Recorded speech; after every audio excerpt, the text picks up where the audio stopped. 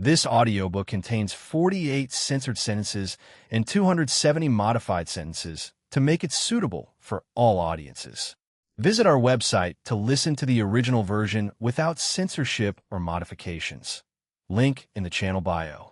And the silver light sprinkled on the shimmering water like a handful of scattered diamonds. Below, in the land of Water's city, countless lights lit up one after another. The moonlight and the city lights intertwined, forming a gentle painting. Shun deliberately flew towards the densely lit area and asked, "Look at the lights below. Don't they look like stars fallen to the ground?"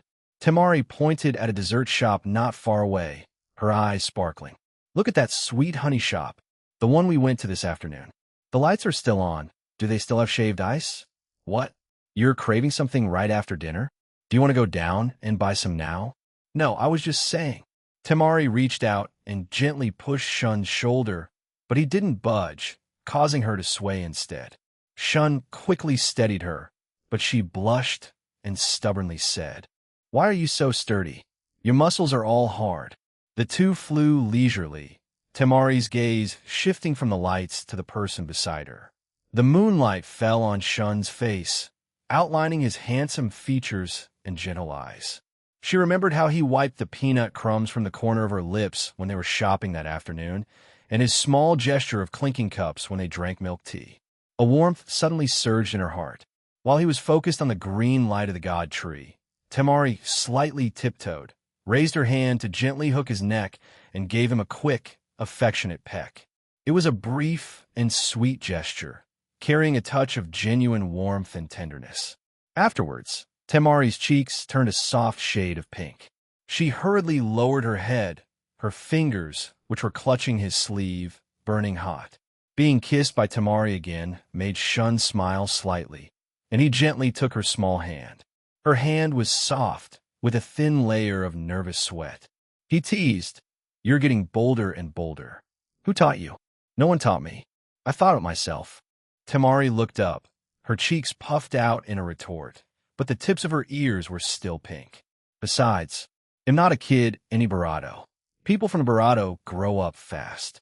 As she spoke, she stood a little taller, trying to appear Barato mature. But Shun reached out and Barato her cheek. "All right, since you're old.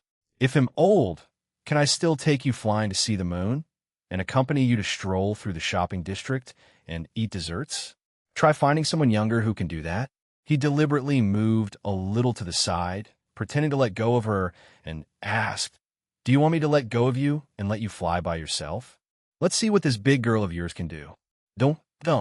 Temari quickly hugged his waist, her face even redder, but she still stubbornly said, "You're just saying that. You wouldn't let go of me." Seeing her shy yet stubborn look, Shun's smile deepened in his eyes. He stopped teasing her and instead gently held her hand, rising a little higher towards the moon. "All right, I won't tease you anymore. Look at that bright star next to the moon. Doesn't it look like it's following us? Do you want me to pick it for you?" "Pick it? Can you pick a star?" Temari's eyes lit up, but Shun smiled and shook his head. "How could a star be as bright as you? You're much prettier than any star. Why pick a star?" Temari's face instantly turned red like a ripe apple. She reached out and gently punched his chest. "Oof. All you do is say sweet things to trick me." But she quietly leaned even closer to him. The evening breeze carried his aura, making her feel warm inside. After an unknown amount of time, Temari let out a soft yawn, her eyes showing her sleepiness. Shun smiled and looked down. "Tired? Then let's go back. If we keep flying, you'll fall asleep in my arms. After I fall asleep, you can't tease me." "Silly uncle." Temari was stubborn, but she still obediently leaned against him. The two slowly descended, landing in the courtyard of the detached house. The sea buckthorn seedlings glowed with a faint green light under the moonlight, as if welcoming them back. Temari rubbed her eyes, but still clutched Shun's hand, unwilling to let go. She pulled out a gemstone bracelet and gently tapped his hand. "Tomorrow. Will you still practice nature mode with me tomorrow? After we finish, we'll go eat shaved ice. If you go back on your word, they'll hit you with this." Shun smiled, took her hand, and playfully handled the gemstone bracelet.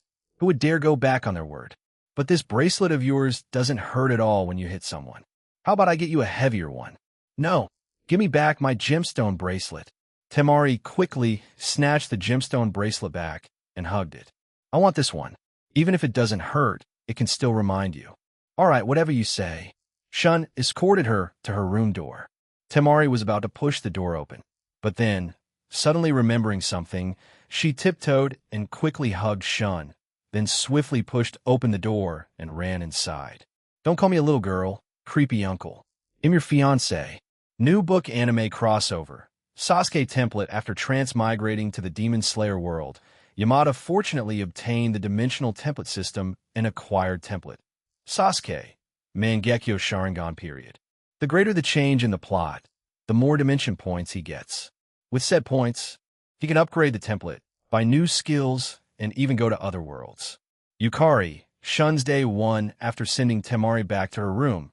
Shun fell into deep thought.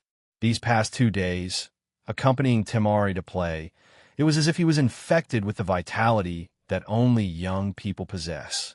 This long-lost, youthful feeling suddenly reminded him of a woman. The woman who had been by his side ever since he first transmigrated to this world. Memories were like a scroll unfurled by the evening breeze, slowly spreading out before his eyes. That year, when he had just arrived in this world, in order to escape the pursuit of the IWA ninjas, he hid in Kusagakure. As a result, he met Yukari. Upon their first meeting, he decided to take this woman away. So he killed Yukari's 2 teammates, and then coaxed her into following him. In the end, he fulfilled his promise, rescued the Uzumaki clansmen, and schemed to kill Hiruzen and the others. After more than 10 years of twists and turns, she silently persevered while raising her daughter Karen.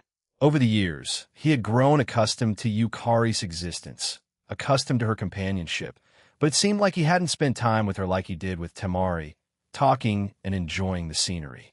Thinking of this, Shun felt a mix of guilt and warmth in his heart. He raised his hand and condensed a space passage, his figure disappearing into the night in an instant. Land of Water Royal Palace, Yukari's bedroom. A slender figure could be faintly seen, busying under the lamplight, her long red hair draped over her shoulders like a warm flame. Shun lightened his footsteps and pushed open the half-closed palace door. The palace was decorated warmly and elegantly, without too much luxurious ornamentation, yet it exuded an atmosphere of life everywhere. On the dressing table was the comb that Yukari often used, next to a recent photo of Karen. In the photo, the 12-year-old girl had her hair tied in a high ponytail, her smile radiant. Hearing the sound of the door opening, she looked up, a flash of surprise instantly appearing in her red eyes, which then turned into a gentle smile. Why are you back? Didn't you say you were going to accompany Temari at the villa tonight? Her voice was still clear and sweet, without the slightest hint of questioning or dissatisfaction, only pure concern. Shun walked to her side, his gaze falling on her fair and delicate cheeks.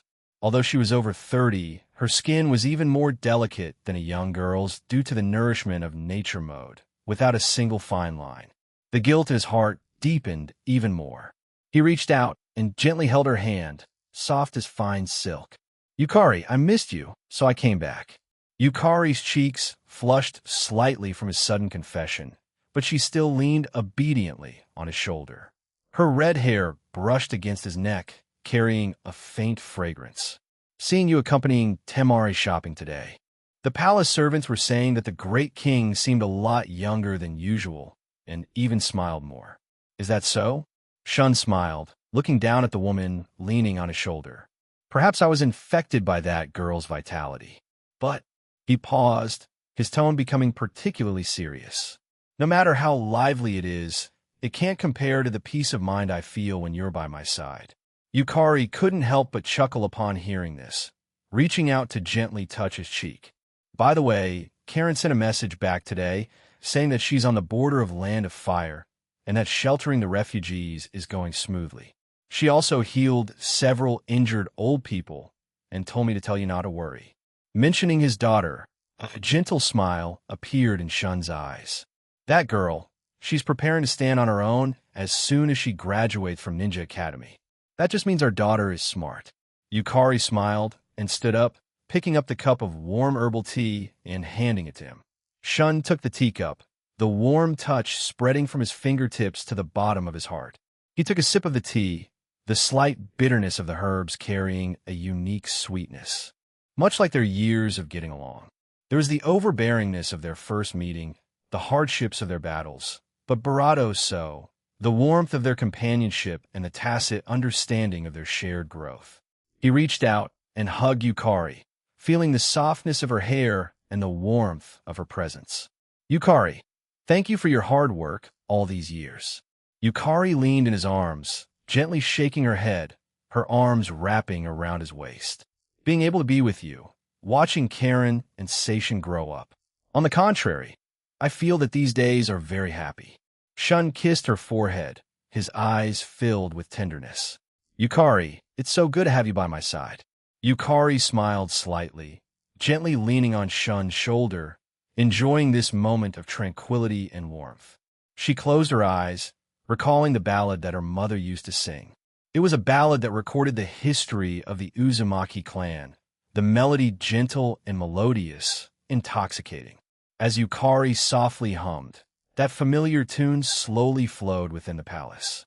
The song was like heavenly music, lingering in the air, making people feel as if they were in a story of undulating life. Finally returning to peace, Shun listened quietly, touched by Yukari's singing. A feeling that was difficult to express in words welled up in his heart. He had always pursued greater power, and as his power became stronger and stronger, the pressure on his body and mind became heavier and heavier. But at this moment, in this warm atmosphere, in Yukari's singing, those pressures seemed to be much lighter. He hugged Yukari tightly, feeling her warmth and heartbeat, as if he had found a spiritual home. He looked tenderly at his wife in his arms, then picked her up without hesitation and walked towards the tatami. Yukari, do you still remember what I said to you, the Barato we were together? Yes, I remember everything. Maybe you think I'm very overbearing, but you're destined to be my woman in this life. So please don't refuse me. Yukari, I need your help. Yukari gathered her courage, moved closer, and said, Shun, Yukari, a powerful technique is coming. Ding, the host and partner. Yukari performed a synchronization technique, Uzumaki Barato, perfect experience 300, chakra cap 30. Team Izumi versus Rogue Ninjas the next day. Yukari leaned against Shun's arm, her fingertips gently resting on Karen's photo.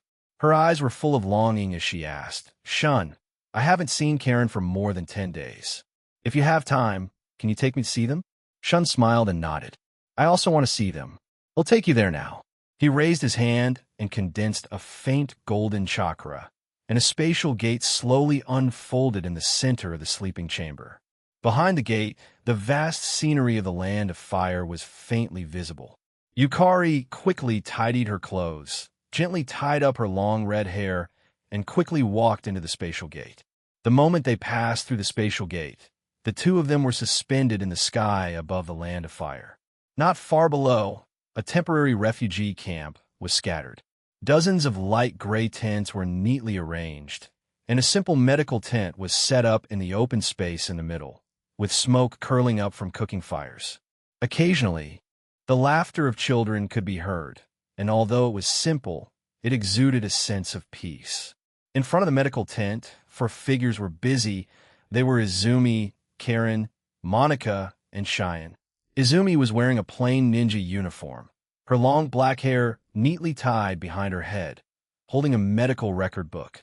Karen, Monica, and Cheyenne were also busy in the camp. Suddenly, Barato than a dozen figures appeared from behind the sand dunes to the east.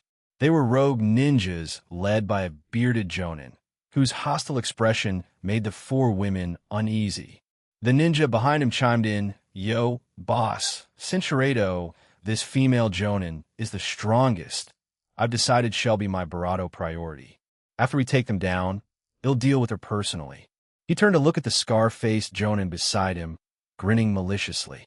Scar, who do you want to handle? After we choose, Let the rest be divided among the brothers. Cinchureto, let the brothers below divide them up. Fat'll be enough to keep them happy. Haha, boss is brilliant. The ninjas behind them immediately cheered.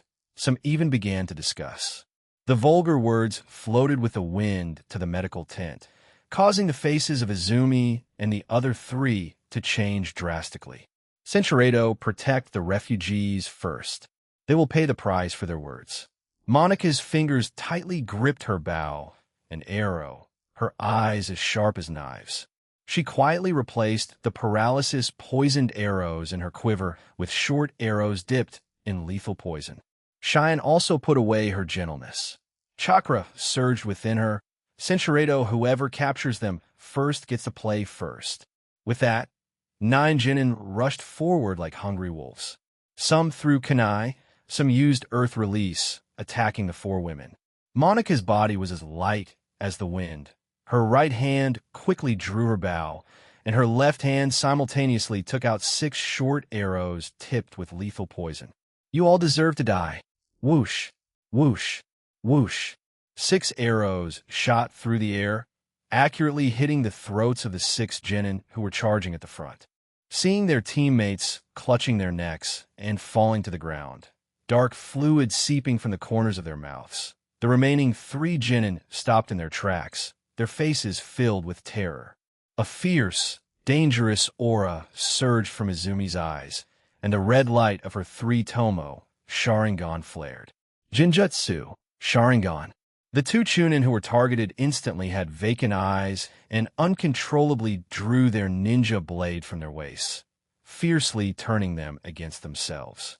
With 2 sharp strikes, they collapsed to the ground, overwhelmed by pain. The bearded Jonin no longer had any thoughts of abduction. Oh no, it's a woman from the Uchiha clan.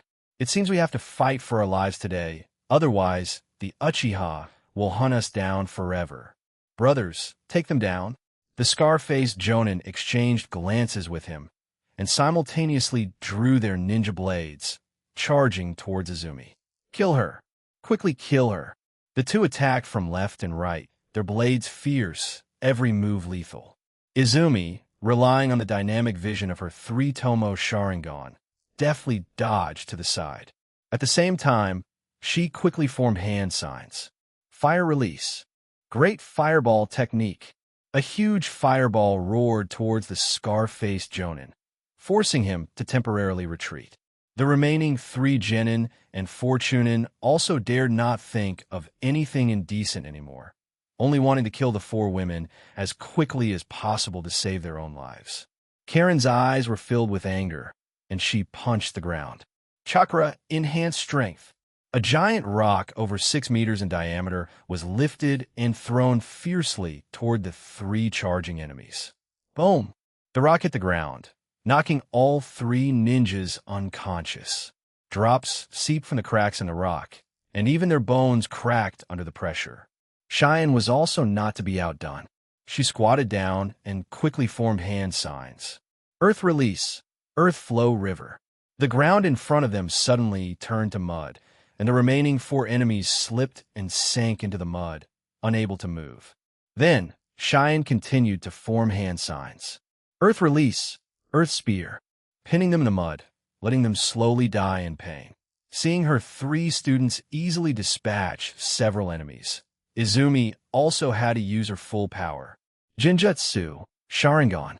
After the bearded Jonin fell into the Jinjutsu, he suddenly turned and raised his blade, striking toward the scar-faced Jonin. The scar-faced Jonin was caught off guard and was struck down, crying out as he fell to the ground. Izumi seized the opportunity to form hand signs. Barato, Barato. The flames instantly engulfed him, burning him severely. In just about 10 minutes, over a dozen rogue ninjas were defeated, their remains scattered outside the refugee camp. Their defeat was swift, and the air was filled with the smell of smoke. Although the refugees were somewhat scared, they were Barato relieved, and many began to applaud. Karen wiped the sweat from her forehead, looking at the defeated foes sprawled on the ground.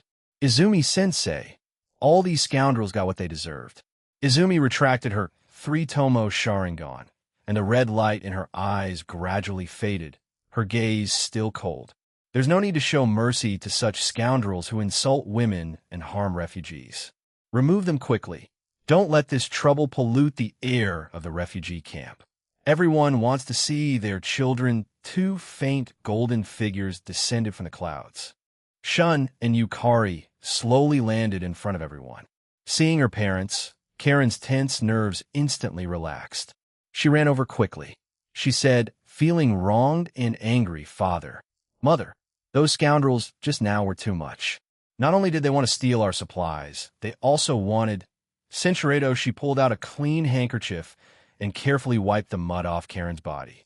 Shun then looked at Izumi and the others, his tone filled with approval. "You did very well.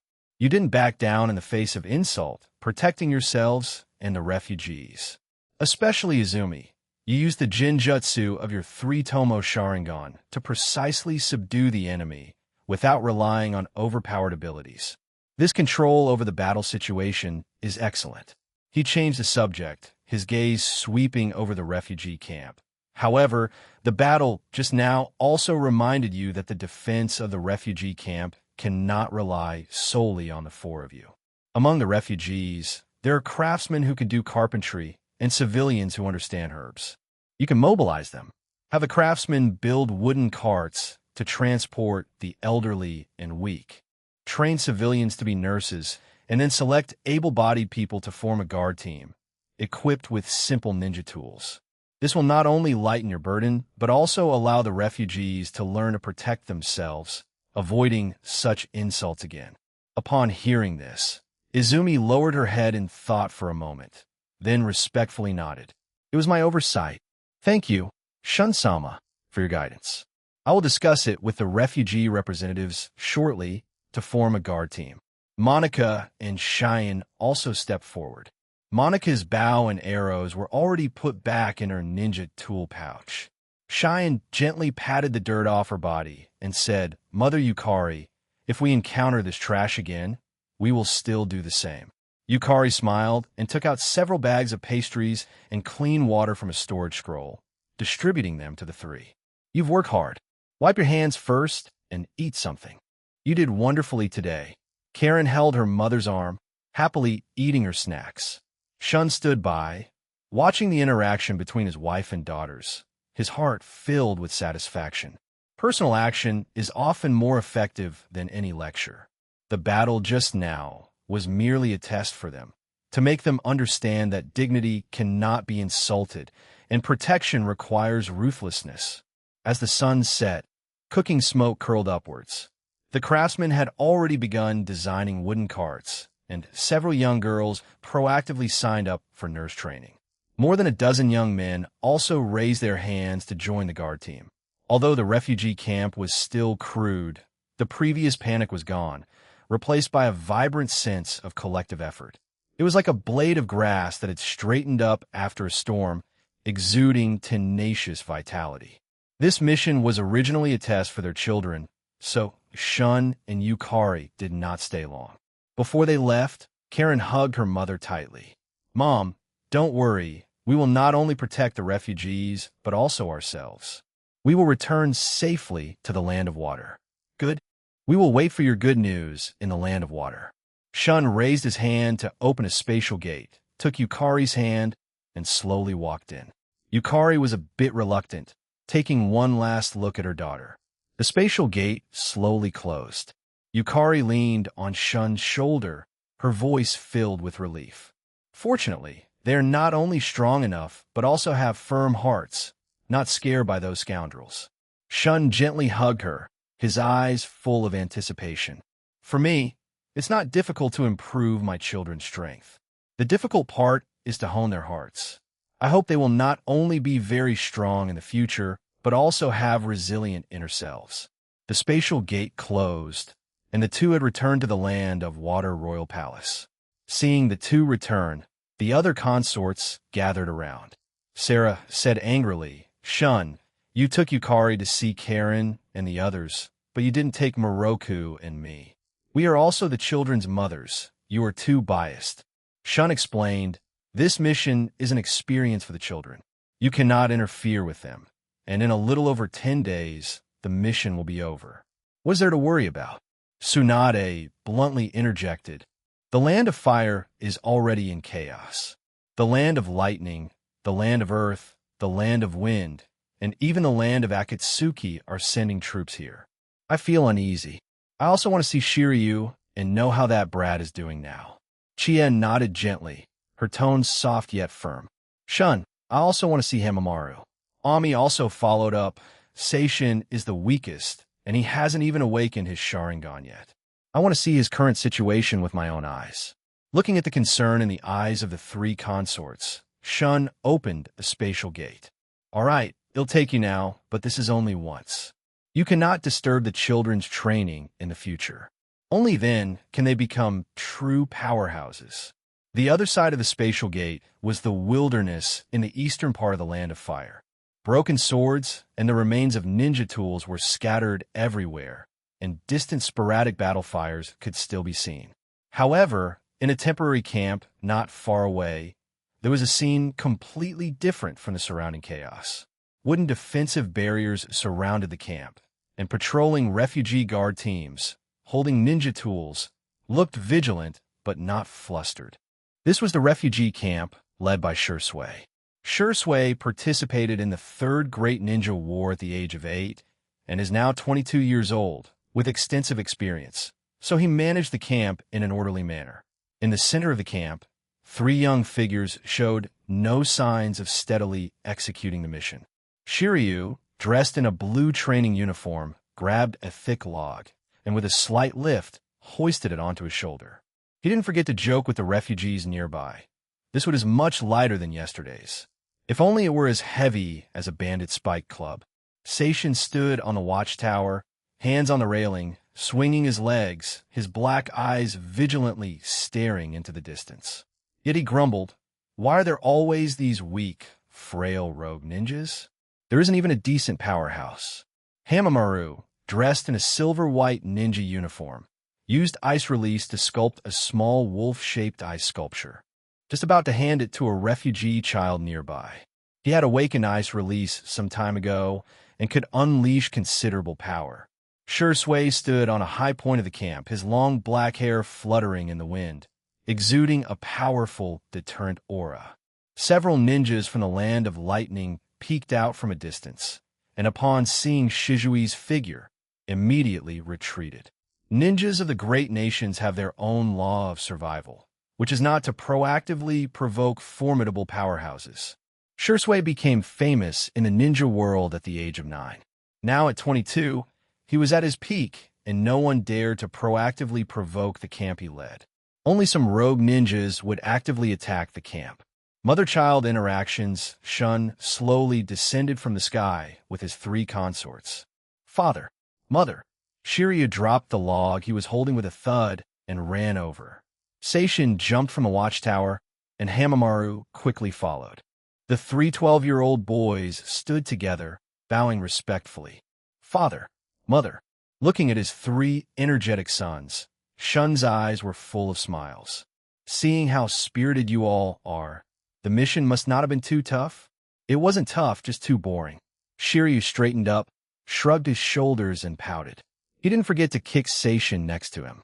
"It was our first time on overseas mission, and we wanted to show off. But who did we even encounter? A few days ago, dozens of rogue ninjas came, and I knocked them out with one punch each. I didn't even use chakra enhanced strength. It was so uninteresting." Seishin rubbed his kicked leg and complained, his black eyes full of indignation. "Exactly. I just started fighting with a few rogue ninjas, and I was about to sneak around behind them, but Hamamaru and I used ice release and froze them all. It ended the fight before I even had fun." "Who told you to be slow?" Hamamaru retorted softly. He secretly glanced at Chie, then quickly added, "We had planned to finish work today and go to the back mountain to fight bandits. I heard there are hundreds of them there, so we could definitely have a good fight." As soon as he finished speaking, he looked aggrievedly at Shursui up high and said, "But Shursui-sensei said we had to complete the refugee sheltering mission first. Otherwise, we wouldn't be allowed to go." The three boys spoke one after another, like three little beasts whose activity range had been restricted, full of helplessness. Shursui, hearing this from above, smiled helplessly, which was an acknowledgement of the children's complaints. He walked to Shun's side and bowed respectfully. Shun-sama, the three young masters are too energetic, and I was worried they might encounter danger in the back mountain. There are many bandits there, and quite a few traps. Also, the camp still needs people to guard it, and the safety of the refugees cannot be taken lightly. Sure, Sway. Don't worry, I understand your concerns. Shun looked at his three sons and waved them over. Wanting to prove yourselves is a good thing. But have you ever considered that safely delivering refugees to a safe zone and allowing them to live is a greater merit than defeating hundreds of bandits? He knew that young people were full of energy, but the refugee mission could not tolerate any carelessness. Tsunade could no longer hold back and quickly walked to Shiryu, reaching out to ruffle his hair, making his short black hair messy.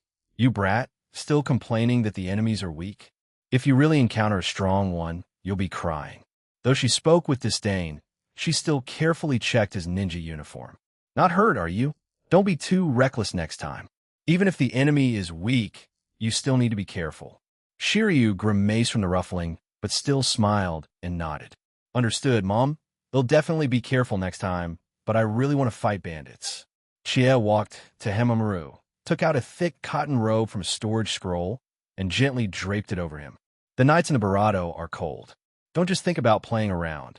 If you catch a cold, how will you complete your mission? Hamamaru took the cotton robe, his ears flushed from the cold, and he softly argued, I wasn't playing around, I just thought the ice sculptures looked nice and wanted to make some for the children to play with. Chia didn't listen, reaching out to tie his belt, her eyes gentle. Be good. It's not too late to play with ice release after the mission is complete.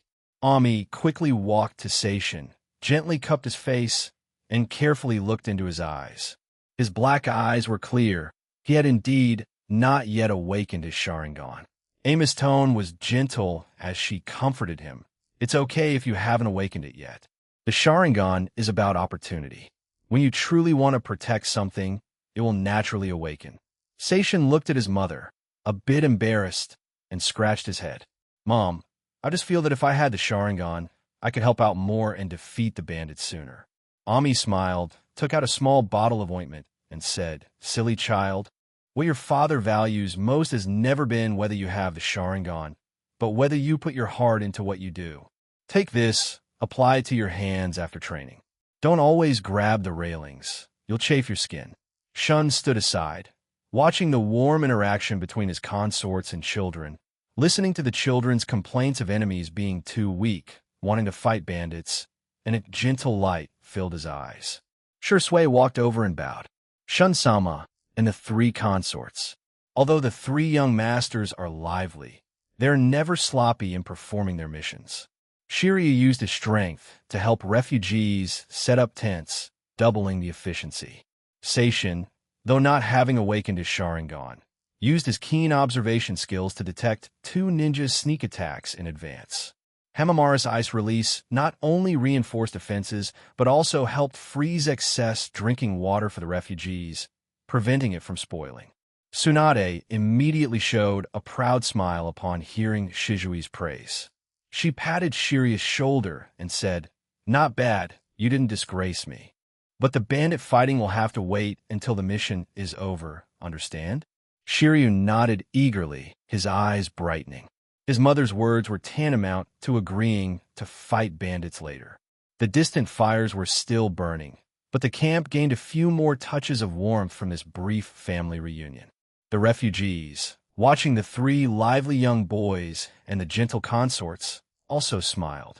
Even the royal children were working hard for them and were so full of vitality, which gave them more confidence to survive. As the sun set, Shun knew it was time to return. Shiryu, Seishin, and Hamamaru saw them off by the spatial gate. Shiryu held onto Tsunade's sleeve, unwilling to let go. Mom, once the mission is complete, we must go fight bandits. Seishin promised Ami, Mom, don't worry, I will definitely complete the mission well and strive to awaken my Sharingan soon. Hamamaru looked at Chie and said softly, Mom, I will take good care of myself, and helped Shisui-sensei too. As the spatial gates slowly closed, Tsunade leaned on Shun's shoulder and couldn't help but laugh. That brat, his head is full of fighting bandits, just like me when I was little. Chien nodded gently. Although Hamamaru likes to cause a fuss, he is very sensible. In relief, Ami also smiled. Seishin isn't discouraged about not awakening his Sharingan. Instead, he's even Barato motivated, which is very good. Shun gently gathered his 3 Barato close, his gaze fixed on the night view of the land of water outside the window. The war in the land of fire will end soon. Once the children complete their mission, not only can they act heroically by fighting bandits, but our family can also be reunited. Team Hinata, in trouble, the refugee camp in the northeastern part of the land of fire, had long been engulfed in war.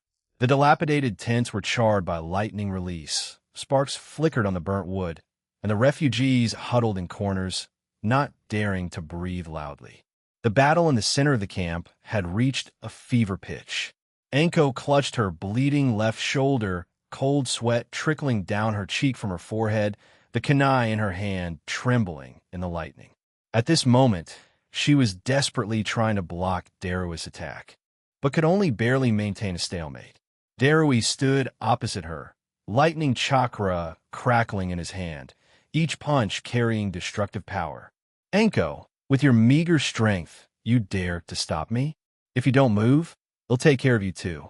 Anko gritted her teeth and dodged, the lightning grazing her arm and blasting a large hole in the tent behind her. She staggered back, her chakra largely depleted. Her arm was numb from blocking the lightning, but she still stared intently at Darui. If you want to capture Hinata, you'll have to get through me first. On the other side, Hinata's situation was equally difficult. Her Byakugan glowed with a faint blue light. Samui held a lightning blade, moving as fast as lightning, the blade wrapped in lightning, striking towards Hinata's vital points. Little Hyuga girl, don't think you can beat me just because you have the Byakugan. Gentle fist. Vacuum palm. Hinata thrust out a palm, and red-tailed beast chakra surged from her palm, forming an invisible chakra shockwave. Lightning and chakra collided. Samui was knocked back 2 steps, her eyes full of surprise. This chakra, you're a Jinchuriki, then I definitely can't let you go. Hinata didn't answer. Tailed beast chakra circulated more rapidly around her, and she extended her hands in a claw shape. Gentle step twin lion fists. 2 fierce lion heads condensed on her fists, bringing with them a whistling wind, and struck towards Samui. This attack was astonishingly powerful, far exceeding Chunin level, and Samui could only block with her blade. The moment the lightning blade collided with the lion heads, her arm was numbed, and she was forced back 3 steps before regaining her balance. Meanwhile, Shino and Kiba were working together against C, but both had reached their limits.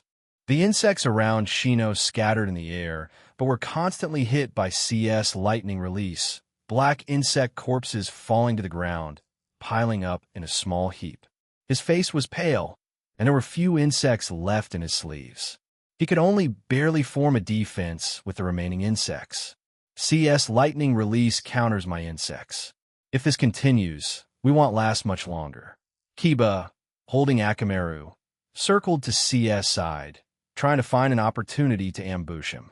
Shino, it'll distract him, but CS sensory abilities were extremely strong. Before they could get close, he turned and unleashed a lightning release. Don't waste your energy. A Genin's ambush is useless against me. The lightning struck Kiba's shoulder guard, causing him to scream and fall to the ground with Akamaru. Akamaru whimpered and got up, shielding Kiba, but could only bare his teeth, completely helpless. Kiba clutched his bleeding shoulder guard, his eyes filled with unwillingness. He and Akamaru were only Genin level. Facing a Jonin like C, they couldn't even manage a decent ambush. Running away? Why aren't you running anymore? Darui knocked Anko away and quickly rushed towards Hinata. I didn't expect you to be a Jinchuriki, but even with tailed beast chakra, you're no match for me. Come back to Kumogakure with me obediently, and perhaps I can spare these refugees. Hinata clenched her jaw, tailed beast chakra surging wildly around her, though it appeared chaotic due to her unstable control. She knew she couldn't last much longer, but looking at the refugees behind her and her injured companions, she still forced herself to speak no. I won't go with you. I'd rather die than let the Byakugan and the tailed beast fall into Kumogakure's hands. Stubborn. Darui snorted coldly, the storm release energy sphere in his palm about to be thrown. Just then, a pale golden pillar of chakra suddenly descended from the sky, landing in the center of the refugee camp. As the light pillar dispersed, Shun's figure slowly appeared. He wore a black ninja uniform, and merely by standing there, an invisible pressure instantly enveloped the entire refugee camp. Shun! Daru's expression instantly froze, and the storm chakra in his hand dissipated uncontrollably. He felt a huge force pressing down on him. His legs began to tremble uncontrollably, and even breathing became difficult. Samui and CS faces turned pale, their bodies as if bound by invisible chains, unable to move even a finger. Kumogakure Ninja, you certainly have a lot of guts. Shun's voice was not loud, but clearly reached everyone's ears, carrying a cold warning.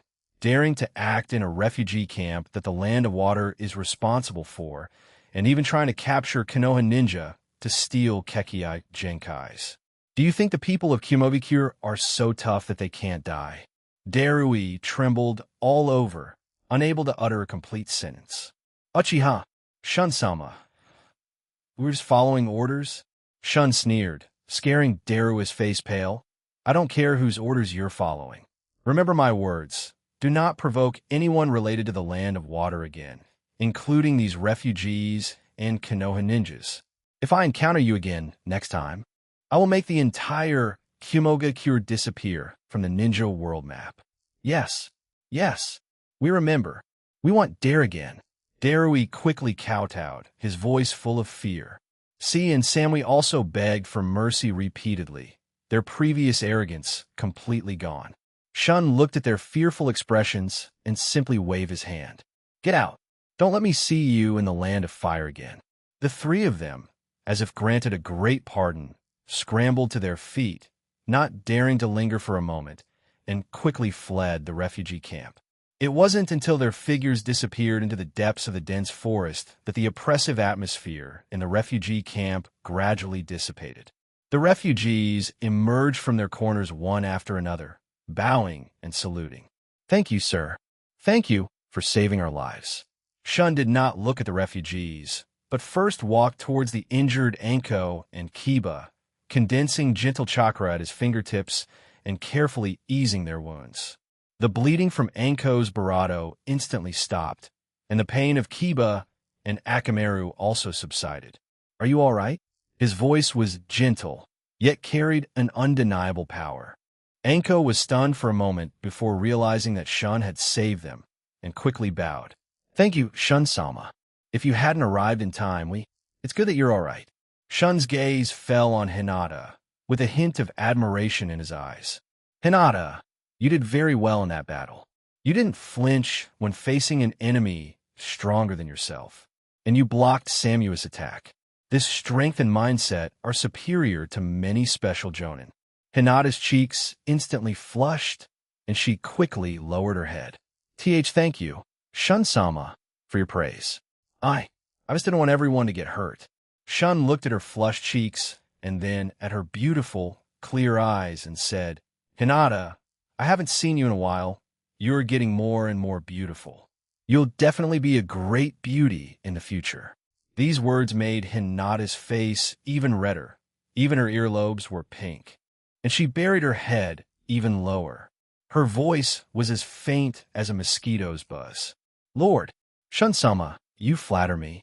Kiba next to her couldn't help but snicker, but Shino subtly nudged him with his elbow, and he stifled his laughter. Anko looked at Hinata's shy appearance and also couldn't help but laugh, the tension from the battle instantly dissipating by more than half. Shun nodded slightly, his gaze sweeping over Anko and the other three. You all should first comfort the refugees and continue with the reception mission. I have other matters, so we'll be leaving first. Thank you, Shun-sama.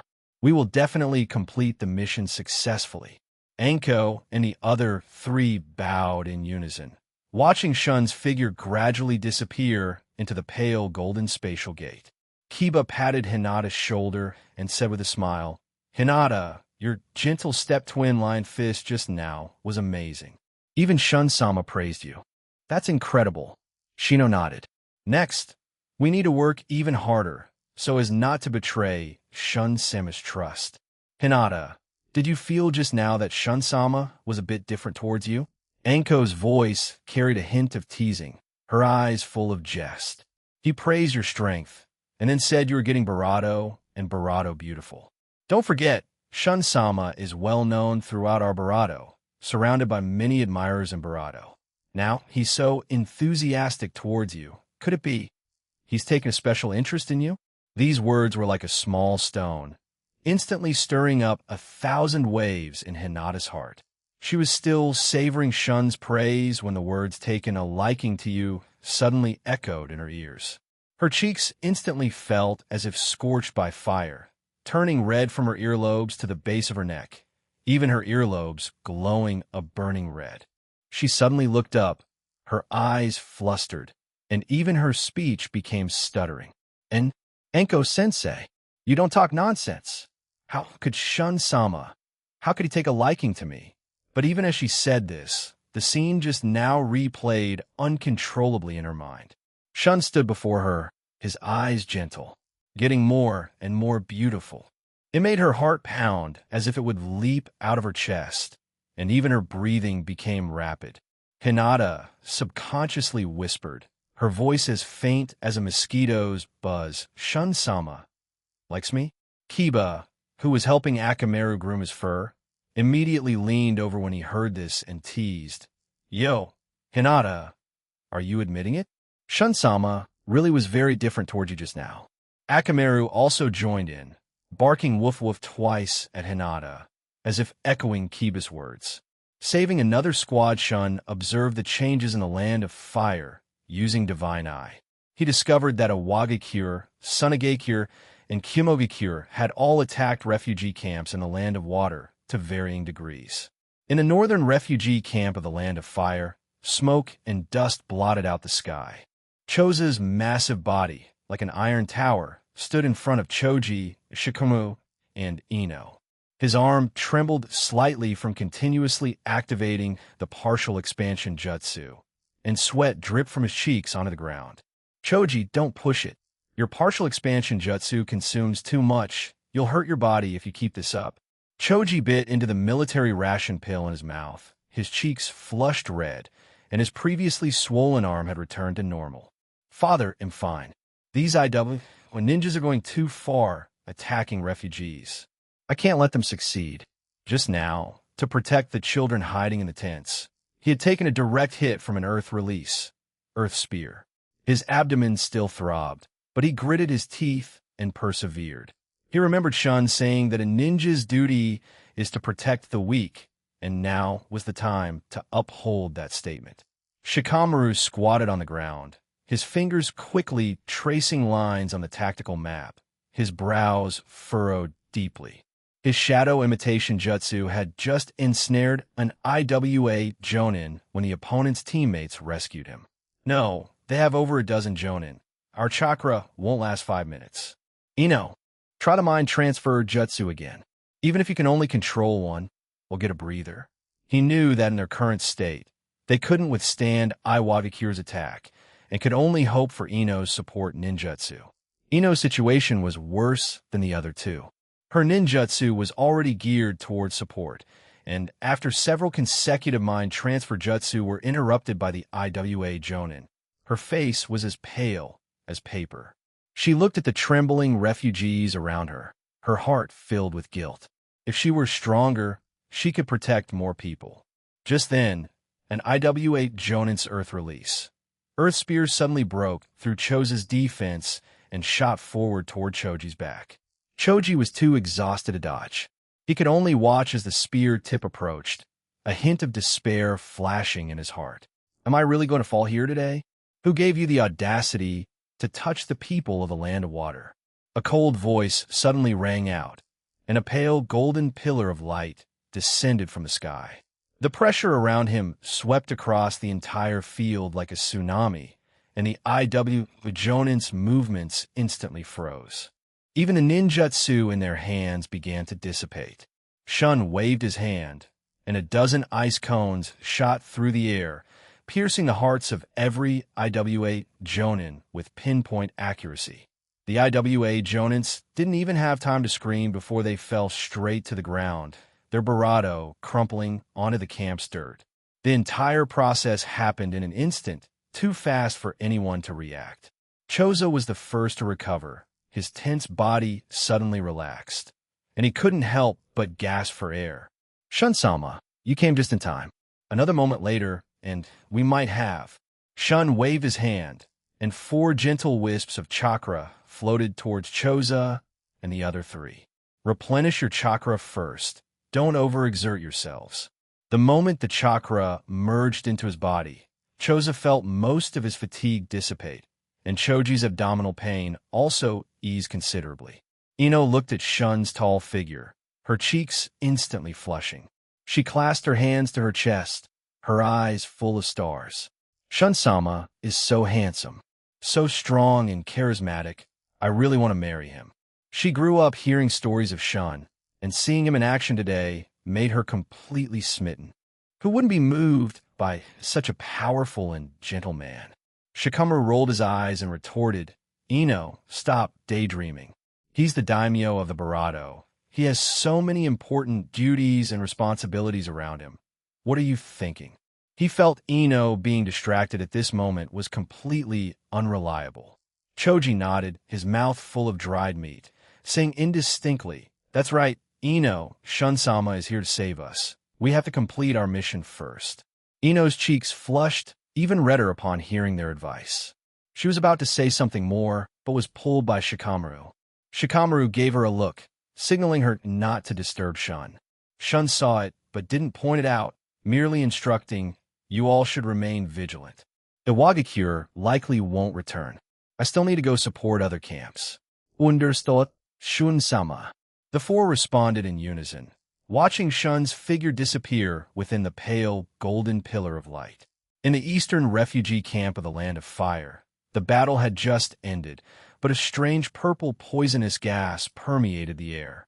Aoba, 28 years old, wearing a dark ninja uniform, his left arm wrapped in a bleeding bandage, leaned against a tent pole, gasping for breath.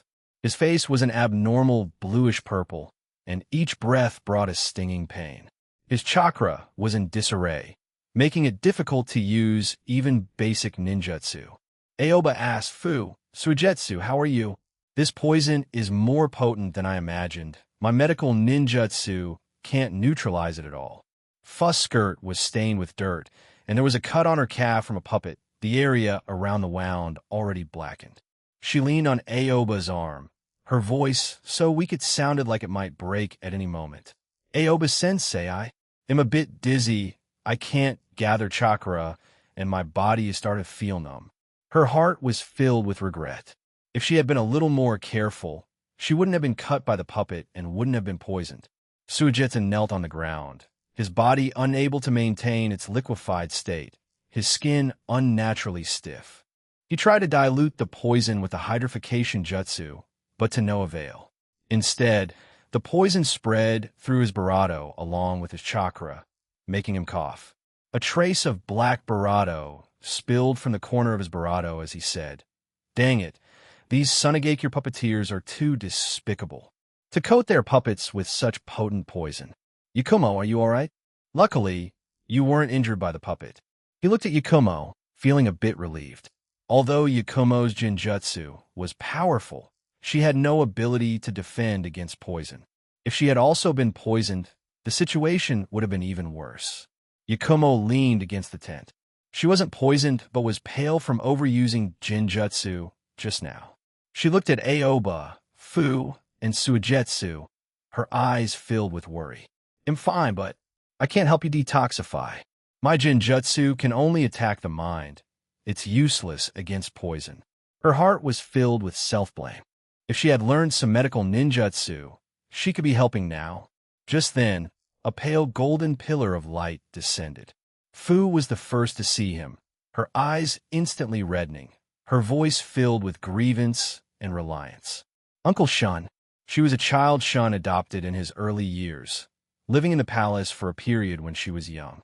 Later, because she wasn't used to the palace's restrictions, she went to the ninja academy in Konoha. Shun quickly walked in front of the three, his brows slightly furrowed.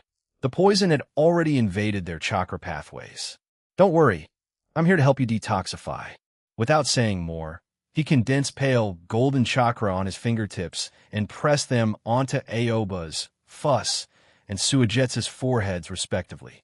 The chakra, like a warm stream, slowly flowed into their bodies, traveling along their chakra pathways, neutralizing and expelling the poison bit by bit. Fu felt the warmth of the chakra, her eyes reddening even more. Uncle Shun, I'm sorry, I've caused you trouble again. Her heart was filled with guilt. Shun was so busy, yet he still had a rush to save them because of her mistake. Shun ruffled her hair, his tone gentle. Silly girl, it's good that you're all right. Next time you encounter a puppeteer, remember to avoid poison attacks first. Don't fight head-on. Your abilities are more suited for long-range support, not close combat, understand? He remembered Fu as a child, small, but always full of energy. Now that she's grown up, she's still so reckless. I understand, Uncle Shun. They'll be careful from now on. Fu nodded, her heart warm. Although Shun was strict, he always cared for her so much. A moment later, the bluish-purple on Aoba's face gradually faded, and his breathing became steady. He stood up and bowed to Shun, his voice filled with gratitude. Thank you, Shun-sama, for saving us. As the team leader, I failed to protect my team members, causing you trouble. Shun waved his hand, his tone approving. You did very well. To protect your team members and the refugees under the siege of so many puppets is already very difficult. Don't blame yourself. Sunagakir's poison is tricky. For anyone else, they might not have lasted until I arrived. Suigetsu regained his liquefied state, moved his arms, and felt much lighter. Thank you. Shun-sama, these Sunagakir puppeteers, if I encounter them again, I will definitely teach them a good lesson. Shun smiled, said nothing more, and turned his gaze to Yakumo. Yakumo met his gaze, her cheeks instantly flushed, and she quickly lowered her head, whispering, Thank you, Shun-sama.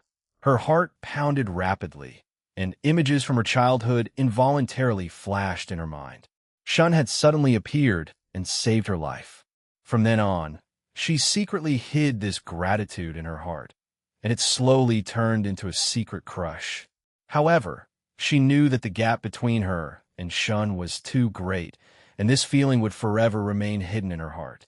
Shun noticed her unease but didn't point out, merely saying gently, Your jinjutsu just now was very effective. It tied down many puppeteera. You worked hard. Yakumo's cheeks flushed even redder upon hearing Shun's praise. She buried her head even lower, her voice extremely faint. I just did what I had to do. Shun looked at the four of them, nodding with satisfaction. You all rest first. The people from Sunagakir won't be back for a while. I still need to go support the eastern camp. There's still Kumogakure Ninjad causing trouble there. His divine, I have been constantly monitoring the situation in the Land of Fire, and the chakra fluctuations in the east were becoming increasingly obvious. He couldn't delay any longer. Uncle Shun, please be careful. Fu quickly urged, her eyes filled with worry. Shun-sama, take care. Aoba, Suigetsu, and Yakumo said in unison. Shun waved his hand, and the pale golden chakra once again tore through space. 40 advanced S on land of Akatsuki versus Barato. Shun was engulfed in a raging fury at those who dared to attack the Barato-S refugee camp. He launched a fierce crackdown, and the attackers fell one after another to the ground. Then, he flew above the camps of Kumogakure, Iwagakure, and Sunagakure. He stood high in the sky, overlooking the camps below, and let out a booming voice. You, how dare you attack my Barato-S refugee camp? If I ever see it happen again, I will let you know what it means. Those who offend my land of water, no matter how far, shall be punished." This colossal voice, like a bolt from the blue, was deafening and echoed continuously throughout the camps below. Immediately after, an even more chilling scene unfolded. Suddenly, a large number of fallen ninja rained down from the sky. The Barado fell haphazardly into the camps, some even landing on tents with dull thuds. This bizarre scene left people stunned, and the once calm camps were instantly enveloped in panic. The previously orderly camps were completely disrupted at this moment, with a large number of ninjas fleeing in all directions, and the scene became chaotic. Shun showed a satisfied expression as he watched the turmoil in the three camps. After this lesson, the three great ninja villages should no longer attack the refugee camps. However, to prevent any unforeseen circumstances, he planned to stir up some trouble for the two great ninja villages. With a casual flick, he opened a black spatial gate, and he arrived at the secret base of the land of Akatsuki. At this time, the Akatsuki's base was no longer as rudimentary as it once was. Television sets were placed on both sides of the corridors, occasionally broadcasting news from the land of water. The living area was even equipped with refrigerators for storing food. Deep within the base, a small cinema had been built, showing ninja-themed films produced by the land of water every evening. This had become a rare leisure spot for Akatsuki members. In the core stone chamber of the base, the 6 paths of pain stood neatly like sculptures. The cold light reflected on them, making them appear even more sacred. In the eyes of the land of Akatsuki members, pain was the god who saved them from war, and Conan, standing beside them, was the angel accompanying the god. Nagato sensed the newcomer. He stood with his back to the entrance, expressionless. Conan guarded the corner of the stone chamber, her origami quietly unfolding, clearly vigilant for outside movements. Hearing footsteps, Nagato did not turn his head. He merely controlled Deva Path to slowly turn around, a ripple flashing in his Rinnegan. "Shundano, why have you suddenly come?" Although he had agreed to shun, Nagato often paid attention to the movements of the land of water, and the news broadcasts from the land of water were his means of understanding it. The current land of water was like the paradise he had imagined. Therefore, when he managed the land of Akatsuki, he often imitated the policies of the land of water. Shun walked into the room and casually found a place to sit. Sunagakure, Iwagakure, and Kimogakure jointly raided the land of water's refugee camp, trying to drag the land of water into war. "I need you to immediately send troops to occupy the cities of the land of earth and the land of wind to teach them a lesson. As for Kimogakure, I will deal with them myself." Nagato pondered for a moment, then cautiously asked, "Do you want us to occupy cities again?" "This requires careful arrangement." Conan nodded, and the origami in her palm transformed into tiny paper butterflies, quietly flying out of the room to scout, preventing anyone from entering. Shun turned to Nagato, his tone flat. "Nagato, you take the 6 paths of pain, Conan, and Sasori to occupy the cities of the land of earth. Toby, you take Deidara and Haiden to the land of wind, targeting the outer cities of Sunagakure. I hope you divide your forces and target the military strongholds on the borders of the two countries, while avoiding harming civilians." Toby, Abito, wearing a spiral mask, scratched his head, his tone playful. "No problem, Shundano. I guarantee to turn the land of wind upside down." Seeing that his objective had been achieved, Shun's figure suddenly vanished, as if he had never been there. Akatsuki had been idle for quite some time, and Abito also wanted something to do. So, he found Deidara and Haiden and conveyed the relevant orders. Deidara excitedly raised his clay and said, "Art is an explosion.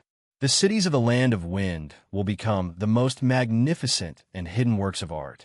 Haiden emerged from the shadows, his eyes gleaming with devout light. "I love war. I can offer many sacrifices to Jashin Sama." Devapad's voice was as cold as ever. "Tomorrow at dawn, divide into 2 units and depart from the west side of the base. Remember, do not harm civilians. Focus on striking Sunagekyu's ninja forces and military strongholds. If you encounter insurmountable resistance, you may retreat to preserve your forces. After speaking, Devapath turned and left without further delay. The next morning, the land of Akatsuki's forces, according to plan, split into two routes and quietly left the secret base, heading towards the land of Earth and the land of Wind. Outside Kurwashi Castle, on the border of the land of Earth, Devapath stood at the forefront. Kurwashi Castle was surrounded by thick defensive walls.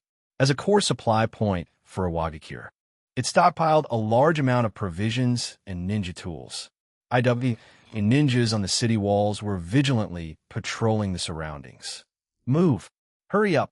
Devapath's voice was cold, devoid of any emotion. Just as he was about to raise his hand to use Shinra Tensei, a violent tremor suddenly came from the ground. On the hillsides on both sides of Kurwashi Castle, dozens of Iwagakure Earth Release Masters simultaneously leaped up, forming hand signs and slamming them onto the ground. Earth Release, moving Earth Core. Inoki slowly flew into the sky from the defensive wall. From the moment you left your base, we received intelligence on you, and you truly came here. This carefully prepared trap was made especially for you. As Inoki's words fell, the ground beneath the Akatsuki members' feet suddenly sank rapidly, gravel and dust flying, instantly forming a giant crater dozens of meters in diameter. Iwagakure's Earth Release Masters exerted their full strength simultaneously. The edges of the crater continuously collapsed, clearly intending to trap the Akatsuki at the bottom of the pit and then bury them alive with earth and stone. Oof. You think such a small trick can trap us? Sasori's back suddenly unfolded two pairs of metal wings, the spikes on the wings gleaming with cold light. This was his specially designed flying puppet form to counter aerial combat. The wings spun rapidly, and he easily flew out of the crater's range. Conan reacted even faster, growing a pair of large paper wings on her back, lifting her body into the air.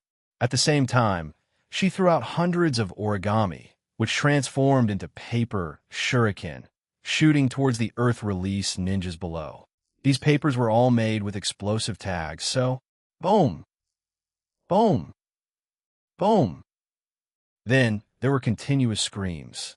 Devapath controlled gravity, carrying the 6 paths of pain into the sky. In just a few seconds, all Akatsuki members escaped the ambush, leaving the IWA ninjas completely exposed on the ground. What? Inoki's face changed dramatically. Flying ninjas were rare. He hadn't expected the Akatsuki members to have so many means of aerial combat, causing his meticulously laid trap to instantly become a joke. Now it's our turn. Devapath slowly raised his hand, a terrifying repulsive force gathering in his palm. Shinra Tensei. A massive repulsive force erupted from Devapath as its center, spreading outwards. The crater below was instantly leveled, and dozens of Iwagakure Earth Release Masters were sent flying like trash, slamming into Kurwashi Castle's defensive wall. The wall collapsed with a crash, and many IWA ninjas collapsed, losing their ability to fight. The power of this single blow destroyed Iwagakure's first line of defense. Dang it! You monsters! Inoki roared, forming hand signs. Earth Release. Lightweight rock technique. He reduced his weight to the extreme, his body as light as a feather, and quickly flew towards Devapath. Now, only by first dealing with the leader Devapath would he have a chance of winning. But before Inoki could get close to Devapath, Conan's figure suddenly appeared in front of him. The origami in her hand changed form again. This time, the paper shuriken were larger than before. Inoki, your opponent is me. Get out of the way. Inoki unleashed a dust release, detachment of the primitive world, attempting to force Conan back. But Conan did not dodge or evade. Instead, she threw out all her paper shuriken. Inoki snorted coldly, dodging sideways, thinking he could easily avoid them. But just as the paper shuriken grazed his arm, they suddenly exploded. Boom! Boom! Loud explosions rang out, and flames and smoke engulfed Inoki's figure. When the smoke cleared, Inoki's left arm was badly injured, and he had no choice but to flee in a desperate state. Protect Sachikage-sama. Ninjas rushed over, shielding Inoki behind them, but dared not advance further. Akatsuki's strength had exceeded their understanding. Devapath slowly descended in front of Inoki, looking down at him. Inoki, I spared your life last time. This time you actively provoked us, so don't blame us for being impolite. He raised his hand, gathering a large amount of chakra. Wait, we surrender. We are willing to withdraw from Kurwashi Castle. Please, spare the IWA ninjas. Inoki struggled to speak, his eyes filled with unwillingness. Yet he had no choice but to bow his head. Devapath was silent for a moment, then withdrew his chakra. He glanced at the civilians hiding in the houses in the distance, and ultimately did not deliver a fatal blow. Remember your words, take the IWA ninjas and leave. Kurwashi Castle now belongs to the land of Akatsuki. Sachikage-sama, how will you explain this to the daimyo? Fool, I am at Sachikage. Obey my orders. Everyone withdraw from Kurwashi Castle. The IWA ninjas helped Inoki, retreating from Kurwashi Castle in a sorry state. Akatsuki successfully occupied the city, and Nagato began to set up defenses to ensure the city's safety. Conan, meanwhile, directed some members to comfort the civilians in the city, telling them not to panic. Ninja world in turmoil on the Gobi Desert at the border of the Land of Wind. The afterglow of the setting sun was stained dark red by the smoke of gunpowder. In the scout outpost at the top of the sand dune, Asuna Ninja gripped his binoculars, his gaze vigilantly sweeping across the vast sand sea. This was the eastern side of the Land of Wind, where ninjas were stationed on rotation year-round, but they did not detect a white figure descending from the sky. Deidara stood on the back of a clay giant bird, a ball of white clay in his hand. This clay giant bird was pure white, molded entirely from white explosive clay, and it moved with a hint of agility when it flapped its wings. These idiots from Sunagakure didn't even notice someone approaching. He casually kneaded the clay into the shape of several small white birds and tossed them towards the Sunagakure camp below. Oof. Art is an explosion. A flock of white birds arced through the air, crashing into the ground and exploding with a roar. Boom! Boom! Boom! The deafening sounds made the sand dunes tremble. The screams of the Suna ninjas intertwined with the explosions, and sparks landed on the tents, quickly igniting into raging fires. The once bustling camp instantly plunged into chaos, with only the flickering light of flames in the darkness illuminating the devastation. Deidara's attack took down dozens of Suna ninjas, and most of the remaining were wounded. Discovering that the enemy was flying in the sky, they were utterly unable to organize an effective counterattack. Seeing the chaos below, Haydn, carrying his scythe, jumped down. Fortunately, the sandy ground was soft, and he suffered no harm. Haydn moved like a ghost, as if treading on solid ground across the sand, his scythe waving in the air, bringing with it a cold gleam. He was incredibly fast. In the blink of an eye, he charged into the scattered group of Suna ninjas. For Jashin-sama, Haydn's crazed shouts echoed through the desolate desert, sending shivers down one's spine. A Suna ninja, seeing this, hastily tried to form hand signs to activate a ninjutsu, but Haydn was faster. Haydn rushed forward like lightning, his scythe arcing through the air and striking the Suna ninja down in a single blow. In an instant, the fallen ninja collapsed onto the ritual array drawn in the sand, staining the yellow sand with dark marks, as if a desecration against life itself. Jashin-sama, please accept my offering. Haydn clasped his hands together, a look of devout reverence on his face. Then, he reverently touched the blade of his scythe, a moment that seemed eerily satisfying. Don't run, all of you. Surrender yourselves now, so Jashin-sama enjoy them thoroughly. Haydn stood up, the fanaticism in his eyes growing bravado intense. His immortal bravado made him reckless in this battle. The Suna ninjas watched Haiden in horror. Their attacks were completely ineffective against him. Someone struck Haiden's heart with a kunai, but he didn't even pause, casually pulling out the kunai and then, with a backhand swing, cutting down that Suna ninja. Just then, an angry shout came from the horizon. "How dare you run wild in the land of wind? You must be tired of living." Everyone looked up to see Raza, accompanied by his wife Karura, flying swiftly towards them. The two quickly landed, and then Raza slammed his hands on the ground, drawing a large amount of gold dust from beneath. Then it condensed into dozens of golden spikes, which he shot towards Haiden. Magnet release, gold dust Shigure. Gold dust was Raza's unique weapon, heavier and sharper than ordinary sand, enough to pierce through hard rock. Haiden quickly dodged the attacks of these golden spikes, a look of annoyance on his face. Raza's gold dust ninjutsu was quite insidious. Once these gold dust pierced the skin, they could burrow into the flesh and change shape, hindering normal bodily movement. So, even the immortal Haiden was unwilling to be hit by gold dust. Karura's gaze, meanwhile, locked onto Deidara in the sky. She formed hand signs, and the sand on the ground was instantly absorbed by her magnet release, transforming into yellow sand hands. "Deidara, you've defeated many Suna ninjas. You won't get away." She manipulated several sand hands to entangle the white clay giant bird, the sand hands twisting flexibly in the air, heading straight for the giant bird's wings. She knew Deidara's explosive clay was incredibly powerful, and that she had to restrain him first to prevent him from launching large-scale attacks again. Looking at the entangling sand hands, Deidara patted the back of the clay giant bird. "You want to catch me? It's not that easy." The clay giant bird flapped its wings, its bravado deftly avoiding the sand hands. The clay giant bird flew too fast. Each time the sand hands were about to entangle it, Deidara easily evaded them.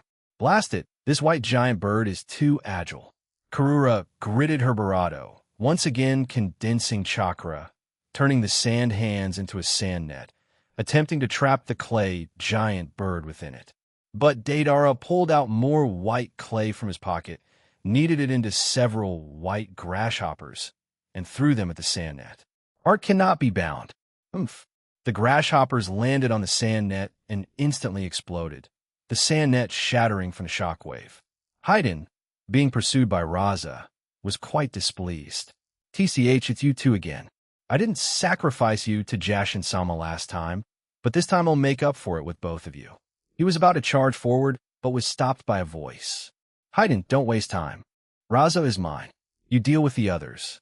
Finish them quickly and take this camp." Toby emerged from the shadows, his face, hidden by the spiral mask, showing no expression. Raza's eyes narrowed. He had heard that there was a ninja in Akatsuki who could manipulate space. "Kazekage, don't just focus on others. Your opponent is me." Seeing the masked man, Raza dared not be careless and immediately used his ultimate technique. Magnet release, gold dust imperial funeral. Gold dust surged like a tide, with an aura that blotted out the sky, pressing down on Toby and Haiden. Suna ninjas, seeing this, all showed expectant looks. This was one of Raza's strongest ninjutsu. They didn't believe anyone could block it. But Toby was not flustered at all, the Sharingan beneath his mask glowing crimson. "Don't waste your efforts, Raza. Your gold dust is useless against me." His body suddenly turned into a phantom, passing through the gold dust like a ghost, easily avoiding the fatal blow. The gold dust landed on the sandy ground, kicking up a cloud of dust. "What?" Raza's face suddenly changed, his eyes filled with shock. His gold dust imperial funeral had never failed. He didn't expect Toby to dodge it so easily. Karura's sand tentacles reached for Toby, but only passed through a phantom, unable to touch his form at all. Before Raza could react, Toby suddenly appeared behind him. Raza instantly felt a chilling, hostile aura, and the hairs on his back stood on end. He manipulated gold dust to condense into a giant gold dust shield, blocking the opponent's attack, and then quickly retreated. Facing an opponent with spatial ninjutsu, a sense of powerlessness welled up in Raza's heart. He knew that if they continued to fight, not only would he and Karura lose their lives, but the remaining Suna ninjas would also be completely annihilated. So, he gritted his teeth and shouted, "Suna ninjas, listen! Abandon the camp. Retreat immediately. Everyone retreat." Although the Suna ninjas were very unwilling, they could only retreat one after another. Watching Raza's retreating back, Toby did not continue to pursue, but instead shouted to Deidara, "Deidara, give them a big gift." Deidara nodded slightly, created several white birds, and threw them in the direction Raza and the others were fleeing. Art is an explosion. The clay bombs exploded in the air, the huge shockwave overturning the sand dunes, and smoke and dust filled the entire battlefield. Looking at the battlefield covered in smoke and dust, Toby's eyes beneath his mask were cold. "All right, this camp is ours. Next, it's time to take the city." In just a few days, 5 cities on the border of the Land of Wind successively fell. Akatsuki's offensive was like a destructive force, and Suna ninjas were defeated repeatedly. The situation in the Land of Earth was no better. Inoki was severely wounded by pain, and the IWA and ninjas' morale was low. Inside the royal palace of the Barato, the atmosphere was overwhelmingly tense. The daimyo of the Barato sat on his throne, clutching a crumpled battle report, his face ashen. The handwriting on the battle report was clearly visible. 5 border cities had fallen.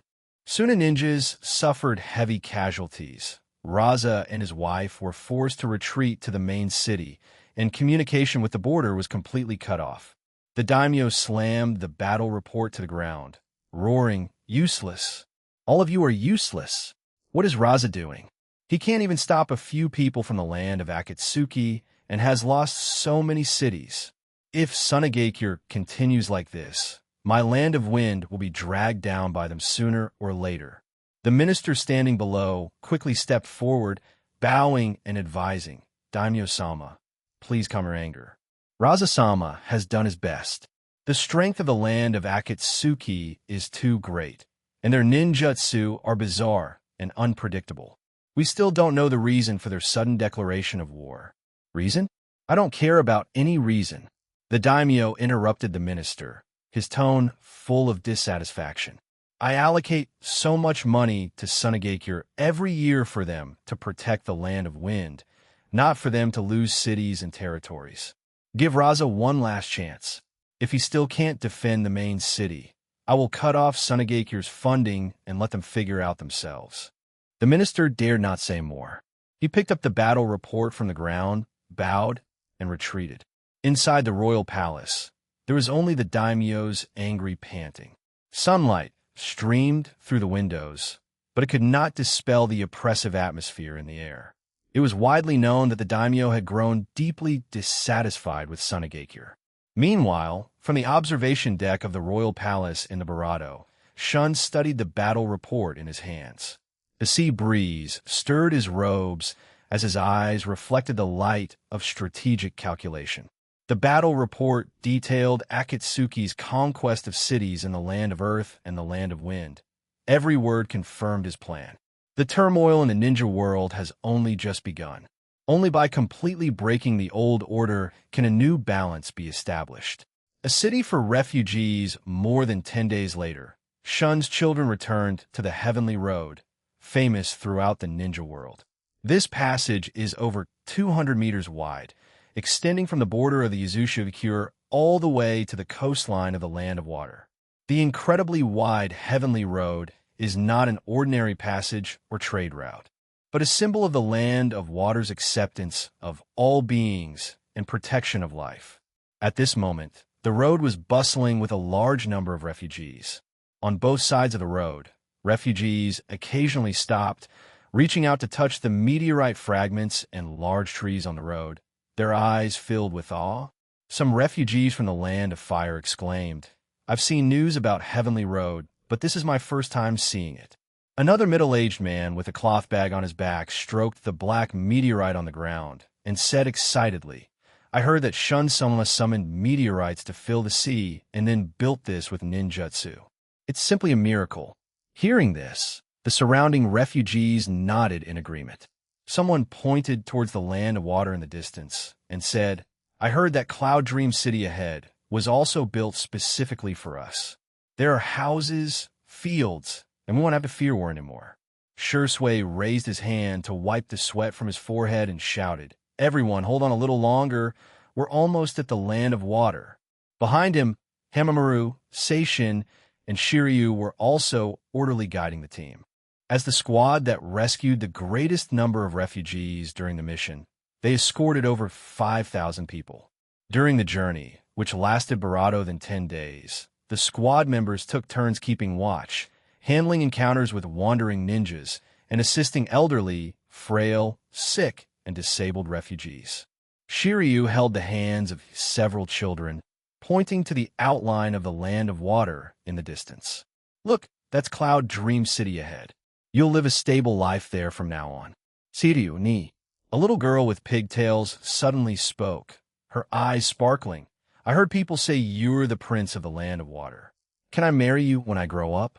Caught off guard by the sudden question, Shiryu's ears flushed slightly. He reached out and patted the little girl's head, smiling somewhat awkwardly. Lots of people like me. You have to study hard and learn skills well.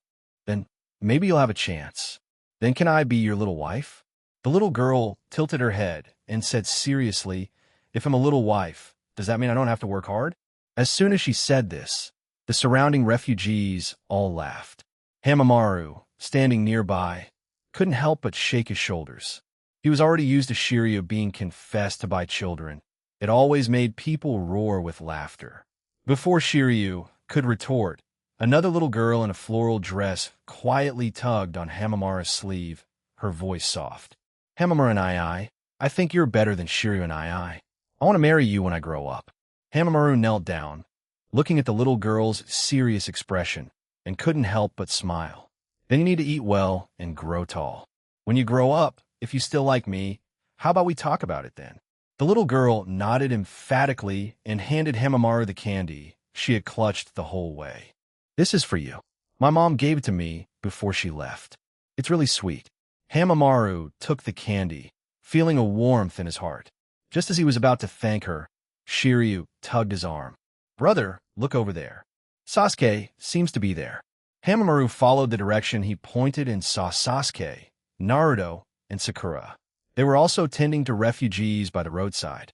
He waved to Sasuke and said, Sasuke, over here. Sasuke heard the voice, turned around, and seeing Hamamaru and the other two, a hint of warmth flashed in his eyes. Kakashi-sensei, and go to say hello to my brothers. With that, he walked towards them. Hearing someone call Sasuke, Monica, Cheyenne, and Karen also noticed the commotion. Izumi smiled and said to the three, You've also worked hard on this mission. Go say hello to them. A moment later, the seven gathered by the guardrail in the center of the road.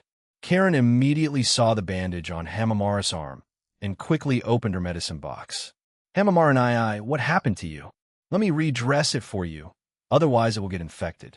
Hamamaru quickly waved his hand, a smile on his face. It's nothing. Just a minor injury. I just encountered dozens of wandering ninjas earlier and got a scratch. It's almost healed. But what about you all? You brought so many children. It must have been harder than for us, right? Hearing the discussion about children, Cheyenne took over the conversation. She sighed helplessly, stretching her back. There are many little boys who constantly clamor for candy and cry if they don't get it. Luckily, Karen brought a bag beforehand. Otherwise, I would have been driven mad by them. Karen gently patted Cheyenne's arm, her tone softening. Cheyenne, don't talk about them like that. Those children's parents were lost in the war, and they're all alone. Eating candy is their only thought. Monica nodded, looking at Sasuke, her eyes full of concern. Sasuke, I heard that the border of the land of Akatsuki is quite chaotic. Did you encounter any dangers on your way? Sasuke pulled a water bottle from his pocket, took a sip of warm water, and spoke calmly, as if discussing an ordinary matter We encountered over 100 wandering ninjas who tried to steal our food, but we dealt with them all. Naruto charged at the front, and Sakura helped treat the injured. Nothing major happened. Naruto is still so eager for excitement. Seishin smiled. He pulled out a few pieces of dried meat jerky from his backpack and shared them with everyone. I roasted these on the way. Try them to replenish your energy. Oh, by the way, Shiryu, you said you were going to teach those children ninjutsu basics. How's that going? At the mention of this, Shiryu's eyes immediately lit up, and he said excitedly, "They learn so fast. Some of the little boys are only 6 years old, and after just 3 days, they can already gather a bit of chakra. They might become amazing ninjas in the future." Really? Then I want to try it too if I get the chance. Karen's eyes also lit up, as if she had discovered something fun. And so, the 7 of them chatted back and forth, recounting interesting stories from their journey. Hamamaru looked at the sky. The sun was already directly overhead, so he quickly reminded them, "It's almost time. We need to return to our teams, or Sensei will worry." Everyone nodded, exchanging a few more words of caution. Seishin said with a smile, "When we get to Cloud Dream City, let's find a place to gather. They'll make you my specialty grilled fish." Shine immediately responded, "Great. I want to go too. I also want to try the sweets in Cloud Dream City." Monica said softly, her eyes full of reluctance. Then, "We'll see each other in Cloud Dream City. Everyone, be careful." The 7 returned to their respective teams. After only a few steps, they heard Naruto call Sasuke. "Sasuke, who were you just chatting with? Do you still have any jerky? Give me a piece. I'm hungry too." Sasuke turned around, helplessly pulled a piece of jerky from his pocket, and threw it to Naruto. "Eat less. Save it for the refugees." Sakura saw Sasuke giving out jerky and tugged his arm. "Sasuke, I want some too." Hamamaru watched this scene and smiled slightly. Although the journey had been tough, seeing his younger siblings all well and the hope in the refugees' eyes made it all worthwhile. "Everyone, don't rush. Hold on a little longer. The people of Cloud Dream City are already waiting for us ahead." Cloud Dream City is a newly built city in the Land of Water, specifically for receiving this batch of refugees. In the center of the city is a huge plaza, surrounded by granaries, medical stations, schools, shops, parks, and even a cinema. Farmlands were even specially cultivated to ensure the refugees could be self-sufficient. The end of Heavenly Road was lined with officials and volunteers from Cloud Dream City. They were dressed in splendid clothes, holding vibrant flowers and delicious food, their faces beaming with enthusiastic smiles, awaiting the arrival of their new compatriots. These officials and volunteers all had extraordinary pasts. Years ago, they too were a group of helpless refugees trudging along Heavenly Road, eventually reaching the Land of Water. Here, they found a new home and began a new life. Today, through their efforts, they have gradually integrated into the society of this country, living stable and happy lives. However, they did not forget their former identities, and so they voluntarily came here to help these refugees. Above this city, Shun, like a deity, quietly overlooked the scene below. When the refugees orderly entered Cloud Dream City, this newly built city was infused with a new vitality. The streets immediately became lively, and people's laughter intertwined, forming a joyful symphony. The officials warmly welcomed each refugee, handing them flowers and food, and expressing their welcome and blessings with warm words. The refugees, in turn, excitedly accepted the gifts, tears glistening in their eyes, feeling the warmth and kindness of the city. Soon, the streets were filled with the laughter of refugees, rising and falling. Refugees who had already received relief supplies were shopping, strolling, or seeking out relatives and friends to gather with. Everyone's face was filled with happiness and contentment. This bustling scene stirred an indescribable sense of accomplishment in Shun's heart. More than 10 years ago, when he first took over the Land of Water, it had only over 80 million people. And due to years of war, the economy was depressed and talent was scarce. Other countries often waged war to compete for wealth, food, and territory. However, the land of water, which he led, was different. He believed that strength lay in numbers, so he extensively rescued displaced refugees, providing them with a new home. After many years of effort, the Barado finally underwent tremendous changes. It became a peaceful and prosperous nation in the ninja world, but its population also broke through to over 600 million people. Among them, over 200 million people were sent by him to Ancestral Star to open up new homes. Meaning of people suddenly, the newly graduated Genin squads and their squad leaders all flew into the sky. It was then that everyone noticed Shun's figure. He activated his Golden 6 Tomo Rinnegan and waved to them. Pale golden chakra carried everyone into the sky. Cloud Dream City below was visible in its entirety. Officials, volunteers, and refugees below all looked up at the sky.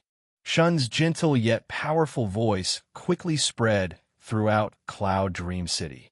I am Shun, and I am delighted to see everyone here. I hope everyone can live a happy life in Cloud Dream City. Next, I will announce the rankings for this refugee escort mission. First place, Shizui Squad, escorting 5,200 refugees. Second place, Kakashi Squad, escorting 3,650 refugees. Third place, Izumi Squad, escorting 2,578 refugees. Fourth place, Anko Squad, 2,382 people. Fifth place, Choza Squad, 2,158 people. Sixth place, Aoba Squad, 1,668 people. 100th place, Jima Squad, 200 people. 200th place. The moment the rankings were announced, the Genin erupted in cheers, and the refugees also applauded. Shursui bowed slightly, while Hamamaru, Seishin, and Shiryu exchanged smiles. Kakashi ruffled Naruto, Sasuke, and Sakura's heads, his eyes full of approval. Izumi gently patted Monica, Cheyenne, and Karen's shoulders, proud of their performance. Even Gunma, ranked 100th, straightened his chest. In today's ninja world, to safely guide over 200 refugees from a war zone along Heavenly Road was already a great honor. Shun spoke passionately, amplifying his voice with ninjutsu. When I took over the land of water more than 10 years ago, it only had over 80 million people, and even having enough food was a problem. Today, the land of water has become a heavenly nation with over 600 million people. Today's Cloud Dream City is just a small city of several 100,000 people. In the future, it will become a large city with millions of people. This is the result of your efforts. Farmers from the land of fire taught us new farming techniques. Blacksmiths fleeing war improved the craftsmanship of ninja tools. There were even teachers who once taught at the Ninja Academy, now nurturing new ninjas in the land of water schools. It is precisely because of these people that the land of water's development speed can far surpass other nations, and it can become the heaven that everyone speaks of. The Genin all looked down at the refugees they had protected. Hamamaru saw the old woman he had protected during a previous battle being helped by Cloud Dream City residents towards the square, and his eyes instantly reddened.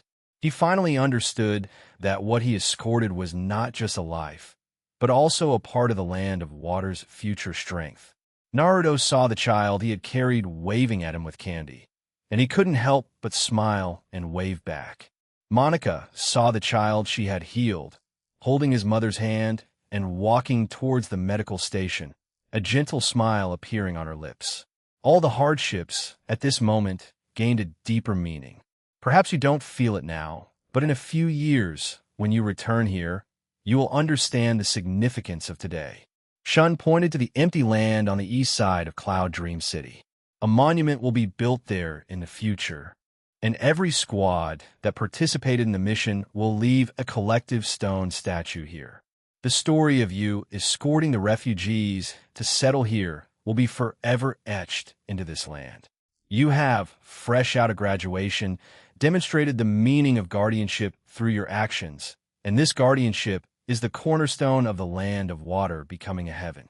Moreover, Your stories will be written into the annals of Cloud Dream City and passed down through generations by its residents. A genin from Jinma Squad couldn't help but ask, Shun-sama, even if we are ranked 100th, can we still leave a stone statue?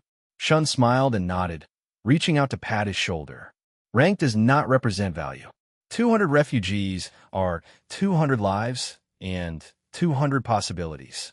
Your efforts to protect them are all worthy of being remembered. Peace in the ninja world is not measured by more or less, but by every single person willing to step forward. Upon hearing this, the genin all straightened their chests, their eyes filled with pride. The squad leaders also showed relieved smiles. These children, especially Shun's own children, showed no signs of being spoiled. Instead, they worked harder than other genin. They had long shed their naivety, growing into responsible ninjas who understood the significance of people to a nation. At this moment, in the square at the end of the road, the refugees suddenly waved towards the sky. The old woman previously protected by Hamaru held up a handkerchief embroidered with wave patterns, and the child healed by Monica held up his drawing. Shun saw this scene and smiled, telling the genin, "Look, this is how you appear in the hearts of the refugees, and how the land of water appears in the heart of the ninja world." As time passed, the flow of people on the road gradually decreased, but the square became increasingly lively. Shun slowly landed with the genin and squad leaders, and as soon as they reached the square, they were surrounded by refugees. The old woman held Hamamara's hand and handed him her embroidered handkerchief. "Child, thank you. If it weren't for you, this old body of mine wouldn't have made it to the end of this road, nor would I have seen such a wonderful land of water." The child, meanwhile, threw himself into Monica's arms and handed a drawing. "Big sister, this is a drawing of you and this big black dragon. In the future, I want to protect others just like you." Hamamaru, Seishin, Shiryu, Sasuke, Monica, Cheyenne, and Karen gathered together, looking at the warm scene before them and exchanging smiles. Their previous conversations on the road were still vivid in their minds, and now that they had finally safely delivered the refugees to Cloud Dream City, all their hard work transformed into a profound sense of accomplishment. Shun looked at this heartwarming scene, his eyes filled with tenderness. He knew that Cloud Dream City and Heavenly Road were just the beginning. In the future, more refugees would come to the land of water along this road, and more genin would protect peace with their actions, just like today. And this road, this city, these stone statues, these stories will become the land of water's most precious wealth, forever reminding everyone. Valuing life and protecting the weak is the true reason for a nation's strength. As the sun set, streetlights illuminated the streets of Cloud Dream City. The white light illuminated everyone's faces and also reflected the outline of Heavenly Road. Before leaving, they couldn't help but look back at the road and the city. This road, carrying hope, and this city, bustling because of them, would become their warmest memories. 3 years away from parents, the mission to rescue the refugees concluded. Shun sent his 7 children, Hamamaru, Sasuke, Karen, and others, to the immortal village for training.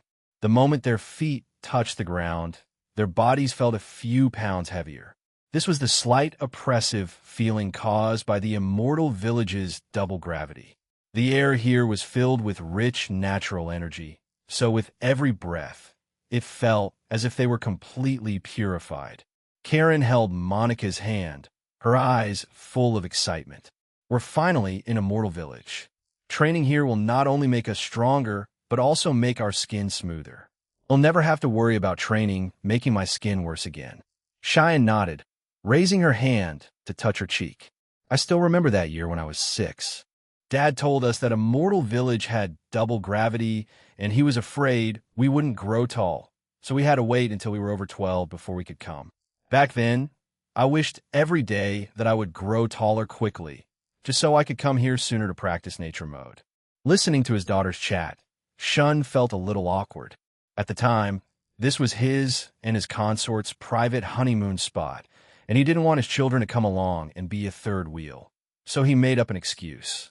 With a thick face, he said earnestly, "The natural energy in a mortal village is dozens of times richer than in the ninja world, providing a natural bonus to nature mode training. Coupled with the training from double gravity, your strength will undergo a qualitative leap. Your lifespan will also be greatly extended, and your skin will become radiant and smooth. You will train here for over 3 years, but only a little over 7 months will pass in the ninja world. When you return to the ninja world, your strength will surely shock everyone." Hamamaru clenched his fist, feeling the pressure from the double gravity. "Father, rest assured, I will supervise my younger siblings and make sure they train diligently, so as not to let down your hopes." Sasuke's gaze was sharp, and his tone was very firm. "I won't be lazy. I want to become stronger." Shiryu nodded in agreement. "Then well trained together, spar with each other, and definitely make faster progress." Shun was filled with satisfaction as he watched his children's motivated expressions. He raised his hand to look at the sky, his tone becoming serious. "I brought you here, firstly, to let you adapt to the double gravity, and secondly, to let you quickly familiarize yourselves with the environment of a mortal village. In a few days, I will also send Naruto, Sakura, Ino, and other geniuses from Konoha here to train. At that time, I will entrust you with receiving them and helping them get accustomed to the life and training rhythm here." Monica immediately nodded. "Dad, don't worry. We will receive them well. I will tidy up their accommodations in advance and prepare some special fruits from a mortal village for them." Shun nodded with satisfaction and gave a few more instructions regarding precautions during training. "There are thousands of Uchiha here. If you encounter any problems, you can find the Uchiha elder in the village. They have been training here for decades and are very experienced." "Father, I understand." Seeing the girls looking a bit impatient, Shun smiled gently. "Since you're so eager to explore Immortal Village, go have fun. I have important matters to attend to back in the ninja world, so I want to accompany you. Remember, first get well acquainted with the environment and prepare for your reception duties." "Father, you're too long-winded, goodbye." The 7 of them said in unison, then ran off. On the morning of the 3rd day, Senshirado, dressed in ninja uniforms and carrying brand new ninja tool pouches, had eyes full of anticipation and nervousness. Beside them were their parents, with Minato, Hayashi, Shikaku, and other Konoha higher-ups standing at the front, their faces showing complex expressions. Shun, dressed in magnificent black attire, stood on the steps, his gaze sweeping over everyone. "I have invited everyone here today for an important matter. Next July, the Land of Water will host the Chunin exams for the entire ninja world. To ensure these children can stand out in the exams and grow faster, I have decided to arrange for them to go to the Immortal Village on the Ancestral Star for training." As soon as he finished speaking, the youths immediately stirred. Naruto's eyes lit up, and he couldn't help but raise his hand. "Shun-sama, does Immortal Village have many powerful ninjutsu? Are they even more powerful than what Kakashi-sensei teaches?" He had long heard the legends of the Ancestral Star, and now learning he could go there to train, he was so excited he almost jumped up. Hinata, meanwhile, quietly tugged on Hayashi's sleeve, her voice soft. "Father, Immortal Village, will it be very far? Can I come back to see Hanabi-chan?" Some Konoha higher-ups, knowing the uniqueness of Immortal Village, showed some worry on their faces. Hayashi stepped forward, his tone serious. "Shun-sama, may I ask how long the training will be?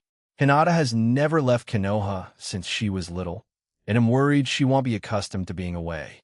Minato nodded, his gaze falling on Naruto. "Shun-sama, if the training period is too long, want the children miss home?" Shun raised his hand to signal for silence and slowly explained, "The training period will be about 7 months. They will return on June 15th next year, in time for the Chunin exams. However, Immortal Village is a special place in Ancestral Star, and the flow of time inside is 5 times slower than in the ninja world. 7 months in the ninja world is 36 months inside, which means the children will need to train there for 3 years. 3 years? Shikaku exclaimed in surprise. That long? Shikamaru is a lazy child. If no one watches him, he'll definitely slack off. He grumbled, but his eyes were full of worry. 3 years was not a short time. He was afraid his son would suffer outside. Yes, 3 years is too long. Tim also chimed in, stroking Kiba's head. Kiba is a troublemaker. What if he gets into a fight inside? Hannah, as his older sister, you need to keep an eye on your brother in there. Shun remained calm as he watched the anxious parents. Everyone, don't worry. The conditions in Immortal Village are even better than in the ninja world. There are top chefs and top restaurants, which will prepare meals daily according to the children's tastes and training needs, ensuring balanced nutrition.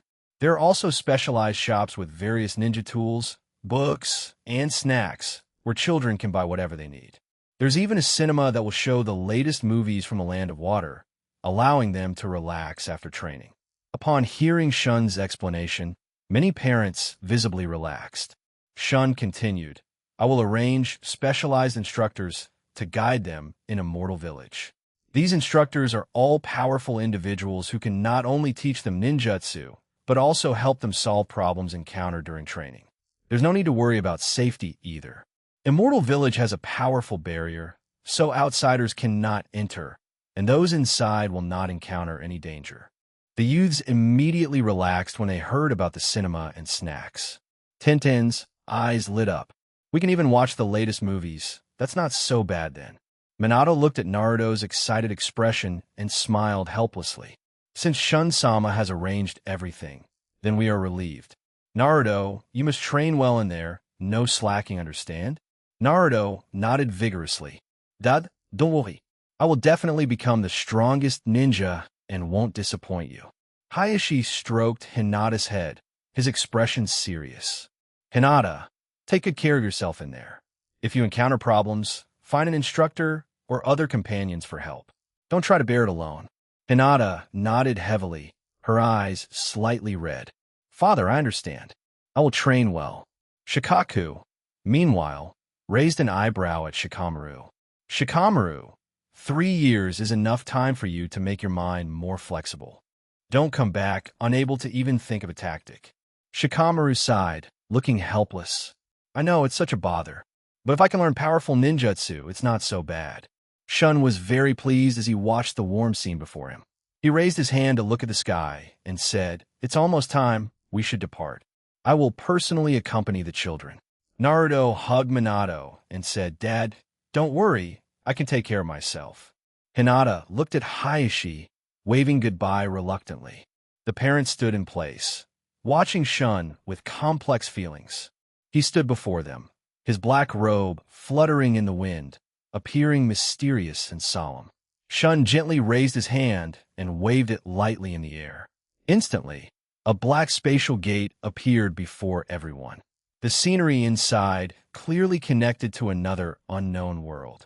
His gaze swept over the youths before him. These children were full of vigor and vitality, revealing their anticipation and longing for the future. Shun said gently, Are you ready? Once you enter this spatial gate, you will see a whole new world. There, you will face various challenges and difficulties, but it is also an opportunity for you to grow into stronger ninjas. I hope that 3 years from now, when you walk out of this gate again, you will all have become true powerhouses. The young men and women exchanged glances, then responded in unison, Shun-sama, we are ready. Their voices, though childish, were full of determination and courage. With that, they walked into the spatial gate one by one, their figures gradually disappearing into the darkness. The spatial gate slowly closed, and peace returned to the Great Hall. Outside the royal palace, the parents still stood at the entrance, looking towards the Great Hall. Minato said softly, I hope they can study well and grow well in there. Hayashi turned to Minato and said, Yes, 3 years will pass quickly. 40 advanced S on the children arrive at Immortal Village as soon as he stepped out of the spatial gate. Naruto curiously looked around. In the distance, there were continuous green mountains, and at the foot of the mountains lay neat wooden buildings.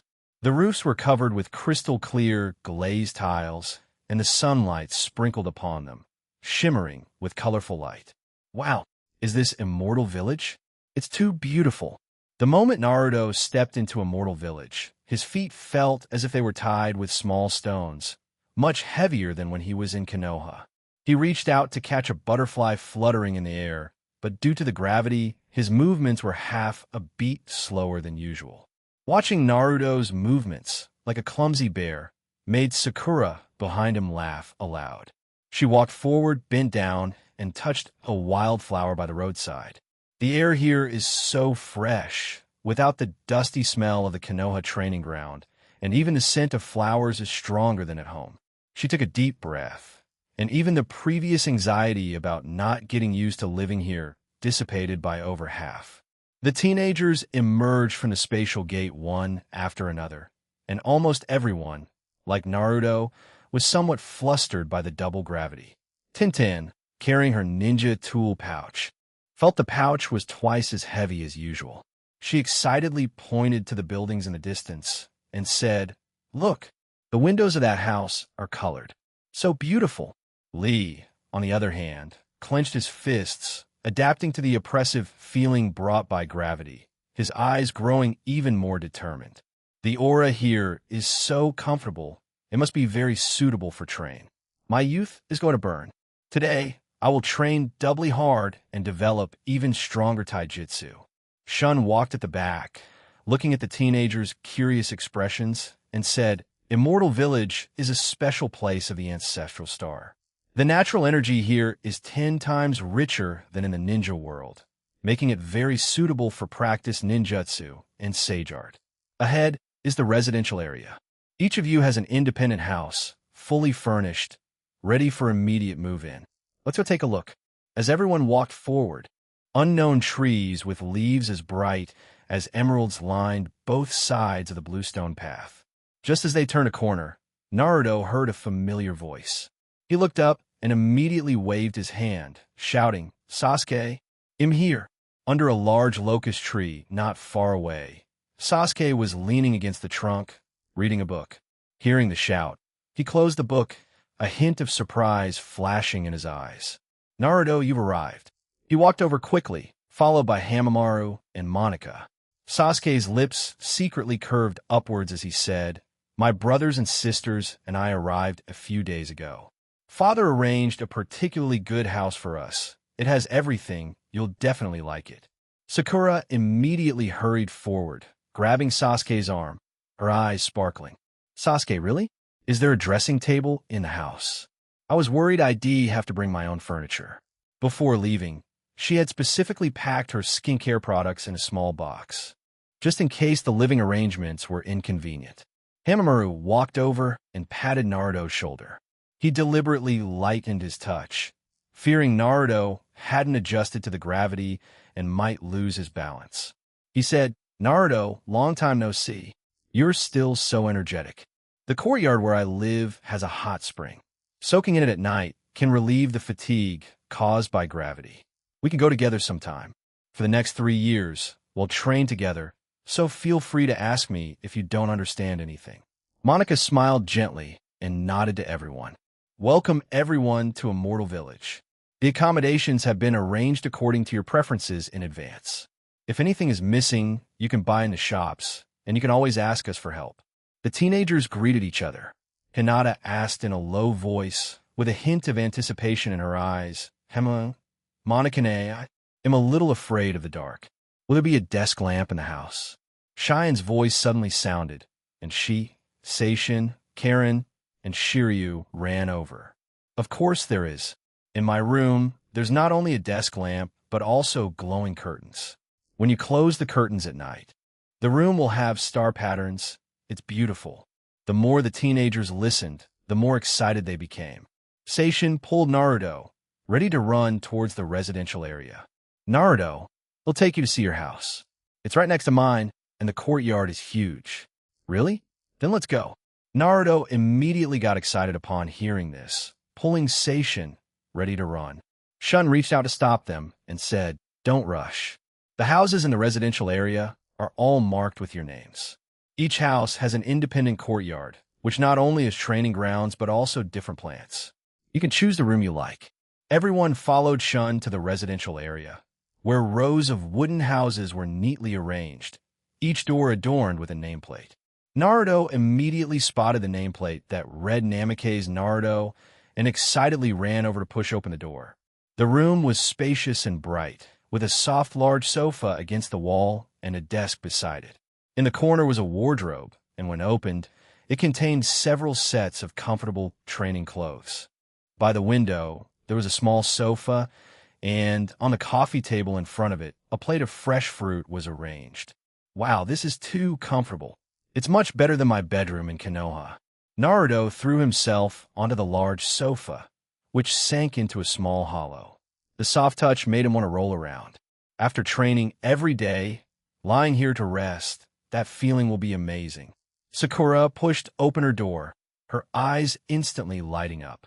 Oh my goodness, there's a dressing table here, and a mirror. The dressing table not only had combs and hair clips, but also a bottle of Ancestral Star's unique skincare product. How thoughtful. Hinata walked into her room and saw the lit desk lamp on the desk, her heart immediately settling. She walked to the window and pulled back the curtains. In the courtyard, several cherry blossom trees were planted. As the wind blew, petals gently drifted down, as beautiful as a painting. So beautiful. She whispered softly, a gentle smile appearing on her lips. Shikamaru stroked his chin and nodded contentedly. There's also a small bookshelf in the room with many tactical books. It seems I don't need to bring my own, saving a lot of trouble. Everyone followed Shun to the residential area. As soon as they entered the courtyard, they saw several Uchiha clan members walking by. Greetings, Shun-sama. They respectfully bowed, then curiously observed Naruto and the others.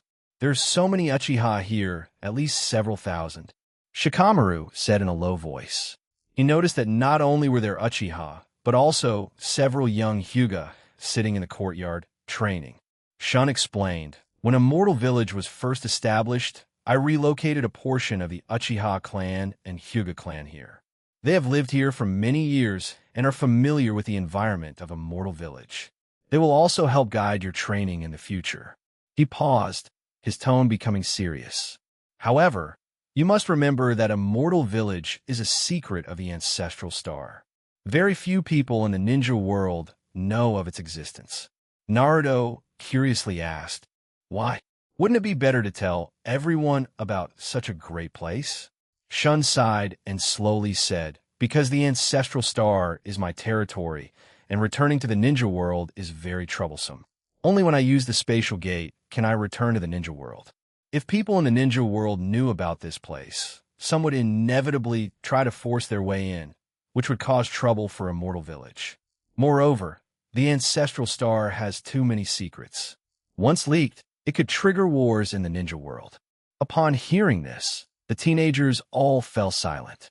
Niji frowned and asked, Shun-sama, does this mean that during these 3 years, we cannot leave Immortal Village at will? Nor can we tell people in the ninja world about what happens here? Shun nodded, his expression somewhat serious. That's right, but you don't need to worry. Once your training is complete, I will personally send you back to the ninja world. Everyone nodded, looking at the comfortable accommodations before them, and thinking of the next 3 years of training. They were all filled with anticipation. After arranging their accommodations, Sasuke suggested taking everyone to explore Immortal Village. Let's go to the cafeteria first. The chefs there make delicious food. There are fruits and meats unique to the Ancestral Star. Choji will definitely like them. In the previous few days, he had already explored all of Immortal Village. Everyone followed Sasuke to the cafeteria, which was spacious and bright, with tables and chairs neatly arranged. A dozen chefs were busy stir-frying, and the aroma drifted far. Choji stared at the kitchen as soon as he entered, swallowing his saliva. Wow, it smells so good. I want to eat 30 bowls. Monica smiled and handed him a tray. Shoji, don't hush. You can eat here every day from now on. And it's a buffet. The chefs will prepare the food according to our requests, guaranteeing you'll eat until you're full every meal. Choji's eyes instantly lit up like light bulbs. He took the tray and rushed to the serving counter. He looked at the plates of appealing delicacies, his mouth almost watering. First, he took several pieces of golden brown roasted ancestral star specialty meat, then a full spoonful of soft, sweet fruit pudding, and didn't forget to grab a few brightly colored pastries. His eyes shone, and he excitedly roared, "This is simply my Choji's dream paradise." Seeing Choji's excitement, the others also picked their favorite foods. Naruto got a large bowl of ramen, Hinata took several plates of grilled meat, and also a plate of papaya. Sakura looked at Sasuke and gave up the idea of eating grilled meat. She chose some vegetable salad and some exquisite desserts. After choosing what they wanted to eat, everyone found a suitable table and sat down. Choji plopped down on a chair and eagerly began to taste the food. His mouth was so full it almost couldn't close. While chewing, he mumbled indistinctly, "It's so delicious. I must eat all the delicacies here during these 3 years." Although his voice was a bit muffled, everyone could still understand what he meant. Seeing Choji's satisfied expression, everyone's appetite was instantly ignited. So, everyone picked up their chopsticks and began a feast. For a time, the dining table was filled with various exclamations of praise and the sounds of chewing food. Temari's tears in the forest, dust flew so thick it almost blocked out the sunlight. A wild boar, over 10 meters tall, was letting out an earth-shattering roar that shook the leaves from the trees. Its gray-black skin was as hard as rock. Its wrinkled back bristled with sharp-boned spikes, and its 2 tusks gleamed with a cold light, each as tall as a person. It stomped its front hooves, and earth-yellow chakra instantly gathered. Several arm-thick earth spikes shot out from the ground, whistling through the air towards a figure not far away. "Wind release, sickle weasel." Temari's voice was a little urgent, but still clear. Pale white chakra swirled around her. Her nature mode was fully activated. Her hair was slightly ruffled by the wind, and her originally fair cheeks were flushed from the high-intensity battle. She gripped her 3-star fan tightly, her wrists rotating rapidly. The fan blades conjured several sharp wind blades, which precisely cut down the incoming earth spears, then fiercely struck the wild boar's back. Whoosh, whoosh, whoosh. Cinchuredo, she hadn't expected a mere wild boar to be so troublesome. She took a deep breath, slowly channeling the natural energy of nature mode into her wind chakra. Wind release, great sickle weasel technique.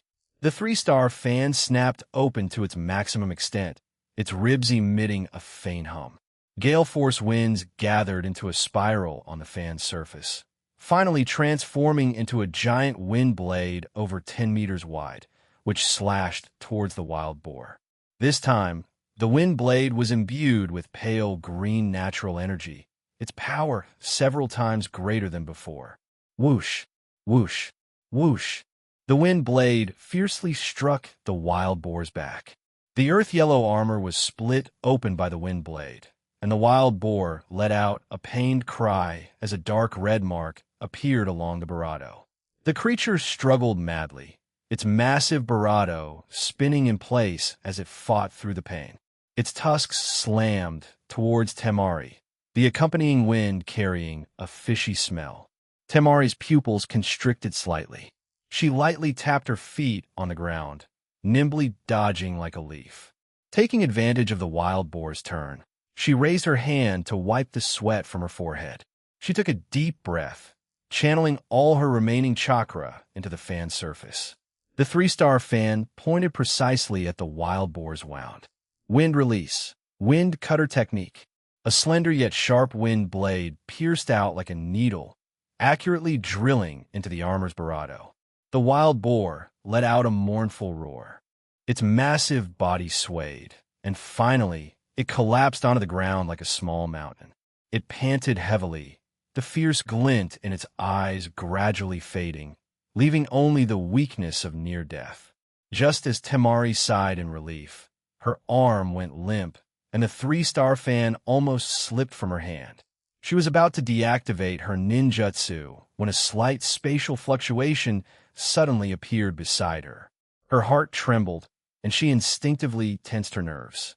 The moment she saw who it was, she froze. Shun was standing 3 steps to her left, a familiar, gentle smile on his lips, his eyes full of tenderness. "Uncle." Temari's vigilance instantly vanished, replaced by a surge of grievance.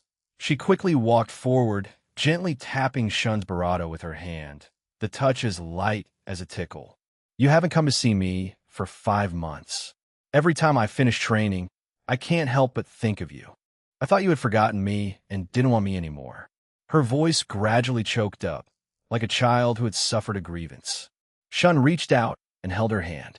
The calluses on his palm brushed against her fingertips, making her eyes instantly well up. He tenderly ruffled her hair, his fingertips brushing her sweat-dampened strands. He said, "Silly girl, 5 months have passed in a mortal village, but only 1 month in the ninja world. I'm very busy, and besides, I came to see you as soon as I had a moment." Cinchuredo, he reached out and flicked her nose, teasing, "Temari, are you feeling restless? You want to be affectionate anytime, anywhere, without even looking at where we are. There's a wild boar lying next to us, covered in barato. Aren't you afraid of it watching?" "I don't care." Temari's expression shifted at his words. Even her earlobes turned red, but she still stubbornly clutched his collar. "Who told you to leave me here for over 5 months without contacting me? Every day after I finish practicing ninjutsu, I can only talk to the trees in the courtyard. When I think you might have forgotten me, I get so sad. What's wrong with wanting a kiss?" As she spoke, tears finally couldn't be held back, falling on his Shun's hand and burning him, making his heart tighten. Seeing her angry, wronged, and red-eyed, Shun's teasing instantly turned into soft tenderness. He raised his hand to gently wipe away her tears. Suddenly, heavy footsteps sounded behind them, thudding on the ground like muffled thunder. Both of them turned around at the same time, only to see the wounded wild boar, which had somehow gotten back on its feet. Its eyes were wild and strained as it stared them down, its tusks still stained from a recent barato, and it was charging fiercely towards them. Temari instinctively moved to open her 3-star fan, but Shun gently held her hand. The wild boar charged to about 20 meters from them. After seeing Shun's appearance, its originally frantic gaze instantly turned to fear. Its massive body suddenly froze in place, its 4 legs rigid, trembling all over, unable to even let out a roar. The next second, the wild boar let out a faint whimper, and its massive body fell to the ground with a thud, kicking up a cloud of dust. The once arrogant wild boar was actually scared to death.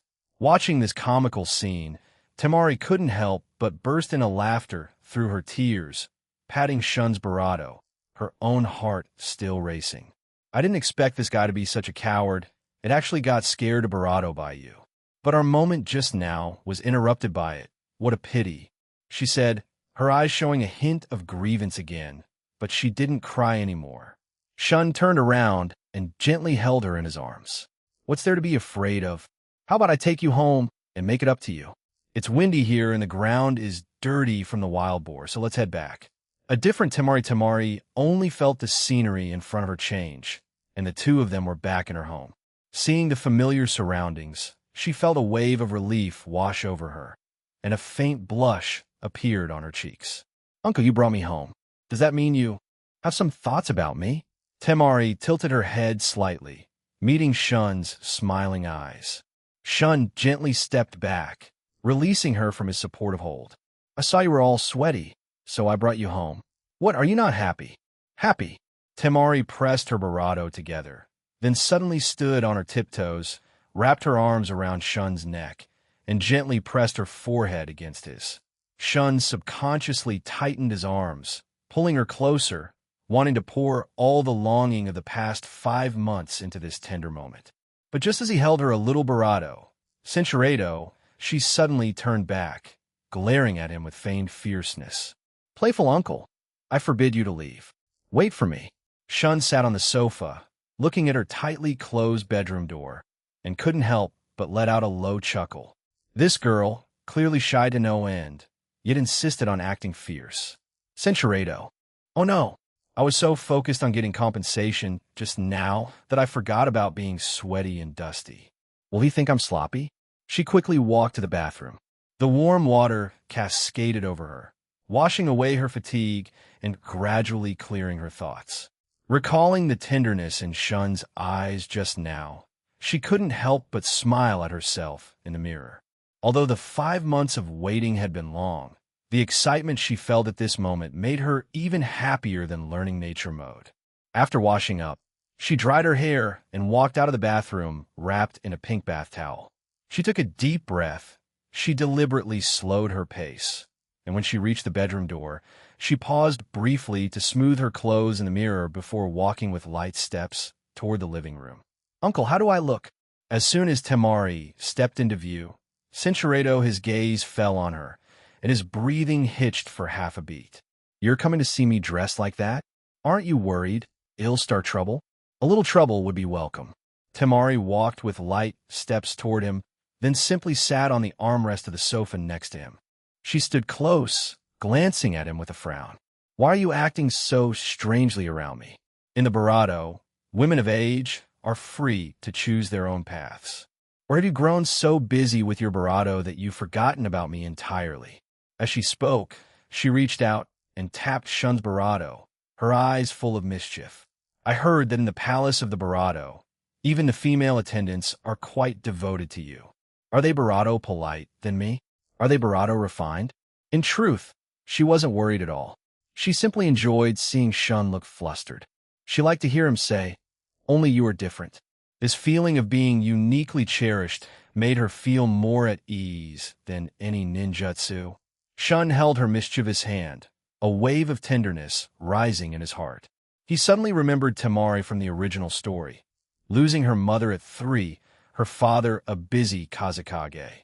At a young age, she had to bear the responsibility of taking care of her 2 younger brothers, and even her smiles carried a cautious sensibility. She never dared to act spoiled or tease so unreservedly. But now, the Temari before him had light in her eyes, dared to love and hate, vibrant like a spring flower. This was a precious gift he received after saving Karura and changing the original history. "Silly girl." Shun lowered his head, his forehead gently resting against hers.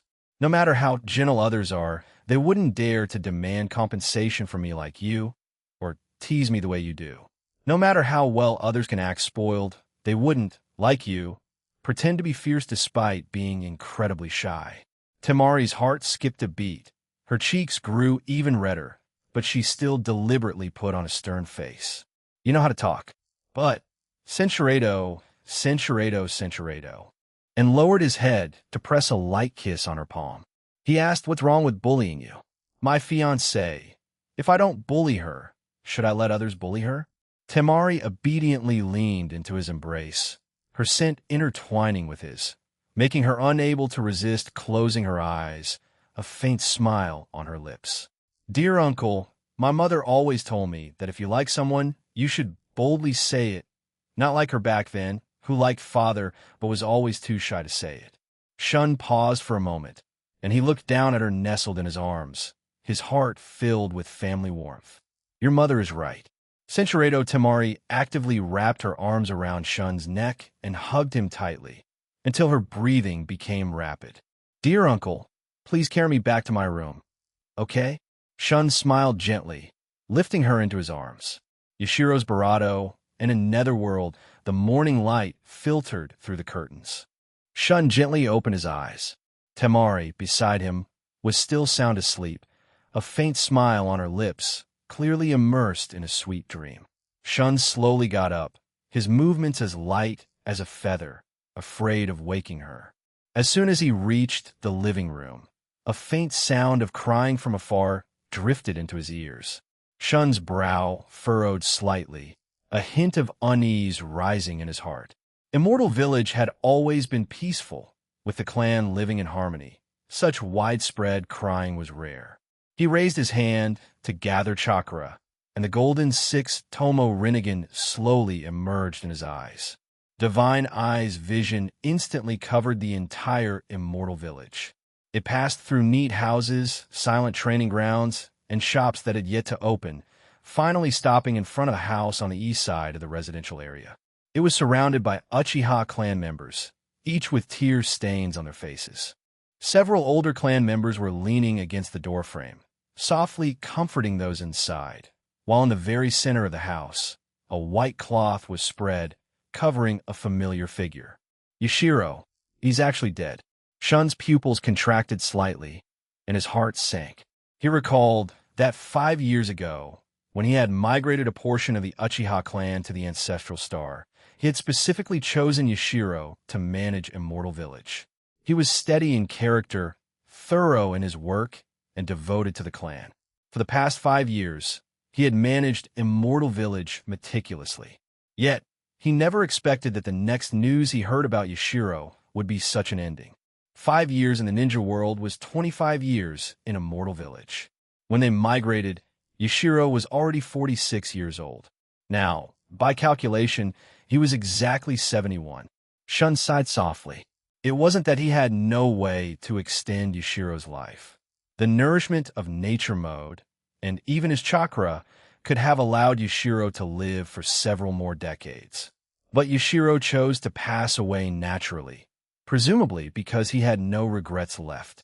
Shun walked towards Yashiro's house. The clan members he met along the way stopped, their eyes red, and bowed to him. Their voices were choked with sobs. Clan head, Elder Yashiro has passed away. Shun nodded slightly, his tone heavy. You've all worked hard. I will handle the aftermath. He knew that what the clan needed most at this moment was comfort, and as the Uchiha clan head, presiding over Yashiro's funeral was his undeniable responsibility. In the courtyard of Yashiro's house, the clan members had already begun to set up the funeral site. White strips of cloth hung on the doorframe, and a table was placed in the center of the courtyard, with a photograph of Yashiro on it. In the photo, Yashiro wore the Uchiha clan uniform, with a gentle smile and eyes full of care for the clan.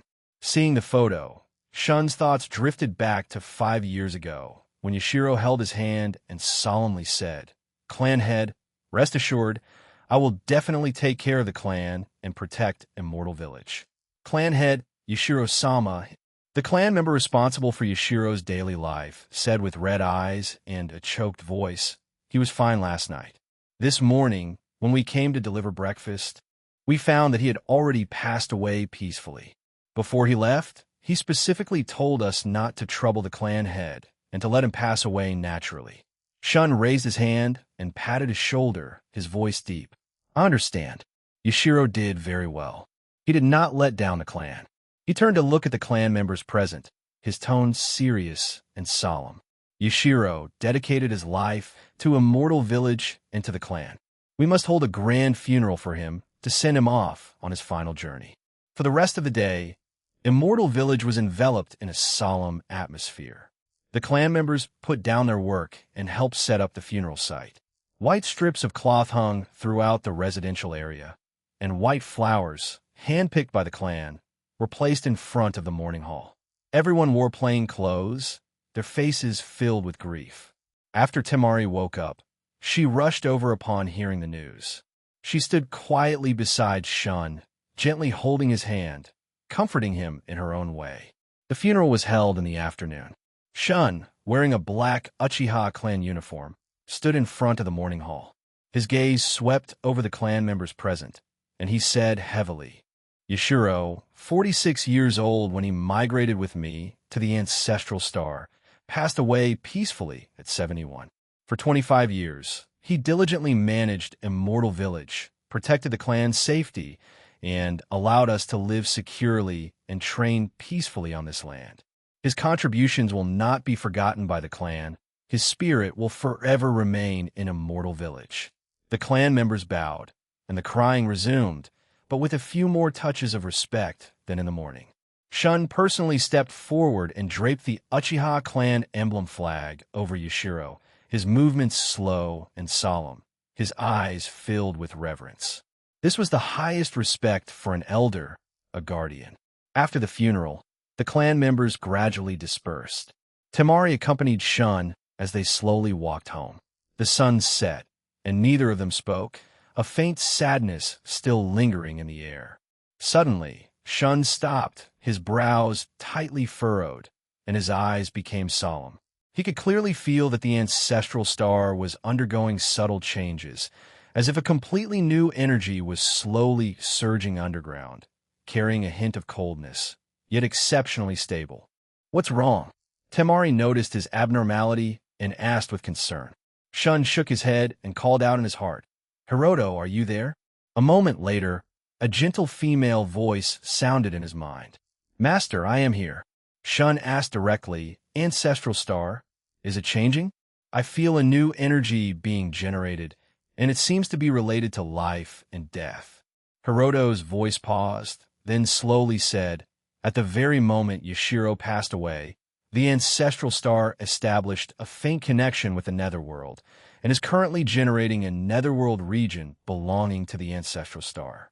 Shun's pupils widened slightly, his heart full of surprise. Netherworld region? Did the ancestral star not have a netherworld before?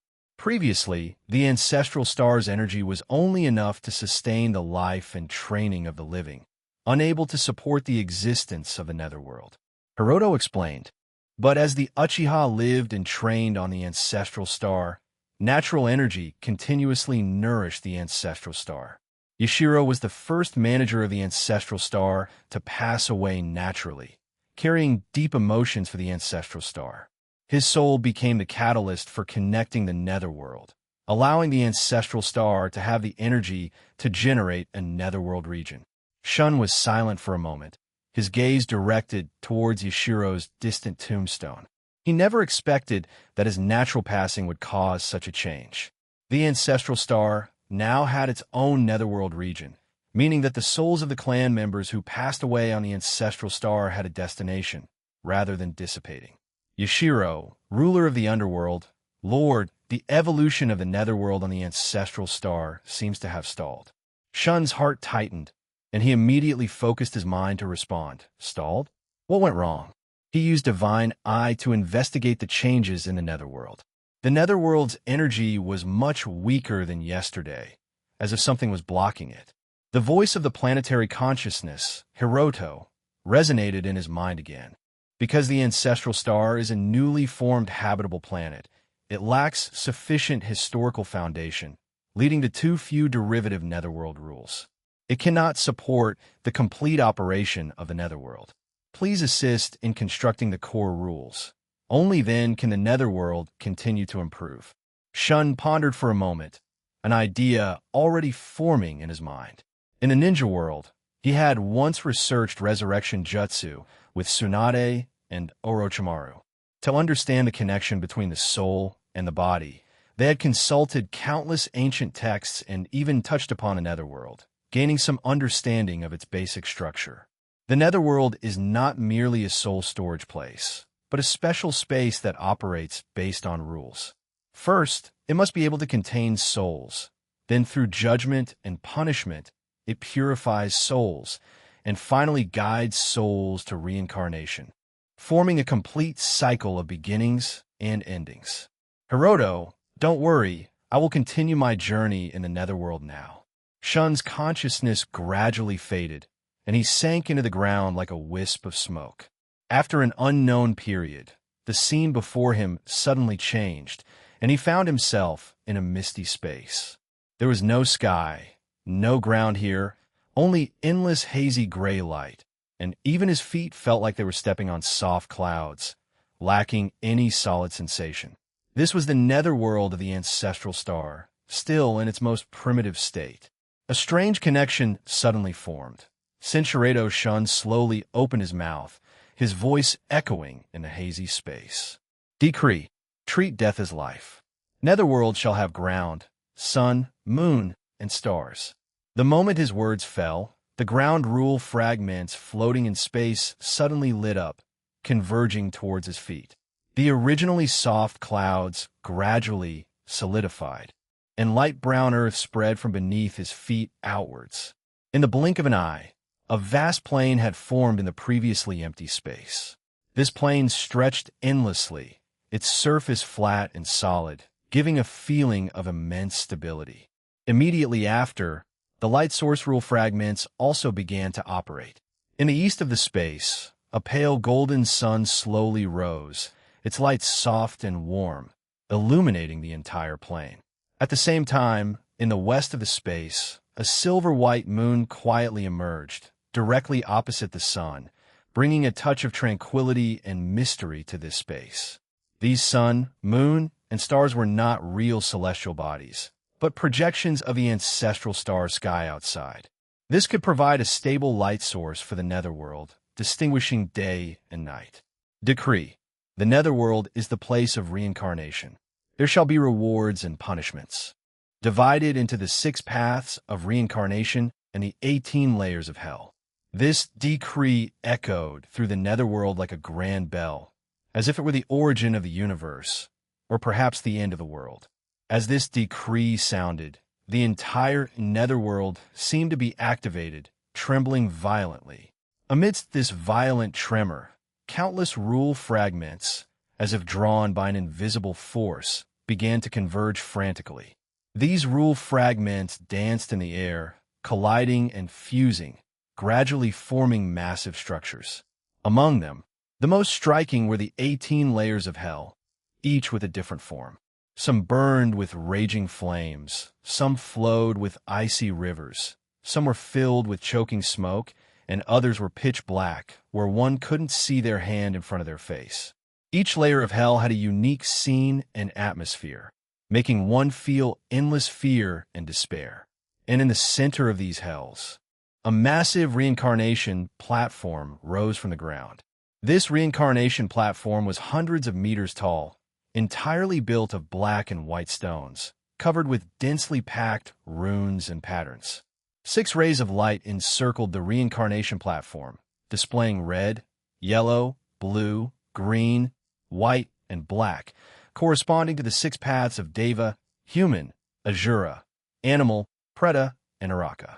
These 6 rays of light intertwined, forming a giant halo that slowly rotated. Each ray of light in the halo was like a passage to a different world, awaiting the transmigration and reincarnation of souls. As the 18 layers of hell and the 6 paths of reincarnation gradually took shape, Shun could clearly feel that his connection with the netherworld was becoming increasingly close. His consciousness seemed to merge with the entire netherworld, able to perceive the flow and changes of every rule. Just then, a special authority surged into his consciousness like a torrent. This authority was full of mystery and majesty, making his soul tremble. He knew that this was the special power the netherworld had bestowed upon him, and it was also the symbol of his becoming the lord of the netherworld.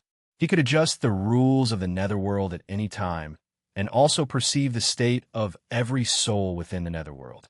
At the same time, more information about the operation of the netherworld emerged. For example, after a soul enters the netherworld, it will first be guided to the judgment platform, where a judge will determine its destination based on its actions during life. The good will enter reincarnation, while the evil will enter hell for purification, and then enter reincarnation after their evil thoughts dissipate. The moment the rules were perfected, several faint soul auras suddenly appeared in the netherworld. These were the souls of ordinary people who had just died.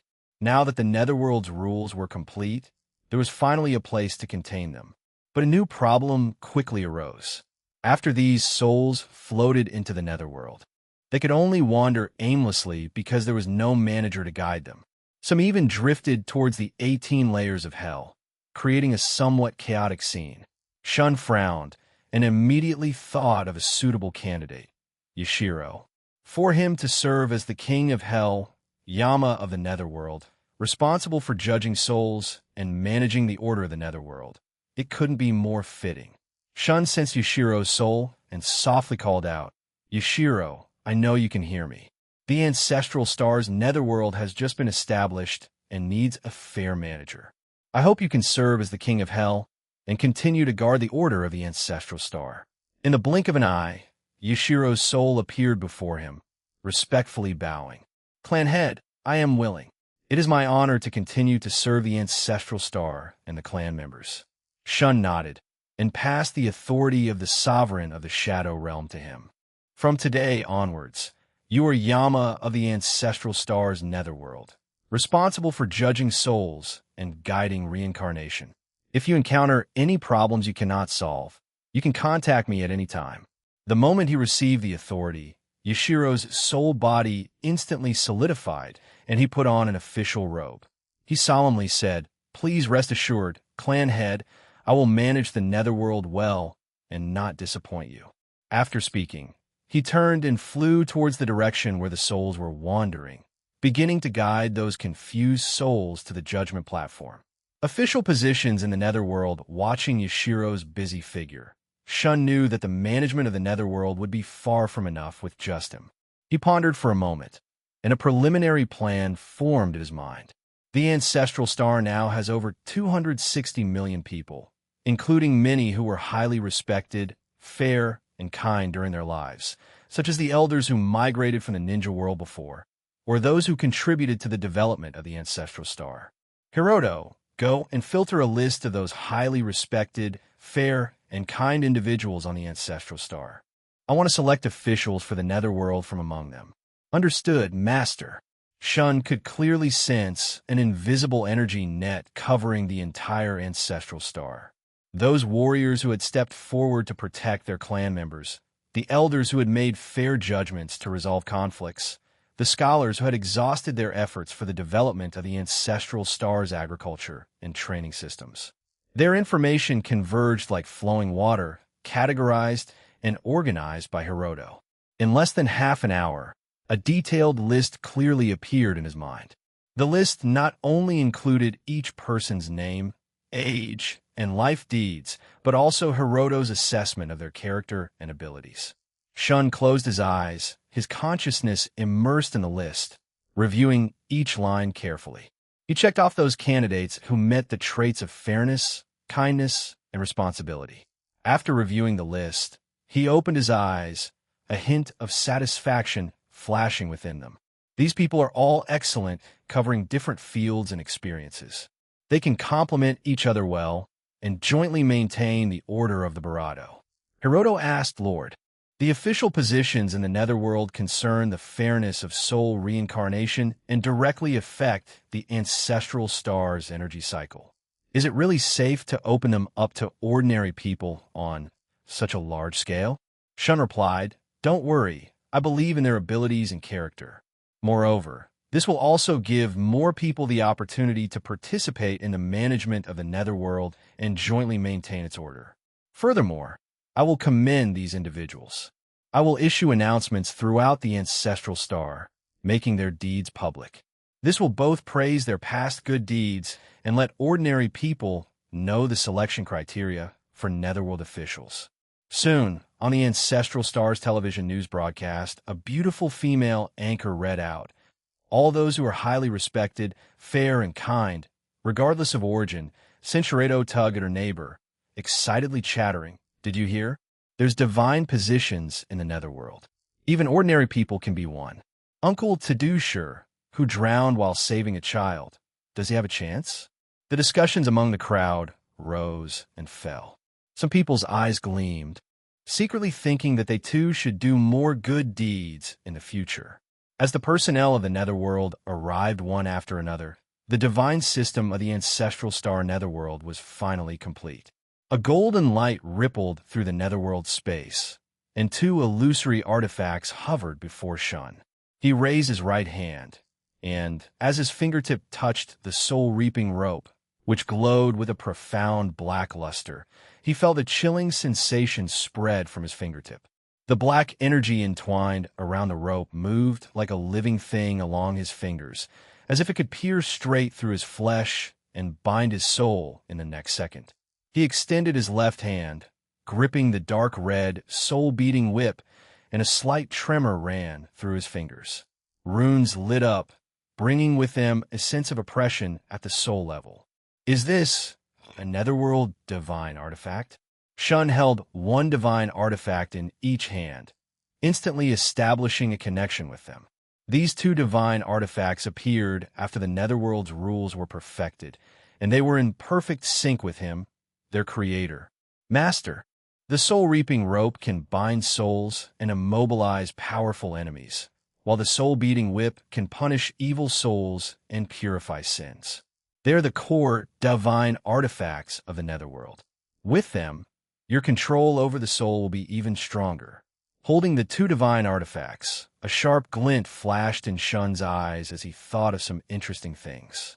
Yashiro, please manage the netherworld well for me. I'm going back for now. He nodded slightly at Yashiro on the judgment platform, then closed his eyes. His consciousness, like light smoke, detached from the netherworld and returned to his physical body on the ancestral star. Shun eagerly opened a spatial gate and returned to the royal palace of the Land of Water. Number 4. Use Reaper Death Seal immediately. From the shadows emerged a male Uzumaki clan member, who bowed respectfully. Yes, Your Highness. Reaper Death Seal is an S-rank ninjutsu that requires one's own soul as a sacrifice to summon the Shinigami. Therefore, using this ninjutsu usually means the caster's death. But facing such a terrifying ninjutsu, this young Uzumaki showed not the slightest hesitation. His eyes were firm, and his hands quickly formed seals. Reaper Death Seal. As the last hand seal fell, the hall instantly grew cold, and a massive, transparent black shadow slowly emerged from the mist. The Shinigami was about 14 meters tall, clad in a wide white robe, its skin clinging tightly to its bony frame. 6 white ghost flames floated around it, flickering erratically, making its pale face appear even more sinister. Upon its arrival, the Shinigami first sought its summoner, its designated sacrifice.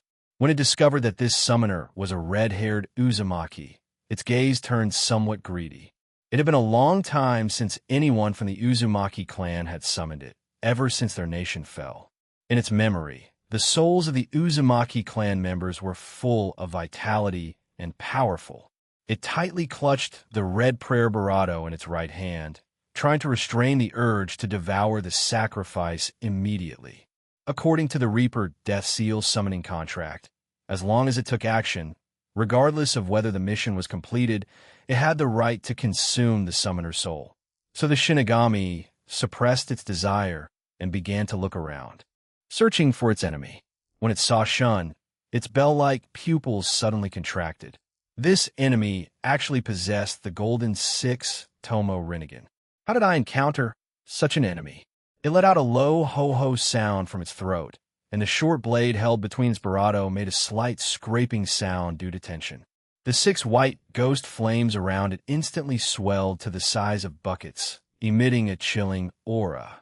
Noticing the Shinigami's tension, Shun, with his golden Rinnegan activated, had an air of arrogance.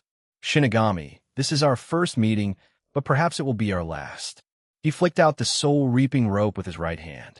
The black rope shot out like a venomous snake, carrying black netherworld energy, and precisely wrapped around the Shinigami's soul phantom. A powerful binding force erupted instantly, fixing the Shinigami's soul in place. The Shinigami's movements ceased abruptly, its face filled with astonishment.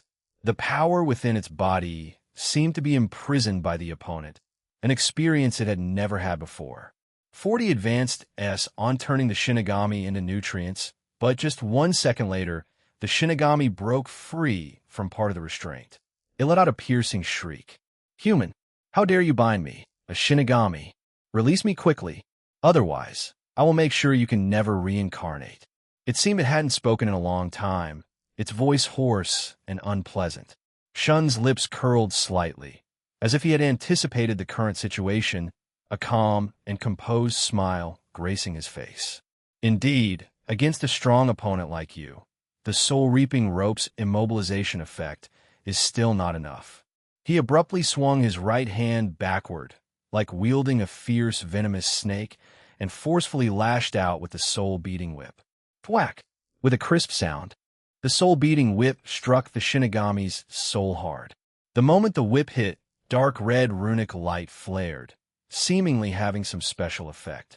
The Shinigami instantly let out a shrill scream. It hurt so much. What kind of evil weapon is this? Foolish human, how dare you strike me with such a weapon? You will regret this. In the face of the Barato's threat, Shun's eyes gleamed with defiance. He mockingly said with interest, "Oh, you're quite arrogant, aren't you? It seems that blow wasn't strong enough. You still have the strength to struggle." Upon hearing this, the Shinigami immediately felt something was amiss, and it struggled even harder to break free from its bonds. As the Shinigami struggled, black mist continuously overflowed from its body, and its soul phantom began to shake violently. "This time I've fallen human. Please let me go." Shun was completely unmoved and gave it no chance to breathe, continuously swinging the soul-beating whip with his right hand. With each swing, the soul-beating whip made a crisp sound in the air before fiercely striking the Shinigami's body. Snap! Snap! Snap! Accompanied by a series of sharp, echoing sounds, the Barato's silent cries echoed throughout the entire space. Each strike made the Barato's soul weaker and dimmer. Suddenly, the Barato transformed into a ball of black mist, attempting to flee outwards. Shun's gaze was as cold as ice. "Still trying to escape? You've already missed your chance to run." His eyes sharpened, and the soul-reaping rope in his right hand was flung out again, precisely coiling around the core of the black mist. At the same time, the soul-beating whip in his left hand wrapped around it like a nimble snake, tightly encasing the black mist, instantly recondensing it into the Shinigami's form. "Just accept your fate and come with me to a place for proper purification." Shun clenched the soul-beating whip in his left hand and pulled the soul-reaping rope with his right, dragging the Shinigami before him, and once again opened a spatial gate. He dragged the bound Shinigami, stepped through the spatial gate, and his figure vanished from the ninja world.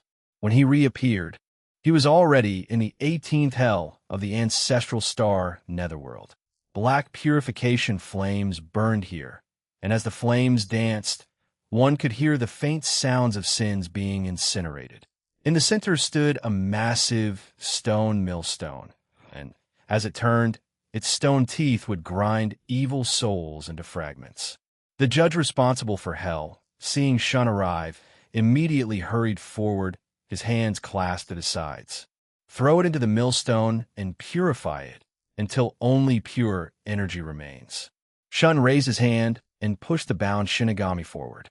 A ghost general immediately stepped forward, formed hand seals, and pointed his finger at the millstone.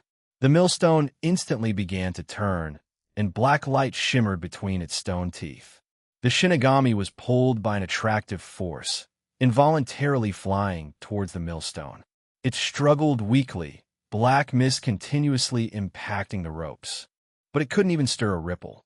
"No, I am a Shinigami. You cannot treat me this way." It let out one last desperate roar, but was still dragged into the millstone. The moment the Shinigami was dragged into the millstone, its piercing screams echoed throughout hell, but were quickly drowned out by the sound of the millstone turning. The millstone spun faster and faster, and the Barato's soul was gradually broken down between the stone Barato, leaving only faint blue, pure energy. As the millstone continued to turn, this pure energy slowly flowed out like a stream, following the grooves at the lower part of the millstone and merging into the land of the Barato. Shun stood by, clearly feeling that the Barato's energy fluctuations were becoming Barato stable, and the Barato's land beneath his feet seemed to become Barato solid. The soul-reaping rope and soul-beating whip in his hands also trembled slightly. The energy on the rope became more concentrated, and the runes on the whip glowed more dazzlingly. Clearly, the power of the two divine artifacts had also increased significantly. He nodded slightly, Censuredo, with the sleeves of his white robe fluttering with the airflow, looked almost like a normal person. The Sage of Six Paths soul body is practically like a living person. He can actively appear in the ninja world, and even condense truth-seeking orbs and use various ninjutsu. All of this indicated how powerful the Sage of Six Paths had become, having lingered in the Pure Land for over 1,000 years. Even as a soul body, he far surpassed beings like the Shinigami. But what exactly is this Sage of Six Paths plotting? Is he preparing for retaliation from the Otsutsuki clan? He looked up at the sky of the netherworld. The projections of the sun, moon, and stars were still bright. Now, the ancestral star netherworld was initially complete, and his strength had increased due to the netherworld divine artifacts and the blessing of the netherworld's rules. But against a formidable enemy like the Sage of Six Paths, he still wasn't 100% confident in defeating him. As his strength grew, he could feel the terror of the Sage of Six Paths. However, he still had a chance. In the future, the ancestral star's natural energy would become more concentrated, the netherworld's rules would become more perfect, and his strength would advance another level. At that time, he would accompany Kagaya to properly teach the Sage of Six Paths a lesson, letting him know what paternal love truly means. Visiting the children as the Barato gradually began to operate smoothly, Shun's soul, as the Lord of the Barato, grew stronger. While walking side by side with Temari, Shun suddenly noticed a peculiar change. He could actually hear Temari's inner thoughts. This feeling was both unfamiliar and wondrous. The sunset today is beautiful. I wish I could walk like this with Uncle forever.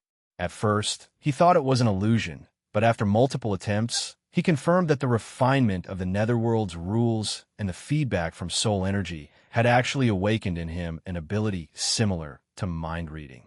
Shun, what are you thinking about? Temari saw him suddenly stop, his eyes a bit dazed, and couldn't help but reach out and touch his arm. The soft touch on his arm brought Shun back to his senses. Nothing, I just feel like I'm in good shape lately. Come on, let's go see the children. Temari held his arm, and the two walked closely side by side. Temari, don't mess around. We're about to see the children. What are you afraid of? I'm your fiancé. What's wrong with being close? Shun smiled and squeezed her palm as they walked forward. Temari followed his gaze, her lips curving into a smile. Hearing you say that, it's as if you've already seen them. Oh, by the way, what if the children don't like me? Her tone carried a hint of imperceptible nervousness. After all, she was just 3 years older than Hamamaru, Sasuke, Karen, and the others. Appearing suddenly as an elder inevitably made her worry about creating a rift. Shun stopped and looked in her eyes, seriously saying, no, they won't. You're so gentle, they'll only like you. Bezitas, I'm here. He took her hand and walked quickly towards the training ground. Before they even got close, they heard Naruto's cheerful shout. Sasuke, look at my Rasengan. This was followed by Sasuke's cold snort. Naruto, your move is too slow. Watch how I break it. The sounds of their punches and kicks, the clash of chakra, mixed with the cheers of others, made for a lively scene. Karen stood 3 meters away from them, occasionally frowning and shouting, be gentle, don't get hurt. Hinata stood next to Karen, clutching the hem of her clothes, nervously staring at the two. Ino and Sakura sat on the stone steps nearby, touching up their makeup with small mirrors. Shikamaru lied on a stone platform with his arms as a pillow, a blade of grass in his mouth, an expression of what a bother on his face. Uncle Shun, spotting the two approaching, Naruto and Sasuke immediately stopped fighting. Who is this sister? She's so pretty. Is she a new classmate here to train with us? My name is Namake's Naruto, and am the man who will become Hokage. Sasuke put away his Chidori and walked over to Karen, his gaze on Temari carrying a hint of scrutiny. Karen blinked curiously, quietly tugged on Sasuke's sleeve, and whispered, Sasuke, who is this older sister? She seems very close to father. Hinata walked over quickly, her hands clasped in front of her, bowing slightly. Hello, I am Hyuga Hinata. Please take care of me. As she spoke, her cheeks were as red as ripe apples, and her eyes dared not meet Temari's gaze. Temari took a deep breath, a confident smile on her face, and her voice clear and bright. Hello, everyone. My name is Temari. I'm from Sunagakure, and am Shun's fiancé. After she finished speaking, she deliberately linked her arm with Shun's and gently swayed it, as if emphasizing their relationship. As soon as she said this, the place instantly erupted. Naruto's eyes widened, his mouth agape enough to fit a fist. He stretched out his arm, pointing at Temari, and stammered, Temarine, You look about my age, almost 16, right? How did you become Uncle Shun's fiancé? Temari was amused by his reaction and reached out to ruffle his hair. Kid, I am indeed over 16.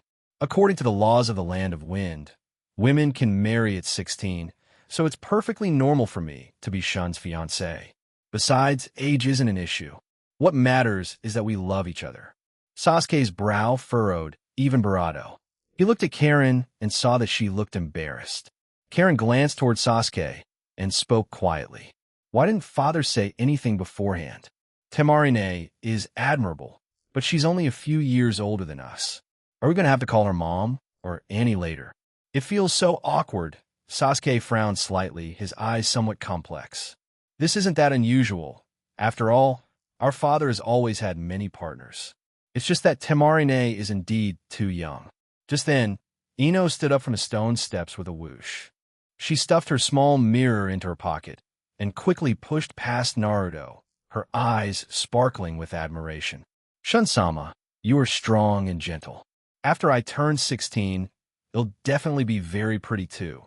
So can I also become your fiancé? Shikamaru helplessly clutched his forehead, his heart full of resignation. Ino's infatuation is acting up again.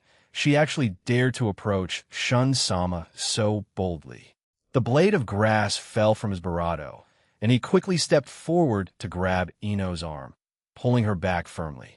Ino, don't be ridiculous. Shun-sama already has a fiancé. What you're saying is very rude. Shikamaru, let go of me. I'm not being ridiculous. Ino broke free from his hand, still staring at Shun. Is it wrong to like someone? Shun-sama is so outstanding. I don't know how many women dream of marrying him, so it's perfectly normal for me to like him. Sakura covered her bravado and chuckled, leaning over to Yakumo to whisper, Ino is still so bold, and Shun-sama really is very charming. Yakumo smiled and nodded, her gaze falling on Ino, secretly admiring her. Ino is so brave. I also want to confess to Shun-sama. Oh no, why don't I have Ino's courage? Shun clapped his hands, attracting everyone's attention, and said, All right, everyone, stop messing around. Temari is indeed my fiancée, and we genuinely love each other. From now on, she is your elder, and you must treat her with respect. If you have any ninjutsu questions, you can ask her. Her wind release is very powerful. After speaking, his expression turned gentle as he calmly said, Ino, thank you for your affection, but I already have Temari, and you are still young. You will meet someone more suitable for you in the future. Upon hearing this, Ino, though a bit disappointed, merely pouted. Shun-sama, I won't give up easily. Shun patted Shikamaru's shoulder and said, Shikamaru, you all continue your training. We'll watch from the side for a bit, then leave. After speaking, he and Temari walked to the shade of a tree to chat, and after a while, they left hand in hand. On the way, Temari leaned on his shoulder. Shun, the children are so cute. I think I've fallen in love with this place. As long as you like it, this will be your home from now on. Ino's dream. Shun, Temari mumbled in her sleep, her hand clutching his lapel, her brows slightly furrowed, as if she was having a light dream. Shun gently patted her back, soothing her in a low voice as if coaxing a child. Here, go back to sleep. Temari's brows relaxed. Her breathing returned to normal, as she continued to be immersed in this quiet warmth. Just then, a feeling of shyness and longing suddenly entwined Shun's perception like a thread. Shun's heart stirred, and he subconsciously traced the source of this emotion, his consciousness breaking free from the shackles of his body, transforming into a phantom and lightly passing through the wall.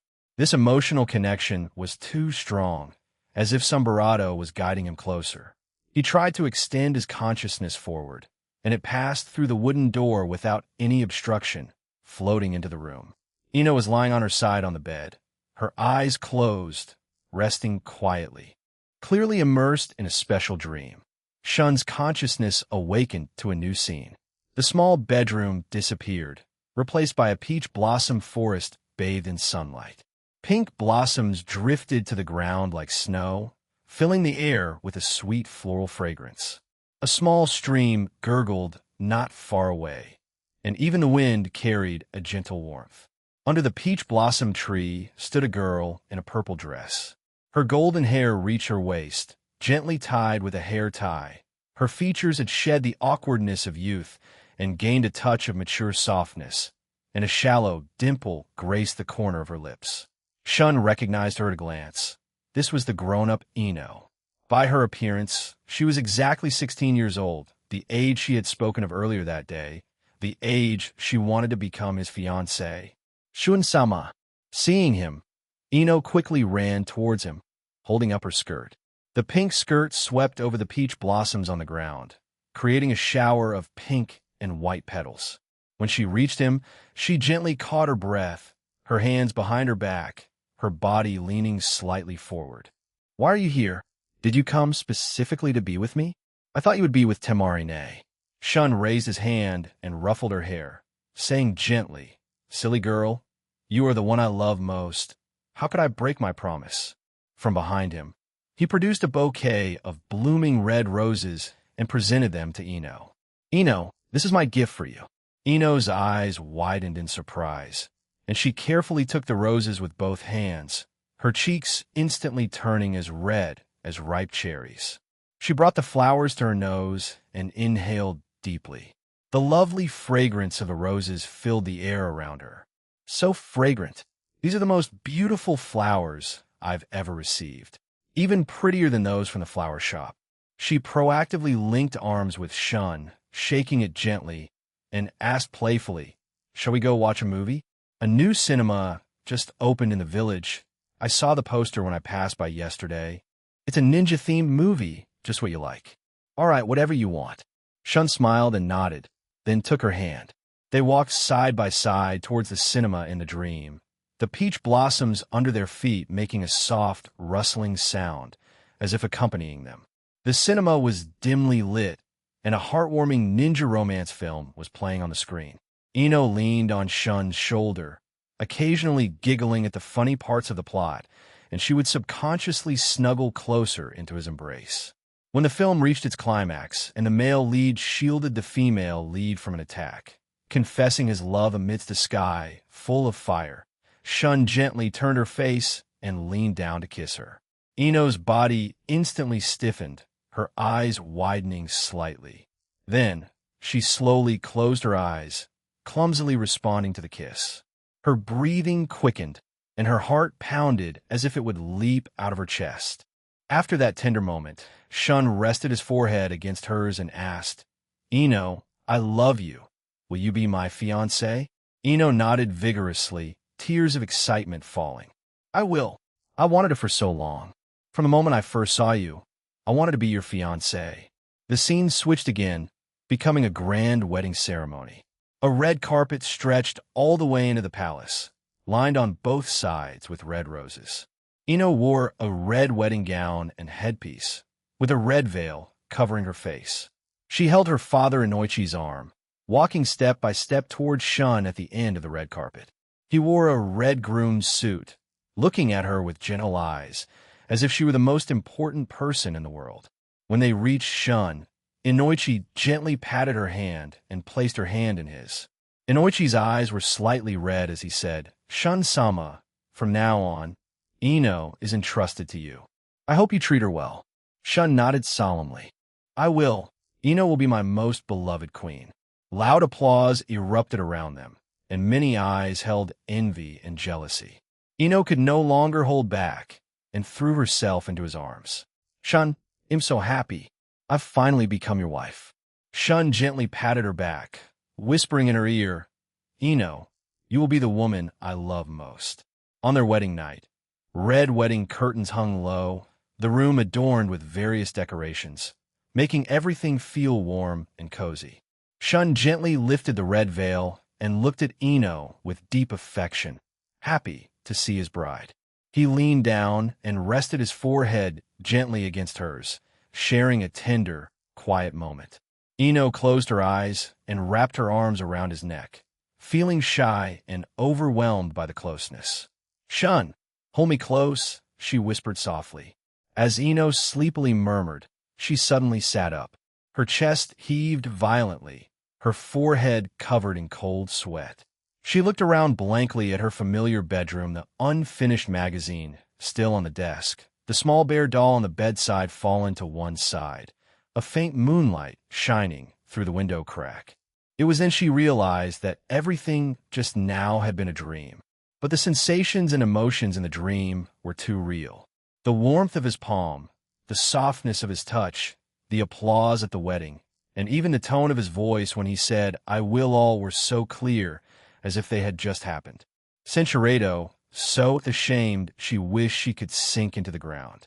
How could she have such a dream? How humiliating would it be if someone found out? Shun's consciousness returned, discovering a new ability. He could enter others' dreams and even weave dreams, interacting with the dream's owner. Testing dream ability, Shun had just understood the characteristics of his new ability, when two completely different emotional fluctuations once again entered his perception. His heart stirred, and his consciousness instinctively traced the emotions back to their source, quickly locking onto it. The owner of one of the emotional surges was, surprisingly, Ino. At this moment, the lights in her room were already out, and she was sleeping restlessly beneath her quilt, clearly indicating she had fallen into a troubled dream once again. As Shun's awareness drew closer, he could vaguely sense the scene in her dream. A wedding room, pink curtains, and scattered rose petals. He immediately withdrew his consciousness, sighing softly. Ino was always daydreaming about things like that. Her feelings for him were so intense that even her dreams were filled with such fervent images. It seemed that this emotional fluctuation would not easily dissipate in a short time. He did not linger, turning his consciousness instead to the source of the other emotion, which was Hinata's room. Unlike Ino's fervor, Hinata's emotions were filled with gentle longing, like a secret hidden deep in her heart, cautious yet exceptionally sincere. Shun hesitated for a moment, but ultimately decided to enter her dream. Rather than passively observing, this time he wanted to actively weave a gentle dream for Hinata. His consciousness approached, drawing upon his new power to begin weaving new scenes. The sky in the dream was a clear, cerulean blue, and Hinata, dressed in a white training uniform, was strolling along a path by the river. The cherry blossom trees by the path were in full bloom, and pink petals drifted down with the wind. They landed in her hair and on her shoulders, making her pause. She reached out to catch a petal, a faint smile gracing her lips. But just then, a deafening roar suddenly sounded from afar. The ground trembled violently, and the river water surged, creating huge waves. Hinata's face paled, and she looked up to see a giant, crimson fox bursting out of the forest. 9 furry tails thrashed wildly behind it, each swing kicking up gales, and its beastly eyes were full of fierce, hostile intent. Hinata took a step back in fright. Facing that monster's overwhelming aura, her hands trembled uncontrollably, and her chakra became chaotic. 9 tails opened its gaping barato, and a dark red-tailed beast ball coalesced within its barato, then hurtled towards her. Just at this critical moment, a black figure suddenly descended from the sky. "Hinata, don't be afraid. I'm here." The familiar voice made Hinata look up sharply, only to see Shun standing in front of her, his black robe flapping in the strong wind. He raised his right hand, and a light blue chakra condensed in his palm, which he gently pushed towards 9 tails tailed beast ball. The seemingly gentle movement instantly deflected the tailed beast ball back, striking 9 tails' chest. 9 tails let out a pained roar. Its massive body stumbled back a few steps, and a hint of apprehension flashed in its eyes. Shun gave 9 tails no chance to recover. His figure flickered, and he appeared before it, continuously striking its body with his 2 large fists. Roar! 9 tails roared again, its tail lashing towards Shun, but he easily dodged it. Shun's footsteps were light, like a black lightning bolt, and he quickly beat 9 tails into a retreat until it finally transformed into a red light and vanished from the dream. With the crisis averted, Hinata remained frozen in place, her hands tightly clutching the hem of her clothes, her cheeks flushed. Shun walked up to her and gently brushed aside her hair. Hinata, were you scared? It's all right now. With me here, no one can harm you. Hinata looked up, met his gentle gaze, and instantly lowered her head again. Zah! Shun-sama, thank you. Shun squatted in front of her, meeting her gaze. Actually, I've noticed you for a long time. Hinata, I like you. Hinata suddenly looked up, her eyes wide. Shun-sama, what did you say? I didn't miss here, did I? Shun smiled and nodded, the warmth of his fingertips making Hinata's cheeks even redder. You didn't miss here, Hinata. I like you. I know you're quite shy, so from now on, let me be the one to approach you, all right? From that day on, Shun began a gentle courtship. He would prepare Hinata's favorite cherry blossom mochi in advance, and during her gentle fist practice breaks, he would appear at the training ground with a bento box. The two sat on a stone bench under a cherry blossom tree, Hinata nibbling on the cherry blossom mochi, her cheeks flushed with a faint blush. Shun quietly watched her, sunlight filtering through the petals onto both of them, warm and pleasant. On weekends, Shun would invite Hinata to climb the green mountains behind the village to watch the sunset and the moonrise. The mountain path was not steep, and Shun deliberately slowed his pace to match Hinata's rhythm. When they reached halfway up the mountain, Hinata was a little tired. Shun naturally took her hand, leading her slowly. Don't be afraid, I'm holding you. Watch your step. As Hinata's hand was held in his palm, she clearly felt the warmth of his hand, and her heart beat faster. She did not pull away, only lowered her head, letting him lead her. They arrived at the summit just in time for the sunset. The sky was ablaze with orange-red hues, and the distant village twinkled like stars scattered on the ground. Hinata looked at the beautiful scenery before her, exclaiming, "It's so beautiful." Shun turned his head to look at her, smiling. In the future, it'll take you to see even more beautiful sights. Occasionally, they would go shopping together at the village market. Shun softly suggested, "This color suits you very well. You'll look beautiful wearing it." Upon hearing this, Hinata's cheeks grew redder, but she still placed the fabric into her shopping basket. Passing by a jewelry store, Shun saw a delicate pearl hairpin. Remembering that Hinata usually tied her hair with simple hair ties, he bought it and personally placed it in her hair. "You look even prettier like this." Hinata looked in the shop mirror. The pearl hairpin complemented her long hair beautifully. "Thank you, Shun-sama." Shun smiled and ruffled her hair. "You don't need to call me Sama, just call me Shun." As they spent more and more time together, Hinata gradually opened up a lot. The atmosphere between them grew increasingly comfortable, no longer having the initial awkwardness and shyness. This evening, the two walked side by side along the river path. Just as when the dream began, cherry blossom petals drifting with the wind. Shun gently held Hinata close. "Hinata, will you be my queen? On the day you turn 18, I will come and marry you, and you will become my queen." Hinata looked at the sincerity in his eyes. She no longer hesitated and gently nodded. "Shun, I will." 40 advanced S on sensing natural energy. The next morning, the air was filled with a fresh scent. Shun arrived at the Immortal Village training ground with light steps. At the same time, Ino arrived at the training ground early. She was wearing a light blue dress, her hair gently swaying in the breeze. Her steps were a bit leisurely, and her eyes occasionally glanced at Shun. When she confirmed that Temari had not followed, a sly smile appeared on her lips.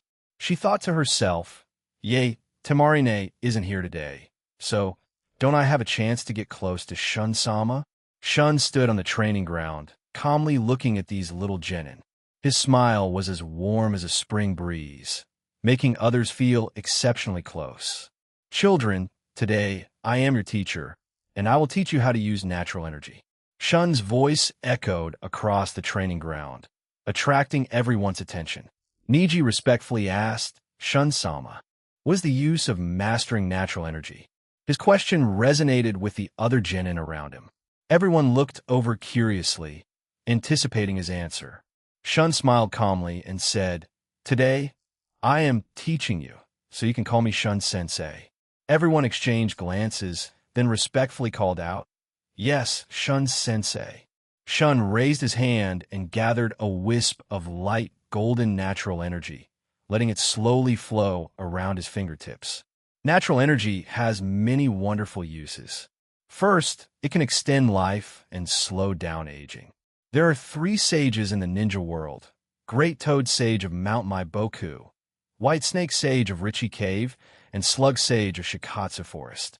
The reason they can live for over 1,000 years is because they constantly absorb natural energy, keeping their bodies and souls vibrant. As soon as these words were spoken, the entire training ground instantly fell silent.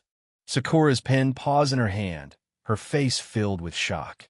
The words "live for over 1,000 years" exceeded her understanding.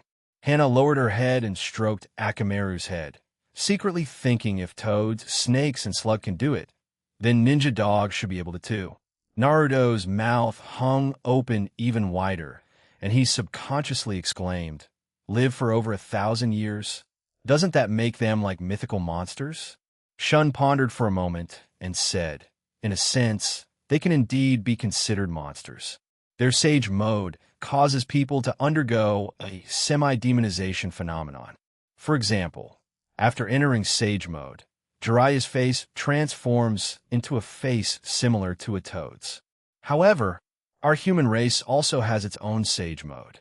As long as you can command natural energy, you will be able to comprehend and utilize this unique power." Upon hearing this, Niji's face showed respect, and he bowed deeply. "Shun-sama, may I ask what the human race's own sage mode is like?" The priestess mode of the ghost priestess, gift of the hermit group of the fire temple, and the 3 divine artifacts, Kusanagi, Yasakani, and Yada, also have similar legacies for using natural energy. You should have heard of the Kusanagi sword, and Sakura's family is considered a branch of the Kagura clan. Their clan crest is a circle representing the Yasaka no Magatama among the 3 divine artifacts. Everyone looked at Sakura, making her a bit embarrassed. She explained, although the Kagura clan was once glorious, it has now declined. And the Haruno clan is just a branch, so I don't possess the Kagura clan's legacy, nor have I ever seen the Yasaka no Magatama. A faint smile appeared on Shun's lips as he said, "All right, listen as I continue to explain. When natural energy, spiritual energy, and physical energy are mixed in a 1-to-1-to-1 ratio, Senjutsu chakra can be formed. It can greatly enhance your ninjutsu, taijutsu, jinjutsu, and sensory abilities." As he spoke, he raised his hand and waved a bit of Senjutsu chakra toward a nearby rock. A burst of energy struck the rock, making no loud sound, but the entire rock shattered from within, turning into fine stone powder. Niji's white pupils constricted. He could see that this energy was quite formidable. Just as Shun was about to continue explaining, Ino suddenly rushed forward, taking advantage of everyone's attention being on the rock debris. She reached out and wrapped her arms around Shun's arm, gently brushing her cheek against his sleeve, her voice carrying a playful tone. "Shun-sensei, Karen told me that mastering natural energy makes skin as smooth as a baby's. If I learn natural energy, will I also become Barato beautiful? If I can't learn it, can you teach me a few times privately?" She tugged lightly at Shun's sleeve, holding it close as she asked. Sakura's pen paused mid-air, her eyes wide with surprise, thinking, Senshirado. Instantly straightened up at the sight, raising a hand to his forehead and sighing helplessly, complaining in his mind. "Oh no, Ino is acting up again. This is too brazen. If Tamarine were here, she'd probably use her fan to blow half the training ground away, and then cleaning up the mess would be troublesome again." When Hinata saw this, her cheeks flushed slightly, and she felt a flutter of nervousness. She couldn't help but recall a memory from her dream, the steady reassurance when Shun led her up the mountain, the gentleness of his fingertips when he placed the hairpin in her hair, and that promise, "He'll marry you when you're 18. Shun felt the soft touch on his arm, then glimpsed Hinata's reddening ear tips and Shikamaru's pained expression, and smiled helplessly. He gently patted Ino's hand, his tone gentle but with a hint of seriousness. Let go first. Today is about teaching everyone, so we need to follow the rules. Quickly return to your seat in the team. I'm about to explain the nature mark. He could feel the slight trembling of Ino's fingers, knowing that the girl was deliberately acting spoiled. He felt both annoyed and amused. Ino, though bravado reluctant, still obediently let go. As she walked back to her seat, she glanced back at Shun with a small smile before returning to her seat. She couldn't help but smile, her heart filled with sweet memories. Once everyone was seated, Shun raised his right hand, and light golden chakra gathered in his palm. With a gentle wave, a dozen fist-sized chakra orbs floated up, each orb wrapped in a wisp of energy, like small lanterns suspended in the air, occasionally emitting a faint glow, looking extraordinarily magical. These orbs floated in front of each young person, stopping at the height of their chests. These are nature marks. Shun's voice clearly reached everyone's ears. Natural energy exists in all things in the world, but it's difficult for ordinary people to sense it directly. This mark will help you build a bridge. It will guide natural energy slowly into your chakra pathways and also protect you from being overwhelmed by the energy. It is key to sensing natural energy. As he spoke, he gestured for everyone to touch the orbs. Naruto curiously extended his hand, and as soon as his fingertips touched the orb, it transformed into a warm current that drilled into his body, making him exclaim, "Wow," and jump up to spin around. "It feels so good. It feels like a warm power has entered my body, even more comfortable than soaking in a hot spring." But just as he finished his excitement, he suddenly noticed Sasuke, Karen, Hamamaru, and others standing nearby. There were no nature marks in front of them. Naruto immediately raised his hand. "Shun-sensei, why don't Sasuke and Karen have nature marks? Don't they need to sense natural energy? Is it because they're too stupid to learn it?" As soon as these words came out, everyone else also looked at Sasuke and Karen, their eyes full of curiosity. Shun smiled and explained, "They are my children and possess special talents. Even without the nature mark, they can easily sense natural energy without external assistance." Sasuke glanced at Naruto and uttered a few words. "Idiot Naruto." Naruto's eyes instantly widened, and he clenched his fists. "Sasuke, don't go too far. When I learn to use natural energy, they'll definitely use Senjutsu chakra to beat you flat." Shun raised his hand to stop their bickering. "All right, everyone quiet down. Now, start trying to feel the natural energy. Ask me if you have any questions." In this tranquil atmosphere, everyone ceased their actions, sensing that mysterious natural energy. Hinata closed her eyes tightly, and her brows relaxed, as if she were fumbling for something in the darkness. Her breathing gradually steadied, and her mind became increasingly clear, yet that wisp of natural energy, like a mischievous sprite, always slipped away quietly just as she was about to touch it. Time passed by minute, and fine beads of sweat began to appear on Hinata's forehead. Her heart grew increasingly anxious. Just as she was about to give up, suddenly, a faint golden light emanated from the nature mark on her chest. Although this light was weak, it was like the dawn before sunrise, bringing a ray of hope to Hinata. Following this, the natural energy, as if attracted, slowly flowed into Hinata's chakra pathways like a trickling stream. Hinata's heart filled with joy, and she quickly opened her eyes, only to find that it was Shun, quietly helping her guide it from the side. Shun smiled and nodded gently at Hinata, showing his approval. Hinata's cheeks instantly flushed with a hint of red. She shyly lowered her head and then focused even more intently on her training. Not far away, Ino watched all of this, feeling a bit sour inside. She secretly competed, gritting her teeth, and redoubled her efforts to sense the natural energy. For a moment, the training ground was silent, with only the steady breathing of the young people rising and falling. Teaching nature mowed the atmosphere in the training ground gradually quieted down, and the teenagers all closed their eyes, trying to resonate with the nature mark within their bodies. The breeze rustled through the leaves, the sound intertwining with every once even breathing. Not long after, a faint golden light suddenly shone from the crowd.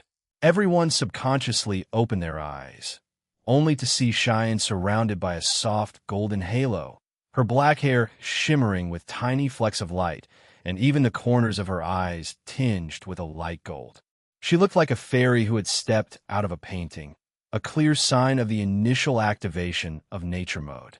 Wow, Cheyenne, you're amazing. Sakura was the first to rush forward a half step, then remembered that Shun had told them not to disturb her, so she quickly stopped, but her voice couldn't hide her excitement. This golden light is so beautiful. It's even more dazzling than the fireworks at the festival. Tintin nodded, her eyes fixed on Cheyenne's halo. If my ninja tools could be incorporated with this kind of energy, their power would definitely increase greatly. Naruto's eyes widened even more, his mouth opened wide enough to fit a fist, and his feet involuntarily shuffled towards Cheyenne. His mind was filled with so amazing and so beautiful, and he couldn't help but want to reach out and touch that golden light. But after only 2 steps, his wrist was grabbed by a warm hand. Naruto, don't rush. Shun's voice sounded in his ear. He raised an eyebrow, a hint of teasing in his eyes. Senshiredo, she can't be scared away by this kid's enthusiasm. Naruto was stunned for a moment before realizing his impropriety. He scratched his head and chuckled. Sorry, Shun-sensei. I just thought Cheyenne was too amazing. I couldn't help but want to get closer and see. Saying that, he obediently retreated, but still couldn't help but secretly glance at Cheyenne, his ears perked up high. Cheyenne's cheeks flushed slightly upon hearing everyone's praise, but she didn't get distracted. She simply nodded gently towards Sakura and Tintin, and the golden halo around her became even more solid. She remembered the priestess mode that her mother, Moroku, had taught her. Following that familiar feeling, natural energy quickly integrated into her body. Not long after, the second golden light appeared, this time from Shiryu. The golden light around him was even more intense than Cheyenne's, and it carried a unique yang chakra, making his entire aura several times more stable. As expected of Shiryu, Niji couldn't help but exclaim, his eyes filled with approval. Inheriting Shun-sensei's talent, he's truly different. Lee was even more excited, waving his fist. Shiryu, you're amazing. We definitely have to spar later, so I can experience the power of natural energy. Shiryu's lips curved slightly upwards, and he nodded towards Lee. All right, once everyone has mastered it, we can have a match. He could clearly feel the surging energy within him, and he felt inexplicably motivated. Immediately after, golden light appeared around Karen. She opened her eyes and immediately raised her hand towards Hamamaru. Nisan, look, I succeeded too. Hamamaru raised his chin at her, his voice still indifferent. That was fast. However, his fingers secretly made a thumbs-up gesture at his side. He knew Karen had always worried that her strength wasn't as good as others, and now seeing her succeed, he also felt relieved. Karen understood his gesture and smiled even more happily, even mouthing go, go. Towards Hamamaru, Naruto watched as everyone around him succeeded one by one, but he couldn't even feel a trace of energy fluctuation. He couldn't help but scratch his head and mutter, what's going on? Is the Nine Tails inside me messing things up? It's always causing trouble. It must have scared away the natural energy. As he spoke, he patted his stomach, as if protesting to Nine Tails. No sooner had he finished speaking than a slight energy fluctuation came from beside him, and golden light shone around Niji. He opened his eyes, feeling the energy within him. A trace of chakra, mixed with natural energy, condensed in his palm. 8 trigrams vacuum palm. With a gentle wave, he struck the ground nearby, leaving a large crater. No way. Niji learned it too?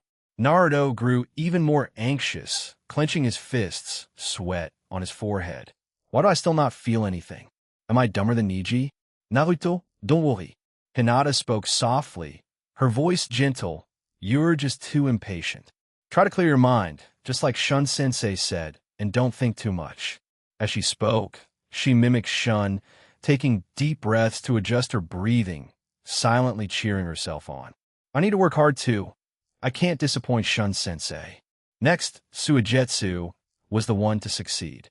The golden light around him carried a hint of water attribute coolness, and he couldn't help but integrate the energy into water, condensing a small water ball at his fingertips. Haha, with this energy, I can stay in the water even longer. Then came Hinata. Her golden light had a faint purple hue, complementing her Byakugan, making her appear even more gentle. She opened her eyes and met Shun's encouraging gaze, her cheeks instantly flushing. She quickly lowered her head and quietly adjusted her energy fluctuations to be more stable. The images from her dream resurfaced, and she was afraid that if she lost focus, the energy would dissipate. Hinata, you succeeded. Sakura immediately leaned over and whispered her congratulations. Your halo matches your temperament so well. Hinata nodded gently, her voice extremely soft. Thank you. It's all because Shun-sensei taught me well. Seishin and 2 others also successively mastered it, and the golden lights in the training ground became more and more numerous. Finally, as the 9th person, a strong golden light suddenly erupted around Naruto. He had finally succeeded. Yay! I did it!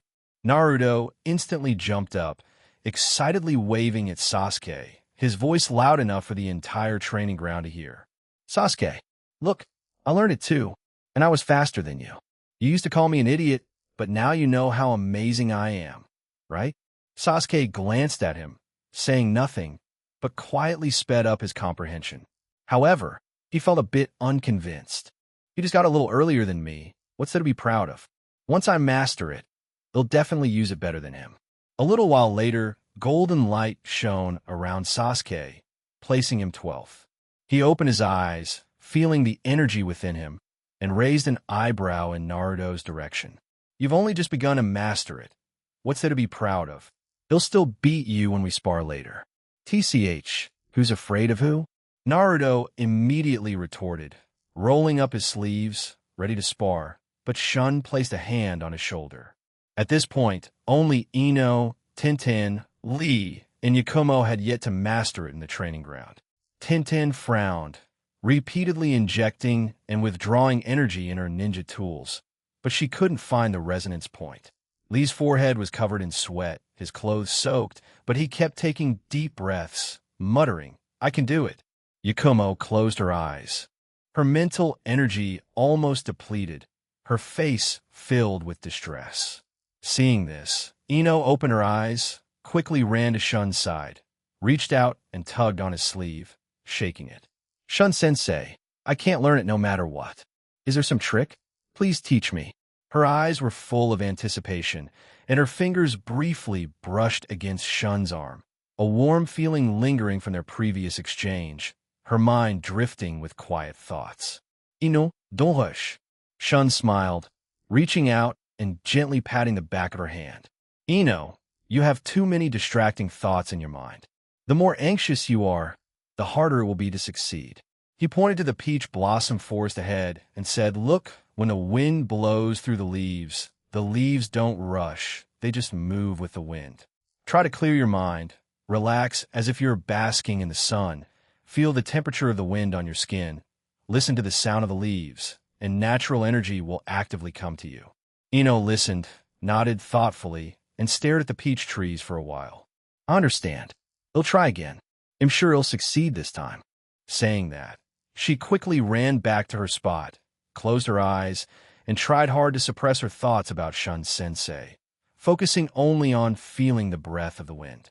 Not long after, golden light shone around Ino. She excitedly opened her eyes and gave Shun a brilliant smile. Shun looked at her retreating figure, then at Yakumo, Tenten, and Lee, who were still working hard. Logically, Yakumo's mental spiritual energy was very strong, so she should have found it easier to sense natural energy, but the reality was quite the opposite. Yakumo's mental energy had been overexpended, and she looked a bit shaky. Shun quickly stepped forward, and a wisp of chakra slowly flowed into her body. Yakumo, open your heart. Don't try to capture it with mental energy. Use your heart to sense the rhythm of nature. Hearing Shun's voice, Yakumo seemed to find salvation. She took a deep breath and refocused her mind. Finally, she also activated nature mode, and a soft red glow enveloped her. Shun then walked to Lee's side and gently patted his shoulder. Lee, don't be so tense.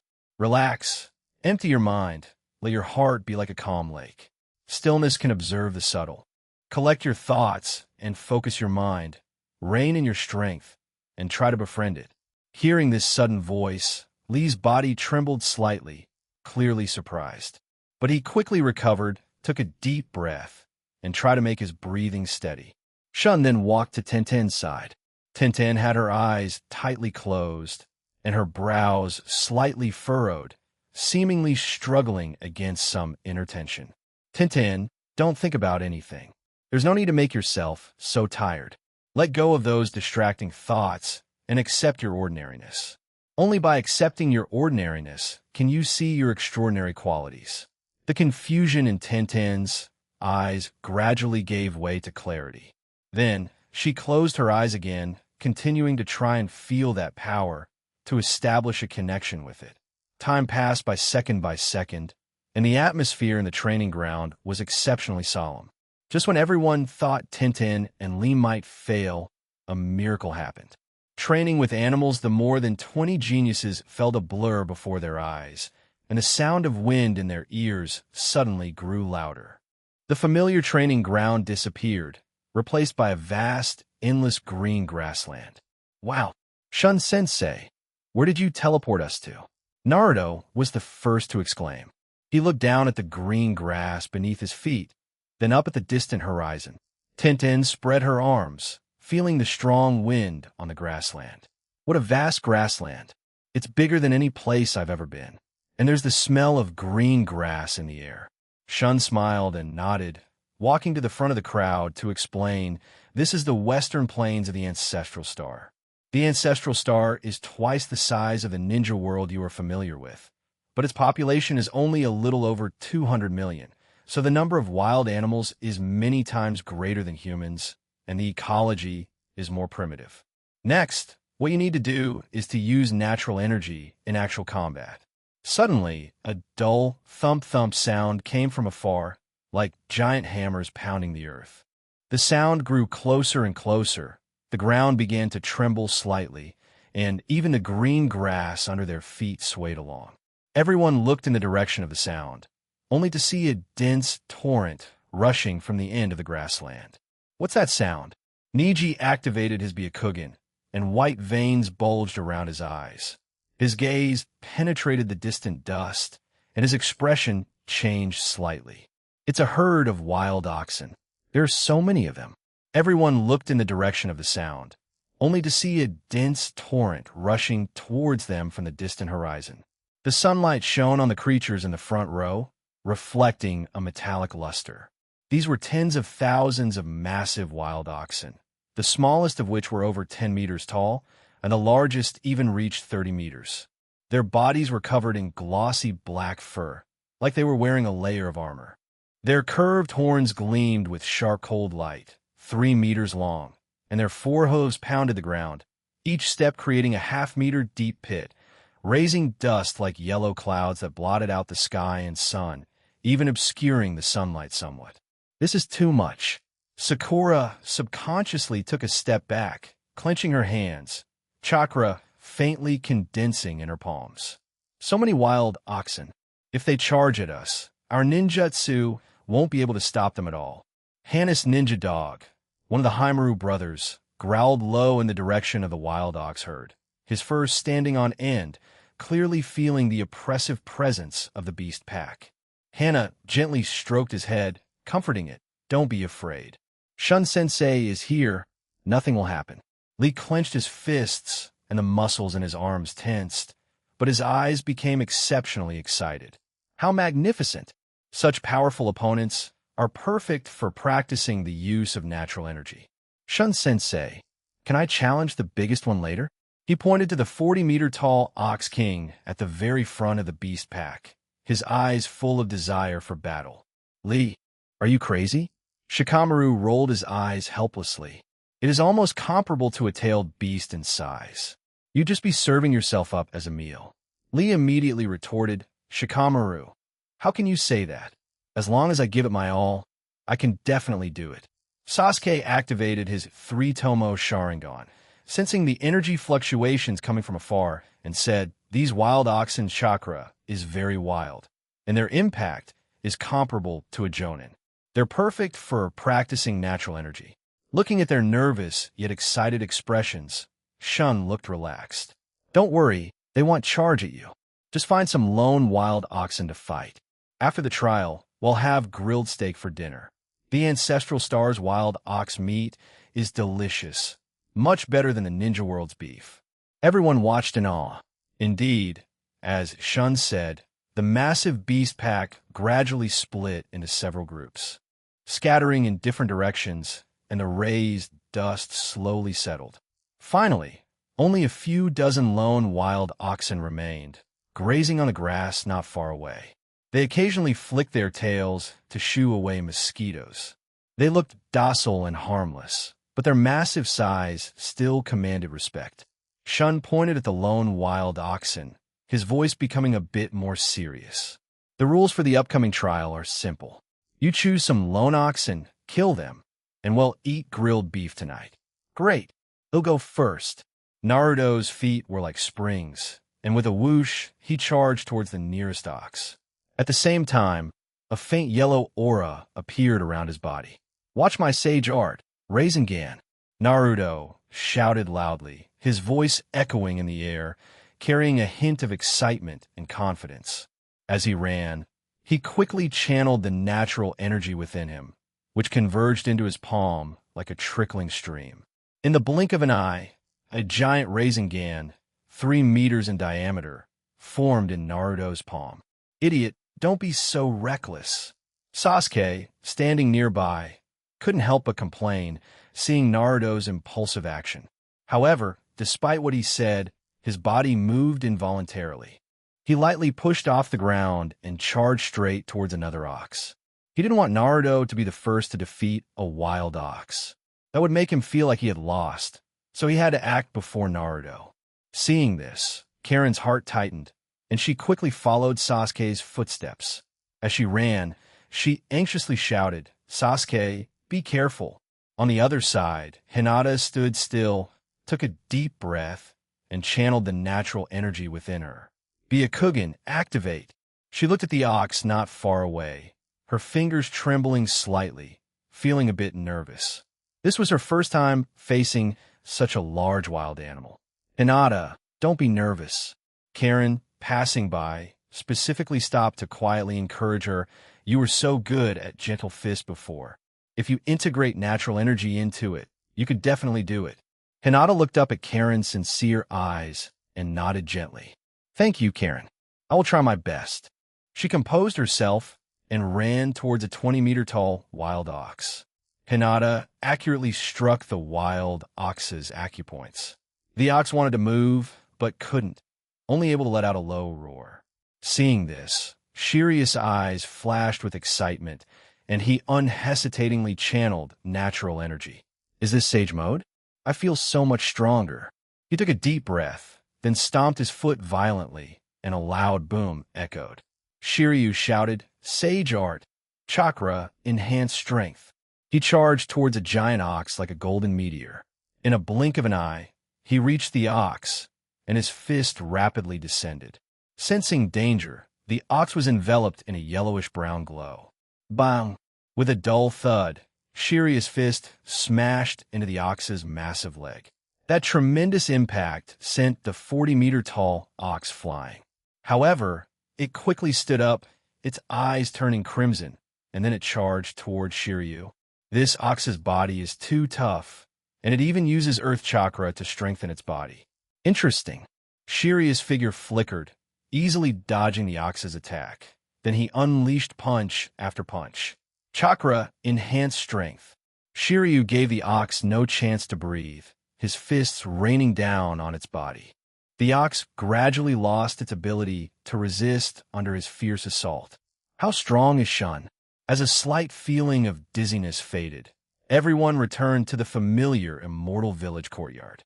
A huge grill had already been set up in the center of the courtyard, and the charcoal was crackling loudly.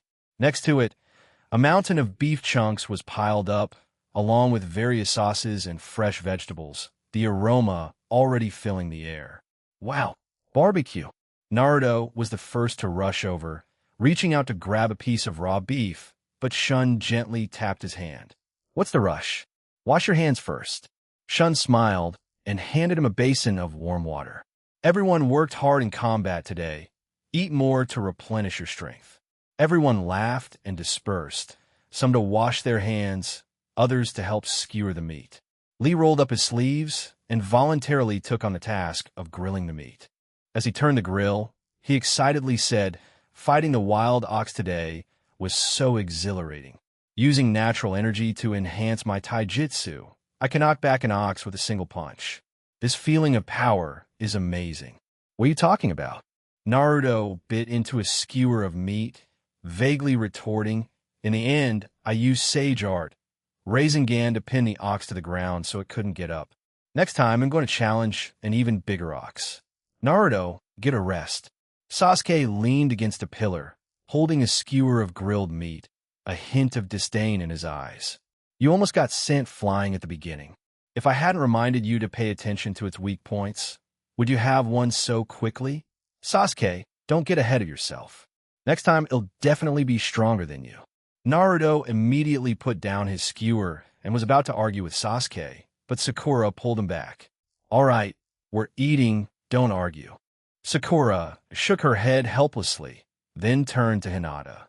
"Hinata, you were so amazing today, using natural energy with gentle fists to precisely seal the ox's acupoints."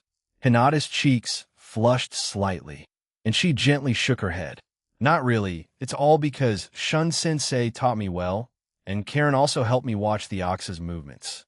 Hearing this, Karen smiled and waved her hand. "I just did a small thing. It's mainly you, Hinata, who's amazing." "Oh, Yakumo, can you teach me your method of suppressing oxen using mental energy combined with natural energy? It seems very practical." Yakumo nodded gently. "Of course, when we train tomorrow, they'll explain it to you in detail." Everyone sat around the grill, eating tender grilled meat and enthusiastically discussing the afternoon's battle, occasionally bickering over whose move was more impressive, filling the courtyard with laughter and joy.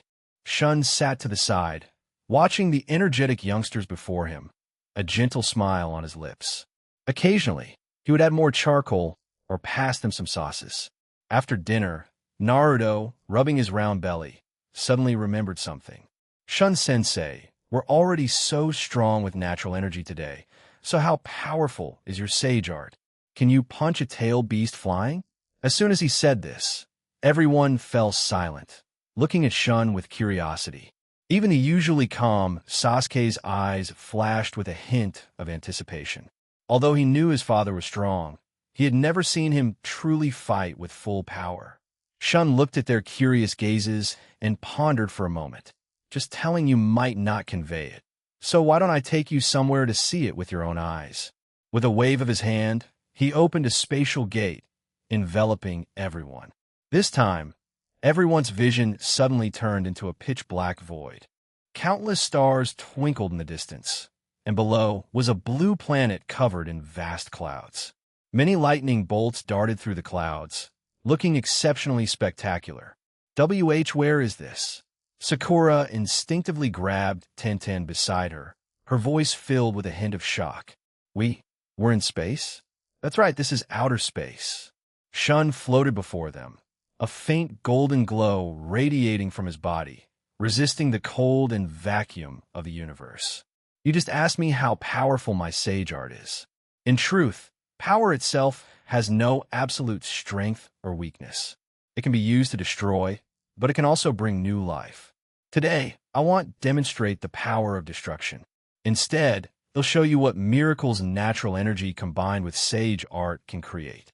He pointed to the blue planet below, which was currently covered in thick dark clouds, with torrential rain pouring down and lightning streaking through the clouds, clearly experiencing severe meteorological disasters.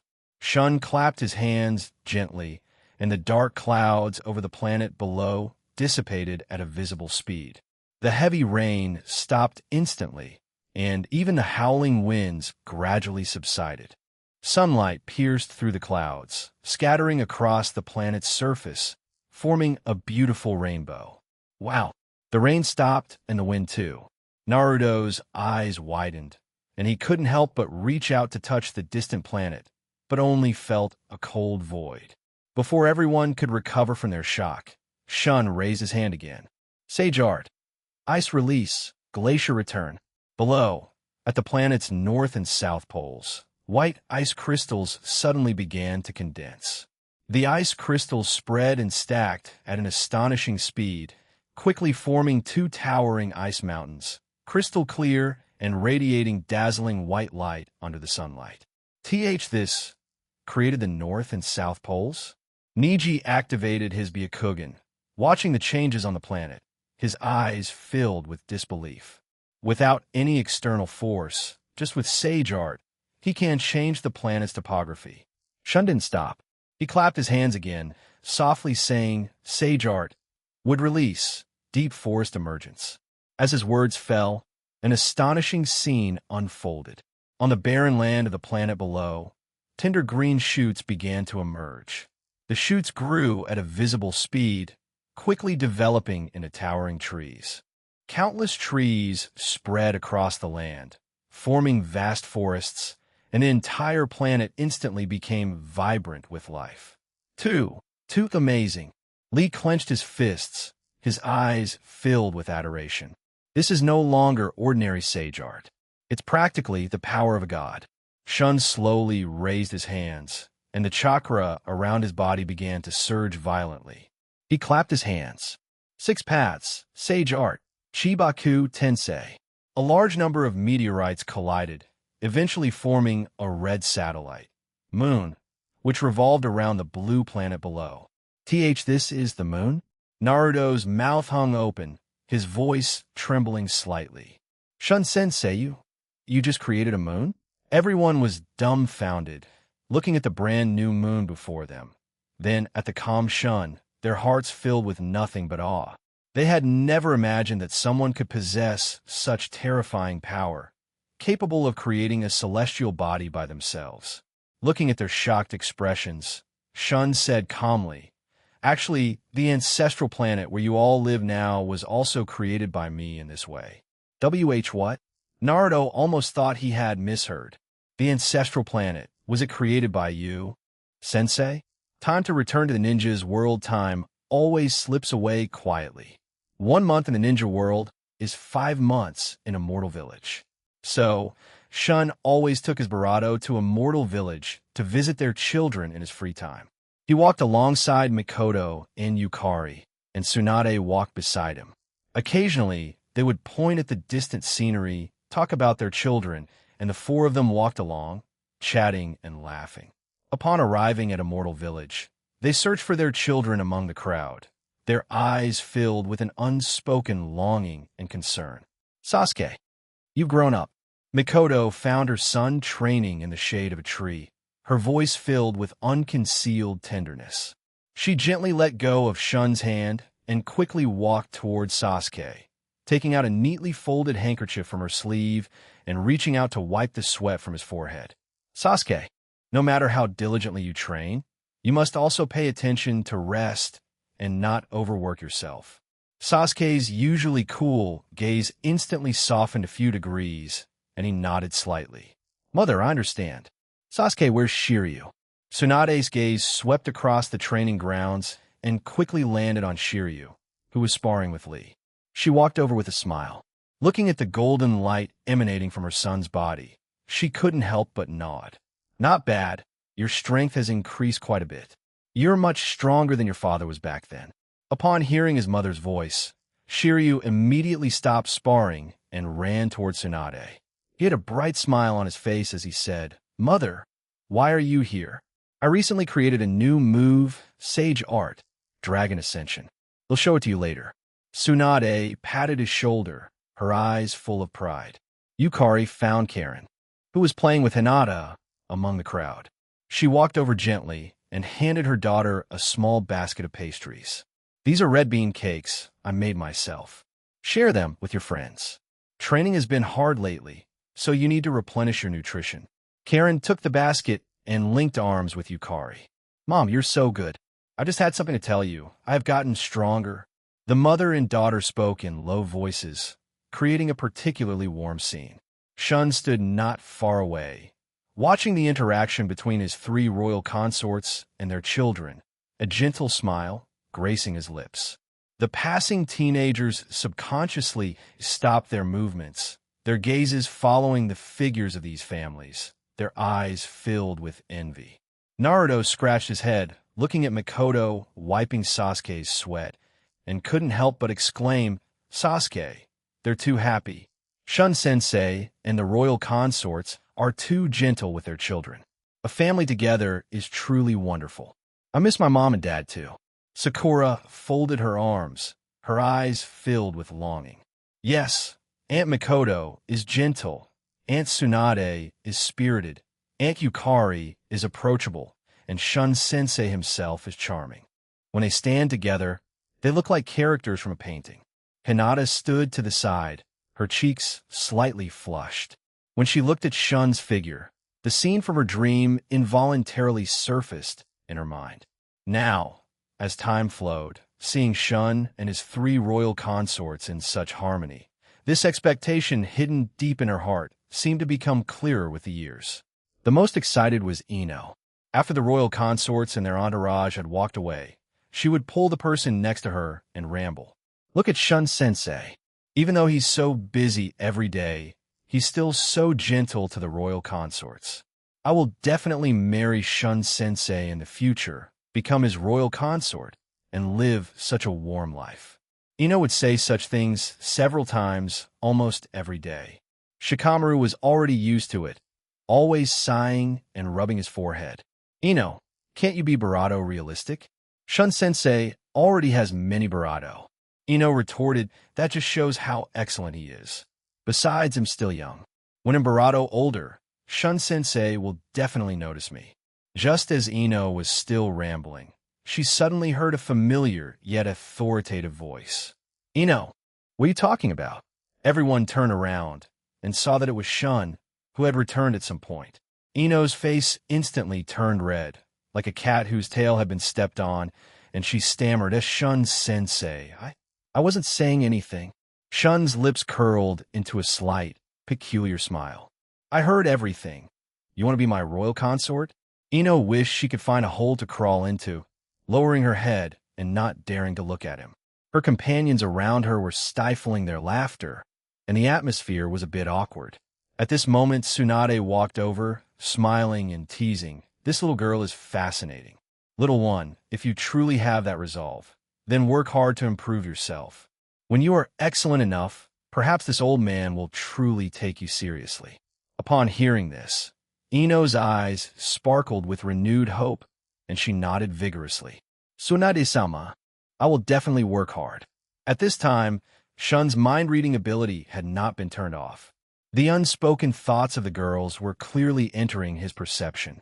Yakumo stood among the crowd, her fingers tightly twisting the hem of her ninja uniform, her cheeks flushed with a faint blush. Her heart was undergoing intense struggle, yet also held a touch of longing.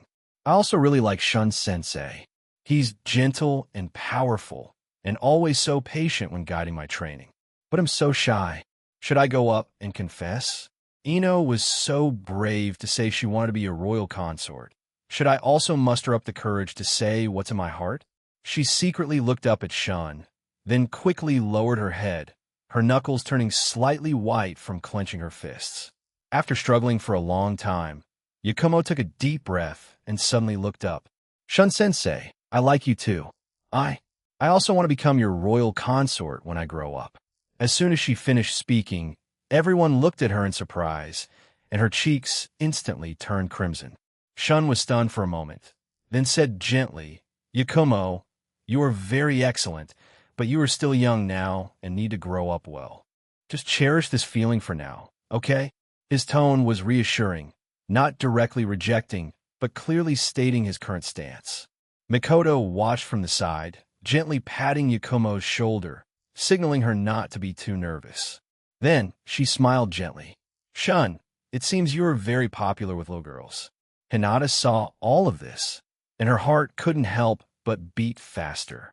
She secretly glanced at Shun, her heart full of hesitation, with a mixture of conflict and struggle. Yakumo and Ino are so brave. They can express their feelings. I also like Shun-sensei, but the Hyuga clan's etiquette is so strict. Father taught me, from a young age, to be dignified. If I say it, will I disgrace the clan? Will I make sensei uncomfortable? She repeatedly rubbed her sleeve with her fingers, swallowing the words, I like you too, back down. Tenten stood beside Hinata, seeing her conflict and Yakumo's bravery. She muttered to herself, Shun-sensei is truly too excellent. Not only is he powerful, but he's also so gentle to everyone. No wonder everyone likes him. It's a pity he already has Aunt Mikoto, Aunt Tsunade, and Aunt Yukari, among several royal consorts. If he were still single, maybe I would also muster up the courage to try. Tenten gently shook her head, suppressing that thought. Hana squatted on the ground, stroking her ninja dog's head while secretly observing. She silently mused, Shun-sensei is truly amazing, so gentle and responsible, and he cherishes his family so much. In the future, I want to find a man as excellent as him. Shun took in the thoughts and reactions of these girls. Their intentions were pure, but they were still young and needed to focus on growing up. The ninja world's calendar turned page after page. Over 7 months had passed in the ninja world, but more than 3 years had passed in Immortal Village. The former boys and girls had shed their childishness, their figures becoming more upright, and their temperaments undergoing drastic changes. Naruto was no longer that impetuous and impulsive brat. He had grown much taller. The baby fat on his face had gradually receded, and his features had become more defined. His aura had become much calmer. His eyes were still cheerful, but they had a newfound determination that was forged through training. Sasuke stood to the side, appearing even more cool and handsome. He had short black hair, deep eyes, and a faint sense of pressure emanating from him. 3 years of training had made him even more proficient in controlling natural energy. Every movement he made possessed both the sharpness of youth and a maturity beyond his age. Hinata had also changed a lot. Her figure had become more slender and graceful, no longer as timid as before. When she stood, her back was straight, and her gentleness now held a touch of resilience. Occasionally, when she met Shun's gaze, she would still blush, but she could now return a calm smile, no longer hastily looking down as before. On a beautiful, sunny day, Shun once again set foot in Immortal Village. As his gaze swept over Naruto, Sasuke, Shiryu, Karen, Hinata, Ino, and the others, his eyes revealed a look of relief and admiration. These youngsters, over the past 3 years, had experienced countless challenges and trials, and their strength had grown rapidly. Shun smiled and said to them, You are all the future of the ninja world and ancestral star. You have already achieved impressive results, and these 3 years of training have not been in vain. Then, his tone became serious. Next, you should return to the ninja world and prepare to participate in the Chunin exams.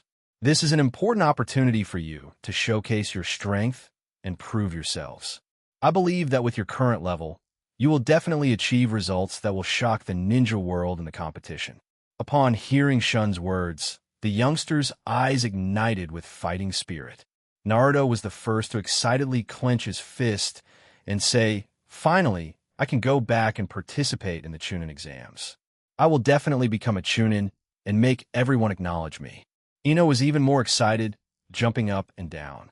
Shun-sensei, I will definitely perform exceptionally well in the Chunin exams and let you see my growth. Reuniting with parents, Shun stood before everyone, his usually gentle expression now tinged with seriousness. Our training in the Immortal Village is about to conclude, and I am preparing to send you all back to the ninja world. Upon hearing this, the many geniuses became excited, as they had been away from home for over 3 years. You have all skillfully mastered natural energy, but the natural energy in the ninja world is more than 10 times scarcer than on the ancestral planet. Therefore, after you return to the ninja world, you must persist in practicing nature mode every day. Adapt to mobilizing natural energy in a low-energy environment. This will be a test of your training results. Everyone's gaze was fixed on Shun, quietly awaiting his next words. Additionally, the ancestral planet and the immortal village are our top secrets. This is a secret that absolutely cannot be known by outsiders. No matter who you face, even your closest people, you are absolutely forbidden from revealing a single word. Understand?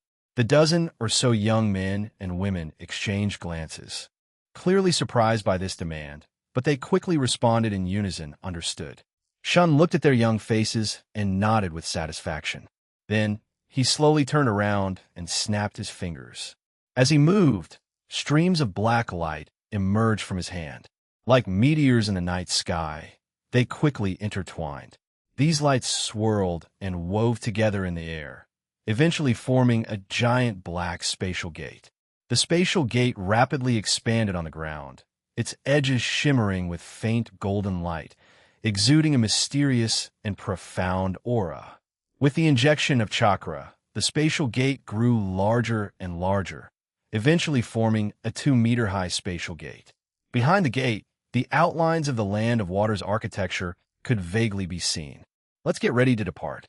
Shun stepped aside, calmly saying, after returning to the ninja world, report to your respective families or the Hokage through normal procedures. Just say that these past 7 months were spent training in a secret place. Understood, Shun-sensei. Upon hearing this, Hinata nodded gently. Then, she raised her hand and carefully adjusted the collar of her light purple outfit. The Hyuga clan had many rules, and she was afraid of being impolite in front of her father. Ino stood to the side, adjusting her makeup in a small mirror she held. She secretly glanced at Shun, a faint sense of melancholy rising in her heart. After returning to the ninja world, it will probably be difficult to see Shun-sensei again. Hana crouched down, gently stroking the head of her ninja dog beside her, softly admonishing it. We're back in the ninja world, so you must be good, okay? Don't run around. The ninja dog seemed to understand its master's words. It wagged its tail happily, letting out cheerful woof-woof barks, its excited demeanor making everyone chuckle. A dozen young men and women, dressed in brand new ninja uniforms and carrying ninja tool pouches filled with tools and training notes, stood neatly before the spatial gate. Their eyes held both anticipation for the ninja world and reluctance to leave the immortal village, and even a hint of nervousness about having achieved something. In the eyes of the people in the ninja world, they had only been apart for a mere 7 months. However, these 7 months felt like an eternity to them, because they had spent a full 3 years in Immortal Village. The growth they experienced in those 3 years was beyond what ordinary people could imagine. In that secluded place, they underwent countless challenges and trials, constantly breaking through themselves and surpassing their limits. Now, they were no longer who they once were, but had been reborn, becoming true powerhouses. Looking at these vibrant youths, Shun felt deeply gratified and said softly, "Go, your families are waiting for you outside." Upon hearing this, the youths all broke into excited smiles. They walked into the spatial gate one by one. Cinchuredo, like a startled fawn, she swiftly ran into the spatial gate. Shun stood rooted to the spot, only coming back to his senses after a long moment. He smiled helplessly, brushed his barato with his hand, and muttered to himself, "That little Ino, she really is quite mischievous and cute." Finally, Shun stepped into the spatial gate. At the exact same time, in a side hall of the royal palace of the Land of Water, the atmosphere was unusually tense. Minato and Kushina stood side by side, their figures particularly prominent in the side hall. Kushina's gaze drifted towards the door from time to time, and she finally couldn't help but softly murmur, "It's been over 7 months. Why is there still no news? Naruto always gets into trouble. I wonder if he's been training properly over there." Minato stood quietly beside Kushina, his hand gently resting on the back of her hand, as if to convey strength and comfort to her. He said softly, "Kushina, don't worry. Since Shun-sama took the children, he will definitely take good care of them.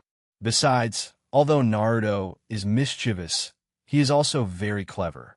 I believe he will gain something from his training." Besides Minato and Kushina, several high-ranking members of various clans were also present in the side hall.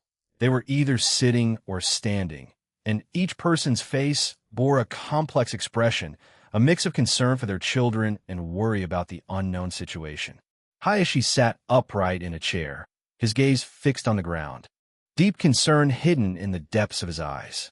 Shikaku leaned by the window, a document in his hand, but he hadn't turned a single page for a long time. His thoughts had already drifted far away, his heart filled with worry for his son, Shikamaru. Just then, a faint spatial fluctuation suddenly emanated from outside the main hall. Everyone immediately looked up, gazing towards the entrance. They saw a dozen familiar figures walking towards them. When Naruto saw Minato and Kushina, his eyes instantly lit up, and he ran over quickly. "Mom, Dad, I missed you so much," Naruto shouted loudly as he ran. When he reached Kushina, he unhesitatingly spread his arms and hugged Kushina's waist. "Mom, although training over there is tiring, I learned many amazing moves. When we get home, we'll perform them for you." Kushina's eyes instantly welled up. She hugged Naruto tightly, her fingers gently stroking his hair. "Naruto, it's good you're back. Mom missed you too. You've grown a lot. Did you eat well over there? When we get home, Mom will make you your favorite ramen."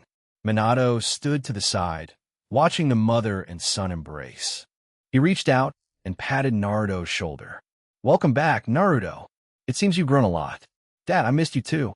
Hinata saw Hayashi from afar and unconsciously paused her steps, but soon resumed, slowly walking toward Hayashi.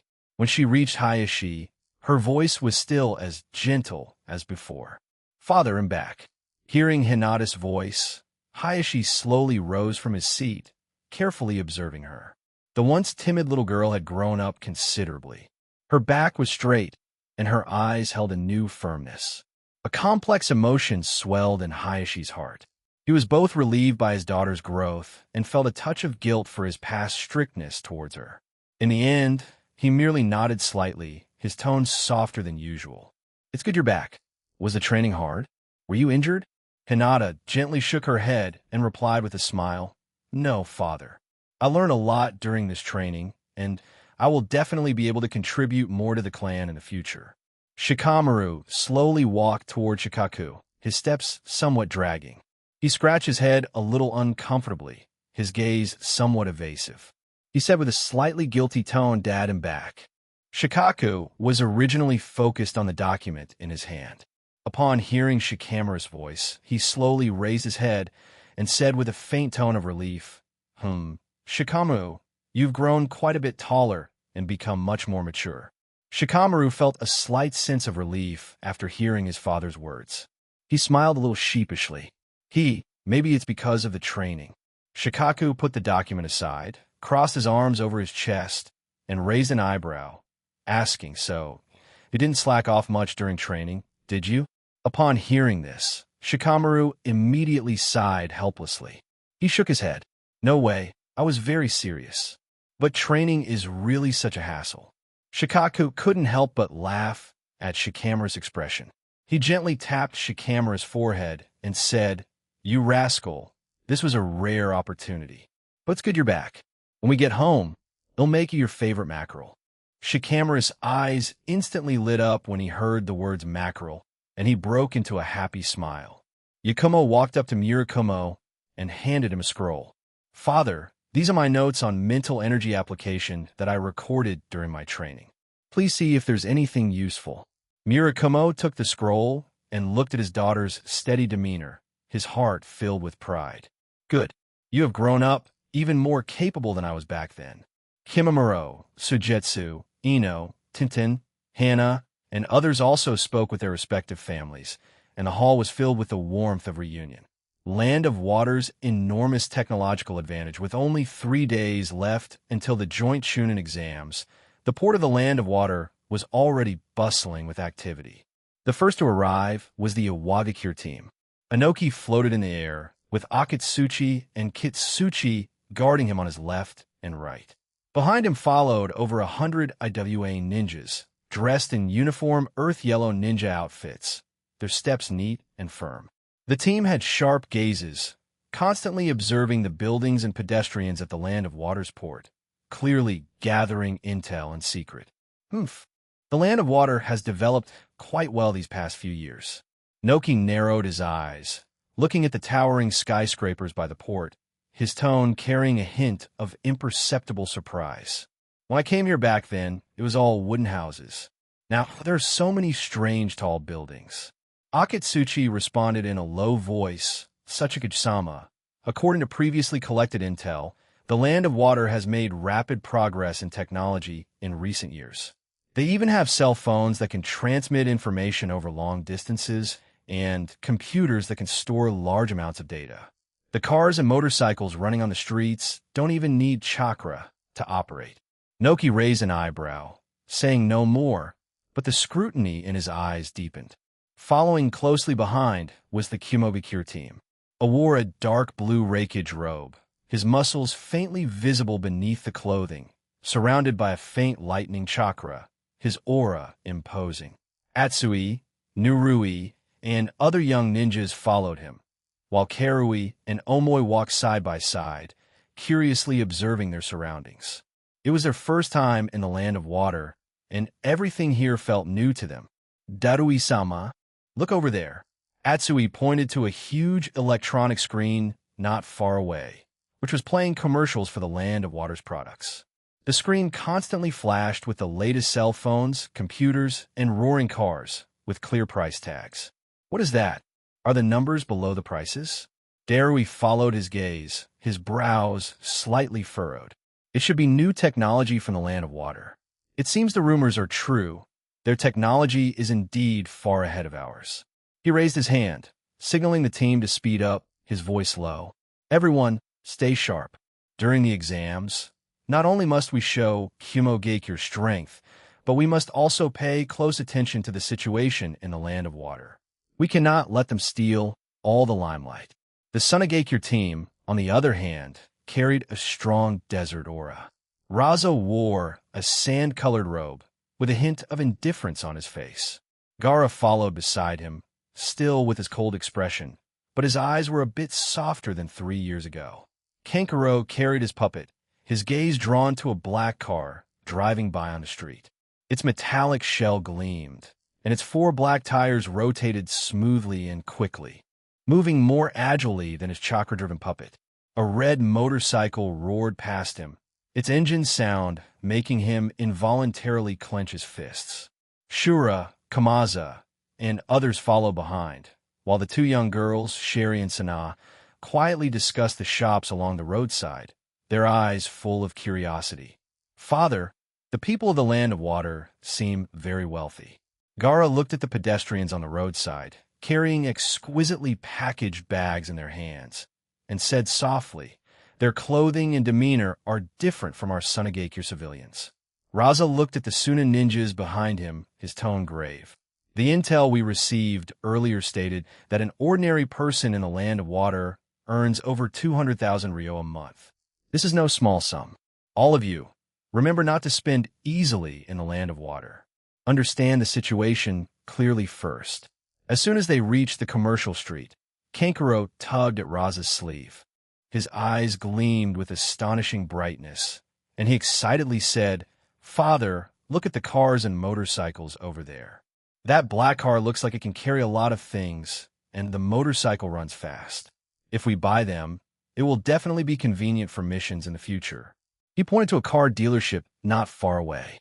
Various vehicles were displayed in the glass showroom, and the price tags read, cars 300,000 to 2 million ryo, motorcycles 30,000 to 150,000 ryo, making him eager to take a closer look. Raza glanced in the direction he pointed, his face instantly sinking. You want to buy these? Kankuro thought his father was tempted and quickly added, yes.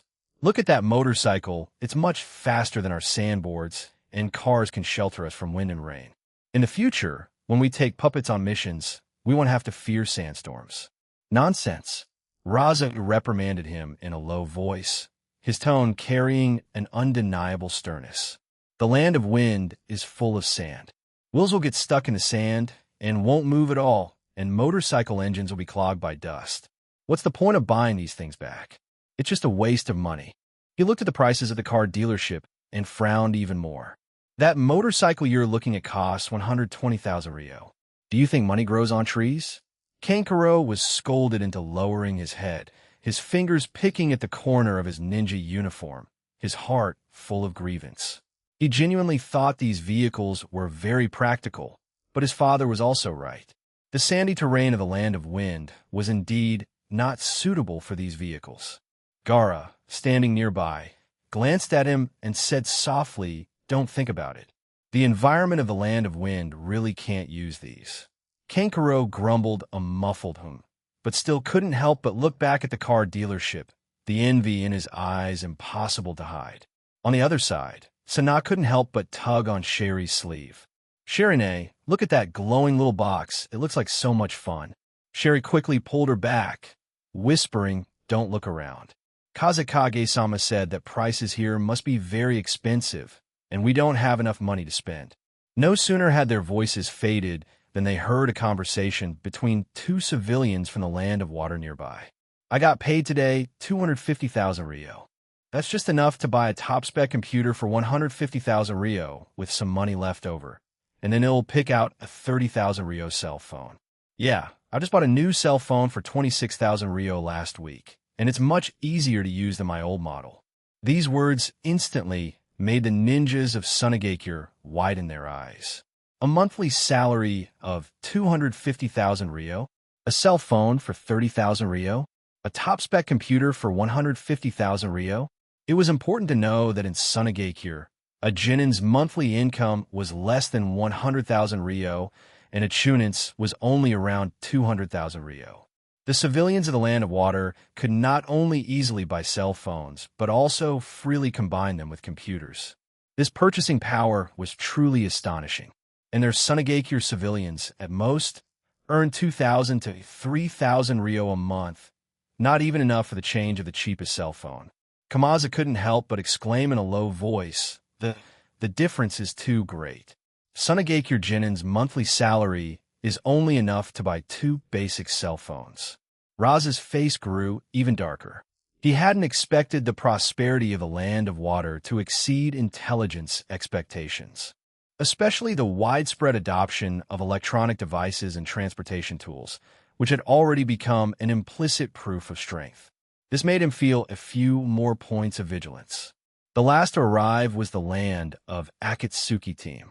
Deva Path floated in the air, wearing a black Akatsuki robe, his face bearing the unique indifference of the Rinnegan. Conan followed beside him, origami gently fluttering at her fingertips. Shigeru, Tsu, and other Akatsuki members followed behind, including Oboro, Kaguri, and Mubi. Shigeru respectfully said, "Pain-sama, the technological level of the land of water far exceeds our expectations. Their electronic devices, transportation tools, and infrastructure are unmatched by other ninja villages. I just observed that even ordinary vendors are using computers to record accounts, and cell phones are in everyone's hands." Pain nodded slightly, his Rinnegan scanning the streets below. "Conan, this technology might be useful for our plans. By some. Also, have our subordinates collect more relevant intel, especially information about computers, cell phones, and transportation tools." "I understand," Conan responded, the origami at her fingertips quietly scattering, transforming into tiny paper butterflies that flew to various corners. Ninjas from various countries walked through the streets of the land of water, their shock coming in waves. They saw the civilians of the land of water driving cars, riding motorcycles for pleasure, and making calls casually with their cell phones. They saw shop assistants quickly processing orders with computers, and children playing with cell phones that could play animations. These were all sights they had never witnessed in their own villages. But after the initial shock came the heartache. The prices in the land of water were simply too high. A bottle of ordinary drink cost 60 Rio, a simple meal cost 300 Rio, and even a small keychain cost 100 Rio. Urue of Kumogakure wanted to buy a drink, but instantly withdrew her hand after seeing the price. This is too expensive. In Kumogakure, a bottle of drink is only 20 Rio. Karui shook her head helplessly. Who can blame the land of water for having so many things we don't have? Look at that high-definition camera cell phone. It's only 30,000 Rio. Although it's a bit expensive, it's really practical. An IWE ninjas looked at the computers in the store, his eyes complex. A good computer is only 20,000 Rio, which is not unreasonable. The key is that it can store a large amount of information and quickly analyze data.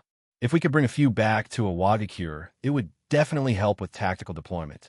He touched the money pouch at his waist, secretly calculating his savings, wondering if he had enough to buy a basic model.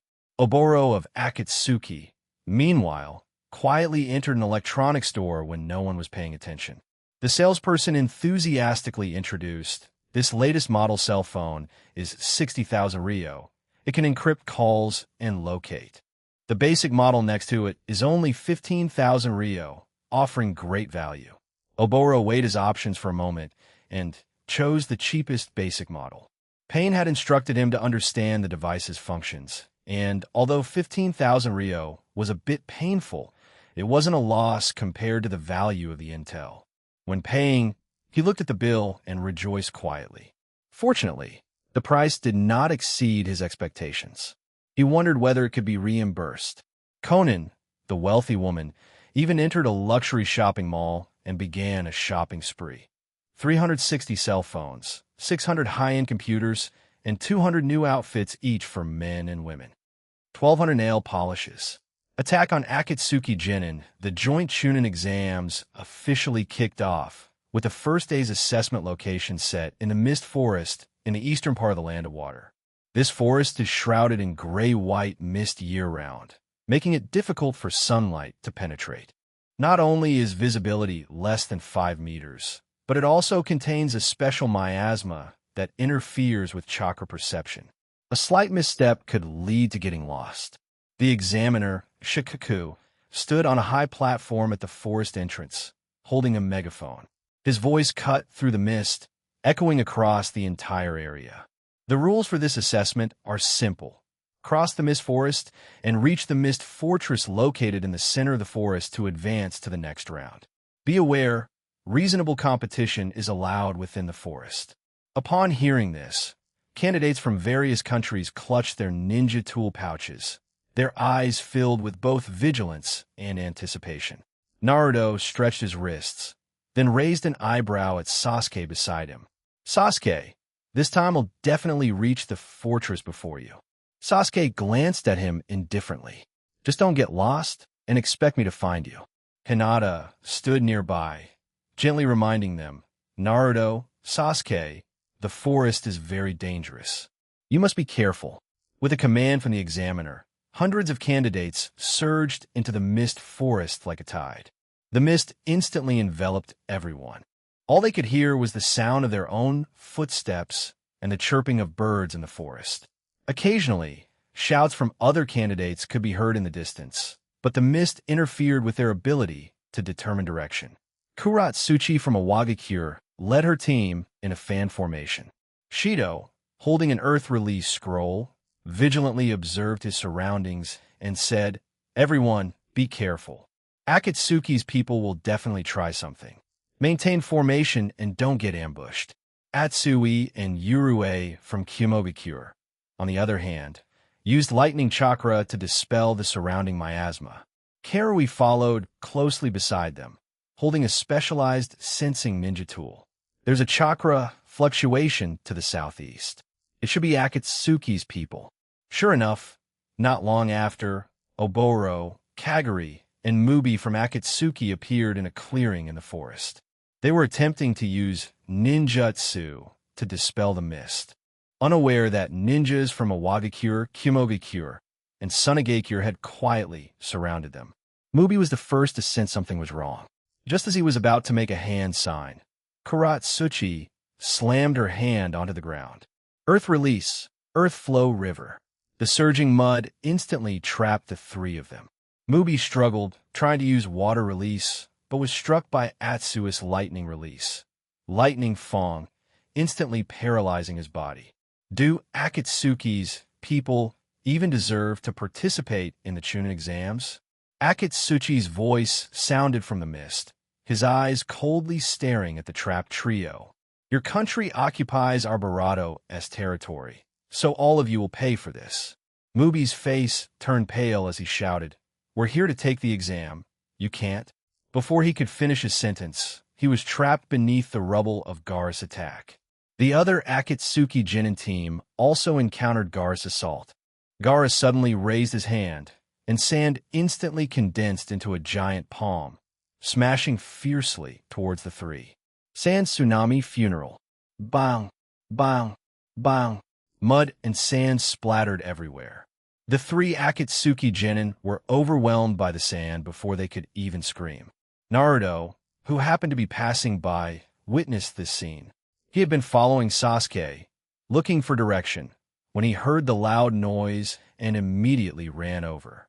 Seeing the tragic sight before him, his eyes instantly widened in fury. "Gaara, what are you doing?" The examiner said intentional killing is forbidden. "How can you just take people down so casually?" Gaara slowly turned around, sand flowing beneath his feet, his tone cold. "The land of Akatsuki occupies the Barato-s territory, so Akatsuki's people are all enemies. What's wrong with taking them down?" Naruto clenched his fists, chakra beginning to surge around him. "It's wrong. No matter who they are, you can't just take away someone else's life. I absolutely won't allow you to keep attacking innocent people like this. Such an annoying fellow. They'll take you down too." Gaara snorted coldly, raised his hand, and flung 3 sand blades at Naruto. Naruto quickly dodged to the side. The sand blades grazed his shoulder, leaving 3 deep marks on the tree trunk behind him. Before Naruto could regain his footing, Gaara flicked his arm, and dozens of sand bullets rained down. Naruto's eyes sharpened as he quickly made hand signs. Multiple shadow, clone jutsu. With a series of bangs, hundreds of Narutos instantly appeared. Some held kunai to block the sand bullets, while others charged towards Gaara. The original, under the cover of the clones, gathered chakra in his right hand. Rasengan. A pale blue Rasengan spun in his palm, emitting a humming sound. Naruto's original body leaped up, smashing fiercely towards Gaara, while shouting, "Clones, hold him back." Hundreds of clones immediately pounced on Gaara, attempting to restrict his sand manipulation. But a cold smirk was present on Gaara's lips as he quickly made hand signs. Magnet release. Sand shuriken. The sand around him instantly condensed into hundreds of shuriken and flew out, spinning with a sharp whirring sound that cut through the air. Scatter. Gaara roared, and the sand shuriken shot towards the clones and Naruto's original body. The shadow clones at the very front couldn't dodge in time and were instantly sliced into pieces by the sand shuriken, turning into wisps of white smoke. Following that, one sand shuriken after another bore down on Naruto's original body. Naruto's pupils constricted. He could only barely turn to the side, and the Rasengan collided with the sand shuriken. With a crunch, the Rasengan was shattered by the sand shuriken. Shard-like sand splattered onto Naruto's arm, leaving several bloody scratches. How is that possible? Naruto staggered back a few steps, looking at the wound on his arm, his eyes filled with shock. He hadn't expected Gaara's sand to not only have powerful defense, but also such astonishing offensive power. Not far away, Sakura saw this scene, her heart instantly leaping into her throat. She couldn't help but tug on Sasuke's sleeve. "Sasuke, Naruto's injured. Let's go help him quickly." Sasuke frowned slightly, his gaze fixed on the battlefield, yet he still didn't move. Wait a bit longer. Naruto hasn't shown his true strength yet. He knew that Naruto would never give up so easily, especially when upholding his beliefs. Sure enough, Naruto took a deep breath, wiped the blood from the corner of his lips, and his eyes became firm. He closed his eyes, made hand signs, and a faint golden natural energy began to emanate from his body. The miasma and the mist seemed to be dispelled by this energy. Sage mode activate. A faint golden chakra cloak enveloped his body. His hair slightly spiked, his pupils became vertical slits, and his aura instantly became calm and powerful. What mode is this? Gaara felt the change in Naruto's body. A hint of vigilance flashed in his eyes, and he quickly made hand signs. Magnet release. Sand binding coffin. A giant sand sphere instantly enveloped Naruto, attempting to trap him within it.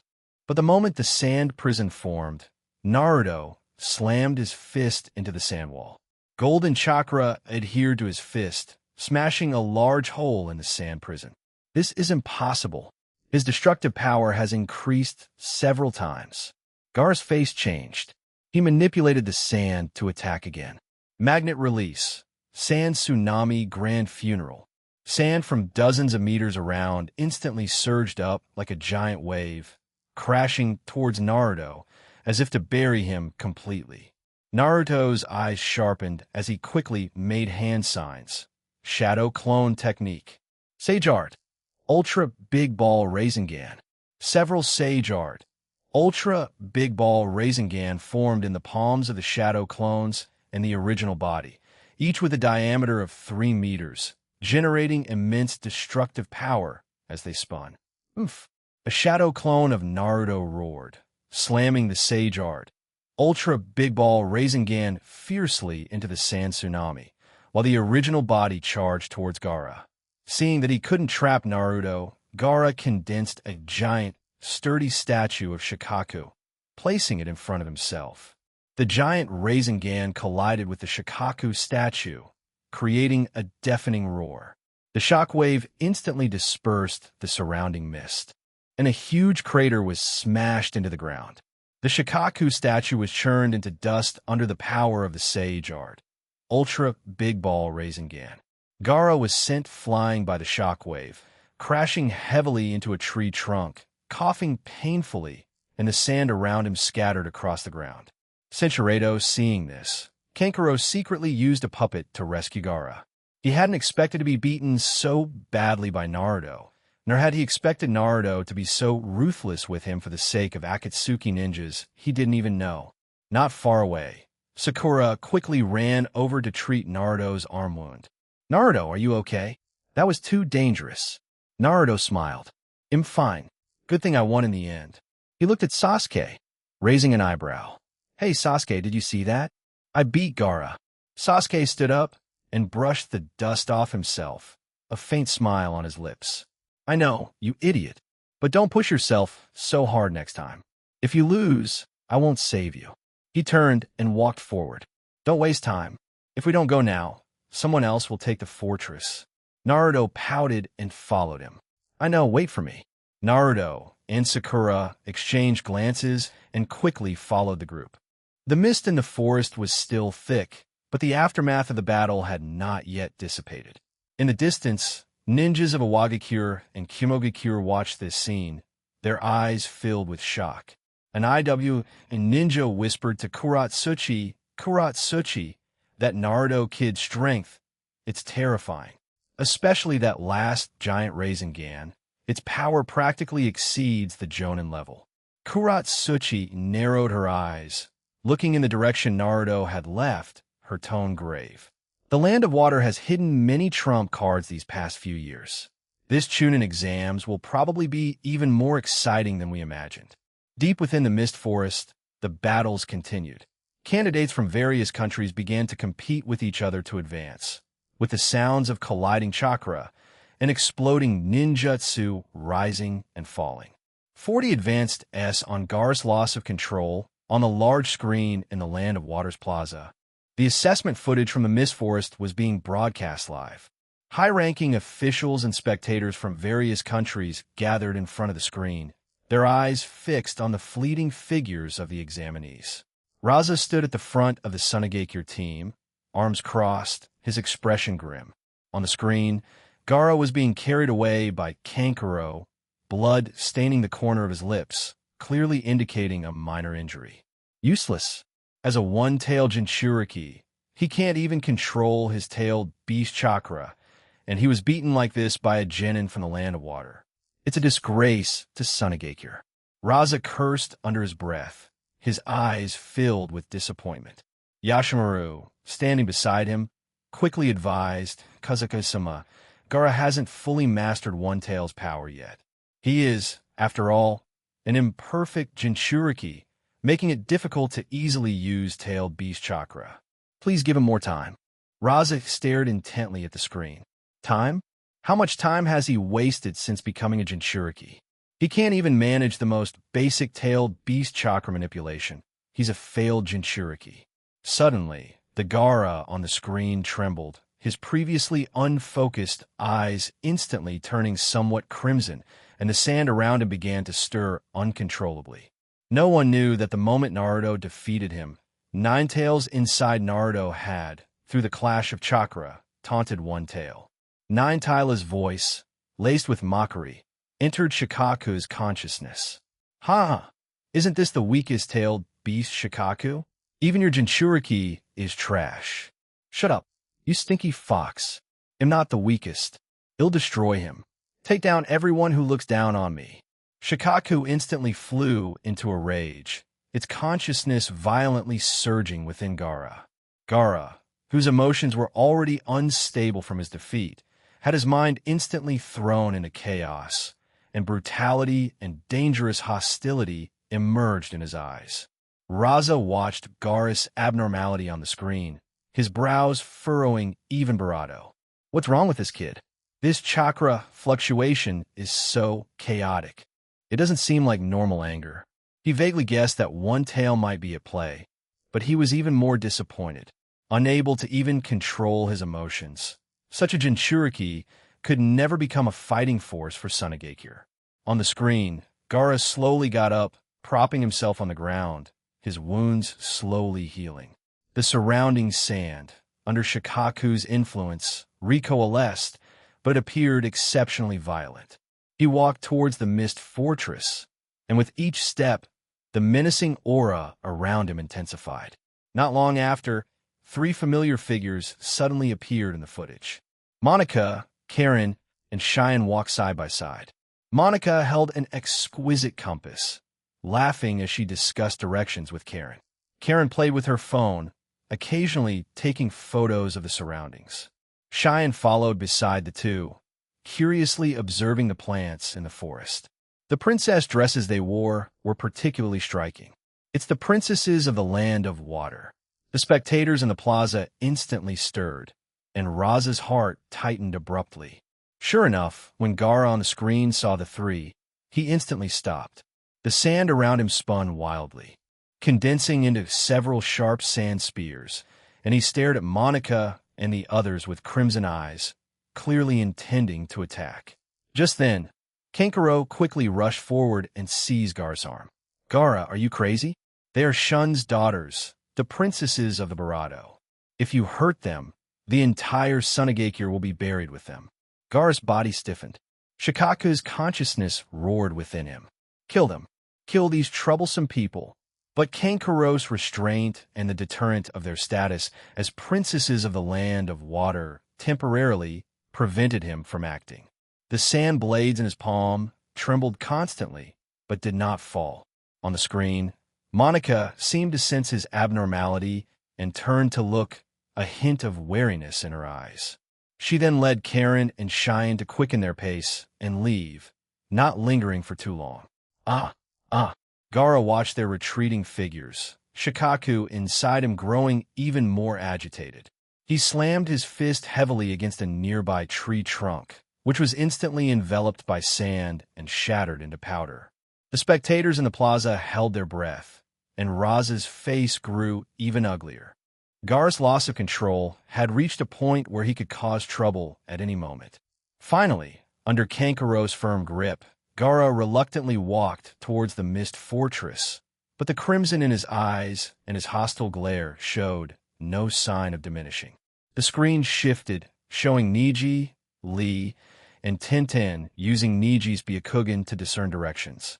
Neji's chakra flowed around him, his gaze penetrating the mist, clearly seeing the Sunagakure team rapidly approaching 100 meters behind them.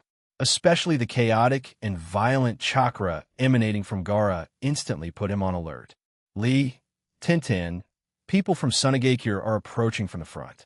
The leader is Gaara of Sunagakure.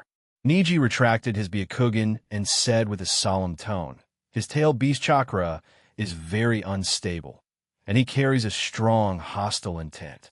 It seems he wants to attack us. Lee excitedly said, Niji, let me fight him. I haven't fought a tail beast yet, and I want to test my strength. Niji looked at Lee, his eyes serious. Lee, if you want to win, you must use 8 inner gates, otherwise there's no chance. Upon hearing this, Lee's eyes instantly became resolute. He knew Niji wouldn't lie to him, especially when it came to victory or defeat. Niji, I understand. He raised his hand and grabbed the 1,000-pound iron rings on his ankles, inscribed with the character's grit. With a powerful tug, 2 heavy thuds sounded as the iron rings fell to the ground, kicking up a cloud of dust. The moment he shed his restraints, Lee's aura clearly became sharper. I've always wanted to see how strong I can be at full power. Tintin organized her ninja tool pouch, her brows tightly furrowed. Lee, be careful. I heard his sand defense is very strong. Don't just charge in. But before they could prepare further, the Sunagakure team appeared on the screen. Gaara immediately saw Niji and the 2 others and their Konoha ninja headbands. Shikaku's voice resonated within him again. They're from Konoha. They're companions of the Konoha ninja who defeated you. Kill them. Gaara, already somewhat agitated, was instantly filled with rage by the words Konoha. He had just been defeated by Naruto, a Konoha genin, and now he encountered Konoha ninjas again. All the humiliation and anger flared up instantly. Konoha people, they should all be eliminated. They should all be erased. Under the influence of the tailed beast chakra, Gaara was already somewhat unstable. Lee jumped forward, raised his right hand, and made a stopping gesture. Gaara, I am Rock Lee of Konoha. Your opponent is me. Gaara roared, violently breaking free from Kankaro's grip. You're asking for trouble. Don't blame me. Gaara versus Lee magnet release. Sand Shigure.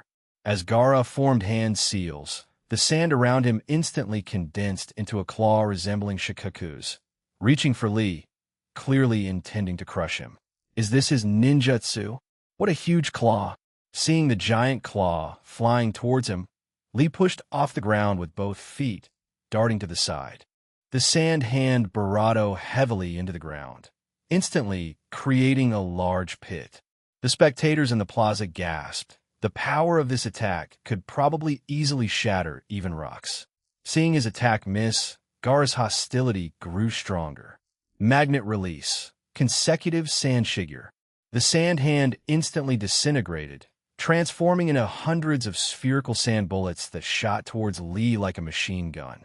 The sand bullets tore through the air, emitting sharp whooshing sounds, and even the nearby stones were riddled with holes. Tintin anxiously shouted, Lee, quickly hide in the trees. Lee immediately leaped up, climbing rapidly by stepping on the tree trunk. The dense sand bullets peppered the trunk, sending wood chips flying, and the trunk was instantly riddled like a sieve. But before Lee could stabilize himself, Gaara formed hand seals again. Magnet release. Quicksand waterfall flow. The ground suddenly vibrated violently. Centered on Gaara, the land for tens of meters around instantly turned into quicksand. Trees and rocks began to slowly sink, being swallowed by the earth. This is bad. His ninjutsu has such a large range. Even the trees are being pulled underground. Lee's expression changed. The quicksand suction grew stronger and stronger, making it impossible for him to stay in the trees. He could only leap down and charge towards Gaara. A fierce, Barato aura flashed in Gaara's eyes as he formed hand seals. Magnet release. Sand binding prison. The quicksand instantly transformed into a giant sand net, enveloping Lee from all directions. The capture range covered the entire quicksand area, leaving nowhere to hide. Gaara is really strong. It seems I have to get serious. Lee's eyes sharpened, and the chakra around him began to burn wildly. 8 inner gates. First gate. Second gate. Sixth gate. Gate of view open. Green chakra erupted from his body, his speed instantly increasing several times. He narrowly dodged the sand net's embrace, while accelerating towards Gaara. He threw dozens of punches at Gaara, each punch accompanied by a sound of tearing air. The sand shield was broken. The sand armor was also broken. Ouch! Gaara's pupils contracted sharply. He instinctively manipulated the sand, forming a thick sand shield in front of him. But Lee's punches were much faster than he imagined. Only a series of loud bang, bang, bang sound could be heard. The second sand shield was instantly covered in cracks and completely shattered in less than 2 seconds. This punch was aimed directly at Gaara's face. This is impossible. How can he be so fast? Gaara roared, forming hand seals. Magnet release, desert wave. A large amount of sand instantly enveloped him, forming a giant sandball known as perfect defense. Lee's punches slammed into the sandball. The force was dispersed by the sand, emitting a dull thud, but it was unable to break through this defense. Lee quickly leaped back a few steps, creating distance between them.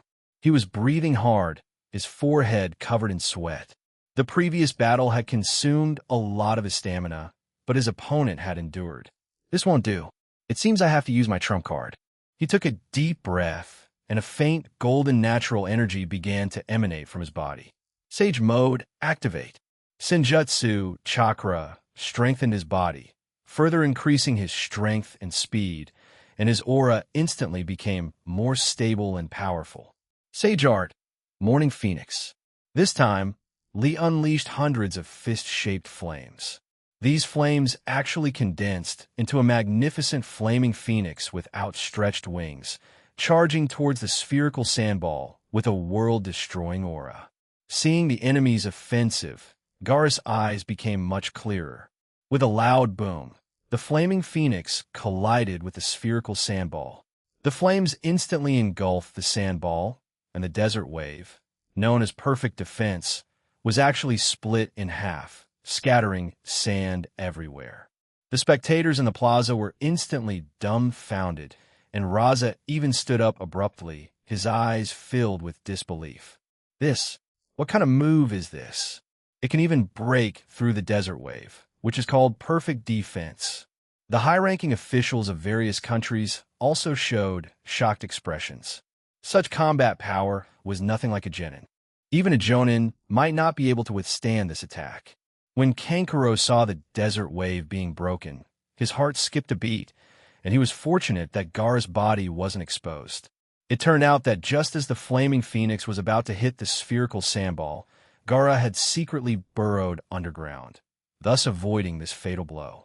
Niji activated his Byakugan, clearly seeing Gaara moving rapidly underground, and immediately shouted to Li, "He's hidden underground. The quicksand area is still expanding. If we keep fighting, we'll be constrained by him. Let's go to the Mist Fortress and complete the mission first." Looking at the empty ground, Li took a deep breath and deactivated Sage Mode and 8 inner gates. The chakra around him instantly weakened, and a wave of fatigue washed over him. Dang it, I'm still not strong enough. If it were Niji, Gaara probably wouldn't have escaped. Li gritted his teeth and finally retreated to Niji's side. All right, let's go to the fortress first. In the darkness underground, Gaara was curled up, his chest heaving violently, cold sweat sliding down his cheeks, mixing with dirt and sticking to his skin. Why is it like this again? He murmured in a low voice, full of unwillingness and confusion. The consciousness of Shikaku stirred within him, but the previous rage was gone, replaced by a hint of weak mockery. Useless. Can't even beat a human, and has to rely on hiding underground to save his life. Cinchuredo, he would probably have turned to ashes. He took a deep breath, forced himself to get up, leaned against the cold earth, and slowly recovered his stamina. Shikaku, if you don't want people to call you trash and useless, lend me your power. Next time I meet him, I must win. The spectators in the plaza, however, bravado into an uproar, with discussions rising and falling. This is the Chunin exams. These two are practically monsters. Rock Lee's Morning Phoenix is too terrifying, and that flaming phoenix, even a Jonin would be done for if they encountered it, right? Raza stood in place, muttering to himself, "It's over. Can't even beat a taijutsu ninja," and almost became an out-of-control madman. What good is a Jinchuriki like this?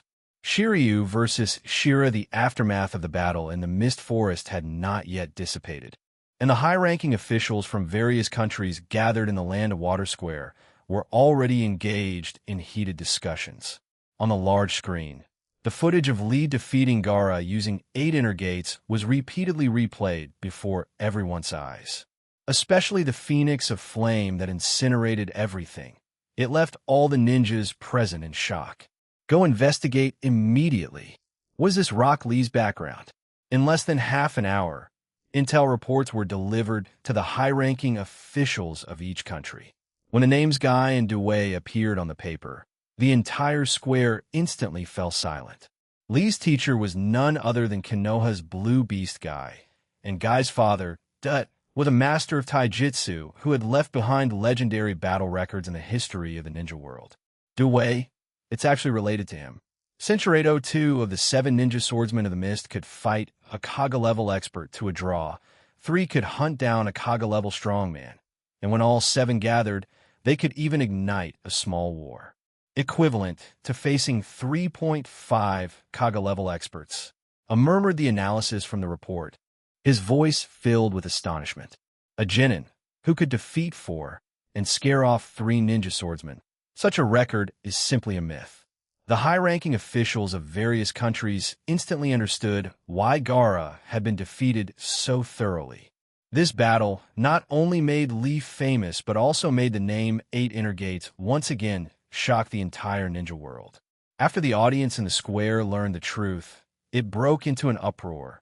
Discussions about 8 Inner Gates. Dewey rose and fell, and with it, Konoha's prestige instantly rose by several points. At the same time, in another part of the Mist Forest, Hamamaru, Shiryu, and Seishin were walking idly. When ninjas from other countries saw the 3 of them, they either avoided them from a distance or quickly detoured, not even giving them a chance for conflict. "This is too boring." Shiryu, who pounded his fists, his tone dissatisfied. "We came to participate in the Chunin exams, not to take a stroll." Hamamaru leaned against a tree trunk, his gaze sweeping across the distance. "Didn't you see? The ninjas from other countries are all ganging up on people from Akatsuki. No one dares to provoke us." Seishin stroked his chin, and suddenly his eyes lit up. "How about we disguise ourselves as Akatsuki people? That way, someone will definitely come to fight us." This suggestion immediately received the approval of the other 2. The 3 quickly found the corpse of an Akatsuki ninja who had been ambushed nearby, secretly took off their headbands and black Akatsuki robes, and quickly put them on. Soon, a rush of footsteps sounded from a distance. 3 ninjas from Sunagakure were rushing towards them, and upon seeing the headbands on their foreheads, their eyes instantly turned cold. Finally, a fight. Shiryu's eyes gleamed, and he clenched his fists, looking eager to try. The 3 ninjas from Sunagakure quickly surrounded them. The leading ninja was tall and slender, none other than Shira, the outstanding taijutsu ninja of Sunagakure. He stared at the 3, his voice cold. "Remnants of Akatsuki, today I, Shira of Sunagakure, will send you to your doom." Upon hearing the name Shira, Shiryu immediately became interested. "You're called Shiro? I'm called Shiryu. We both have Shur in our names. How about we have a match? Let's see whose taijutsu is stronger." "A match?" Shira's expression grew colder, his hands clenched into fists. "Your land of Akatsuki invaded the land of Wind back then, killing how many Sunagakure comrades? My mission isn't to have a match, it's to send you to your deaths." After speaking, Shira's chakra began to surge around him, activating his self-created taijutsu secret technique, 7 Heavens Breathing Method. 7 Heavens Breathing Method was renowned in Sunagakure, rumored to rival the 8 Inner Gates. Its principle was to activate all body cells by regulating breathing, thereby greatly enhancing speed and strength. It's divided into first activation to seventh activation. The higher the activation rank, the more significant the increase in combat power. However, currently, Shira could only use up to fifth activation. Going higher would cause irreversible damage to his body. Seven Heavens Breathing Method. First activation. Shira roared, his breathing rhythm instantly quickening. He stomped his foot, charging toward Shiryu. His fist, carrying the sound of breaking wind, went straight for Shiryu's face. Shiryu's eyes narrowed, not daring to be careless, and he dodged the punch by sidestepping. Good. His fist, carrying a sharp gust of wind, struck toward Shira's abdomen. Shira reacted extremely quickly, his footwork shifting, and he swiftly avoided the attack. That was close. I almost got hit. It seems the enemy is a strong one. I must become stronger. Second activation. Shira's speed and strength increased again, his attacks becoming more ferocious, his fists raining down on Shiryu like raindrops. Shiryu had great strength and speed. Every block he made left Shira's arm feeling somewhat numb. The opponent is so strong. It seems I can't hold back anymore. Third activation. Fourth activation. The chakra around him had already turned deep red. He was so fast that after images appeared, and the power of his fists could easily shatter rocks. Shiryu gradually struggled, only able to defend passively, and soon his body was grazed by punches, leaving several blood marks. Seeing that fourth activation still couldn't take down the opponent, Shira roared, "It's not over yet." Fifth activation. His chakra instantly erupted around him, and he stomped a large pit into the ground. His fist, carrying a world-destroying aura, slammed fiercely toward Shiryu. Shiryu took a deep breath, his eyes becoming resolute. "I have to admit, you are very strong. You piqued my interest. Sage mode activate."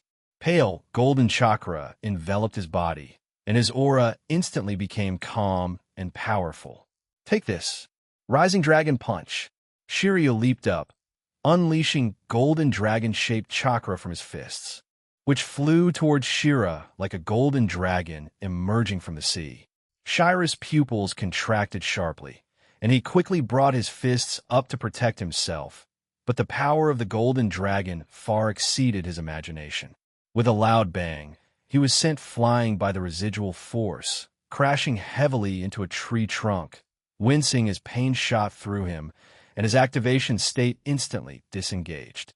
Shiryu walked up to Shira, not making another move. "Your taijutsu is very impressive. The Seven Heavens Breathing Method lives up to its name. We are not from Akatsuki. We just wanted to find someone to spar with." After saying that, he turned and waved to Hamamaru and Seishin. "Brothers, we should go. If we don't go to the fortress soon, the assessment will be over." Hamamaru and Seishin quickly followed, and the three soon disappeared into the mist. Shira lay on the ground, watching them leave, his eyes complex. These three guys beat someone up and then ran truly. Naruto steals Sasuke's kills in the land of Waters Plaza. In front of the large screen, the atmosphere suddenly became oppressive. Devapad's black trench coat billowed around him without wind. His Rinnegan fixed intently on the screen, his eyes seething with cold fury. Konan stood beside him, her origami fluttering rapidly in her fingertips, clearly angered by the scene on the screen as well. On the screen, over 30 Kumogakure genin were forming a siege, attacking more than 20 Akatsuki examinees. The Kumo ninjas wore deep blue ninja uniforms, their bodies wreathed in pale purple lightning chakra, their kunai and blades glinting with cold light as they continuously launched attacks at the Akatsuki examinees.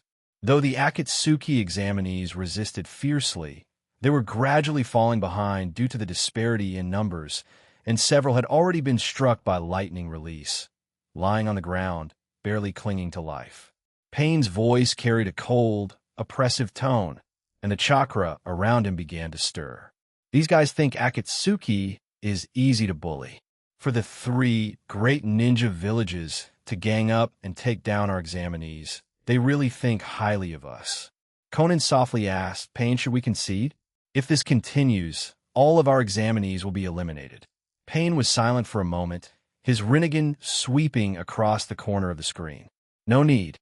The Chunin exams are not yet over, and we cannot act rashly lest we give them cause for complaint. Moreover, someone has already made a move. Indeed, the screen switched, showing Naruto, Sasuke, and Sakura standing not far away, watching the scene of Kyumo ninjas attacking Akatsuki examinees. Sakura's brows were tightly furrowed, her tone anxious. Sasuke, Naruto, there are too many Kyumo ninjas. The Akatsuki examinees can't hold on much longer. Sasuke's eyes were cold as he stared at the Kyumo ninjas. Then he quickly rushed forward. Hey, you guys, ganging up on people like this, what kind of skill is that? If you got guts, come at me. I'll take all of you on by myself. Seeing this, Naruto immediately rushed over and grabbed Sasuke's arm. He shouted in dissatisfaction, Sasuke, how can you hog all the action by yourself? I haven't had enough fun yet. I want to fight too. Sasuke disdainfully shook off his hand, letting out a cold snort. Naruto, you've already fought once just now and used up a lot of chakra. It's my turn this time. Naruto immediately retorted. Chakra flaring around him as well, I didn't use that much. And I hate it when people gang up on others the most. The two argued back and forth, completely disregarding the Kyumoga-Kure examinees in front of them. The Kyumoga-Kure examinees exchanged glances, and one of them, staring at Sasuke's face, suddenly changed his expression. He tugged at his companion beside him and whispered, Hey look, isn't he the prince of the land of water? Shun, Sasuke. The other person scrutinized him for a moment, his expression also changing slightly. It really is him. What a troublesome person. We were told not to provoke anyone from the land of water. What should we do now? Then what do we do? Do we still fight? Some hesitated. Shun's renown shook the ninja world. If his son were injured, Kyumoga-Kure would likely face utter destruction. The leading Kyumoga-Kure examinee pondered for a moment, then gritted his teeth. Even if he is the prince of the land of water, we can't embarrass our village. All right, 10 people go teach him a lesson. Stop before he gets seriously hurt. So, Shun doesn't come looking for trouble. Soon, 10 Kyumoga-Kure examinees stepped out from the group, their lightning chakra surging around them as they charged toward Sasuke. Kid, even if you're the prince of the land of water, don't get too arrogant. The leading examinee roared, his blade crackling with electricity as it slashed toward Sasuke. Sasuke's eyes narrowed, his footsteps shifting slightly, easily dodging the blade. At the same time, he raised his hand to form a hand sign. Fire release. Great fireball technique. A massive fireball erupted from his mouth, carrying a scorching aura, and swept towards the Kyumoga-Kure examinees. The Kyumoga-Kure examinees hadn't expected Sasuke's fire release to be so powerful. They quickly scattered to dodge, and the fireball slammed into the ground, igniting a sea of flames.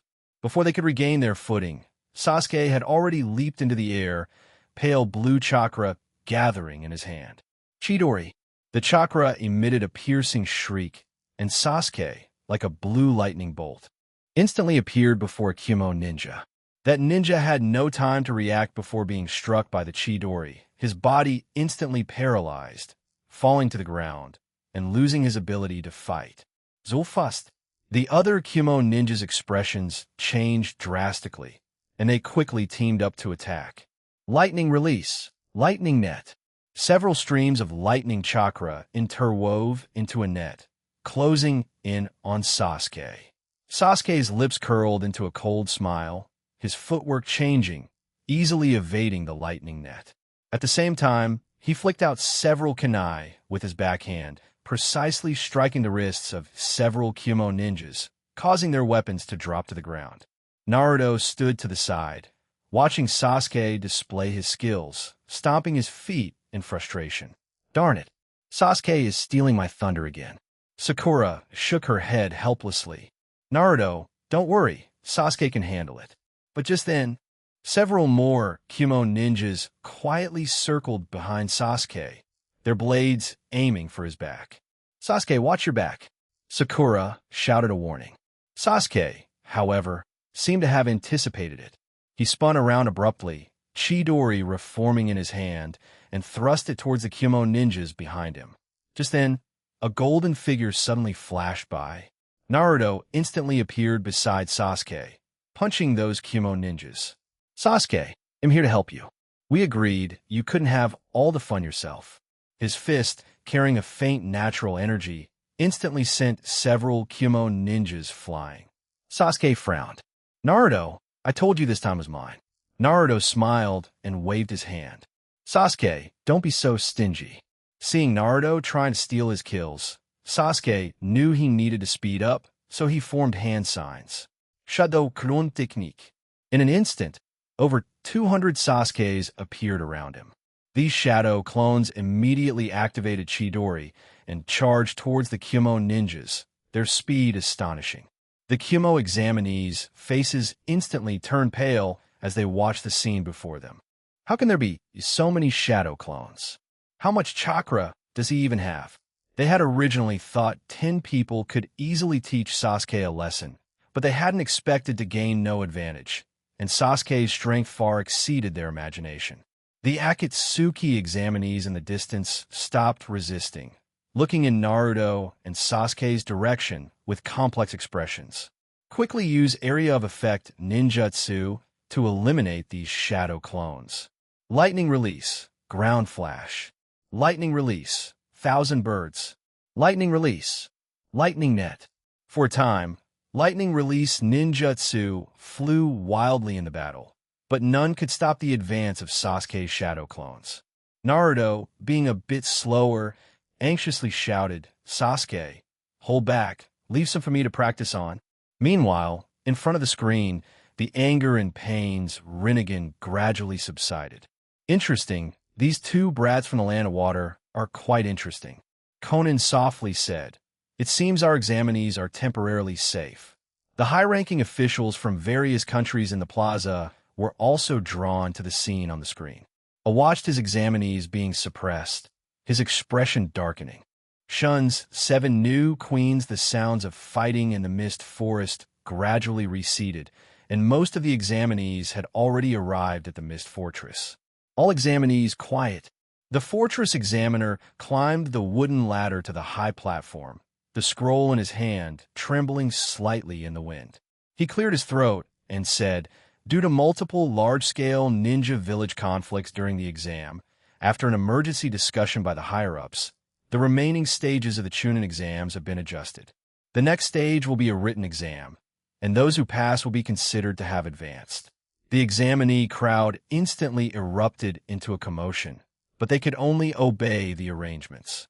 Ultimately, this Chunin exams, which had its twists and turns, concluded in a hasty but peaceful manner. On the flagstone path outside the land of Water Palace, Shun stood shoulder to shoulder with 2 women.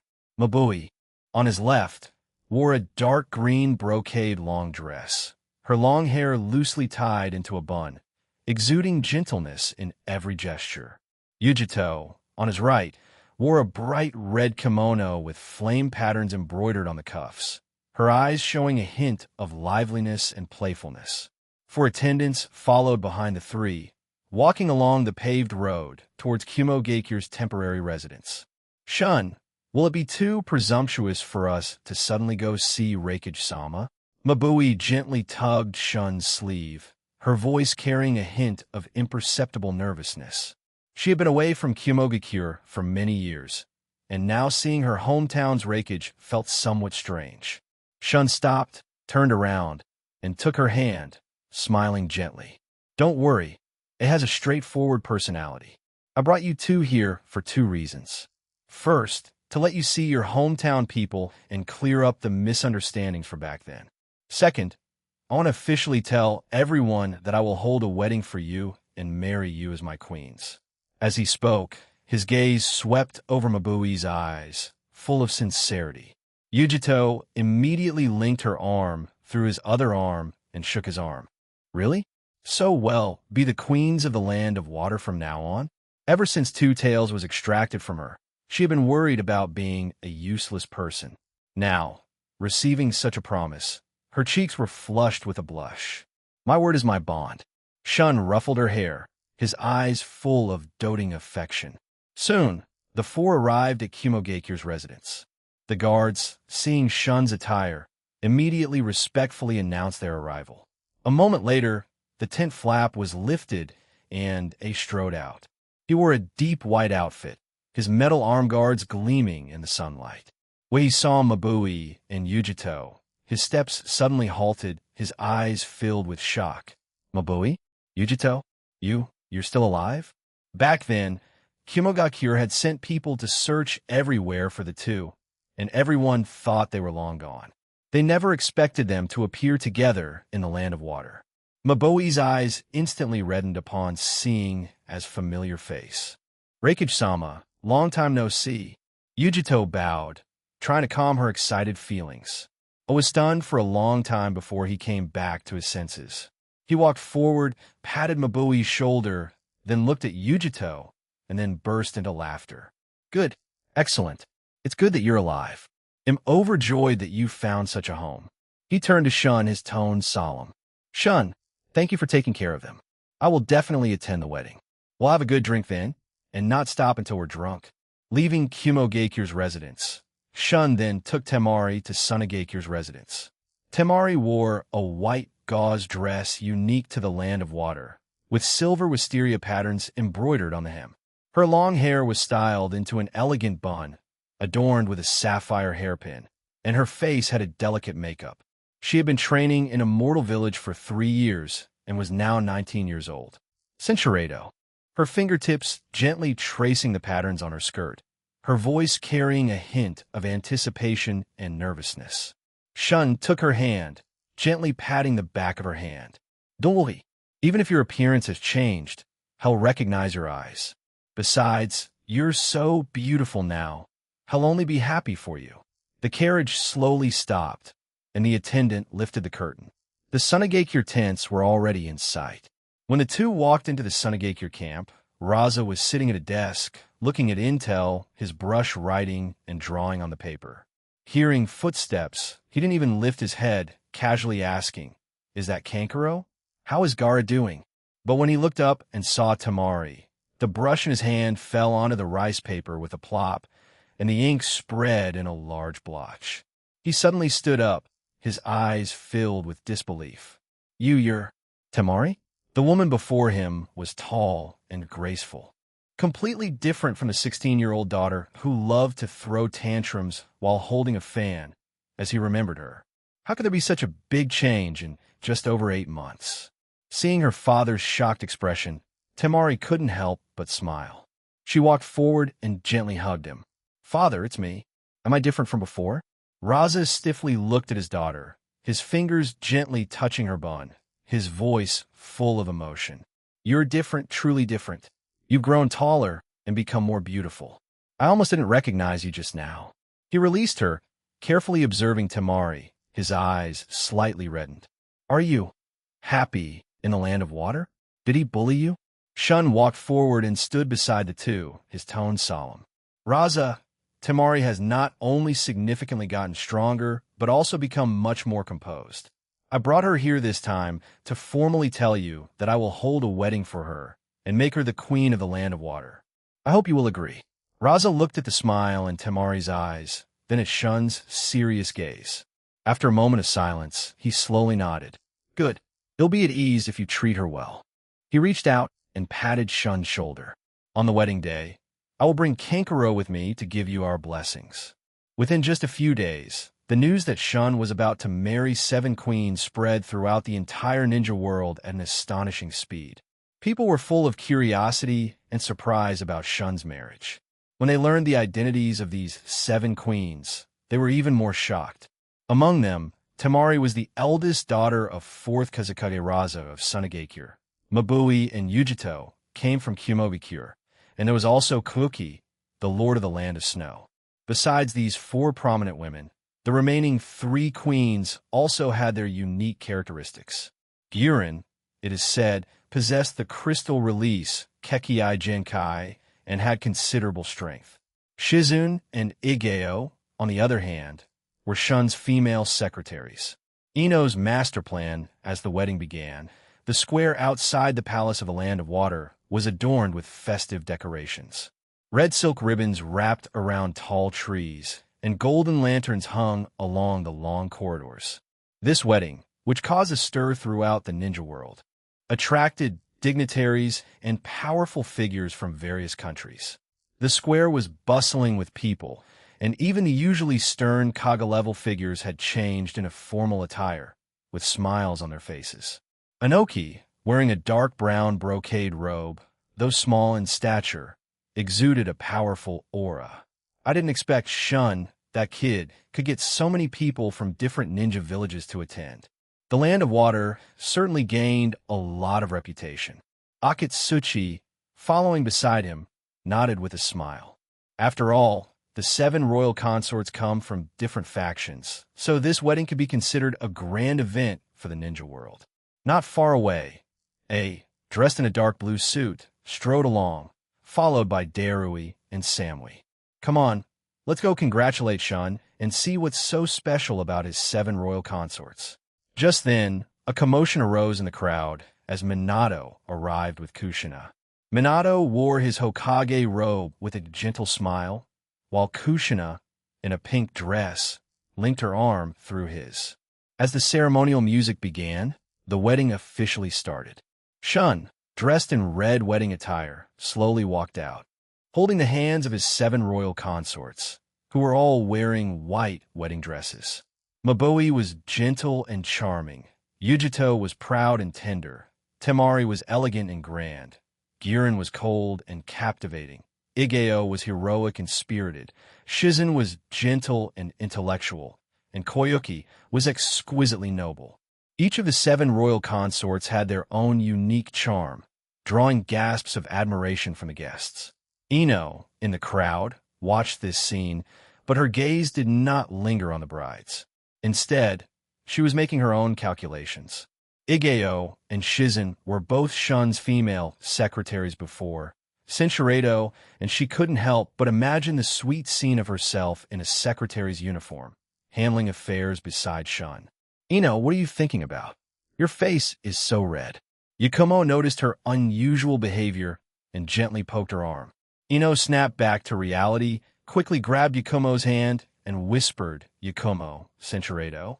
The two exchanged a smile and quietly agreed to submit their applications after the wedding, as if they could already see themselves as secretaries. Not far away, Sakura stood beside Sasuke, looking at the newlyweds on the stage, but without a trace of envy. She turned to Sasuke, her cheeks flushed, her eyes firm. Sasuke, they may be lively, but I think as long as you're with the person you love, even if it's just the two of you, it's very happy. In this life, I only love you. Sasuke looked at Sakura's earnest eyes and quietly hummed an MM. Although he didn't say much, he subtly leaned closer to Sakura, their shoulders brushing together inadvertently, and a faint sweetness filled the air. This scene was caught by Ino not far away, who smiled and sidled over, patting Sakura's shoulder with a hint of teasing in her tone. Sakura, I didn't realize you were so direct, but you have good taste. Although Sasuke doesn't talk much, he's very reliable. Sakura's cheeks flushed even redder at the comment, and she instinctively hid behind Sasuke, chiding, Ino, don't talk nonsense. Ino, however, laughed even more heartily, hands on her hips, her eyes full of confidence. I'm not talking nonsense. If you really marry Sasuke someday, you'll definitely be a good Barato who takes care of people. By then, you'll have to call me Mom. After all, I'm going to marry Shun-sama sooner or later, so we'll be family too. As she spoke, she stood up proudly, as if already certain that she would become Shun's next royal consort. Who's going to call you Mom? Sakura was both annoyed and amused. She pushed Ino, the two of them getting into a playful scuffle. Just then, a clear voice interjected. Oh, Ino, you actually want to be my mom? That's a bit too much. Everyone turned to look, only to see Karen approaching with a glass of juice, smiling. Ino paused, then smiled and waved her hand, completely unfazed. Karen, you don't understand. This is called strengthening family ties, and we'll address each other as we always have. You call me Mom, they'll still call you Karen. It won't stop us from being friends." At these words, the people around couldn't help but log. Yakumo covered her mouth, her shoulders trembling slightly. Sasuke also curved his lips, and even Sakura forgot to scold her, joining in the laughter. Karen shook her head, feigning helplessness. "All right, you win. But I'm telling you, if you want to be my mom, you have to get past me first. It's not that easy to be my father's secretary. You have to prove your abilities first." Ino confidently lifted her chin, her eyes full of anticipation. "Then just you wait and see. I will definitely succeed." The few of them chatted and laughed, and the atmosphere in the square became even more relaxed and lively. On the stage, Shun, holding the hands of his 7 royal consorts, bowed slightly to the guests present. "Thank you all for traveling so far to attend my wedding.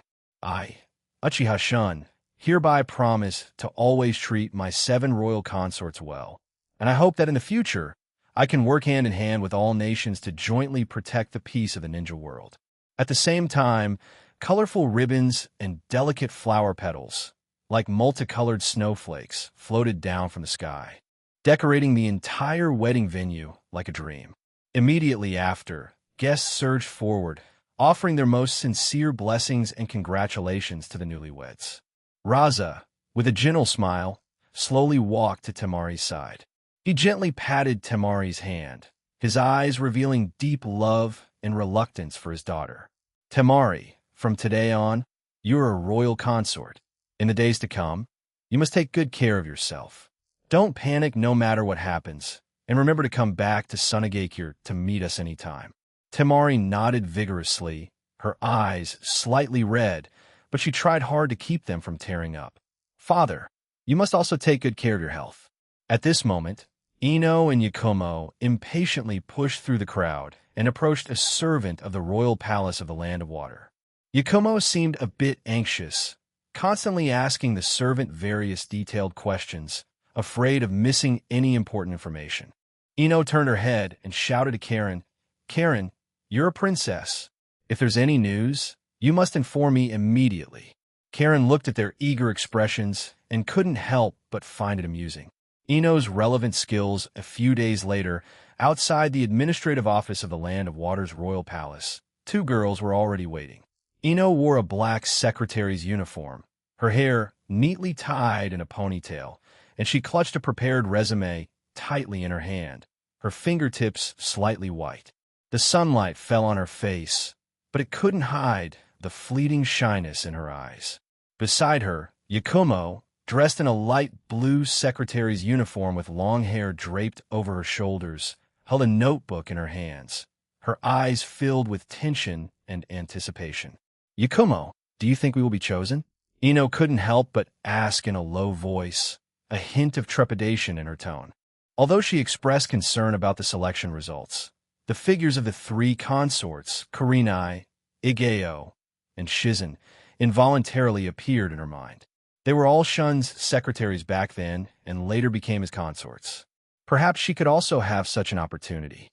Yakumo gently patted her hand, comforting her, "Don't worry, we're both well prepared, so I'll definitely be fine. Besides, even if we're not chosen this time, we can always try harder." Despite her words, her own heart was pounding rapidly, and the edges of her notebook were already creased from her grip. Just then, the door to the administrative office opened, and a maid in a dark uniform walked out. She smiled gently at the 2. "Are you Ino-san and Yakumo-san, who are here to apply for the secretary position? Please follow me to fill out the application form." The 2 quickly nodded and followed the attendant into the administrative office.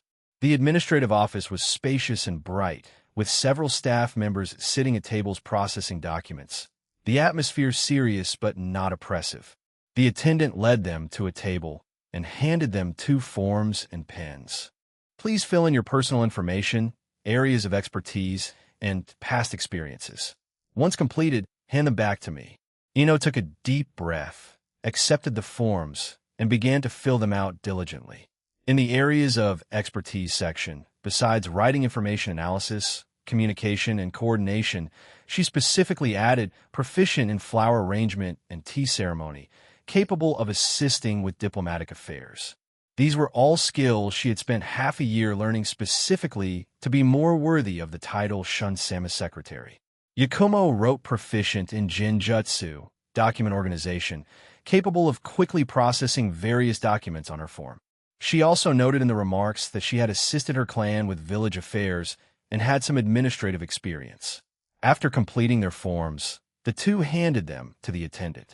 The attendant took the forms, quickly scanned them, and smiled. Both of your qualifications are excellent. We will review them as soon as possible and notify you immediately once there is a result. Ino and Yakumo spent the next few days in trepidation. They would go to the vicinity of the administrative office several times each day, hoping to hear news. Cinchuredo, she quickly returned to her room to change into a suitable black short skirt secretary's uniform, repeatedly tidying her hair and clothes in front of the mirror, even carefully tucking stray hairs behind her ears. Only after confirming there were no imperfections did she follow the attendant to the palace's reception room. The reception room was simply yet grandly furnished, with a rectangular table in the center. Shun, dressed in a dark brocade robe, held a document and was looking down, reading it intently. Sunlight streamed through the window and fell on him, outlining his tall figure, and Ino's heart skipped a beat. Hearing footsteps, Shun looked up, his gaze falling on Ino, and he smiled gently. Ino, have a seat. Ino, however, did not sit down immediately. She took a deep breath, as if having made a huge decision, and walked to the seat opposite Shun. Her hands rested gently on the edge of the table, her eyes bright and firm, devoid of her previous restraint, instead showing a certain frankness. Shun-sama, there's something I want to say to you first. Shun was a little surprised, but still put down the document in his hand and nodded. Speak. I've liked you for a long time, and I also want to become your consort, which is why I want to become your secretary. Ino's voice was clear and steady. Her cheeks flushed, but her eyes did not waver in the slightest. I want to see you every day and help you with your affairs. But I also know that liking alone isn't enough. I want to do things for the land of water even more. She paused, recalling the legends she had heard about Shun when she was in Konoha. He led the land of water out of war, established friendly relations with various countries, and allowed the common people to live stable lives. These deeds had filled her with admiration countless times. I've admired you since I was a child. Moreover, I'm skilled in intelligence analysis, can quickly organize information from various countries, and can also handle some affairs through communication and coordination. I believe I could be your competent assistant, not just because of my feelings, but because I have the ability to do this job well. After saying these words, Ino's heart pounded so fast it almost burst from her chest. She looked at Shun nervously, awaiting his response. She had even prepared herself for rejection, but to her surprise, Shun's eyes showed no surprise, but rather a gentle smile. He pushed the document in his hand towards Ino. It was the application form she had filled out that day. I've seen your resume. You're skilled in intelligence analysis and communication and coordination, and you even specifically studied flower arrangement and tea ceremony. You are very diligent. He did not directly respond to her confession. The topic shifted, and his eyes became serious. However, to become my secretary, one must not only possess ability, but also the psychological fortitude to handle unexpected situations. He pointed to a document on the table. This is a diplomatic letter sent by Kumogakure yesterday, mainly concerning trade cooperation between our two countries. Take a look and tell me your thoughts. Ino was momentarily stunned, then quickly reacted. Shun hadn't rejected her approach, which was already the best outcome. She quickly picked up the document, suppressed her excitement, and began to read it carefully. The document's content primarily stated that Kumogakure hoped to strengthen or trade with the land of water and also proposed joint development of border resources, but also subtly mentioned a request for the land of water to lower tariffs. Ino quickly processed the information, her mind working at full speed. A moment later, she looked up and said clearly and logically, Shun-sama, Kumogakure's proposal is beneficial to both countries. Strengthening or trade can promote the industrial development of the land of water, and joint development of border resources can also reduce border conflicts. However, regarding lowering tariffs, I believe we can first propose reciprocal conditions, such as requiring Kumogakure to open up agricultural product imports. The land of water's rice and fruits are of excellent quality and can fill Kumogakure's agricultural product gap. This way, we can achieve cooperation and ensure the land of water's interests. After listening, Shun's eyes flashed with appreciation. Excellent. Your analysis is very thorough.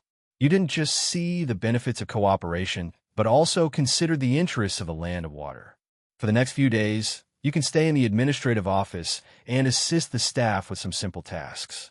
I will observe your performance. Ino's heart swelled with joy, and she quickly stood up and bowed. Thank you, Shun-sama. I will definitely perform well and not let down your trust. Shun smiled and nodded. Go. The maid in the administrative office will arrange your work. Ino bowed again and turned to walk out of the reception room. 40 advanced on Yakumo's inner feelings after Ino walked out of the main hall. She ran out excitedly. Meanwhile, Yakumo was sitting on a bench in the palace garden, reviewing political knowledge from a notebook in her hands.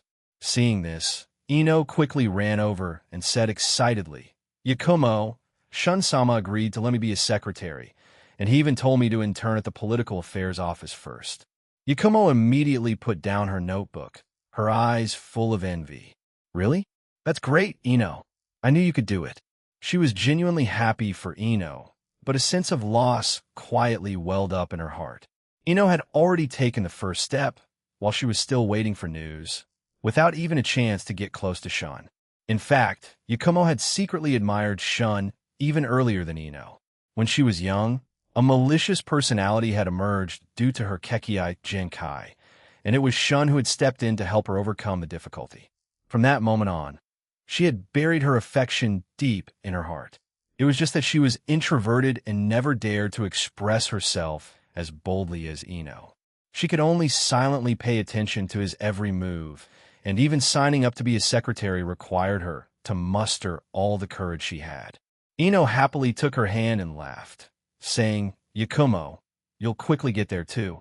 Shun-sama said he would arrange a time to see you, and you're so excellent, you'll definitely pass. Yakumo nodded gently and forced a smile, her gaze unconsciously drifting towards the political affairs office.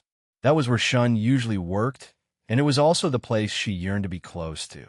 A moment later, a maid walked over and respectfully said, Yakumo-sen, Shun-sama has asked to see you in the main hall.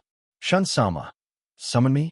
Yakumo stood up, the pen in her hand clattered to the ground, and her notebook almost slipped. She frantically picked up the pen, brushed the dust off her skirt, took several deep breaths, and then followed the attendant to the reception hall. Along the way, her heart pounded as if it would burst, and she repeatedly rehearsed what to say during the meeting, afraid that she would be too nervous to say the wrong thing. The door to the reception hall was pushed open. Shun was still seated in the main position, holding a document. Seeing Yakumo enter, he put down the document and smiled gently. Yakumo, have a seat. Yakumo walked stiffly to the chair and sat down, her hands clasped tightly on her knees, her fingertips clutching her skirt. She didn't even dare to lift her head, only responding in a low voice that, thank you, Shun-sama. She could clearly feel his gaze on her, and her cheeks instantly flushed, her heart beating a little faster. Shun looked at her nervous expression, a hint of tenderness flashing in his eyes. Because he possessed the ability to read minds, the moment Yakumo walked in, all her subtle thoughts were clearly presented before him. Her admiration for him, the shyness of her secret crush, the anxiety of being afraid of making mistakes, and the desire to become excellent. He didn't immediately bring up work. Instead, he softly asked Yakumo, why do you want to be my secretary? Yakumo's body stiffened slightly upon hearing the question. She looked up, meeting Shun's gentle gaze. The answer she had rehearsed countless times in her heart now couldn't be uttered. She opened her mouth, eventually only saying in a low voice, I want to help you with your affairs, and I also want to become more excellent. She didn't dare to confess her secret admiration, afraid of being rejected, and even more afraid of losing even the chance to get close. Shun watched the evasion and unease in her eyes, slowly stood up, and walked to her. Yakumo instinctively tried to stand up, but was gently pressed down on the shoulder by Shun. He leaned down and gently embraced her. Yakumo stiffened all over, her mind instantly going blank. She could only feel his warm palm gently resting on her back. Immediately after, a soft kiss landed on her forehead. Shun's voice rang in her ear. "Yakumo, I know your feelings." Yakumo's eyes widened suddenly, instantly welling up with tears. She wanted to explain, but he rudely interrupted her. "Yakumo, don't be nervous and don't be afraid. I hope you can have more confidence in yourself. You are very excellent. Your Jinjutsu talent and document processing ability are sufficient to handle the secretary's work." He released his hold, looked at Yakumo's reddened eyes, and gently wiped away her tears. "I've already seen your resume and understood your experience in assisting your clan with their affairs. For the next few days, you will also intern at the Political Affairs Office, assisting the staff with Ino. I will observe your performance." Yakumo stared blankly at Shun, taking a while to fully understand what he had said. She nodded vigorously, suppressing her complex emotions. Thank you, Shun-sama. I will definitely do my best and not let down your trust." So, he knew all her feelings. So, he also recognized her abilities. Seeing the light rekindle in her eyes, Shun smiled and nodded. "Go. Ino should still be at the Political Affairs Office. You can learn and improve together." Yakumo bowed again, then turned and walked out of the reception hall. She touched the lingering warmth on her forehead, a sweet smile secretly forming on her face. This feeling of being warmly greeted by the person she liked was wonderful. She hurried towards the Political Affairs Office, already planning her work during the internship in her mind. She wanted to work hard to become more excellent, not only to become a qualified secretary, but also to let Shun see that she was worthy of being liked. In the main hall, Shun's lips curved into a gentle smile as he watched Yakumo's retreating figure, being liked by a pure young girl, and the pure, persistent affection in her heart gave him an inexplicable sense of pride. Perhaps, with a little bravado, she could grow into someone remarkable. In the Political Affairs Office, Ino saw Yakumo approaching and immediately greeted her with a joyful laugh. "Yakumo, you were summoned too? How is it? Did Shun-sama praise you?" Yakumo's cheeks flushed, and she smiled and nodded. "Shun-sama also told me to intern, so we can work together." Ino secretly leaned close to her ear and whispered, "Yakumo, I already guessed it. You'd definitely succeed too. After all, Shun-sama is known for being very affectionate. With wonderful people like you and me around him, it's hard not to feel close."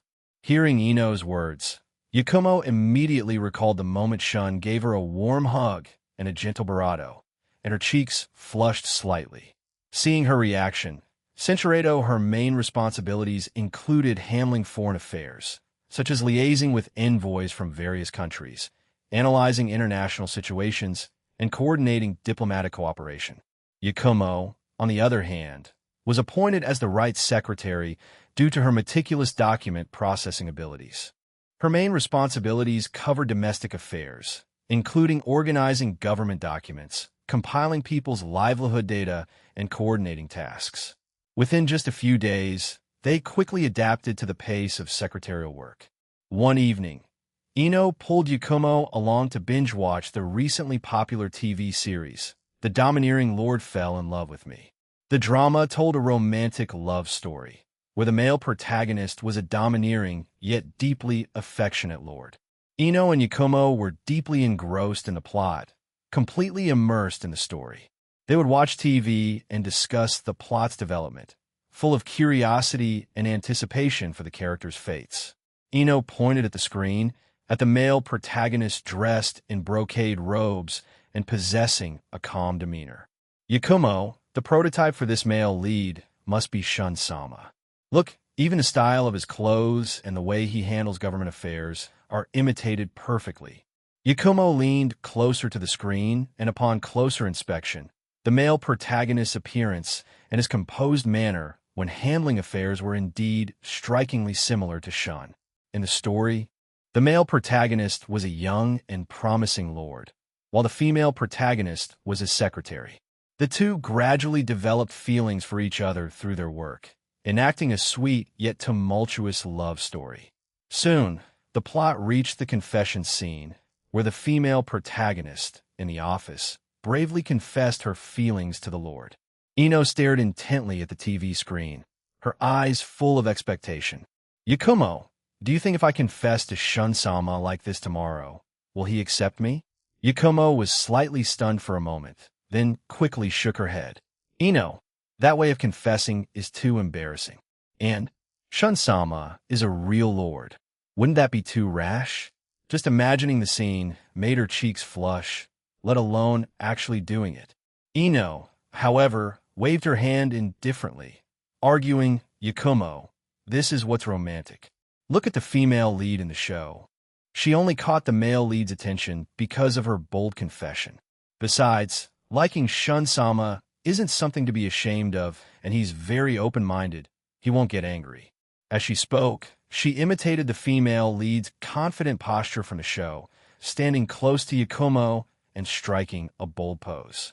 "Shun-sama, do I look nice today? I've admired you for a long time, and I hope we can stay close friends."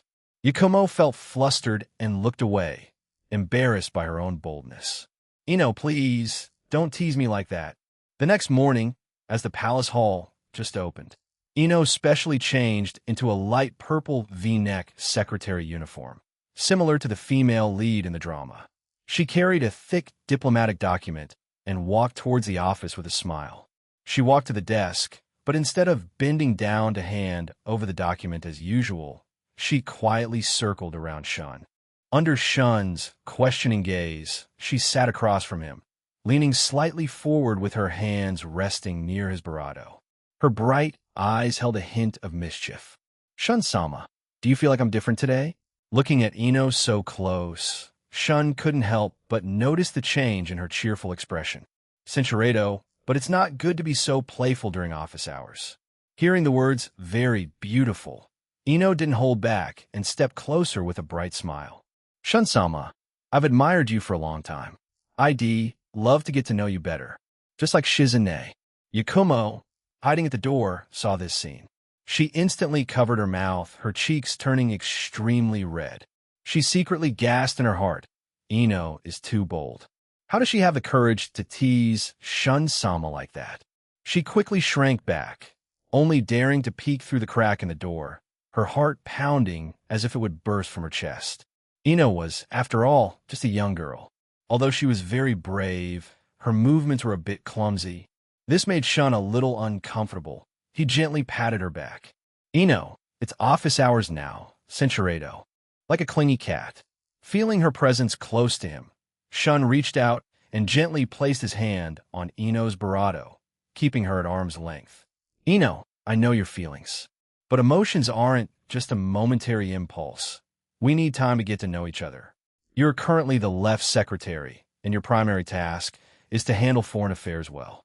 You can't let personal feelings affect your work, right?" Although she didn't get a clear answer, Shun didn't directly refuse, which made Ino breathe a sigh of relief.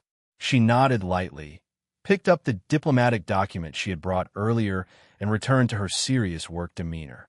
"Shun-sama, I understand. This is today's diplomatic correspondence regarding the trade cooperation details with the Land of Lightning. I've summarized the key points on the last page. You can look there first." Shun took the document, his gaze falling upon it, instantly switching to work mode. His fingers quickly flipped through the pages, gradually calming the earlier flutter in his heart. "Very good. It's organized very clearly. Leave it here for now. I'll give you my approval after I've read it." Ino nodded. Then she turned and walked towards the door. She looked at Yakumo hiding behind the door crack, mischievously winking, a triumphant smile on her lips. Yakumo quickly pulled her and hurried out of the office, finally letting out a sigh of relief. "Ino, you were too bold just now. How can you tease Shun-sama?" "I was almost dying of nervousness." "Shun-sama didn't get angry, did he?" Ino calmly sat down in a chair, and took a sip of water. He's known for being unruly. With a beautiful girl like me visiting him, how could he get angry? He's probably secretly bravado about it right now. A snow date with Yakumo. The night deepened. Cinchuredo. Ino's bold initiative had broken his preconceived notions of a secretary, and this interestingness made his eyes light up. It was precisely because of this flutter in his heart that he deliberately kept his distance, hoping this interestingness could last a little longer. Shun leaned back in his chair, trying to calm his restless emotions, but even sleepiness vanished without a trace. He walked to the window, activated his divine eye, and his gaze inadvertently swept over Yakumo's residence. In the scene, Yakumo was sitting at her dressing table, combing her long hair, and the soft lamplight on her face made her appear exceptionally gentle. She picked up a photo frame from the table, her finger gently brushing over a picture of him. Shun watched this scene, and a thought suddenly welled up in his heart. Perhaps he had overlooked this girl who always silently stood in the corner, following him with gentle eyes. Without much hesitation, his figure flickered, instantly appearing at Yakumo's doorstep. In the night, he, dressed in dark casual clothes, gently knocked on the wooden door. Hearing the knock, Yakumo was startled. At this hour, why would someone be knocking? She walked to the door in confusion, looked through the peephole, and her pupils instantly dilated.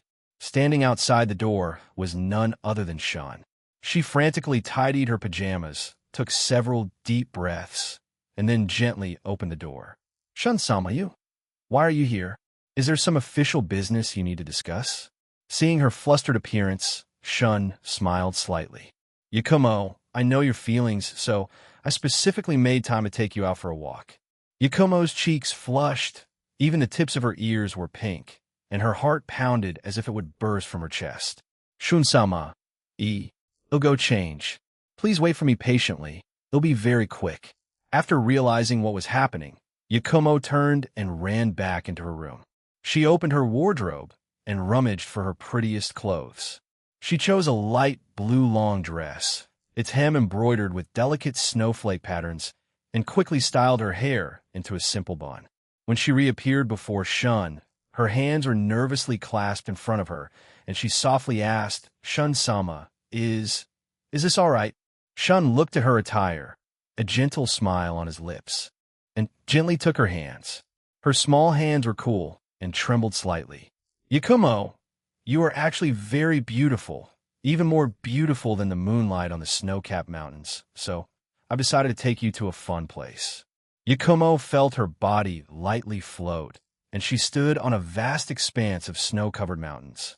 The cold wind whistled past, yet there was no chill because a transparent protective barrier surrounded her, keeping her entirely warm. Shun said, This is the snow mountain of the ancestral star. Every year at this time, there's a sky full of flying snow. It's very beautiful. Yakumo looked at the scene before her, her eyes filled with awe. She had never seen such a beautiful snowscape. The distant snow-capped mountains shimmered with a faint silver light under the moonlight, and the snow beneath her feet felt like soft cotton candy. This place is beautiful. Shun held her hand, and a black snowboard appeared beneath his feet. Yakumo, relax a little, try tandem snowboarding? You want fall, it'll protect you. Before Yakumo could answer, he had already guided her onto the snowboard. He stood behind her, steadying her, as they prepared to ride together down the slope. Yakumo, hold my hands tightly, we're about to set off. Shun exerted gentle force, and the snowboard rapidly glided forward. The cold wind whistled past her ears, and the snow's cape before her rapidly receded. Yakumo felt only nervousness and excitement, unable to help but let out a small gasp. She instinctively leaned back against Shun, and his steady presence made her feel at ease. Shun-sama, zo fast. Yakumo, if you're worried about losing your balance, you can steady yourself on me. Shun supported her as they moved. When the snowboard glided over a gentle expanse of snow, Shun deliberately slowed down, allowing her to clearly see the surrounding scenery. A few snow-white little rabbits were hidden in the snow, peeking out at them, utterly adorable. After descending from the high mountain, Shun led Yakumo to the lake at the foot of the snow mountain. The lake's surface was already frozen, like a giant mirror, reflecting the starry sky. He took off his coat and draped it over Yakumo's shoulders. The coat still carried his body warmth, making Yakumo's cheeks flush even redder. Yakumo, let's go ice skating. It's very simple. Shun-sama, am I very clumsy? Shun held her hand, slowly stepped onto the ice, and patiently taught her to adjust her center of gravity. Lean forward slightly and follow my rhythm. Yakumo was clumsy at first, always nearly falling, but each time Shun would promptly steady her, pulling her into his embrace. Gradually, she became more skilled, even able to spin on the ice following his rhythm. Under the moonlight, their figures intertwined, and their clear laughter sounded exceptionally beautiful in the snowy night. When they skated to the center of the lake, Shun suddenly stopped. Cinchureto, Yakumo instantly understood what was about to happen. Her expression softened, and she stood quietly beside him. Shun gently held her close. Yakumo, do you want to become my queen? Yakumo stood close to him, her voice soft yet firm. Yes, I dream of it. Shun looked at the woman in his arms, lowered his head, and gently bravado. The bravado was tender and warm, deeper than before. Their breathing slowed, and their heartbeats seemed to match in the quiet moment. Finally, only the soft rustle of the moment remained. Ino's warm tears the next morning. The staff of the administrative office arrived one after another. As soon as Ino finished organizing the trade documents, she saw Yakumo walk in. Yakumo was an introverted person, and usually at this time, she would always avoid other people's gazes, but today was a little different. Her steps were lighter than usual, a subtle smile on her lips, and even her eyes were exceptionally bright, as if radiating an indescribable tenderness. Ino put down the trade documents in her hand, and her gaze circled around Yakumo. The more she looked, the more she felt something was off. The former Yakumo was like an unripe apple, carrying the shyness of immaturity. Every time she met Shun's gaze, she would nervously avert her eyes. But now, her cheeks were flushed with a natural pink, and even her tone of voice had gained a few points of composure. It was like a dull morning had suddenly brightened into a cheerful afternoon, as if a single kind word could bring a smile to anyone's face. Ino took her wrist, speaking in a probing tone. Yakumo, what's wrong with you today? From morning till now, you've been smiling and constantly spacing out. Is there something you're secretly hiding from me? At her sudden question, Yakumo's cheeks instantly turned crimson, and her eyes unconsciously drifted towards the window. She stammered in reply, Ino, no, nothing really. Maybe, it's just the weather's really nice today. Ino raised her delicate eyebrows, clearly not believing the vague excuse. She knew her best friend well. Every time Yakumo lied, she would subconsciously avoid eye contact, and her fingers would lightly rub the corner of her clothes. Looking at her flushed ear tips, a thought suddenly popped into Ino's mind. There was definitely something Yakumo wasn't saying. Shun went to see Yakumo. Seeing Yakumo's evasive gaze, Ino instantly knew something unusual was going on. Yakumo's gentle smile and the brightness in her eyes could not be explained by the situation. Ino lightly slapped the table, feigning anger. All right, Yakumo, you were meeting someone behind my back. Did Shun-sama go to see you last night? What did you two talk about? Having her secret guessed, Yakumo's cheeks turned red. She quickly shook her head in denial. I didn't. It's not what you think. The bravado flustered she became. The more guilty she appeared, but the sweetness in her eyes could not be hidden. Seeing Yakumo in this state, how could Ino not guess what was going on? She let out a soft humph, a complex emotion arising in her heart. She had been more proactive than Yakumo, and had confessed to Shun earlier. Cinchureto Shun was reviewing documents in his office when Ino walked in, holding a diplomatic letter. She had dressed neatly today in a light pink shirt. Her long hair was loosely tied at the back of her head, and a few wisps of hair fell beside her cheeks. Shun-sama, this is a draft cooperation agreement from the Barado. It needs your signature for confirmation. Ino walked to the desk and handed the document to Shun across the table. Shun looked down at the document as Ino leaned in to hand it over. He glanced up, met her bright eyes and sighed helplessly. Ino, you don't need to get so close to hand over documents. Ino, however, did not retreat. Instead, she moved even closer. She deliberately rested her hand on the edge of the table, pointing toward the papers in front of him. But this way, you can read the document content Barato clearly. A faint coolness brushed across the back of Shun's hand from the nearby open window. Ino seized the opportunity to grab his hand, holding it gently against her cheek, her eyes bright and eager. Shun-sama, my heart is beating so fast. Your hand is so warm, even nicer than a winter stove. Yakumo, eavesdropping outside the door, caught the conversation inside, her cheeks instantly flushing crimson. She quickly covered her barato and quietly retreated. She knew Ino's personality. Once she set her mind on something, she wouldn't give up easily. She just hadn't expected Ino to be so bold, to actually confront him so directly in the office. Inside the office, Shun tried to pull his hand back, but Ino held it firmly, insisting they needed to talk. He looked at the clear love and reluctance in Ino's eyes, and a trace of helplessness arose in his heart. Ino, let's set this aside for now. Let's talk about work. Ino, however, shook her head. Instead, she held his hand firmly and looked at him with determination. I don't want to talk about work. Senchuredo Shun avoided her overly fervent gaze, his expression becoming barato serious. Ino, during office hours, we need to maintain proper decorum. But Ino was persistent. After she released Shun's hand, she stepped back and walked a short distance behind him, keeping a respectful distance. She pressed her face tightly against his cheek. Decorum? Why didn't you talk about decorum with Yakumo? When you went to see her last night, why didn't you think about maintaining decorum? Upon hearing this, Shun's body suddenly stiffened slightly. He hadn't expected Ino to find out about this so quickly. Could it be that last night, when he went to see Yakumo, Ino saw him? Shun took a deep breath, trying to pry her hands apart. Ino, what happens between me and Yakumo is our business. Don't be unreasonable. Ino, with a choked sob, showed no intention of letting go. I'm not being unreasonable. I just like you and want to stay by your side. Is that wrong? If Yakumo can be yours, I can too. Shun-sama, please just give me a chance, okay? Her warm tears quietly soaked his neck. Feeling her tears, Shun's movements paused. Ino, I know you like me, but matters of the heart cannot be forced.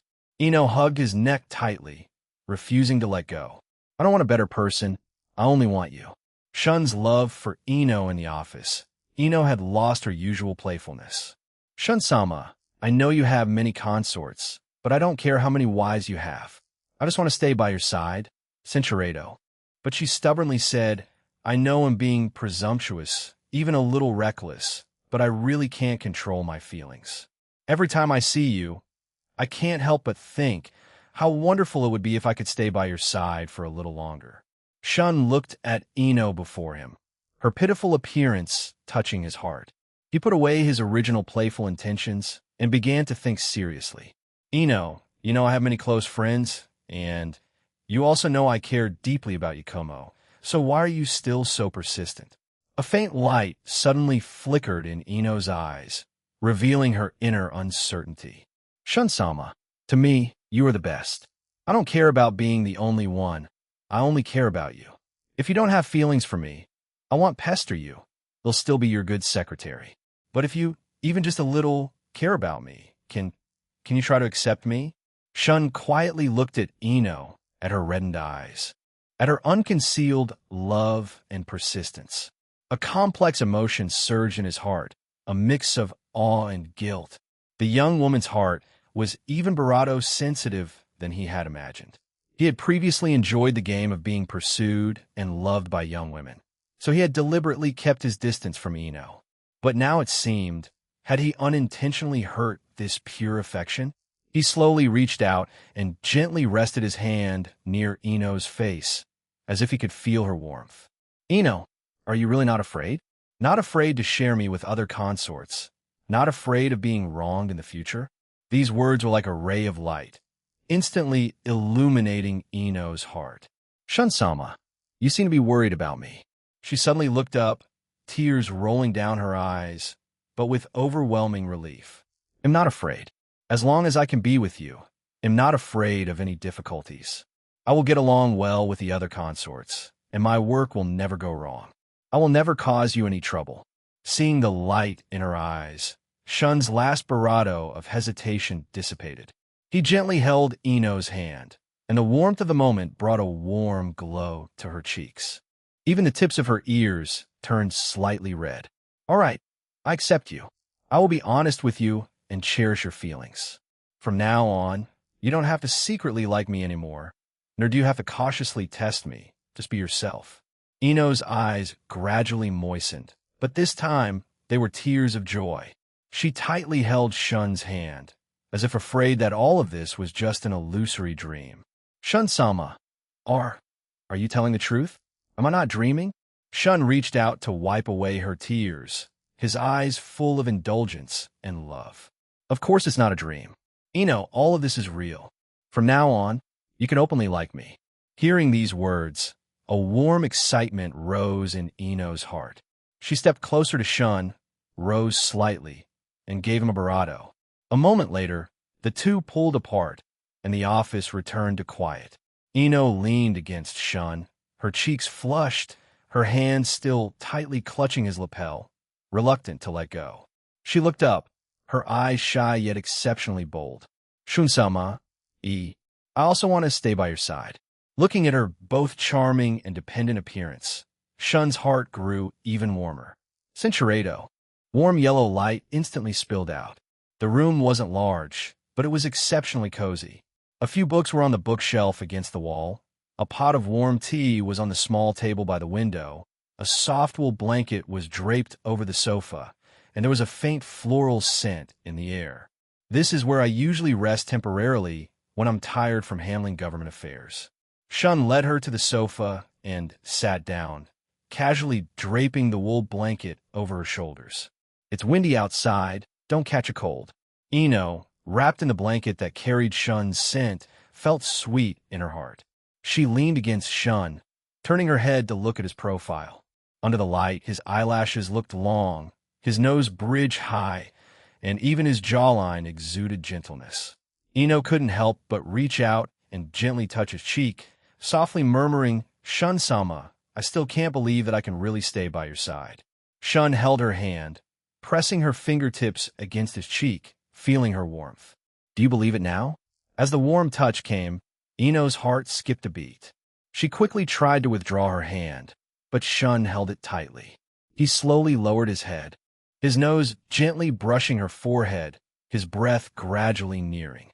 "Ino, I know you've liked me for a long time. Ever since that time in Mortal Village, I knew."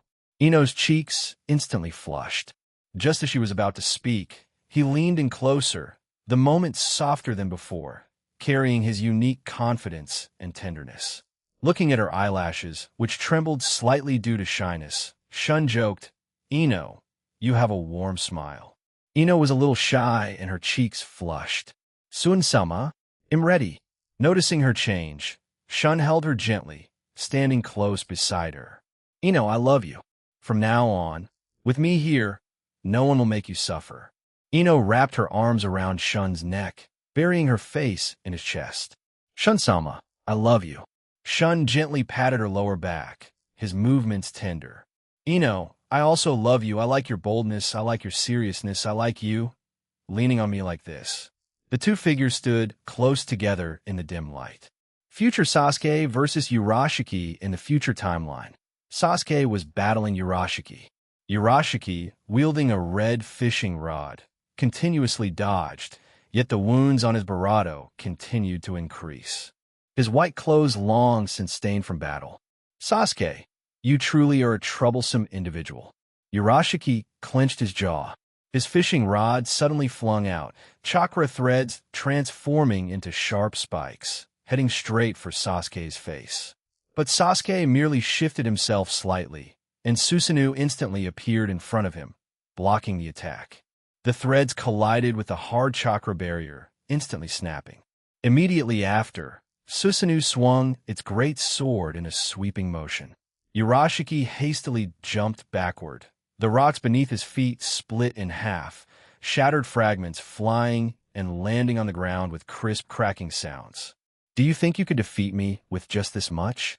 Urashiki shrieked, his voice fierce but his heart timid, raising a red, glowing fishing basket with his left hand. Countless red orbs of light shot toward Sasuke. Sasuke swiftly dodged, throwing out a large number of shuriken. Their battle lasted for half an hour.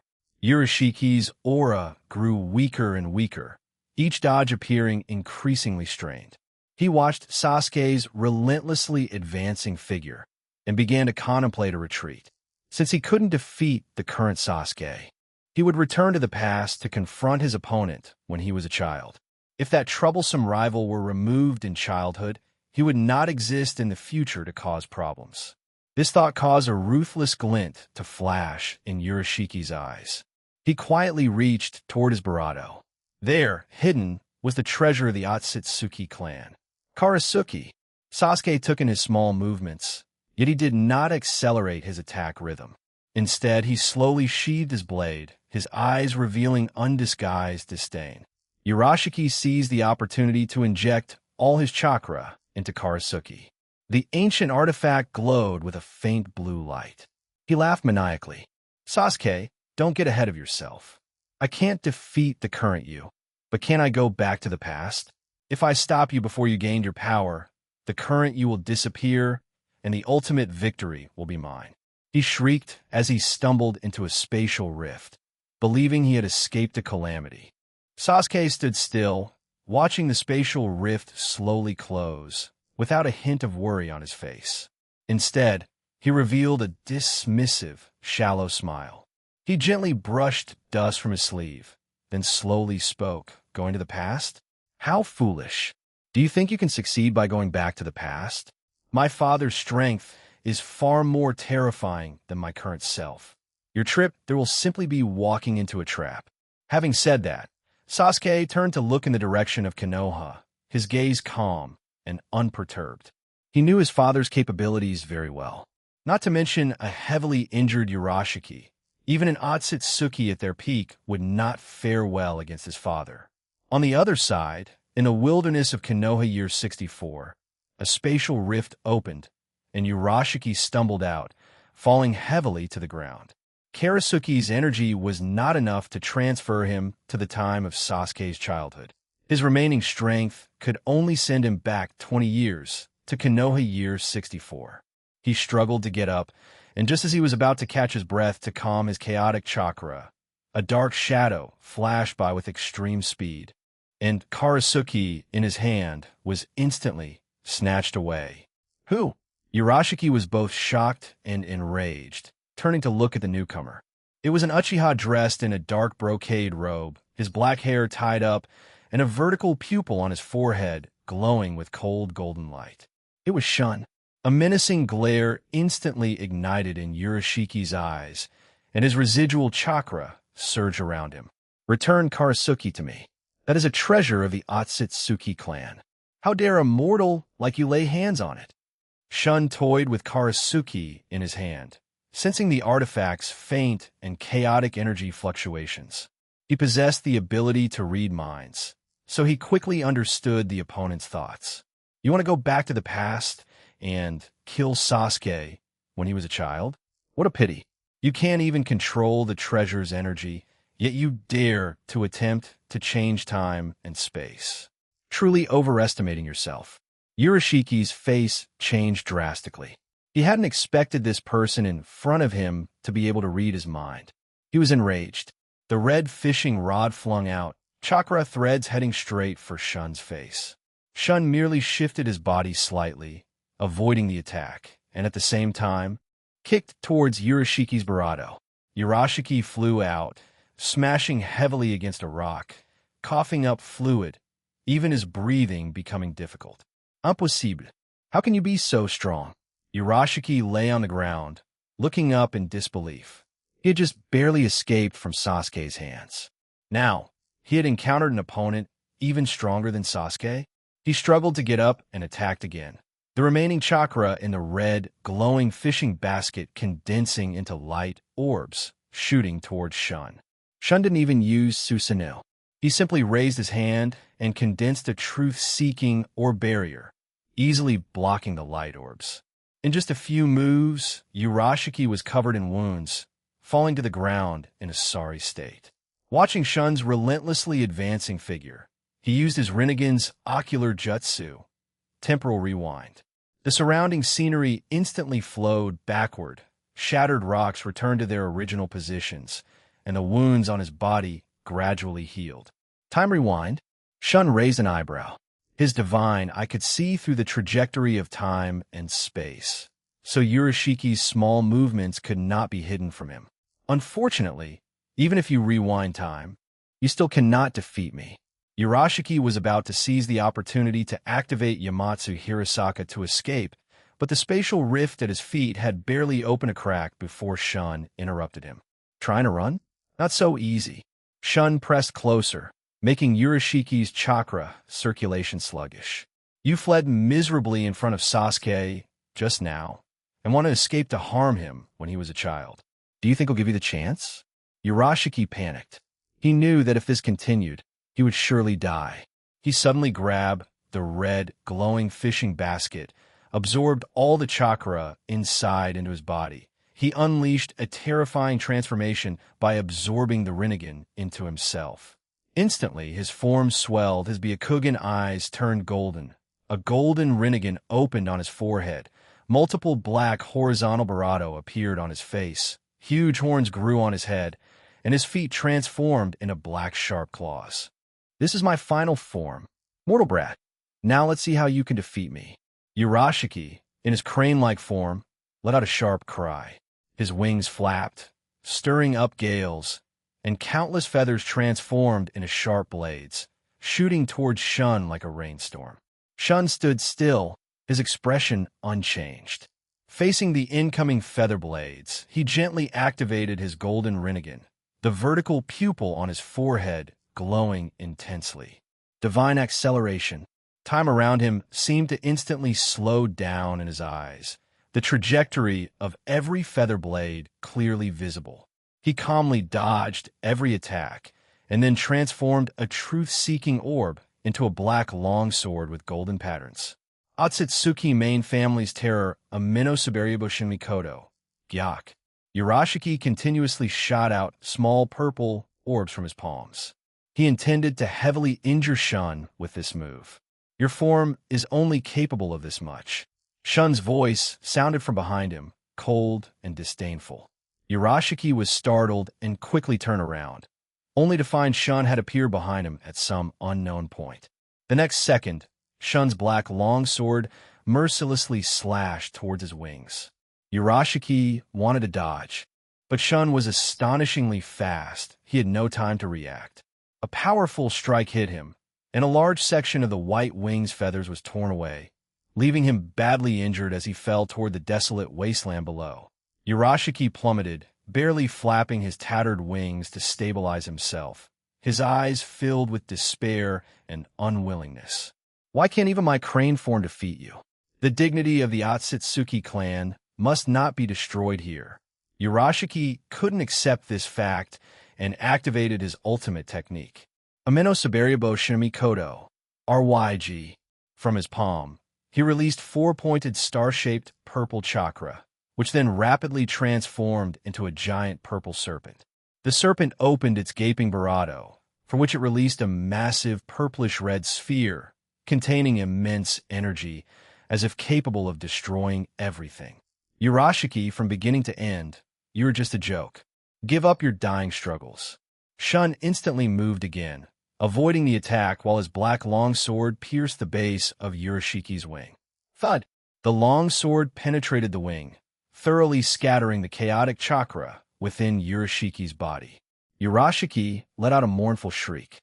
His crane form could no longer be maintained. All his feathers fell off, and he reverted to human form, falling heavily to the ground, unable to even lift a finger. Shun slowly walked up to him, looking down at the disheveled body. He picked up the heavily injured Urashiki and returned to the land of water. Then, he activated his Golden Six Tomo Rinnegan's Jinjutsu, hoping to find information about the Otsutsuki clan from Urashiki's memories. The next second, fragments of Urashiki's memories flooded into Shun's mind like a tide. The images showed him acting alongside Kinshiki and Momoshiki, their greedy covetousness for the ninja world's chakra, and even a hidden memory about the internal structure of the Otsutsuki clan. Otsutsuki clan members in luxurious attire sat on a high platform, their chakra fluctuations far exceeding ordinary people, while Urashiki and other clan members respectfully stood below the platform in a humble posture. So that's how it is. Shun's gaze slightly narrowed, capturing key information from the memory fragments. The Otsutsuki clan, just like the Hyuga clan in the ninja world, had a strict distinction between the main family branch family.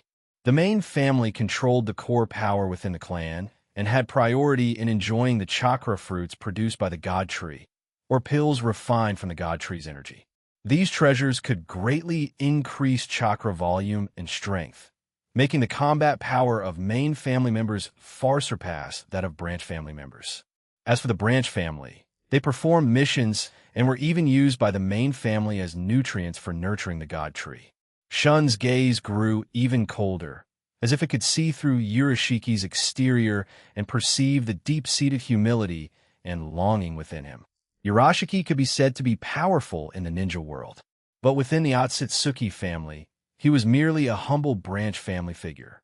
Tien, in Naruto, Urashiki is a low-ranking figure of the main family, right? In this book, he's from the branch family. I had never expected the Otsutsuki clan to be so cruel internally. Shun realized that the Otsutsuki main family behind Urashiki was the greater threat.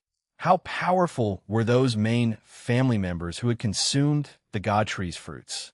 If one day, members of the Otsutsuki main family descended upon the ninja world, then the entire ninja world would face an unprecedented disaster. A strong sense of unease welled up in Shun's heart. He carried Urashiki and opened a spatial gate again. Now, Urashiki had lost his utility. Handing him over to Kagaya might serve some purpose.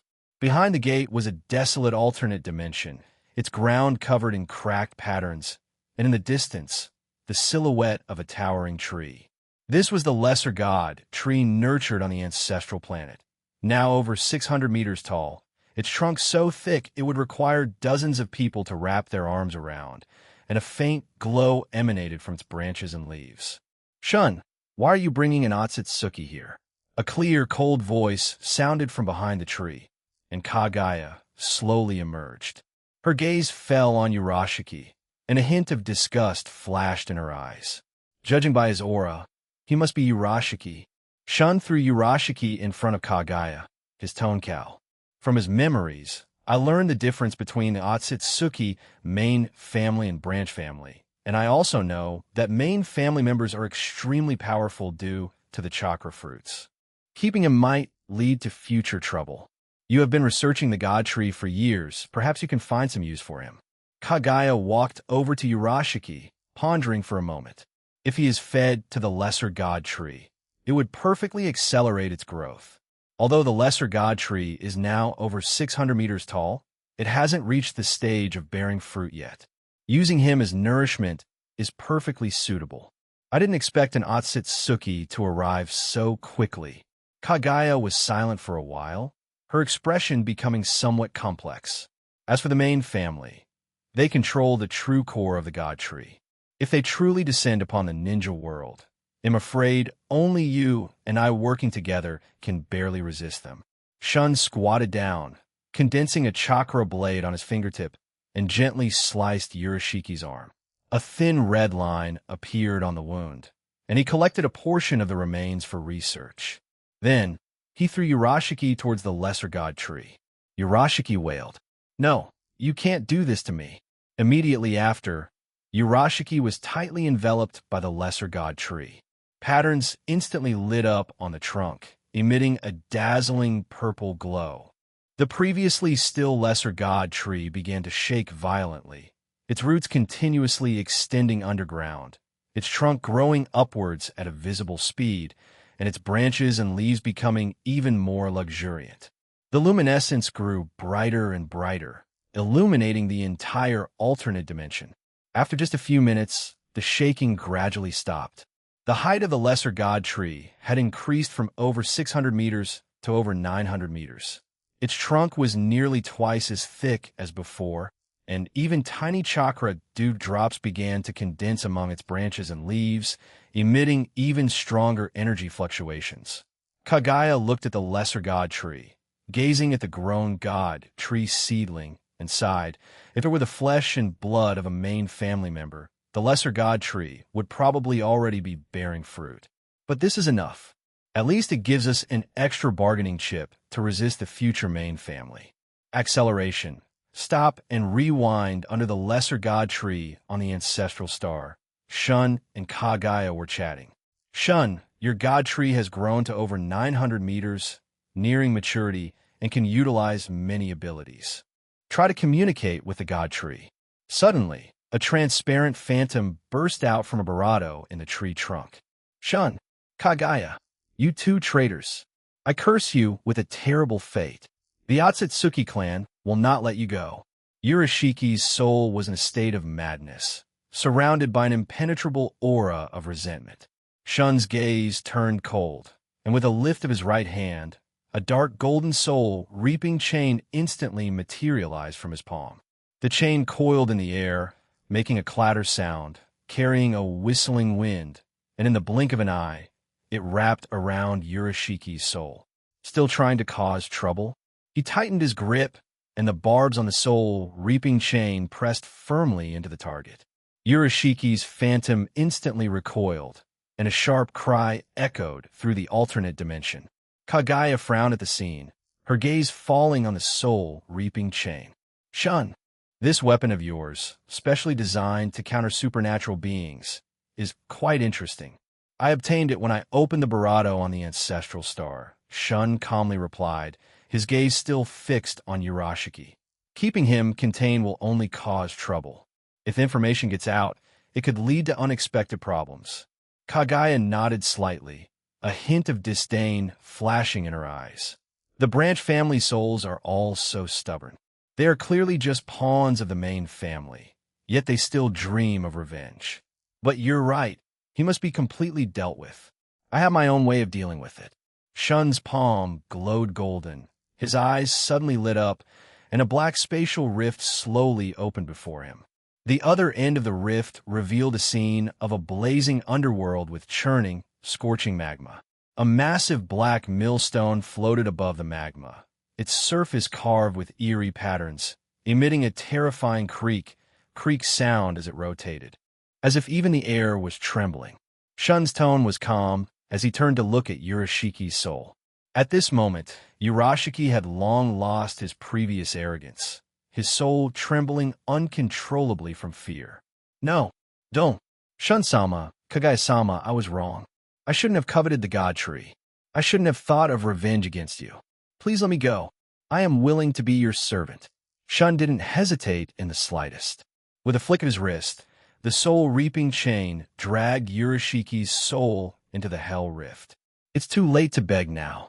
As Urashiki's soul touched the black millstone, it was instantly drawn onto its surface. My soul, it's being taken. Distant cries echoed from the rift, and as the millstone rotated, Urashiki's soul was consumed within it, releasing faint pale purple energy that scattered outward. Just then, a faint golden light illuminated the surface of the millstone. Those lights were the remaining time law imprints within Urashiki's soul. Is that an imprint of the time law? Kaguya's pupils constricted slightly, and she instinctively looked closer. I didn't expect such a thing to be hidden within Urashiki's soul. Shun's eyes narrowed, and he immediately extended his hand. His golden rinnegan emitted a soft glow, carefully peeling those golden imprints from the millstone's energy flow. The imprints condensed into a small ball of light in the air, emitting the fluctuations of temporal rewind. This was one of the abilities of Urashiki's blue rinnegan, allowing him to return his own time to a few seconds prior. Shun looked at the ball of light, a slight smile on his lips.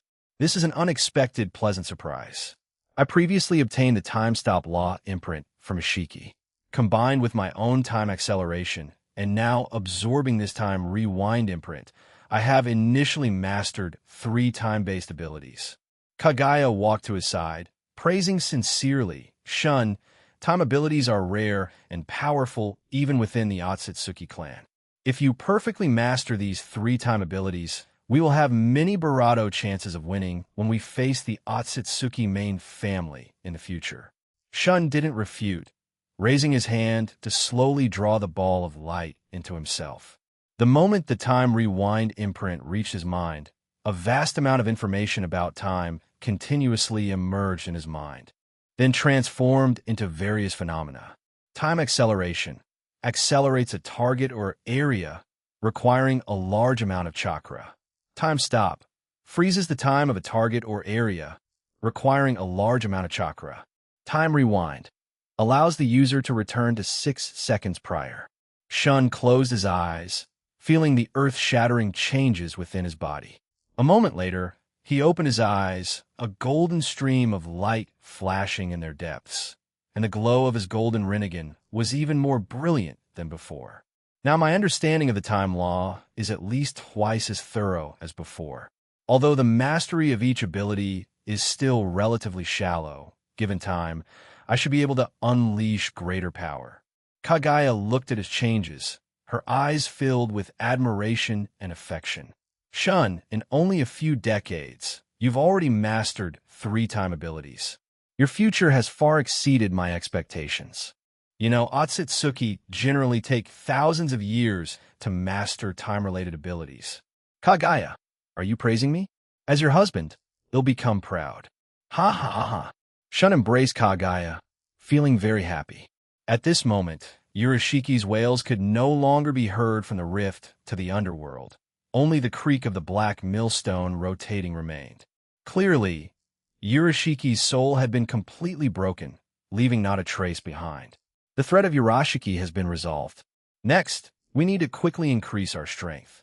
He raised his hand to close the infernal rift, his gaze returning to Kaguya. Kaguya, the lesser god tree is still unstable. Please help me keep a close eye on its growth. If any abnormalities occur, notify me immediately. Kaguya frowned slightly, showing a hint of displeasure. She complained in a soft, pouting tone, Shun, what have you been busy with lately? You haven't spent quality time with me in a long time. Looking at Kaguya's playful expression, Shun's heart warmed. He reached out and gently pulled Kaguya into a hug. Aren't I doing this to become stronger? How about this? It'll take you to explore various places on the ancestral star. Kaguya hummed softly, leaning comfortably into his arms. She looked up and smiled at him affectionately. Shun smiled back warmly and held her close. As they shared a tender moment together, breathing steadily, the surrounding environment changed, and the two appeared inside a sleeping chamber. Shun, I need you to help me get stronger. Another use for the god tree the next day. Shun and Kaguya stood side by side on the cliff, the clinking of their wine glasses echoing crisply. The wine, with a faint fruity aroma, slid down their throats. After a while, Kaguya slowly spoke, You've absorbed Yurishiki's time law imprint. This is a good start, but what are your plans next? Shun stood beside Kaguya, his gaze fixed on the god tree in the distance. He was silent for a moment, then said, I'm thinking, since the god tree is a weapon of the Otsutsuki clan, perhaps it can help me comprehend the law. Kaguya raised an eyebrow slightly, seemingly intrigued by his idea.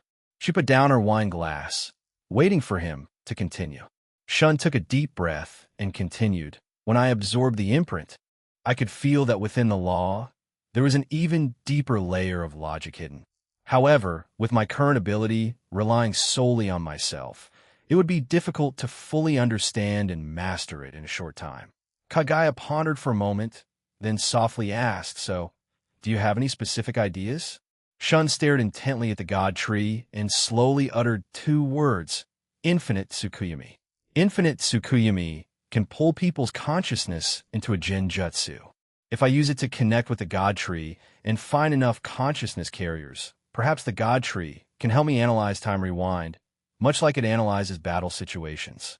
Kagaya was silent for a moment, then nodded. This method has risks, but it's worth a try. The God tree is already adept at absorbing and converting consciousness energy. If it could be combined with infinite Tsukuyami, it might truly accelerate your comprehension of a law.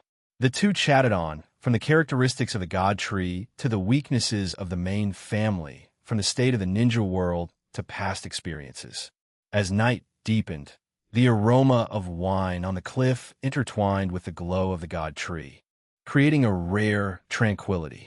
It wasn't until a faint light appeared on the horizon that Shun stood up. I should go back and prepare. Later, I might need your help to stabilize the God tree's energy.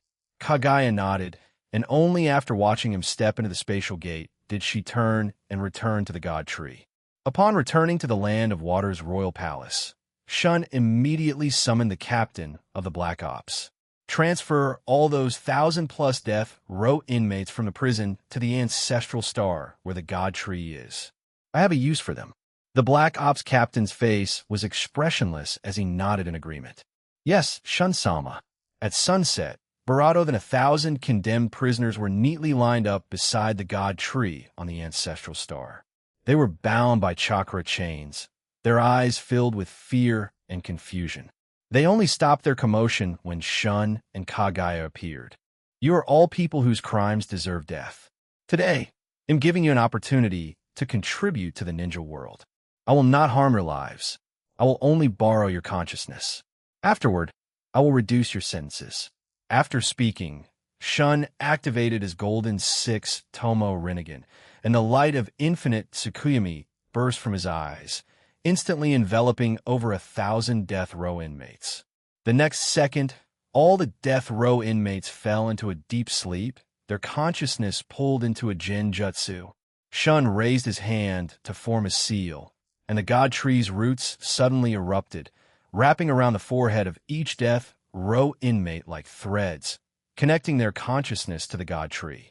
Shun said in a deep voice, Kagaya, help me stabilize the God tree's energy. Don't let the consciousness fluctuations backfire. Kagaya injected chakra into the God tree, making its connection more stable. Shun then walked to the God tree, placed his palm on its trunk, and transmitted a command with his Rinnegan. In my name, deduce the law of time rewind, analyze its logic, connect all consciousness carriers, and compute collaboratively. The patterns on the God tree instantly lit up, and red chakra surged along its roots into the consciousness of each death row inmate.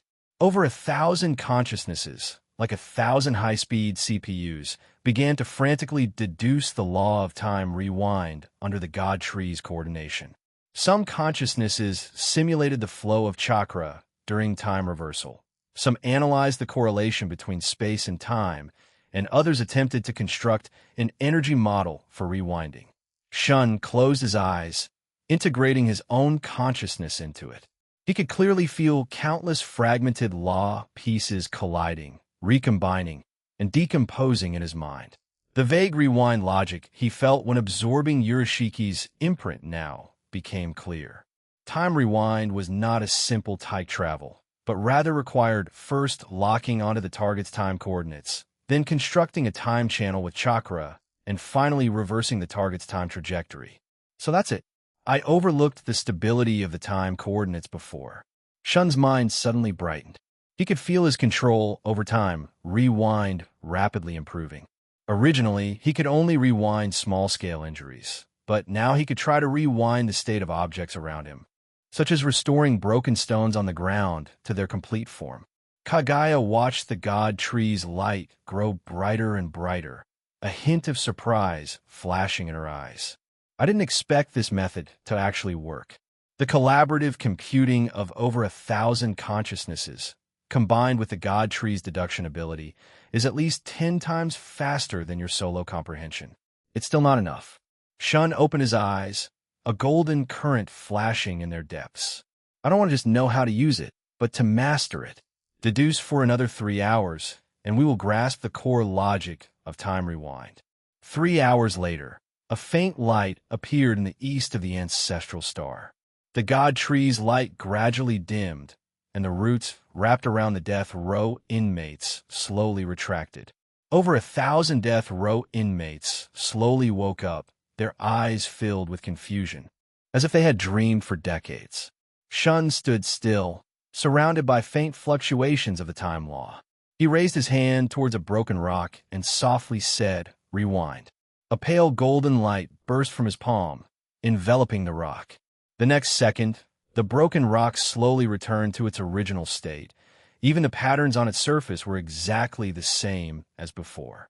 Shun looked at the rock and excitedly said, "Kagaya, I succeeded. Thanks to your help in stabilizing the god tree's energy. Otherwise, I probably wouldn't have succeeded so easily." Kagaya shook her head, her gaze falling on the god tree. The god tree also absorbed a lot of time rules from this deduction, which counts as a win-win. However, you must remember that infinite Tsukuyami should not be used frequently, as it consumes too much consciousness, and even the god tree cannot withstand multiple such exertions. Shun nodded, already having a plan in mind. "I will arrange for these condemned inmates to cultivate barren land, which can be considered an opportunity for them to reform. Next, I need to thoroughly digest the results of this deduction and strive to master time rewind as proficiently as divine acceleration and time stop as soon as possible." Noki's plan after Noki returned to his country. He immediately flew to the royal palace of the land of Earth. Seeing Noki enter, the daimyo put down his pendant, his brows slightly furrowed. "Noki, what is the rush?" Noki did not sit down, walking straight to the sandbox. "I just returned from the land of water and found that the current land of water is many times stronger and wealthier than the land of fire at its peak. If the land of water and the land of Akatsuki continue to grow stronger, our land of earth will be swallowed up sooner or later." The daimyo of the land of earth stroked his jade pendant with his finger, his eyes flickering. "Noki, what are your thoughts?" Noki stood in front of the sandbox, his finger tapping on the territory of the land of fire. The expansion speed of the land of Akatsuki is getting faster and faster, and the land of water has Shun presiding over it, making its strength increasingly formidable. Instead of sitting by and watching them become dominant, we might as well fan the flames. The daimyo said, "You mean, let the land of fire cede territory to the land of water?" But second Prince Tsuyoshi of the land of fire was put in power by us 3 years ago. If we ask him to surrender the city now, will he agree? Noki snorted coldly. He doesn't have the power to decide. Either he complies, or we find a new spokesperson. He bent down, took out a scroll of intel, and spread it before the daimyo. On it was the Land of Water's national welfare list, densely written across 3 pages, detailing everything from tax reductions for common people to pensions for ninjas. The Land of Water has many welfare programs. To manage such a large territory as the Land of Fire, they would have to invest massive resources in water conservancy, disaster relief, and supporting officials. In the long run, even the wealthiest foundation would be dragged down. He leaned close to the daimyo, his voice extremely low, almost whispering into his ear. More importantly, once the Land of Fire surrenders its cities, the border between the Land of Water and the Land of Akatsuki will be directly connected. We only need to sow a little discord in the middle, and we can make them fight. Once they are both heavily wounded, we can then send troops and reap the benefits. The daimyo of the Land of Earth casually stroked his chin. "Good, then let's proceed with your plan." At the same time, in the royal palaces of the Land of Wind and the Land of Lightning, almost similar conversations were taking place. Soon, envoys from the 3 great nations entered the cities of the Land of Fire. Suddenly, the palace door was pushed open. Damuda, the envoy from the Land of Earth, wearing a dark ceremonial robe, holding a gilded state letter in both hands, strode in. He was followed by several elite ninjas, and the guard in the hall couldn't stop them. "Your Highness, second prince, no need to tidy up." Damuda's eyes were cold, his gaze sweeping over the portraits of previous daimyo hanging on the wall, then settling on second prince Uenichi Tsuyoshi. Tsuyoshi spun around abruptly, his jade pendant hitting the corner of the table with a crisp clang. Sir Damn-Yuta, you barged in without announcement and dare to be so rude to me? Damn-Yuta ignored his anger and raised his hand, presenting the state letter to him. Your Highness, Second Prince, this is the decision of the daimyo of the Land of Earth. Please, within 3 days, completely cede Flame City and its surrounding cities to Shun-sama, the daimyo of the Land of Water. What did you say? Cede the city? Tsuyoshi's voice suddenly rose. He snatched the state letter, his fingers trembling as he opened it. Upon seeing the words, cede the city, he violently threw the state letter to the ground. He picked up the Celadon teacup nearby and smashed it onto the ground, tea splashing onto his robe. This is preposterous. You want me to cede the city? Sir Damn-Yuta, do you know this is an act of treason and betrayal of the country? Damn-Yuta sneered, took a step forward, his tone carrying blatant threat. Treason? Your Highness, you need to face reality. According to our intel, the land of Akatsuki is expanding rapidly. With the forces you command, you won't last a day.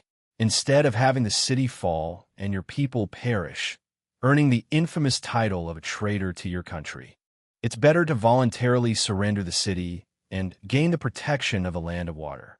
Then you and your family can still retain your wealth and status. This is the dignity our daimyo is offering you. Tsuyoshi's eyes were red with anxiety, his hands tightly clenched into fists. I refuse. I am a prince of the Land of Fire. Even if I die in battle, I will defend the cities of the Land of Fire. Seeing the other party's stubbornness, Damuta's eyes suddenly turned cold. Refuse? That's not up to you. He pulled a withdrawal order from his sleeve and slapped it on the table. The paper spread open, bearing the red seal of the Land of Earth. To tell you the truth, this is a joint decision of the 3 great nations. At noon today, all forces stationed in the Land of Fire will withdraw to their respective countries. At that time, the land of Akatsuki will be at your city gates. You will be isolated and helpless. Not only will your city be lost, but even the lives of your family will be in peril. Daimyo-sama said, this is the last bit of dignity left for you. These words were like a heavy hammer, striking Tsuyoshi's heart. He staggered back 2 steps, his back hitting a palace pillar, the cold wooden touch sending a shiver down his spine. He slowly sank to the ground, all his strength seemingly drained in an instant, his eyes shifting from anger to despair. You had already decided to abandon the Land of Fire, hadn't you? Damuta's lips curved into a mocking smile. Your Highness, it's not too late for you to understand now. Be sensible, surrender the city obediently, and there might still be a glimmer of hope. Tsuyoshi buried his face in his hands, closing his eyes in pain. The mountains and rivers of the Land of Fire, the joyful laughter of its people, constantly flashing through his mind. No, I can't just give up like this. He suddenly snapped his head up as if electrified. In his previously dull eyes, a spark of fighting spirit was rekindled.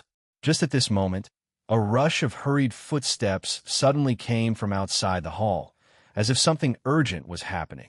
Immediately after, some panicked soldiers rushed into the hall, their gasps sounding particularly abrupt in the silent hall. Your Highness, it's bad. The ninjas stationed by the Land of Earth have started withdrawing from the city. The soldier's voice trembled with fear as he spoke. Upon hearing this, Tsuyoshi's face instantly turned ashen. He braced himself and abruptly stood up from the ground. His gaze was like fire, looking directly at Damn-Yuta, and he asked through gritted teeth, I ask you one last time, is there really no room for maneuver?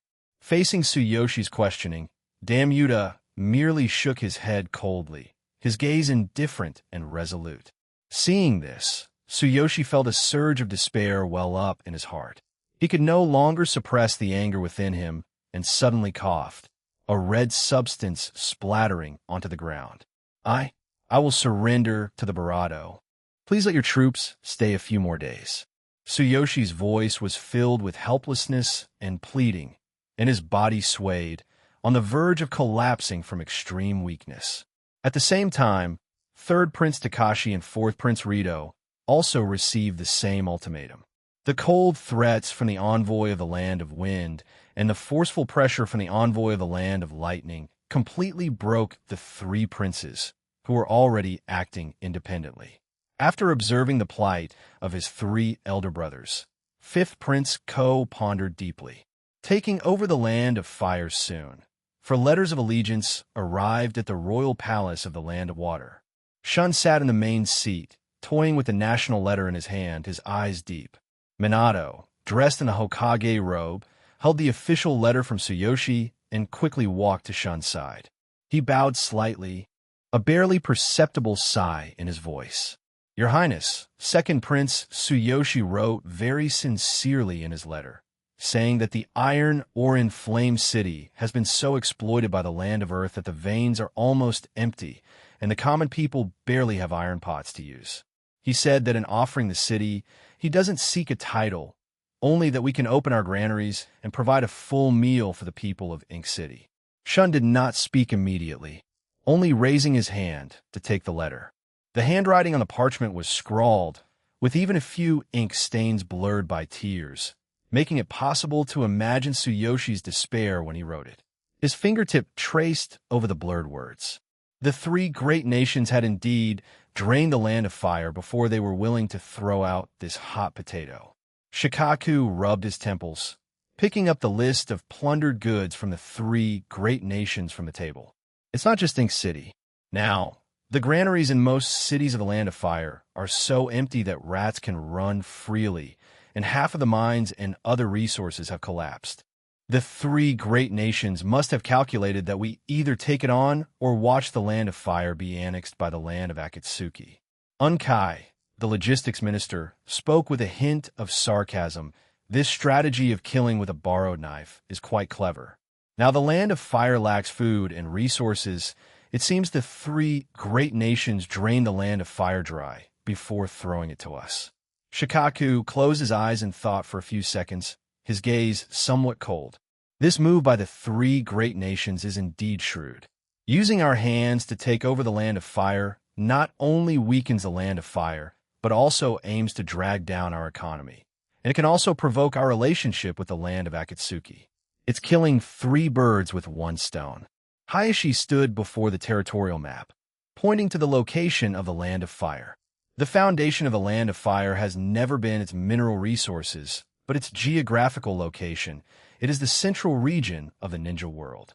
Grain, silk, and ninja tools circulate here, which made the land of fire the richest in the ninja world. But these past few years, constant warfare, merchants afraid to come, farmlands burned, plus the three great nations only plundering and not protecting, made the land of fire look like a drained bone.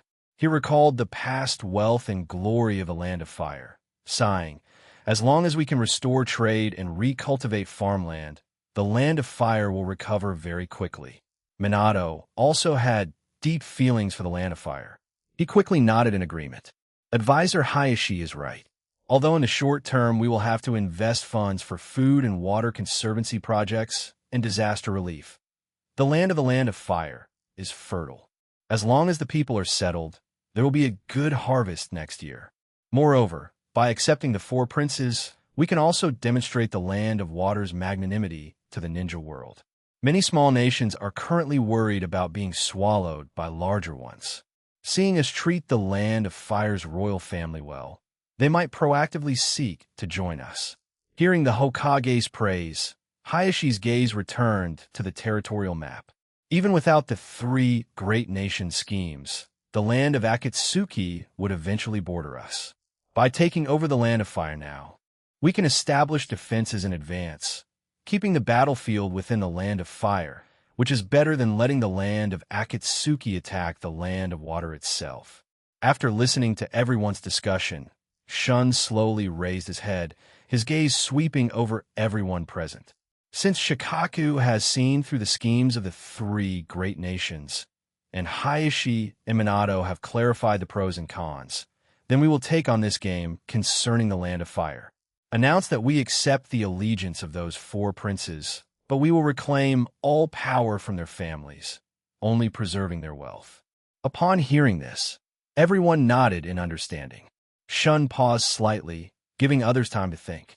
Additionally, have the Ministry of Political Affairs select 1,000 officials familiar with agriculture and governance, paired with 10,000 ninja troops, to depart for the Land of Fire within 3 days. Upon arrival in the Land of Fire, first take over the daimyo's residence, Flame City, Maple City, and other major cities, then gradually advance to smaller towns. The focus of this mission is to appease the common people and restore order. His words were concise and clear, without any prevarication. Everyone knew this was a daunting task, yet no one dared to raise an objection. Understood. As the command was given, the council chamber fell into a brief silence. Shun placed the national letter on the table, gently tapping the surface. Minato, send Kakashi to Flame City and Shursui to Maple City. They both spent time in the Land of Fire, familiar with the customs of the Land of Fire, and can appease the people more quickly. Also, from the Land of Water's granaries, first allocate 10 million tons of grain and distribute it to the people of the Land of Fire, especially Flame City and Spring City, where the people have been hungry for several days. Upon receiving the order, Minato stood up. Understood, I will arrange it right away. But just as he was about to turn and leave, he heard someone call him. Shikaka suddenly stood up and called out, Minato, wait a moment. I suggest forming Land of Fire Takeover Agency, led by me, drawing Umbu personnel to join. The 3 great nations have certainly left many spies in the Land of Fire. They will not willingly watch us take over smoothly. They might spread rumors like the Land of Water intends to slaughter the people of the Land of Fire or deliberately provoke our relationship with the Land of Akatsuki. We must investigate in advance and deal with it promptly. We cannot let them ruin this important matter. Minato rubbed the back of his head, smiling as he replied, Shikaku, do as you say. You can pick anyone you want for the takeover agency, and if you need to mobilize Umbu, just come to me for approval. Shun walked to the territorial map, extended his finger, and gently traced the vermilion border of the Land of Fire. His fingertip moved from the farmlands of Flame City to the iron mines of Maple City, then to the water pipelines of Spring City, finally stopping at the small port of Ink City. He took a deep breath before stating heavily, the 3 great nations think that by throwing us a mess, they could drag us down. But they forgot that what the common people want is not princes or city lords, but a life where they can eat in peace. He withdrew his finger, turned to face everyone, his eyes gleaming with firm resolve. As long as we can ensure the people of the Land of Fire have enough to eat and stable homes, as long as we can enable them to pick up their hoes to farm and their goods to trade again, even a mess can become the Land of Water's most solid foundation. The sunlight outside the window gradually slanted westward, golden rays spilling onto the territorial map, making the vermilion mark of the Land of Fire even more vibrant. Everyone in the council chamber looked at Shun's back and suddenly felt that this daimyo of the Land of Water before them could not only see through the schemes of the 3 great nations, but also grasp the fundamental law of governance. And this, perhaps, was the true reason why the Land of Water could rise in a chaotic world. Land of Water's soaring reputation days later, in Flame City, the morning light, carrying the slight chill of early autumn, scattered upon the mottled city gates. The Land of Fire flags on either side of the city gate had their edges frayed by the wind, silently narrating the decline of this country. Hundreds of trucks, loaded with grain, were neatly lined up behind. The grain bags piled high in the truck beds were emblazoned with patterns and text like Uchih clan emblem, Land of Water Granary, Land of Fire, Charitable Aid Grain. Inside the city gates, Tsuyoshi wore a plain court robe, but his waist felt somewhat empty. The jade pendant he usually wore, bestowed by the previous fire daimyo, now lay quietly in his sleeve. His fingers repeatedly traced the flame patterns on the jade pendant. Its cold material could not suppress the damp heat in his palm. The Flame City officials behind him lowered their heads. Some secretly tugged at their robes. Others clutched the documents in their hands, and an atmosphere of awkwardness and unease permeated the air. Someone whispered in alarm, "They're here. Everyone, pay attention." Tsuyoshi suddenly looked up. only to see a team of figures slowly approaching on the distant official road.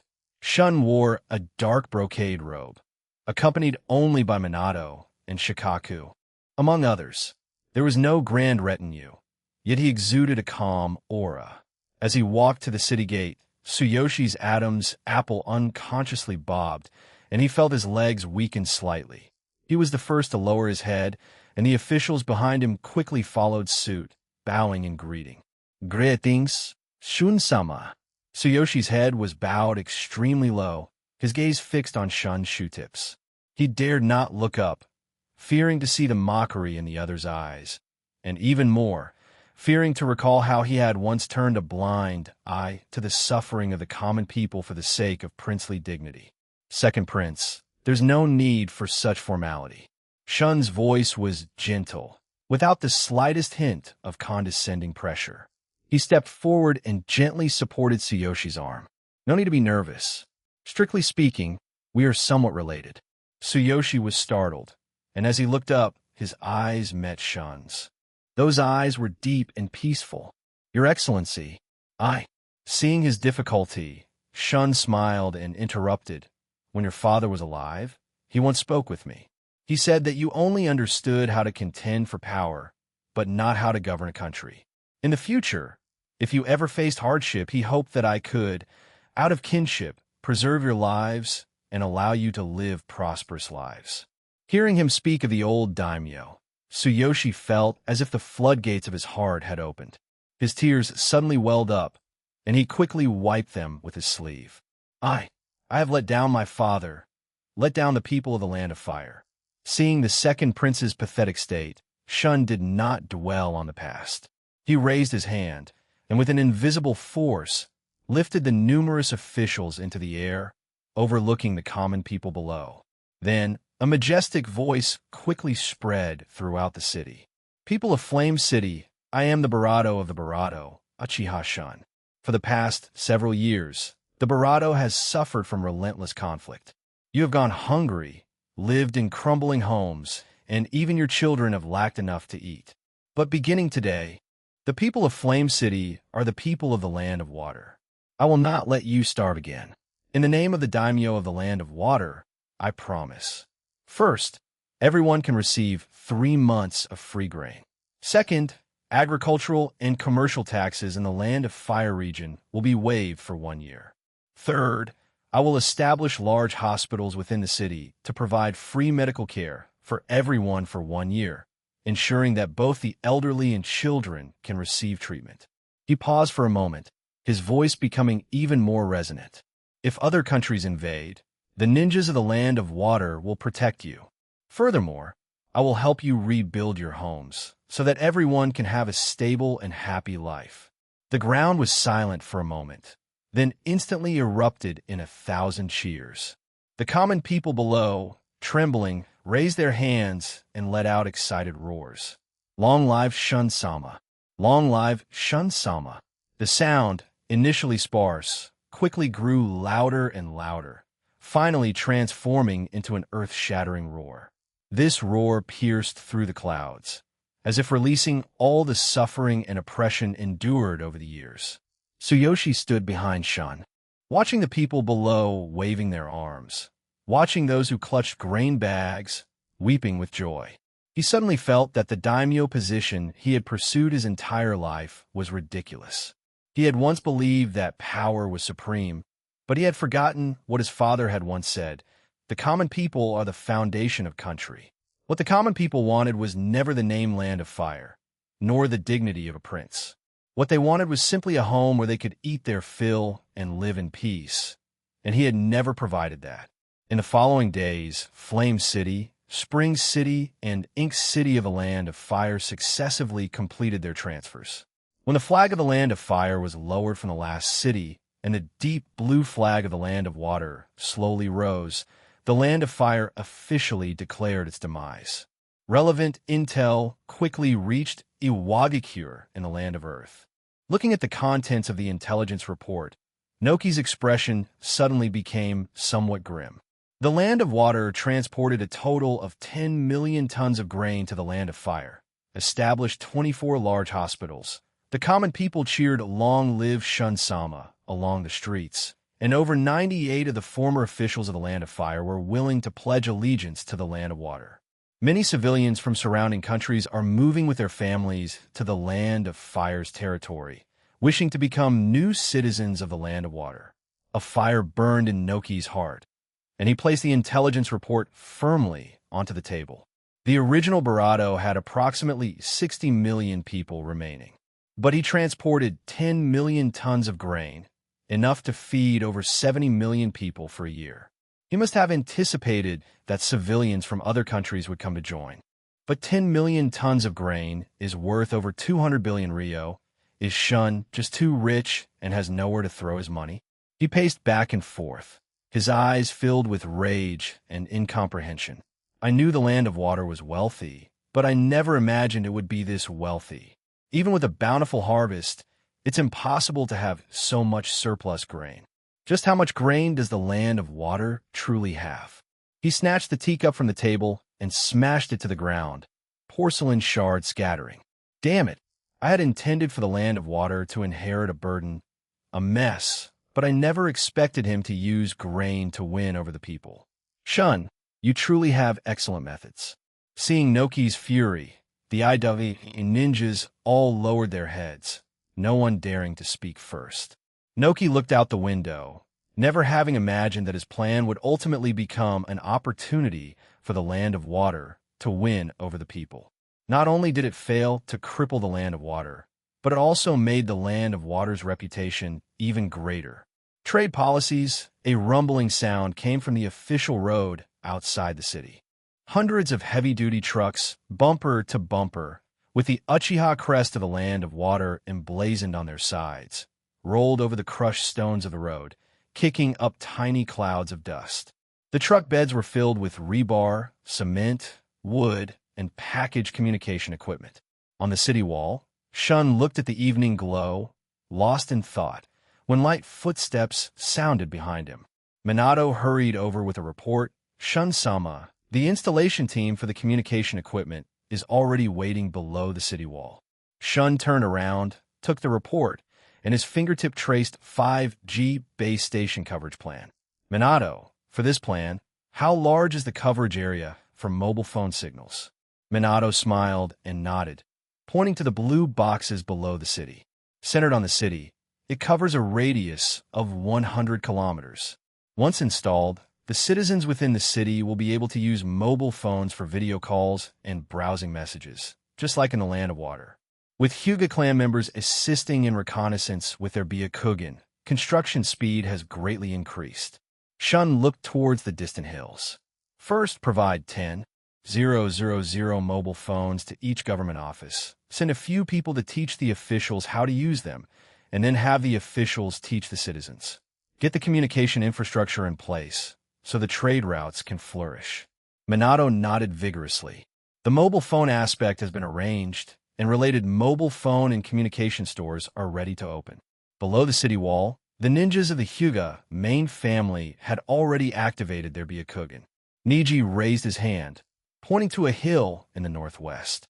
There are no trees blocking that area, and the signal can cover 80 of the daimyo's residents. It's suitable for building the main base station. Engineer Ryota pushed up his safety helmet and leaned over to look in the direction Niji was pointing. Thank you, young man. That place is a kilometer from the nearest village, so it won't disturb the residents. However, we'll need to set up a temporary shed for the equipment. Could you trouble your people to help clear the site? Niji nodded, forming a hand seal. No problem. They'll have 3 clan members go with you. Clearing the rubble with gentle fist will be very fast. At the same time, the central plaza of the daimyo's residence was bustling with activity. A bulldozer pushed down the last dilapidated adobe house. Amidst the rising dust, old craftsman Wakashi held a blueprint and tapped his young apprentice Makoma's head. What are you staring at? Come look. We need to leave a 6-meter-wide passage here for carriages to enter and exit easily. Have you forgotten the blueprints for the Land of Water's commercial street? They're all designed like this, so 2 carriages can pass side by side. Makoma scratched his head, pointing to the second-floor area on the blueprint. Do we really have to make the entire second floor into a warehouse? I thought we could leave a few rooms for shops. Then we could sell some of our own woodwork. Wakashi smiled and patted his shoulder. Silly boy, Shun-sama said that the ground floor shops are for foreign merchants. For us citizens who want to open a shop, there's a special convenience street in the back, and the rent is cheaper. Didn't you see the notice posted by the government office yesterday?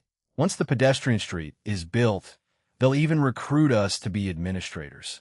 And the salary is twice as high as doing woodwork. Makoma's eyes lit up. Really? Then I need to study the blueprints carefully and try to become a small foreman.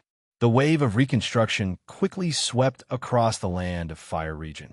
At the Maple City Iron Mine, engineer Renji from the Land of Water was demonstrating a new mining machine to the miners.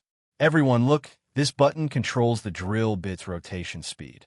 Previously, 10 people could mine 5 tons of ore a day, but now 5 people can mine 8 tons. Miner foreman Tora rubbed his hands and asked, Renji-san, what if this machine breaks down? We've never repaired anything so advanced before. Renji pulled out a manual from his bag and said, Don't worry, I've left you a maintenance manual, and everything is clearly illustrated. Plus, engineers will come for inspections every month, so if you have any problems, just call this mobile phone. Shun-sama specially provided 10 mobile phones to the mine, and my number is saved on all of them. By the Spring City Reservoir, ninjas were diverting water using water release, great waterfall technique. A restant walked over with a basket and handed a wheat cake to Shui, who was leading the group. Shui, take a break and eat something. Once this reservoir is built, our fields won't have to rely on the weather anymore. My 2 acres of corn are already starting to tassel. Shui took the wheat cake and thanked her with a smile. Thank you, Aunt Tanaka. We need to reinforce the dam before the rainy season. Then you'll even be able to raise fish in the reservoir. A month later, in the capital's government office, Shikaku held a personnel transfer list and said with a solemn expression, according to the current situation, 50 Border Patrol outposts have been successfully established in the Land of Fire region, requiring 6,000 ninjas to be stationed there. Shun gazed at the map, thoughtfully pointing out, regarding the personnel requirements for border defense, you should arrange it with Minato. Additionally, on the first day of next month, the capital will host a grand auction. We need to invite some wealthy individuals to participate and also draft a preferential policy, such as a 3-year exemption from commercial taxes, to attract more businesses to participate. Tetsu quickly responded, I understand. I will immediately notify the publicity department to arrange personnel for promotion. Shun nodded in satisfaction, then added, have the officials of the government office dispatch some personnel to visit various chambers of commerce in different countries. Don't passively wait for merchants to come. We should actively invite them. After the news of the tax exemption policy spread, many merchants hesitated. Saya handed over a Chamber of Commerce token, frowning as she asked, I heard the Land of Fire just finished a war. Is the public order really okay? My goods are worth over 50 million Rio. Will there really be no problems? Kakashi pointed to the surveillance cameras in the distance and said, Don't worry, every intersection in the capital has surveillance, and the guard team patrols 24 hours a day. Moreover, your goods can be stored in the Special Zone warehouse, which is protected by barrier ninjutsu, making it safer than carrying it with you. Saya followed Kakashi around the pedestrian street, seeing the clean streets and brightly lit shops, and then went to the government office to inquire about tax policies. As trade began, the central plaza of the capital was packed with people. Ken, a merchant from the Land of Water, had a crowd gathered around his silk stall. He held a piece of cloud brocade and said to everyone, feel this fabric. It's 3 times softer than the silk from the Land of Fire's past, and a piece of clothing made from it can last 5 years. If you place an order today, you'll also receive an embroidered handkerchief, a specialty of the Land of Water. Tetsuo, an ironware merchant from the Land of Lightning, raised a cleaver and brought it down on a wooden stake with a clang. Everyone look, this knife uses the Land of Lightning's latest steel-making technology. It cuts iron like mud, and if you buy it now, you'll also get a sharpening stone. In the crowd, Makoma pulled Wakashi and squeezed to the front. Wakashi-san, let's buy a new cleaver too. The one at home is already chipped. Wakashi smiled and nodded. Yes, let's buy one. And buy your mother a piece of silk for a new dress. She's been wanting one for a long time. Immigration reward policy in the study of the royal palace of the land of water. Shun looked at two secret reports. The first secret report indicated that the land of wind and the land of earth had secretly dispatched a large number of spies. They disguised themselves as ninjas from the land of Akatsuki and set fires and robbed in the border cities of the land of fire, bringing immense disaster and panic to the local residents. The second secret report showed that spies, disguised as soldiers from the land of water, plundered food and valuables from border villages in the land of Akatsuki, the land of wind, and the land of earth, deliberately leaving behind markings of the land of water, attempting to frame them. Shikaku stood by, analyzing with a solemn expression. According to the information from the Umbu, many villagers in our neighboring border villages have reported being robbed by land of water soldiers who took their food and valuables, causing many civilians to fear immigrating to the land of water. Shun listened quietly, his face somewhat grim. They're using these underhanded tactics because, to put it plainly, they are afraid of civilians sneaking over like before. That's why they use robbery and intimidation to trap civilians in their countries. This behavior is disgusting. Shikaku rubbed his temple, considering countermeasures. Shun-sama, their ultimate goal should be to provoke a war between us and the land of Akatsuki. Shun's fingers lightly tapped the table, his gaze fixed on the map on the wall. Perhaps I should plan for the unification of the ninja world. After a moment of contemplation, a ruthless glint flashed in his eyes. They want to disrupt public sentiment, so I will use money to guide public sentiment toward the land of water. Give the order, starting today, adjust the immigration reward policy. Bringing one person to immigrate to the land of water will be rewarded with 200,000 Rio. If more than 20 people immigrate, an additional 1 million Rio will be rewarded. Shikaku was slightly startled, then quickly understood. 200,000 Rio for bringing one person? Are you using money to break the rumors created by the spies? Shun said with a slight smile and full confidence. Yes, 200,000 Rio is equivalent to the total income of civilians in the land of wind and land of earth working for 2 years. Coupled with the land of water's high salaries, free medical care, and other welfare benefits, it is enough to make them ignore the panic created by the spies. Moreover, with a large number of people immigrating, even if the spies from the land of wind and land of earth want to cause trouble, they won't have a popular base and naturally won't amount to anything. He paused, then added, additionally, have the guard team strengthen border patrols. Once spies impersonating the Barato or the land of Akatsuki are caught, detain them at the border and make a public announcement so that the people can learn the truth. At the same time, have officials at the Immigration Registration Office give returning immigrants a mobile phone to facilitate them taking videos and sending messages to break the rumors. Hearing Shun's solution, Shikaku respectfully bowed. I will arrange it immediately. The news quickly reached the Immigration Registration Office in Flame City. Early in the morning, as the sun had just risen, the city gates slowly opened. A civilian named Araki hurried towards the Immigration Registration Office. Araki was wearing a blue work uniform issued by a land of water factory. The factory's serial number, Textile 9527, was embroidered on the cuff of this uniform. In his pocket was a wad of brand-new banknotes, his hard-earned wages from last month. In his other hand, he held his last month's pay slip, on which salary, 62,000 Rio, was prominently written in black font. This figure shimmered in the sunlight, making him feel a little dizzy. Keep in mind, this was equivalent to the total income he earned from 6 months of hard work as a textile worker in the land of wind. Araki jogged all the way and finally arrived at the Immigration Registration Office. He rushed to the counter, out of breath, and excitedly said, I want to apply to return. I want to go back to my village and bring more people over. The staff at the registration office looked up at the somewhat disheveled man and asked with a smile, Sir, please don't rush. Tell me what's on your mind slowly. Araki took a deep breath, trying to calm himself down, and then said, I heard that if you bring one person to immigrate, you get a reward of 200,000 Rio. Is that true? The staff member nodded, confirming, Yes, sir. That is our latest policy. Araki's face immediately showed an expression of ecstatic joy. I heard that as long as the application is successful, I can get a new mobile phone. Is that true? The Land of Water official at the registration office smiled and handed over a silver mobile phone and an operating guide, tapping the newly posted policy poster on the wall with his finger. It's all true.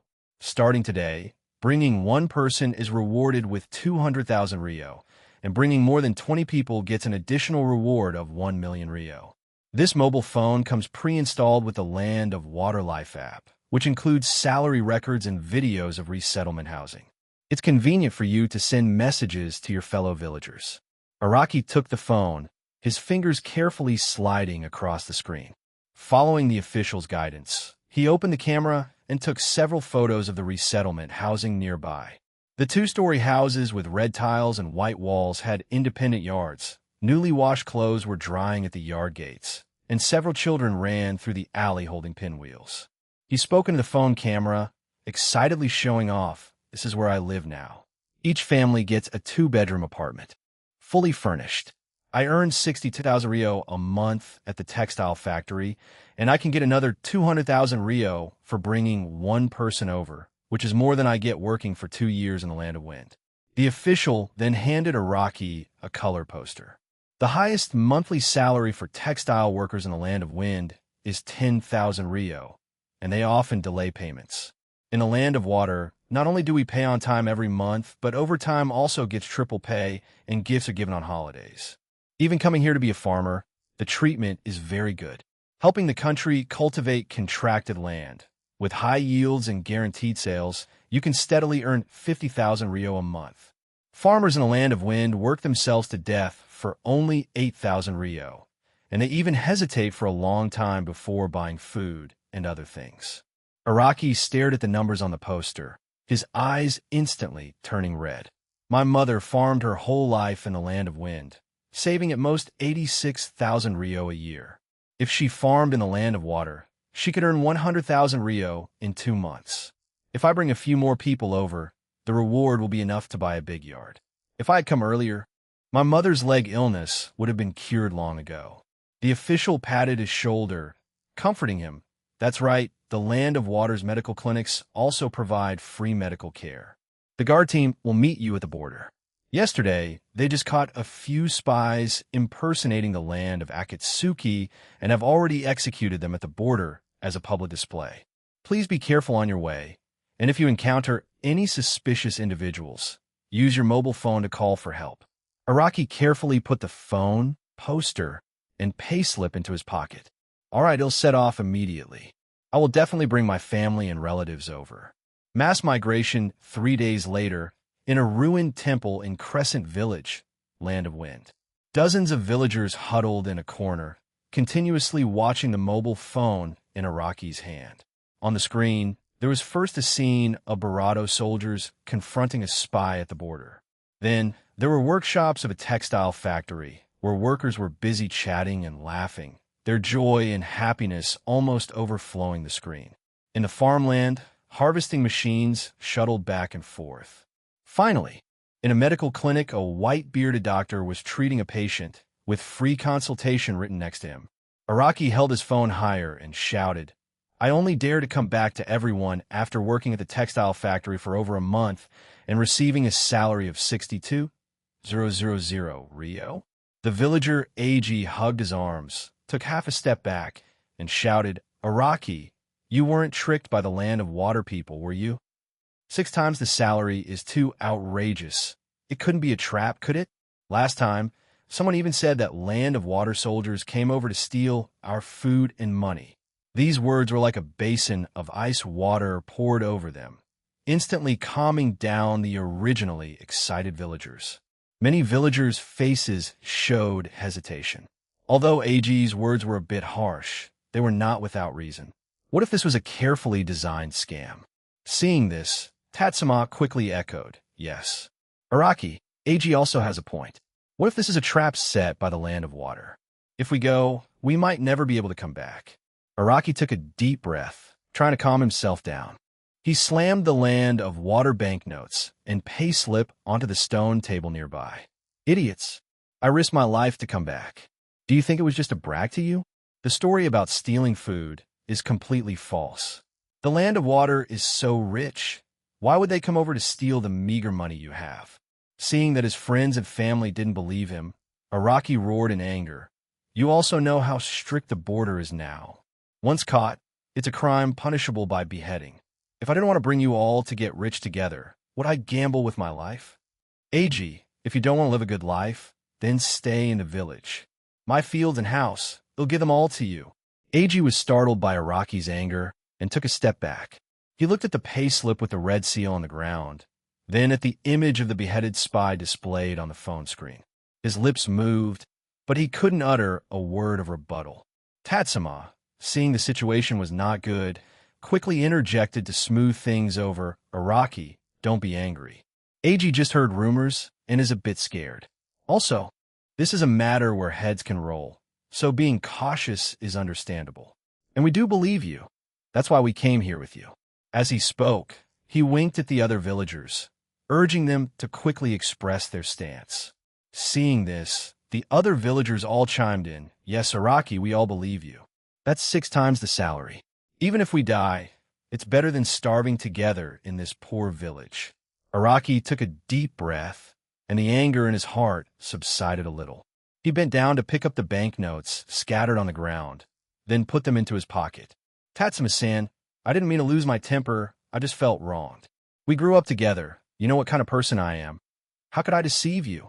Once we get to the land of water, you'll naturally know that everything I said is true. That night, more than 30 villagers, carrying dry rations and luggage, hurried towards the border in the dark. AG walked at the back of the group, quietly clenching the bundle in his hand. The doubts in his heart had long been replaced by the desire for 6 times the salary and a better life. Such scenes were playing out daily along the borders of the land of wind, land of earth, and land of lightning. The returning people's phones all contained videos of life in the land of water. Seeing the prosperity of the land of water completely shattered the rumors created by spies. After all, there's no reason for a rich man to go and steal food from beggars.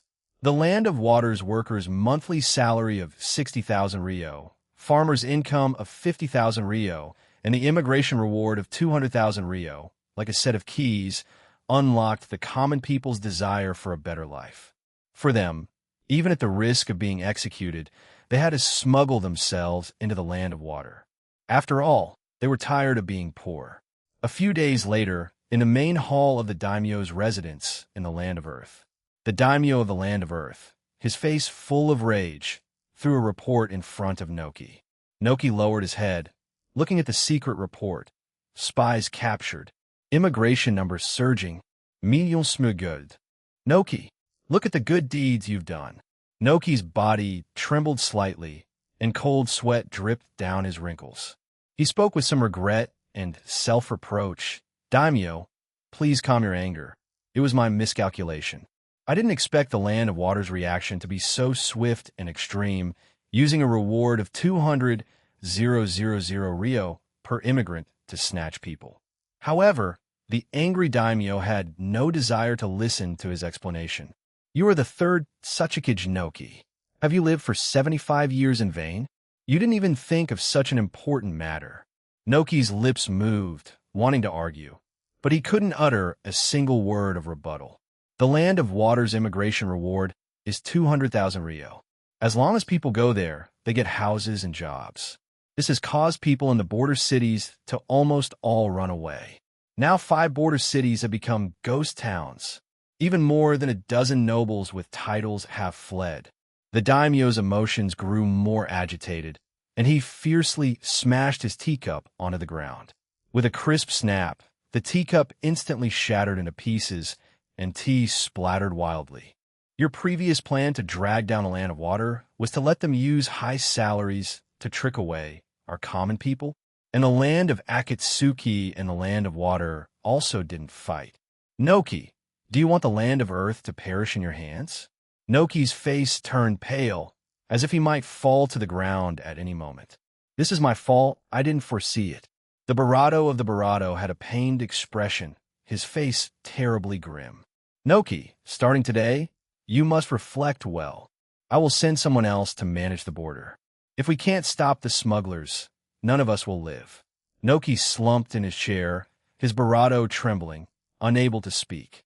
Facing a six-fold salary difference, even the strictest prohibitions couldn't stop commoners from seeking wealth. On the other side, in the Barado's residence of the Barado, Raza sat slumped in his chair, as if he had lost all his strength. Intel showed the Land of Wind has lost over 10 million common people in 1 month. The common people of over 6 cities have abandoned their homes. In search of a better life from within the royal palace of the Land of Wind, a furious roar erupted. The Wind Daimyo slammed his hand on the table and roared, "Raza, how dare you show your face to me? The spy you sent out was caught red-handed, and now many people are cursing me. As the Kazekage, you can't even handle such a small matter. What use are you?" Raza gritted his teeth, clenching them audibly, and retorted, "Your Excellency, the funds you allocate to the village each year are too little. This has led to a shortage of ninjas in Sunagakure, making it impossible to guard such a vast border. Moreover, the Land of Water's grain ships transport grain daily. Their factories recruit workers daily, and they even offer a 200,000 Rio reward to attract people. We simply cannot stop them." The Wind Daimyo threw a book at him. "Can't stop them? Why don't you send troops to burn their granaries? Why don't you arrest all the returnees from the Land of Water? If this continues, the Land of Wind will be empty.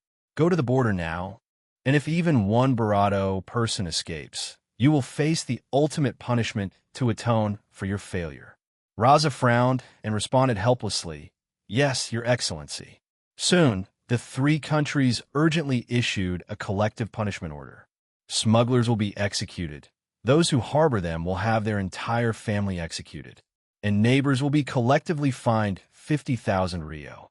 At the border, Suna ninjas and soldiers patrolled back and forth with swords, and 3 layers of barbed wire were set up, yet the number of people attempting to smuggle themselves across continued to increase. Yuma, a young boy from the Land of Wind, hid in a cave with his father, clutching a crumpled immigration policy poster. The 200,000 Rio reward figure on it had been rubbed shiny by him. "Dad, can we really get across? I heard that if you get caught, you'll be beheaded." Yuma whispered, his eyes fixed on the Land of Water farmhouse in the picture. His father patted his head and pulled out half a dry biscuit. "Don't be afraid. The guard team will meet us on the other side. Once we reach the Land of Water, he'll earn 50,000 Rio a month as a farmer. If I bring people from our village over, I can also get a 200,000 Rio reward. I can buy you new clothes, a new school bag, and even take you to eat the Land of Water's sugar cakes, which are 100 times better than dry biscuits." Late at night, the father and son, along with a group of smugglers, waded through the river covered with thin ice. When they saw the torches of the Land of Water's guard team on the opposite bank, Yuma's father suddenly cried, "We've made it. We'll never have to go hungry again." The collapse of the Land of Wind and the Land of Earth accelerated, and border cities became deserted. Wheat rotted in the fields, factory machines rusted, and even the army began to suffer from personnel shortages. Raza stood on the border city wall, looking towards the distant Land of Water. A Suna ninja reported expressionlessly, "Kazekage-sama, another group of smugglers has been discovered. There are 41 males, 32 females, and 17 captives in total." Raza tiredly closed his Barado eyes and sighed. "Execute them according to the Barado's order. Remove them all." "Yes, Kazekage-sama." Raza knew in his heart that even if this group was eliminated, there would be another and another. The allure of 6 times the salary and a 200,000 Rio immigration reward would act like a giant magnet, drawing away the citizens of neighboring countries and eroding the foundation of a nation. Meanwhile, at the immigration registration office in the Land of Fire, Araki was busy registering villagers. He was beaming with excitement, shouting to his fellow villagers, "Everyone line up to register. Dosh, since you've arrived in the land of water, you're sure to live a good life. After the registration, an official handed over 7 million Rio in banknotes. Araki-san, you brought 30 people this time, and the total bonus is 7 million Rio. Please count it. Araki took the money, his hands trembling slightly. He had never seen so much money in his life, but he hadn't forgotten the fellow villagers who had followed him. He waved his hand and shouted, "Brothers, I'll give each of you 50,000 Rio, and I'll buy everyone a mobile phone." As things progressed, others understood why Araki was so determined to bring them to the land of water. Bringing one immigrant over-earned a cash reward of 200,000 Rio, and if it exceeded 20 people, there was an additional bonus of 1 million Rio. This time, Araki brought 30 people, so he earned 7 million Rio. No wonder he was so desperate. However, Araki was quite generous. After receiving the bonus, he distributed 50,000 Rio to each villager, bought a mobile phone and an outfit for everyone, and treated them to a meal. Ag stood on a street in the land of water, looking at the bustling crowd with a somewhat complex mix of emotions. He recalled his past experiences, the hardships and setbacks, and the uncertainty about the future. Now, immigrating to the land of water seemed to offer him a chance to start anew. Just then, Araki, who was beside him, noticed his silence. He smiled and patted his shoulder, saying, "Ag, what's wrong? Are you worried about work? Don't worry about that. As long as you fill out the form at the talent market, someone will help you find a job very soon." Ag came back to his senses, looked at Araki, and hesitated for a moment. "Araki, I'm not worried about work. I just feel a bit guilty towards you." Araki was clearly surprised, but he quickly understood what Ag meant. He smiled and shook his head, comforting him. "Let's not talk about the past. We're like brothers. From now on, we're all people of the land of water, and if we work hard together, we'll definitely have a better life." In the land of water's royal palace, Shun was sitting on a spacious sofa. He asked with a smile, "Shikaku, how is the progress of our immigration policy now?" Shikaku respectfully handed over a report and replied, "Shun-sama, the immigration policy is very effective. The number of new immigrants received daily is around 300,000, which is much higher than our previous expectations." Shun nodded slightly and continued to ask, "What about the financial aspect? Are there any problems?" Shikaku's expression was somewhat serious. "Shun-sama, because of the 200,000 Rio reward per immigrant, a large amount of cash has been paid out, causing some financial strain." Upon hearing this, Shun asked indifferently, "What is the reaction from the land of earth, the land of lightning, and the land of wind?" Shikaku organized his thoughts and replied, "They sent negotiators over, hoping that we would cancel the immigration reward policy. They expressed willingness to cede 5 border cities to us in exchange for our concession." Shun merely chuckled. "If they want us to stop recruiting immigrants, then let them open up their trade policies and acknowledge that the Land of Fire region is under the jurisdiction of the Land of Water. Otherwise, as long as their civilians are willing to come, we will welcome them with open arms." In the distant immigration registration office, the number of immigrants continued to grow. In the council hall in the Barado, the atmosphere was extremely oppressive, like the calm before a storm. As Raza walked into the council hall, he immediately heard the Barado-esque curses on the council table. An open report on population loss showed that nearly 10 million civilians have been lost in the past 3 months. The enraged daimyo slammed the table, causing tea to splash out of his cup. "Raza, are the ninjas you sent out just freeloading? They can't even stop a single civilian. Civilians are escaping every day. If this continues, the land of wind's population will be hollowed out." Raza's face was pale, and he was about to open his mouth to explain. The finance minister, who was standing nearby, suddenly stood up and bowed. "Your Highness, I have a plan that might turn this misfortune into a blessing." The daimyo stopped, looking at him. "Oh, tell me, what plan can keep people or bring them back?" The finance minister adjusted his glasses, a calculating look in his eyes. "It's difficult to keep people, but we can earn from this lost money. The Land of Water offers a reward of 200,000 Rio per immigrant. Previously, 10 million people fled, which is 2 trillion Rio, equivalent to more than 20 years of the Land of Wind's fiscal revenue. Since those people want to immigrate, why don't we proactively send them over and earn this reward? The daimyo of the Land of Wind's eyes lit up, and he quickly walked to the finance minister's side. Send them over? You mean we actively organize civilian immigration and get reward from the Land of Water? The finance minister nodded, his mind full of calculations. Precisely. We don't need to stop them. Instead, we organize and send people to escort them, letting the Land of Water reward us per head. They want population, we want money. Each gets what they need. The daimyo's finger tapped lightly on the table, his eyes full of greed. 10 million people is too few. Since the Land of Water likes population so much, we'll send 20 million people. 20 million people is 4 trillion Rio. This money is enough for us to build an army, and it might even drag down the Land of Water's finances into collapse. By then, the money will be ours, Centurato. This matter cannot be done in my name. You find a few nobles to take the lead. I don't care about the specific process. I only want 4 trillion Rio worth of gold. Upon hearing this, the Minister of Revenue stood up, his face ashen. Your Highness, absolutely not. The total population of the Land of Wind is only over 74 million. Nearly 10 million have already fled. If another 20 million are sent away, the country will only have over 40 million people left. The country will have problems. The enraged daimyo kicked the Minister of Revenue, sending him sprawling to the ground. Useless. You also know that nearly 10 million people have fled?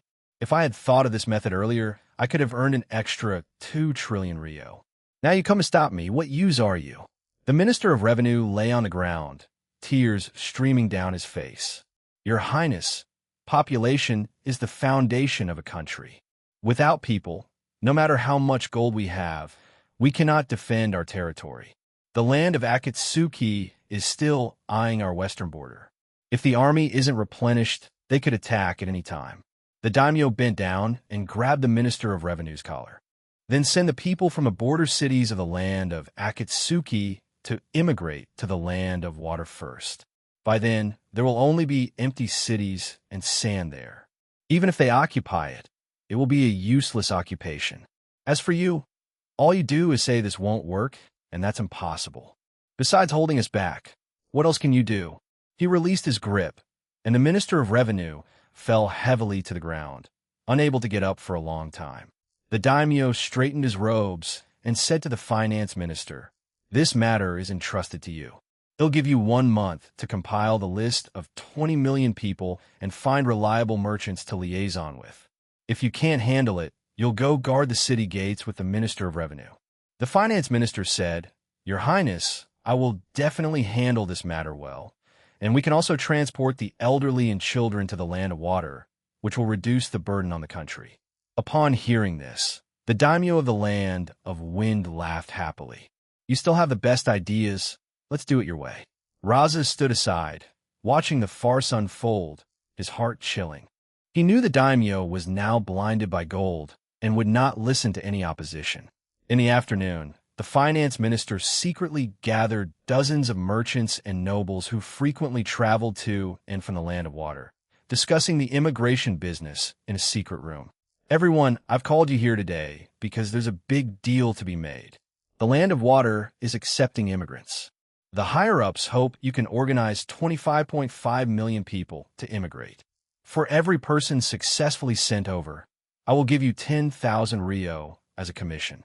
The merchants' eyes widened as they looked at the numbers on the paper. 10,000 Rio per person, escorting 25 million people. That's 250 billion Rio in commission, more than they would earn in 10 years of business. "Don't worry, sir, we will definitely handle it. It's just that 25 million people is a huge undertaking. Will there be any problems?" "Don't worry, this is the will of the higher-ups. As for the population, I will have the nobles help, prioritizing the elderly and children." The leading merchant immediately responded, "Good, we understand. We will prepare the vehicles for transporting the population within 2 days." The finance minister nodded with satisfaction. I will send people to the land of water to negotiate with them. We will escort them in batches, transporting 100,000 people each time. Remember, we only accept gold. Subsequently, the merchants went door to door to persuade villagers. After hearing about the benefits and treatment in the land of water, the civilians were all moved. In Hasha village in the southern land of wind, a merchant was shouting to the villagers, "Everyone listen to me. The land of water is short on people. As long as you come with us, you can get a house and a job there, earning 60,000 Rio a month. We will cover all your food and drink on the way. This is a rare opportunity. Miss it and it's gone." The villagers surrounded him, asking questions excitedly. "Boss, you're not a swindler, are you?" The merchant smiled and explained, "I heard that the factories in the land of water are short on people, and they are willing to pay handsome sums, which is why I came to you. We'll depart once we gather 100,000 people, prioritizing the elderly and children." The villagers discussed amongst themselves, and finally, some nodded. "I've heard about this. They'll sign up with my grandson. We'll go with you." In just 3 days, the merchant organized a team of nearly 100,000 people. Similar scenes played out in various villages across the land of wind. The merchants used the benefits of the land of water and the guarantee of the great nobles to dispel the civilians' concerns, sending batch after batch of civilians to the land of water. Water of life inside the royal study of the land of water. Shun casually looked at the intelligence reports sent by Umbu. The finance minister of the land of wind plans to send 25 million immigrants. He lightly tapped the table with his finger and asked Shikaku, "What exactly is their conspiracy?"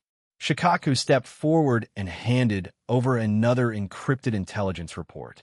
"According to intel from our spies, the merchants organizing these immigrants are all controlled by the finance minister, and they explicitly stated that all immigrant rewards must be paid in gold, refusing to accept the land of water's currency or equivalent goods."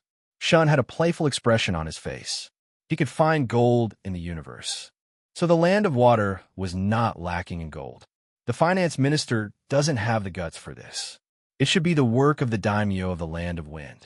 He wants to make a quick profit by selling immigrants, and also intends to use the reward for 25 million people to deplete our gold reserves, thereby crippling the land of water's finances. His plan is clever, but we have 160,000 tons of gold reserves, so it won't affect us much. Shikaku immediately bowed and flattered him, saying, "Your Excellency's foresight is profound. The calculations of the daimyo of the land of wind are mere child's play before you. However, according to the latest news from Umbu, the daimyo of the land of earth and the daimyo of the land of lightning, having heard that the land of wind is exchanging population for gold, have also secretly sent people to contact us, wishing to emulate the land of wind and exchange their own commoners for gold." Shun's finger lightly tapped the armrest. "The land of earth and the land of lightning also want a piece of the pie. Then there's no reason for us to refuse. Let's accept them all." He looked up at Shikaku, his tone carrying a hint of deeper meaning. "Go reply to those envoys and tell them that I agree to their request. The immigrant reward will also be calculated at 200,000 Rio per person, paid in gold. But tell them that the land of water's demand for gold has been quite high recently, so subsequent payments may need to be made in batches. Have them prepare for this." Shikaku frowned slightly, then immediately understood. "Your Excellency, are you trying to feign a shortage of gold reserves in the land of water to lure them in?" Shun deliberately created an air of mystery. "I want to create the illusion of a gold shortage, absorb as much of their population as possible, and finally devalue gold. Go arrange it. Say that to alleviate the pressure on gold reserves, the land of water will hold a treasure auction at the capital 1 month from now, inviting nobles and ministers from various countries to attend." Shikaku respectfully bowed. "Understood, Your Excellency. When promoting it, you can reveal information about the treasure at the auction, the water of life. According to the land of water's research, the human lifespan limit is 120 to 150 years. Many people don't live to their maximum lifespan because daily labor and bad habits accumulate too many hidden injuries in the body. These hidden injuries continuously deplete vitality, causing people to age and die prematurely. The purpose of the water of life is to continuously repair these hidden injuries, restoring the body to a truly healthy state. After use, a person over 60 years old can revert to the appearance and condition of someone in their 30s, lasting up to 8 years. After 8 years, when the life energy is depleted, they will return to a normal aging state. If the water of life is used multiple times, humans can live to the maximum lifespan of 120 to 150 years. Understanding the hidden meaning, Shikaku pressed on. Your Excellency, do we really have the water of life, and are there different ranks? Shun smiled confidently. Yes, the low-rank water of life has low purity of life energy and many impurities, with effects lasting only about 2 years. The intermediate rank has higher purity and can last 5 years. The advanced water of life has the fewest impurities, and its peak effect can last 8 years. You must spread all these details, letting them know that if they want to maintain youth and health for a long time, they must compete for higher rank water of life. Shikaka bowed in response. I understand. I will arrange it immediately, ensuring the news spreads throughout the noble circles of all countries in the ninja world, letting them know that if they miss this auction, they will never have another chance to possess the water of life. The news spread like wildfire, reaching the entire ninja world within a few days. In the daimyo's residence of the Land of Wind, the finance minister rushed into the Great Hall, holding a promotional brochure for the Land of Water's auction. Your Excellency, the Land of Water will be auctioning a treasure that can extend life. The finance minister handed the brochure to the daimyo of the Land of Wind. He excitedly pointed his finger at the description of the water of life and said, Your Excellency, this water of life is truly miraculous. A 60-year-old person who uses it can revert to being 30 years old, and it can even last for 8 years. If we could get our hands on it, then you could live for several more decades without any problem. Upon hearing this, the daimyo of the Land of Wind's heart trembled. He snatched the brochure with one hand and eagerly began to read. Repair hidden injuries? Revert to 30 years old? Can last up to 8 years? Even after the effective period, because all previous hidden injuries have been repaired, lifespan is generally extended. Is this true? He murmured to himself, the shock in his heart inexpressible. The finance minister respectfully took out his phone and explained, the Land of Water has already released a video demonstrating the effects. The daimyo of the Land of Wind's eyes lit up, and he asked eagerly, What video? Show it to me quickly. In the video, a 65-year-old man stood before the camera, his hair completely white, looking frail and aged. When he drank a small bottle of the water of life, an astonishing scene unfolded. In just over 10 seconds, the old man's appearance rapidly transformed on the screen. His skin became smooth and firm. All the wrinkles on his face and hands disappeared, and his hair turned black. He looked like a robust young man in his 30s, even able to do one-handed push-ups on the spot. The daimyo of the Land of Wind exclaimed, This is simply incredible. His eyes were glued to the screen, afraid to miss any detail. The finance minister continued, holding his phone. Spies have sent back intel from the Land of Water, saying that because the Land of Earth and the Land of Lightning also want to exchange population for gold, the Land of Water's gold reserves are strained, which is why they are putting the water of life up for auction.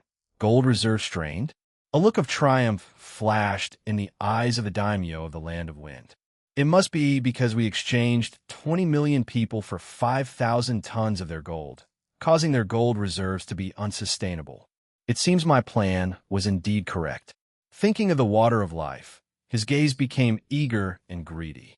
Immediately send people to inventory the National Treasury's gold, gather all the gold that can be mobilized.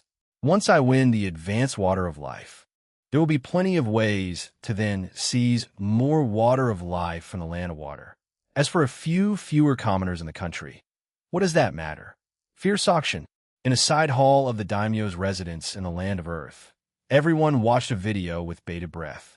The video, released by the Land of Water, played a looping clip of an experiment. A 67-year-old man, with a face full of wrinkles and a hunched back, drank the intermediate water of life. His facial wrinkles visibly receded, his back straightened, and he transformed into a 30-year-old man with a ruddy complexion and a tall, straight posture.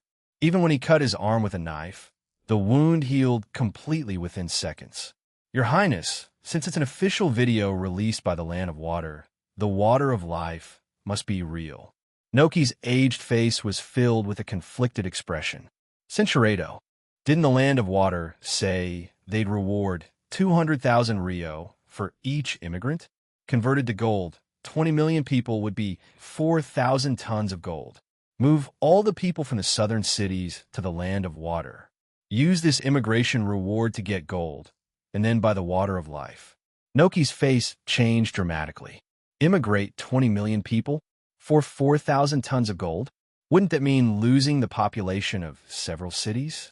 Moreover, the Land of Water stated that while the water of life is effective, if the body suffers severe injury, the healing of wounds will consume a large amount of life energy, leading to a shortened effective period, and natural aging will still occur after 8 years. The daimyo of the Land of Earth's eyes showed a hint of obsession as he pointed at the scene in the crystal image. I am already over 60 years old. As long as I can regain the vitality of a 30-year-old, even if it's only for 8 years, it's enough to consolidate the territory of the Land of Earth. Have the finance minister liaise with the Land of Water and tell them we are willing to organize 20 million people for immigration, requesting them to first transfer 4,000 tons of gold to the auction-specific account as bidding funds. Noki opened his mouth, but ultimately swallowed the rest of his words. He knew that at this moment, the daimyo was already blinded by youth and power. Any dissuasion would only invite rebuke. He slowly bowed and retreated, his heart heavy. 20 million commoners for 4,000 tons of gold was bound to severely damage the foundation of the Land of Earth. The news spread like wildfire and soon reached the Land of Water. Shikaku, holding the intel from the Umbu, quickly walked up to Shun. He excitedly said, "Your Excellency, the Land of Earth and the Land of Lightning have also taken the bait. They are willing to send 20 million immigrants in exchange for 4,000 tons of gold, and they all demand that the gold be directly allocated as auction funds." Shun was standing by the window, watching the various diplomatic missions from different countries arriving at the capital. Very good. Since they want to exchange 20 million people for their own return to youth, I will certainly fulfill their wish. He turned to Shikaku and instructed, "You arrange it. After the auction ends and they confirm their successful bid for the water of life, begin the immigration docking process. Also, have the Umbu monitor the activities of the residents in these two countries so they do not change their minds midway, and send them another copy of the detailed usage rules for the water of life, lest they make excuses later." Shikaka bowed and replied, "Understood." A month later, outside the auction center, there was a bustling crowd. Daimyos from various countries, carrying different bargaining chips, grandly entered the venue. The auction bell slowly rang, and the host walked onto the stage. The large screen behind him first played the video of the 67-year-old man regaining his youth, and gasps of amazement filled the hall. Distinguished guests, as you have seen, the effects of the water of life are real and effective. After a successful bid, you can use it on the spot to confirm the results. The host's voice was clear and quickly spread throughout the venue. Today's first item is the low-rank water of life, which can maintain a peak state for 2 years, continuously heal internal injuries, extend human lifespan, and has no side effects. The starting price is 100 tons of gold, with each bid increment no less than 10 tons of gold. 110 tons. Someone immediately raised their bidding paddle. 120 tons. The price soared, quickly breaking through 200 tons of gold, and was ultimately won by the Wind Daimyo. Next, we'll be auctioning the intermediate rank water of life. The host's expression was excited, and his voice became more passionate. On the tray in his hand was a dark blue crystal bottle. Intermediate rank water of life can maintain a peak state for 5 years, and consumes less energy to heal internal injuries. The starting price is 300 tons of gold, with each bid increment no less than 50 tons of gold. For 100 tons, the Earth Daimyo was the first to raise his paddle, his voice carrying a hint of urgency. 450 tons, the Lightning Daimyo immediately followed. 800 tons, the Wind Daimyo curled his lip in disdain, increasing the bid by 350 tons. The Lightning Daimyo looked at the determined expressions of the two and hesitated. Although he had a lot of gold, the advanced water of life was his ultimate goal, and there was no need to waste too much on the intermediate one. Finally, he put down his bidding paddle. 800 tons once. 800 tons twice. 800 tons thrice. Sold. The host struck the gavel, and the intermediate water of life was also won by the Wind Daimyo. Next is the highlight of this auction, the advanced water of life.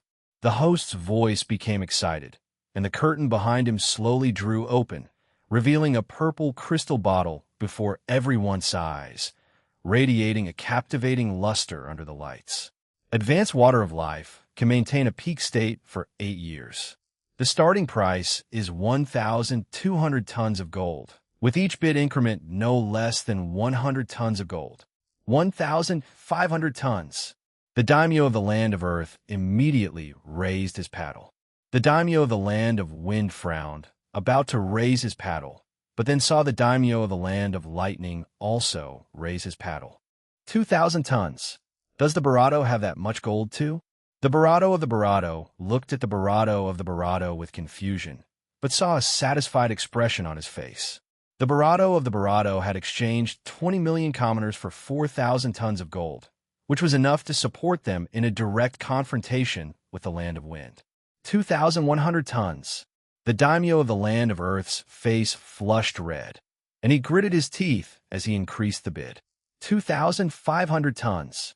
The daimyo of the land of lightning followed without hesitation, increasing the bid by 400 tons, wanting to completely quash the land of earth's hopes.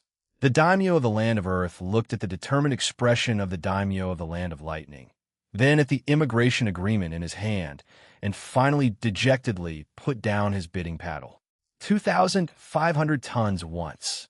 2,500 tons twice. 2,500 tons thrice. Sold. The host struck the gavel, and the advanced water of life was won by the daimyo of the land of lightning. Testing the water of life inside the auction hall in the land of water, dozens of gilded chandeliers hung from the dome. Daimyos and nobles from various countries sat on velvet sofa chairs, with exquisite silver tea sets and fresh fruit laid out on the tables. The auctioneer, holding a gilded microphone, announced, "Esteemed guests, I presume some of you still have doubts about the effects of the water of life.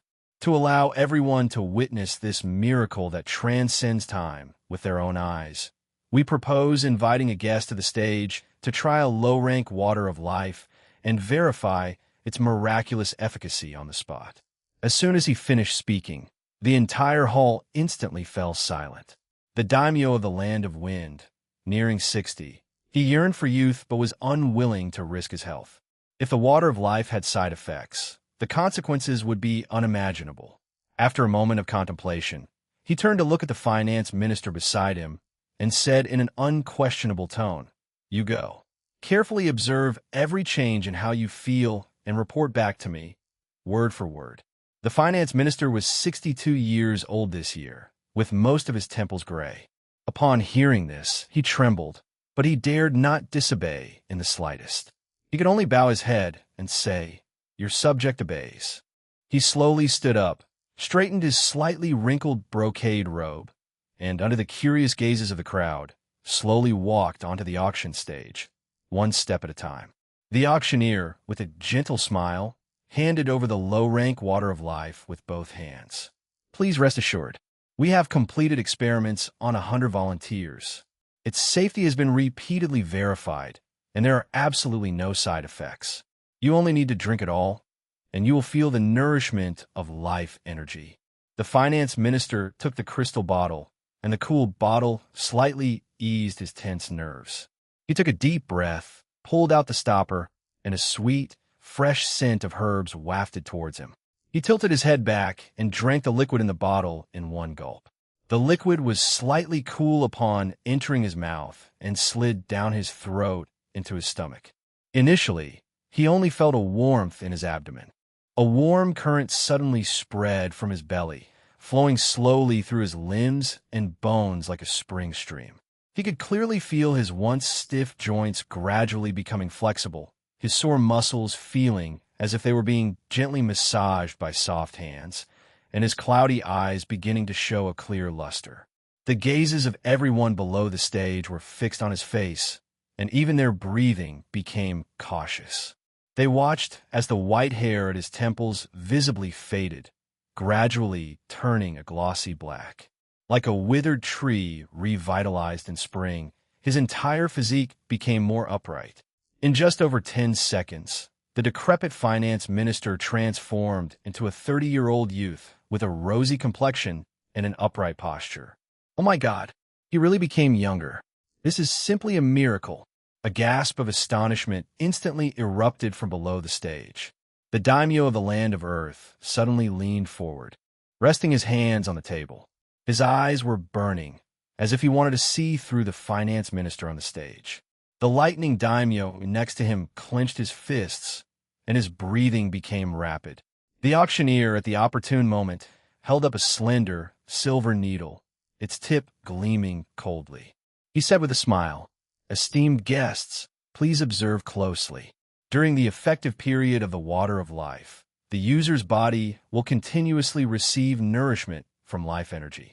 Even if external injuries are sustained, they will heal at a speed far exceeding that of ordinary people."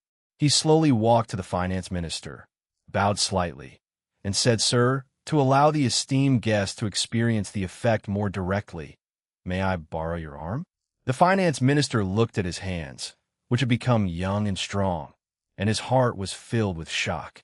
He immediately nodded and extended his left arm. The auctioneer, holding the silver needle, gently pricked his forearm under the watchful eyes of the crowd. The needle tip pierced the skin, and a small trace of red seeped out, slowly sliding down his arm. But before anything could reach the velvet cushion on the stage, the injury healed at an astonishing speed and disappeared. It's incredible. The effect is even Barato powerful than the legends. The lightning Barato could no longer contain his excitement as he strode onto the stage. "Auctioneer, I just bid on the advanced water of life. I want to try and see how capable this treasure, which can maintain youth for 8 years, truly is." He was 66 years old this year, with stiff joints and failing eyesight. After witnessing the transformation of the finance minister of the land of wind, his long-standing ambition for youth remained as fierce as ever.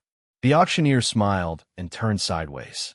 "Lightning Barato, Sama, your courage is truly extraordinary. The life energy contained in the advanced water of life is far richer than that of intermediate and low-rank versions. Not only is the recovery speed faster, but can also repair deep-seated old injuries, and its effect can last for 8 years." The lightning daimyo took the crystal bottle, and with a flick of his wrist, he pulled out the stopper. A rich fragrance instantly permeated the air. He tilted his head back without hesitation and drank the purple liquid in the bottle in one gulp. A warm current, far more potent than that of the low-rank water of life, instantly swept through his entire body, as if countless gentle yet powerful hands were softly smoothing out every old injury in his body. He could clearly feel his shoulders, once stiff from old injuries, gradually relaxing, and his aching knees becoming flexible. Even his blurry vision became clear.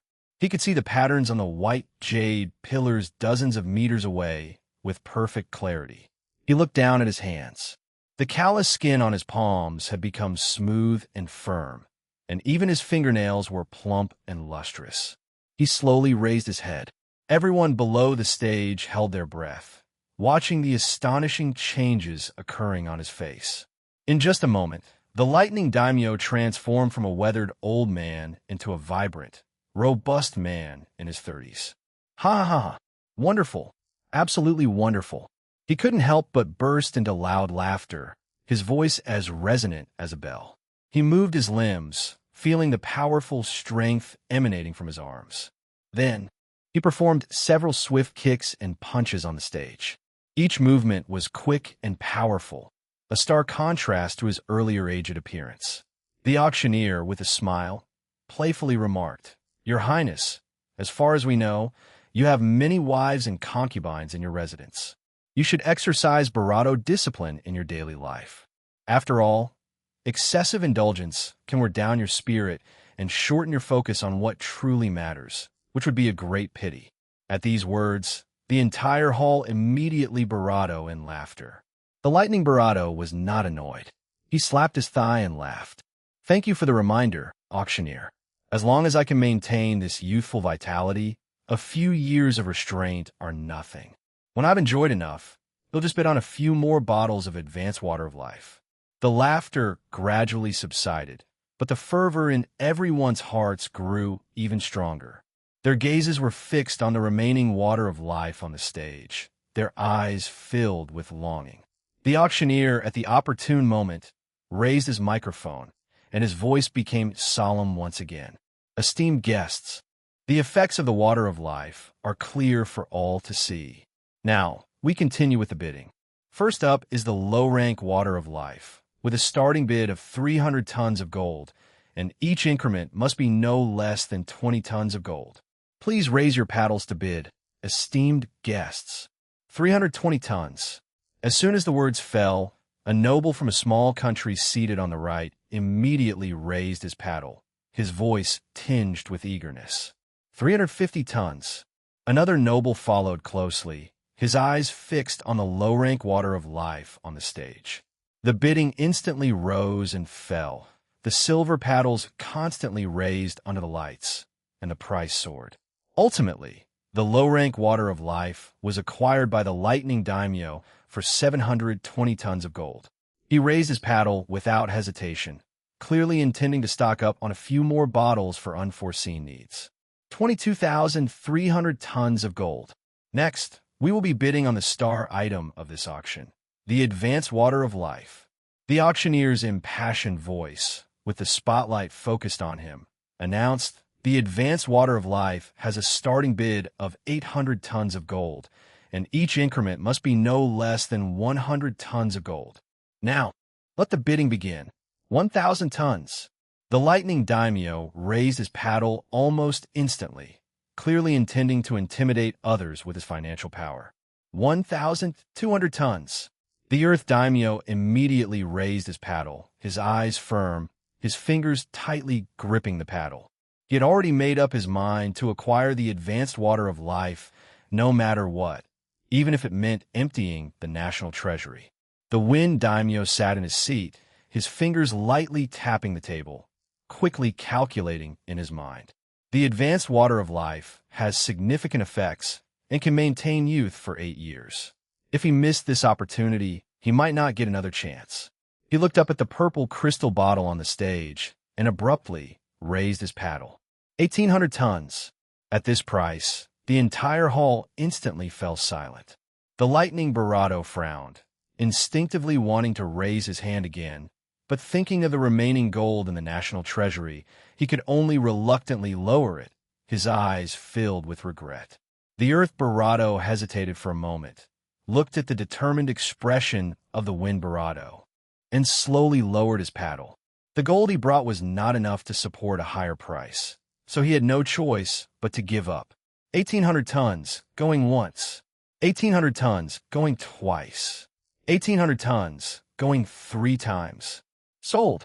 The gilded gavel in the auctioneer's hand came down heavily, emitting a crisp sound. Congratulations to the wind daimyo for successfully bidding on the advanced water of life.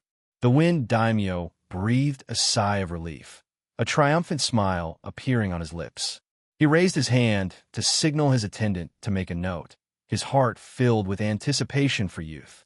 But before he could celebrate for long, the auctioneer took another purple crystal bottle from an attendant and said with a smile, "Esteemed guests, I'm sure many of you were unable to bid on the advanced water of life.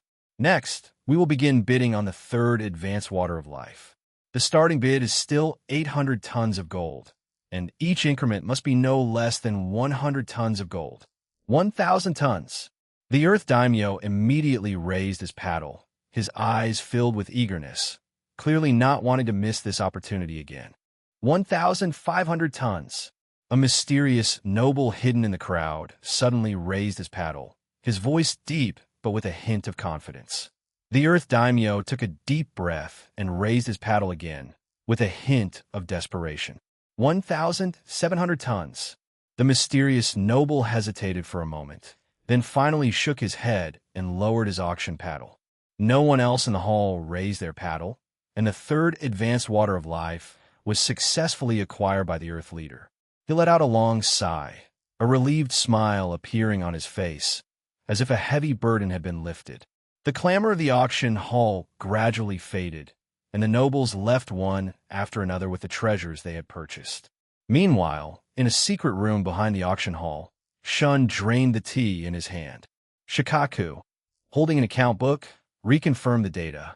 Your Excellency, the final count of this auction shows that advanced water of life sold for 8,800 tons of gold, intermediate water of life, due to fierce competition among various countries, ultimately sold for 7,200 tons of gold, and low-rank water of life and associated treasure sold for a total of 6,300 tons of gold, bringing the total revenue to 22,300 tons of gold. 22,300 tons. Shun tapped his fingertip on the table, a slight smile on his lips.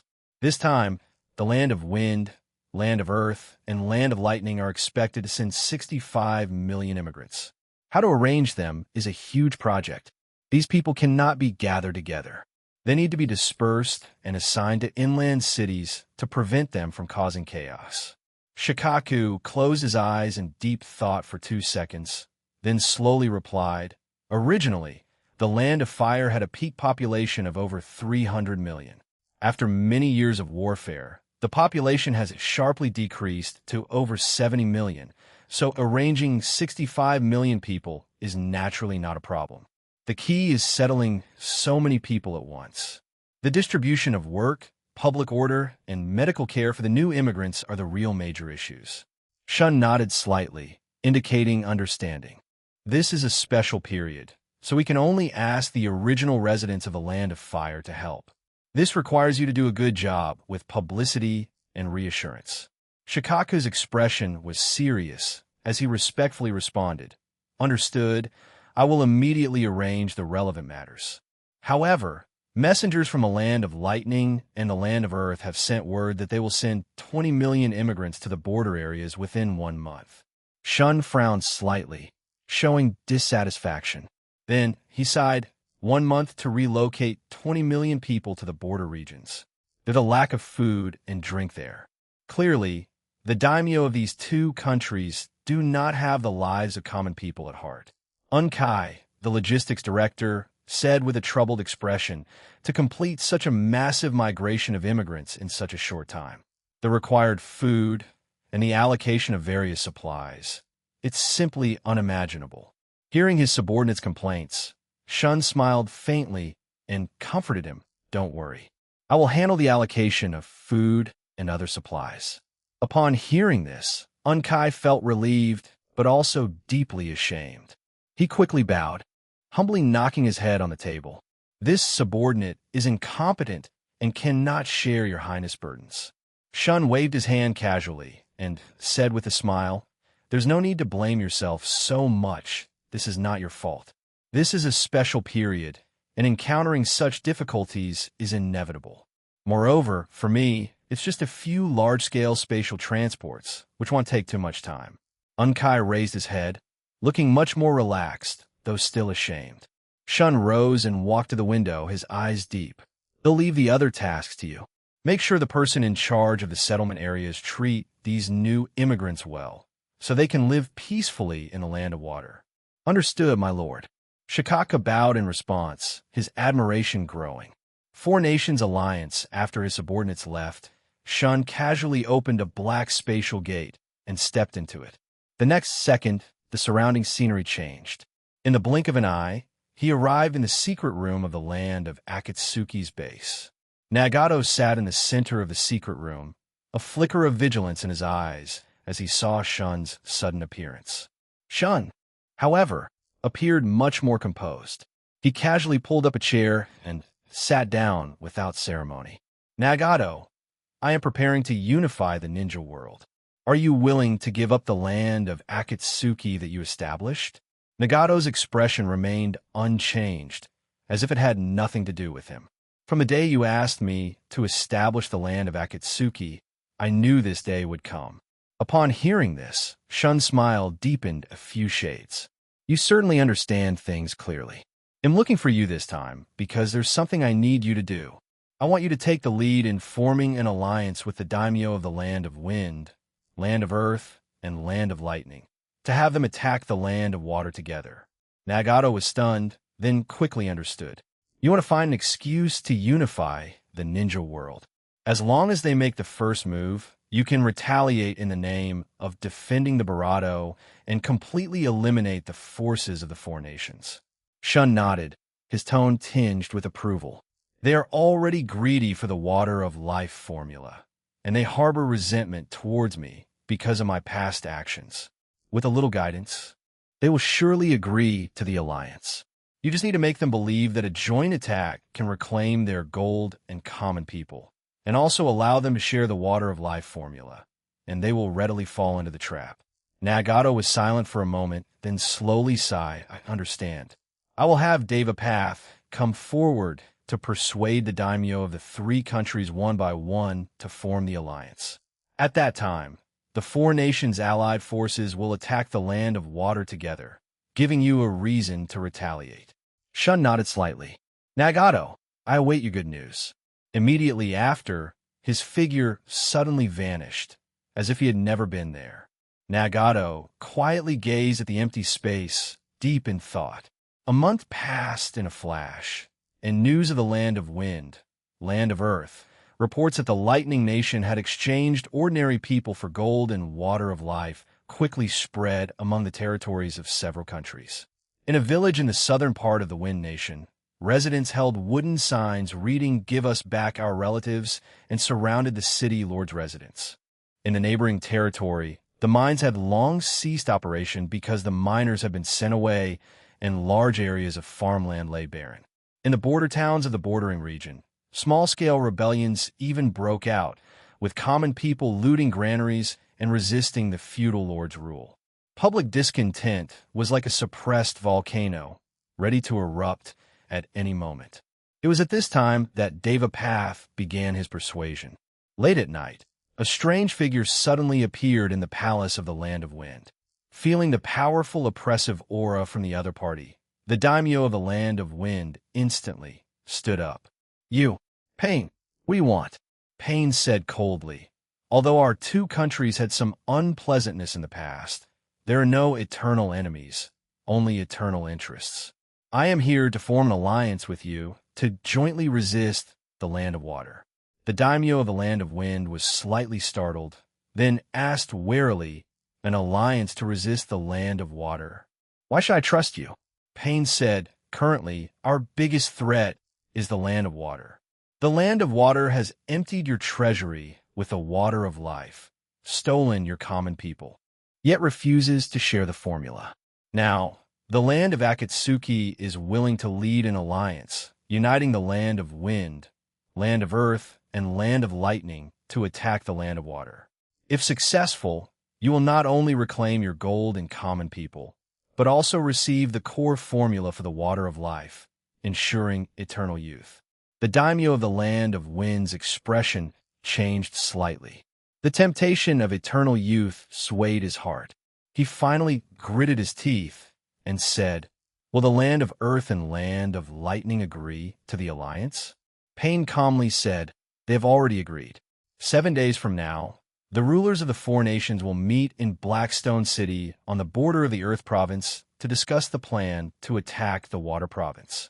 Will you come or not? The ruler of the Wind Province clenched his fist, then finally nodded. He'll go. At the same time, the same scene was playing out in the daimyo's residence of the Land of Earth and the Land of Lightning. Pain's persuasion precisely struck the greed and fear of the daimyo of the three countries, quickly forming the alliance.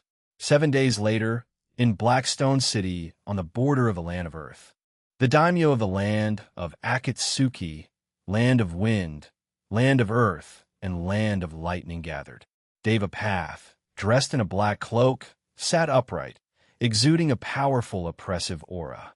The daimyo of the Land of Wind was the first to break the silence, his tone tinged with urgency. Pain, since the four nations have formed an alliance, how does the land of Akatsuki plan to deploy the attack? Shun's strength is formidable, and the ninjas of the Land of Water are not to be underestimated. We must come up with a foolproof plan. Pain slowly raised his hand, signaling for everyone to be quiet. Gentlemen, there is no need to worry. In this campaign against the Land of Water, the Land of Akatsuki will be the main force. The Land of Akatsuki will first invade the Land of Water, and you will simply provide support. Furthermore, if Shun appears, I will personally restrain him. Upon hearing this, the daimyo of the Land of Wind, Land of Earth, and Land of Lightning were all stunned.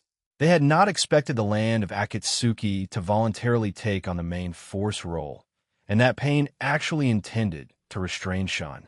The daimyo of the Land of Earth was clearly somewhat distrustful and asked, Pain, Shun can use a Susanna hundreds of meters tall. Are you confident you can restrain him? Pain's face showed no change. Of course. If you gentlemen don't believe me, I can demonstrate my strength. He slowly walked to the balcony, overlooking the distant landscape. Chibaku Tensei. With that low roar, an invisible force rapidly spread out. Distant trees and boulders were pushed away like waves, and even a 100-meter-tall hill was toppled by the immense force.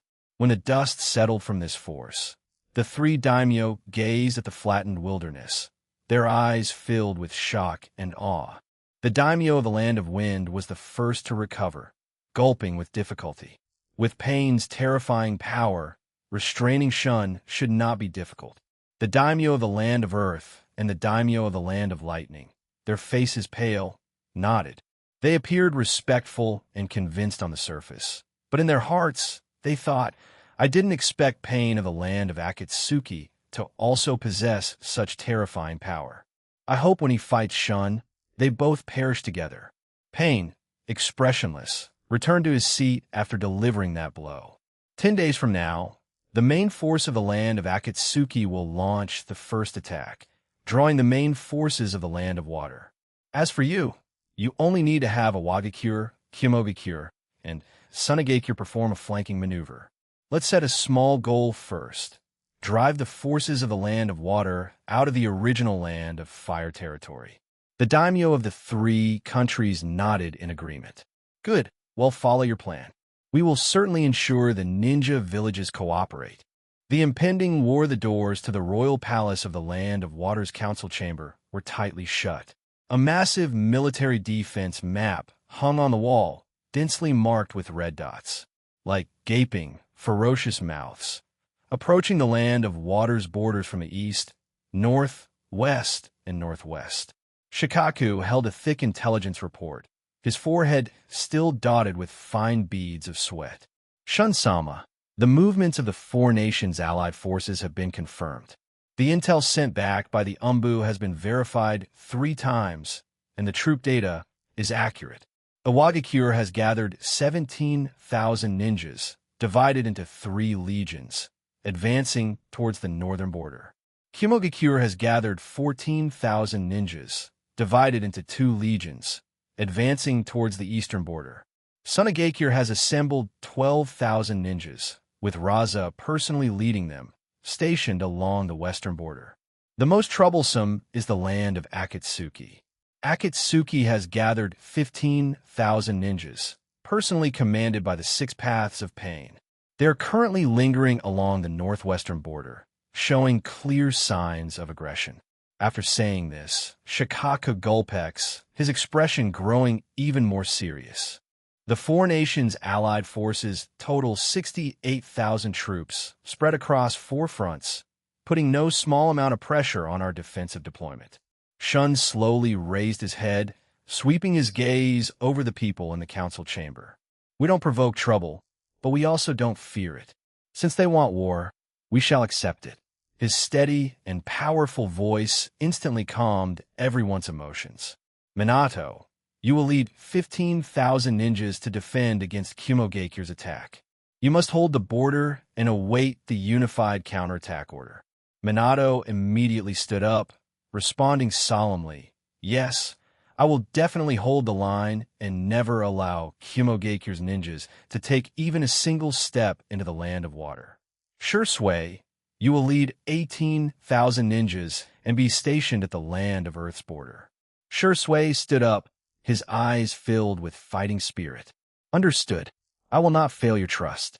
After assigning the Northeast 2 fronts, Shun's finger moved to the land of Akatsuki on the northwestern border. He paused, then slowly spoke, "Akatsuki? 15,000 Akatsuki ninjas. I alone could defend against them." As soon as these words were uttered, everyone in the council chamber was stunned. Minato, Shikaku, and others stepped forward to dissuade him. "Shun-sama, you are the core of the land of water.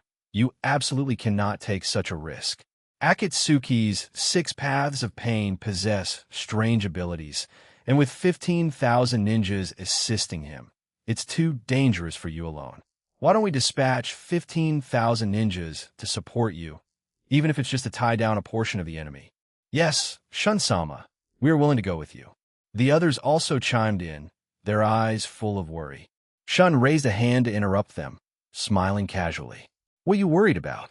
With a flick of my hand, I can summon tens of thousands of Shadow Clone. It's hard to say who will surround whom. When I activate a 1,000-meter-tall Susanoo, a single sweep of my hand can defeat a large number of enemies. If allies are near me, the shockwaves of battle could easily injure them. Barato, Pain's ninjutsu has a very large area of effect. Ordinary jonin caught in it could easily die. Only if I go can unnecessary casualties be avoided. Your holding your respective lines is the greatest support you can give me." Seeing his firm attitude and reasonable words, everyone knew they couldn't persuade him. At this moment, Nawaki suddenly stood up, his face full of excitement. "Brother-in-law, leave the Sandstorm Pass on the western land of Wind border to me. I wanted to go to the battlefield for a long time. These 12,000 people from Sunagakure are perfect for me." Watching Nawaki's eagerness to prove himself, a hint of a smile flashed in Shun's eyes. He deliberately put on a stern face and teased, "All right, Nawaki, you will lead 15,000 ninjas to defend the Barato-S border. But remember not to harm Raza, Gaara, Kankuro, and Karura. They are Temari's family after all. If you hurt them, Temari won't forgive you. Don't worry, brother-in-law. I have a sense of proportion." Nawaki excitedly clenched his fist, a hearty smile blooming on his face. With the defensive deployment complete, everyone gradually left the council chamber. The night deepened, and the silver moonlight spilled onto the bluestone path like a thin layer of frost. Occasionally, a late breeze blew, and the leaves rustled softly. As Shun reached the entrance of the inner hall, he saw several small figures running out from inside. They surrounded him like a flock of cheerful birds. "Father!" With a shout, Hamamaru, clad in a black combat suit with a gleaming long sword at his waist, exuded a strong fighting spirit. His eyes held a hint of urgency as he said, "Father, we heard that the 4 great nations are going to attack the land of water and have gathered tens of thousands of ninjas. We also want to go to the battlefield and fight for our country. Father, we also want to go to the battlefield. Father, father, father." Shiryu, Seishin, Sasuke, Monica, Karen, and Shine also gathered around, chattering incessantly. Looking at this group of eager children, Shun felt a mix of emotions. He was both pleased by their courage and worried about them getting hurt on the battlefield. He was pleased by the children's courage, but also worried about their safety. He gently patted Hamamara's shoulder and said seriously, "I'm very pleased that you have the courage to go to the battlefield. But the 4 nations' allied forces total 68,000 people, all elite ninjas from various countries. The dangers of the battlefield far exceed your imagination. Although you have mastered many ninjutsu, rushing onto the battlefield now is still too dangerous." When they heard the words "too dangerous," the hearts of the 7 children sank. Their originally expectant eyes, as if doused with a bucket of cold water, instantly became dim.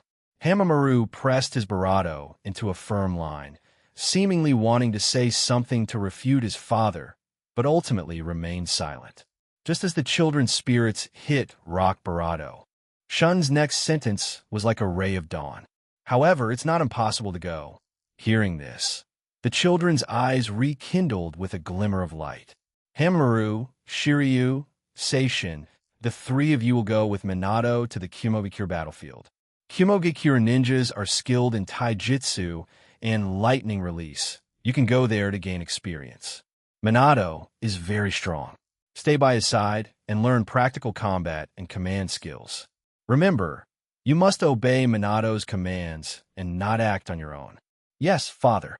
Hamamaru and the other 2 excitedly responded in unison, then turned to pack their bags, afraid their father might suddenly change his mind. Citizens' donations, seeing his older brothers able to go to the battlefield, Sasuke felt an impulse surge within him. He tightly clenched his fists and couldn't help but ask, "Father, which battlefield should we go to?" Shun's gaze slowly turned to Sasuke, a hint of expectation in his eyes. "Sasuke, you will follow sure sway to the Iwagakure battlefield. Shizui Sharingan usage is superb. Stay by his side and learn Sharingan techniques well, so you can become a strong member of the Uchiha clan in the future. But remember, protecting yourself is the most important thing."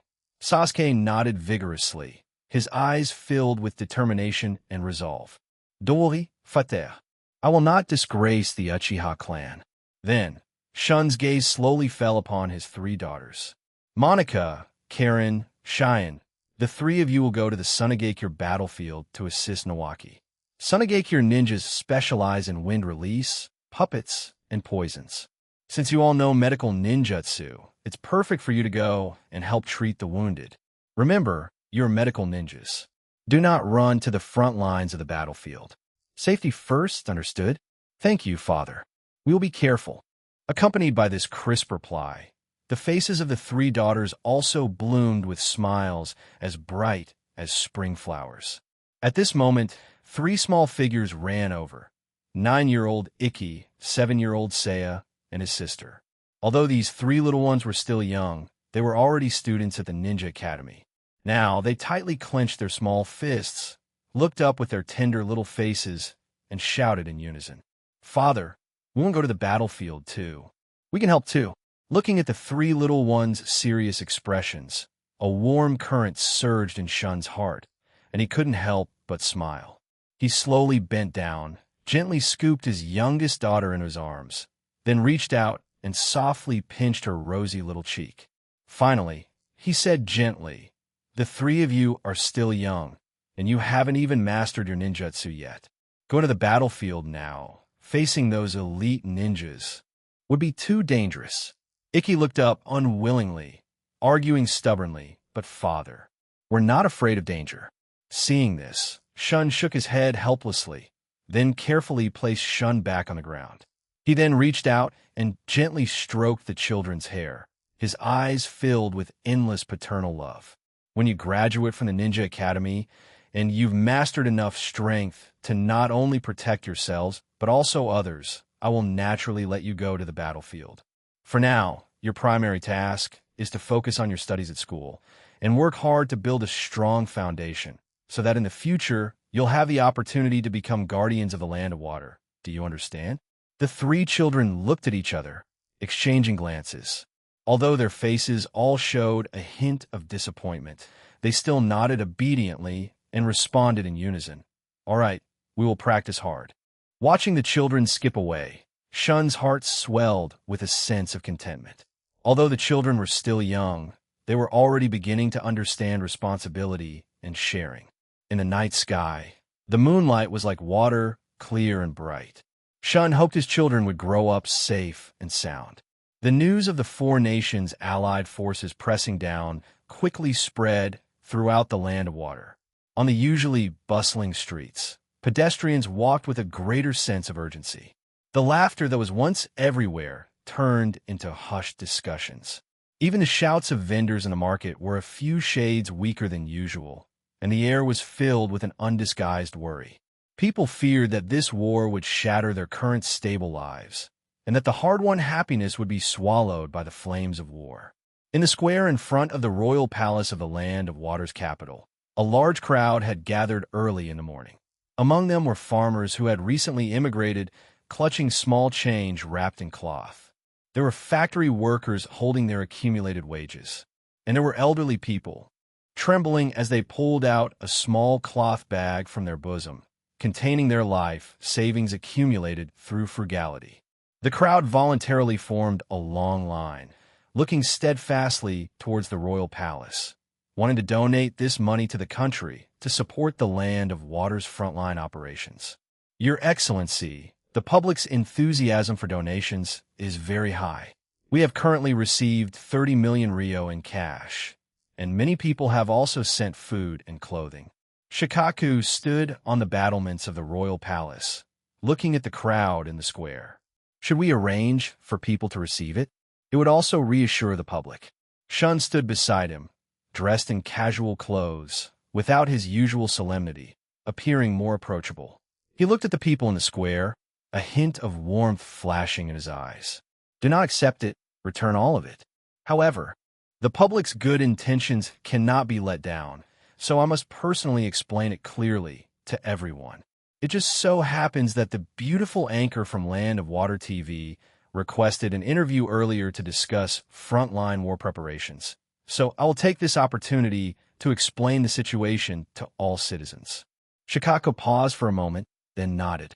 Your Excellency has considered everything thoroughly. This will both appease the public and avoid potential issues that could arise from privately accepting donations. Half an hour later, the reception hall on the west side of the royal palace was temporarily arranged as an interview venue. Sayuri, the anchor from Barato TV, wore a light blue professional suit and held a microphone with a professional smile. A camera was already set up behind her, its lens pointed at the sofa in front.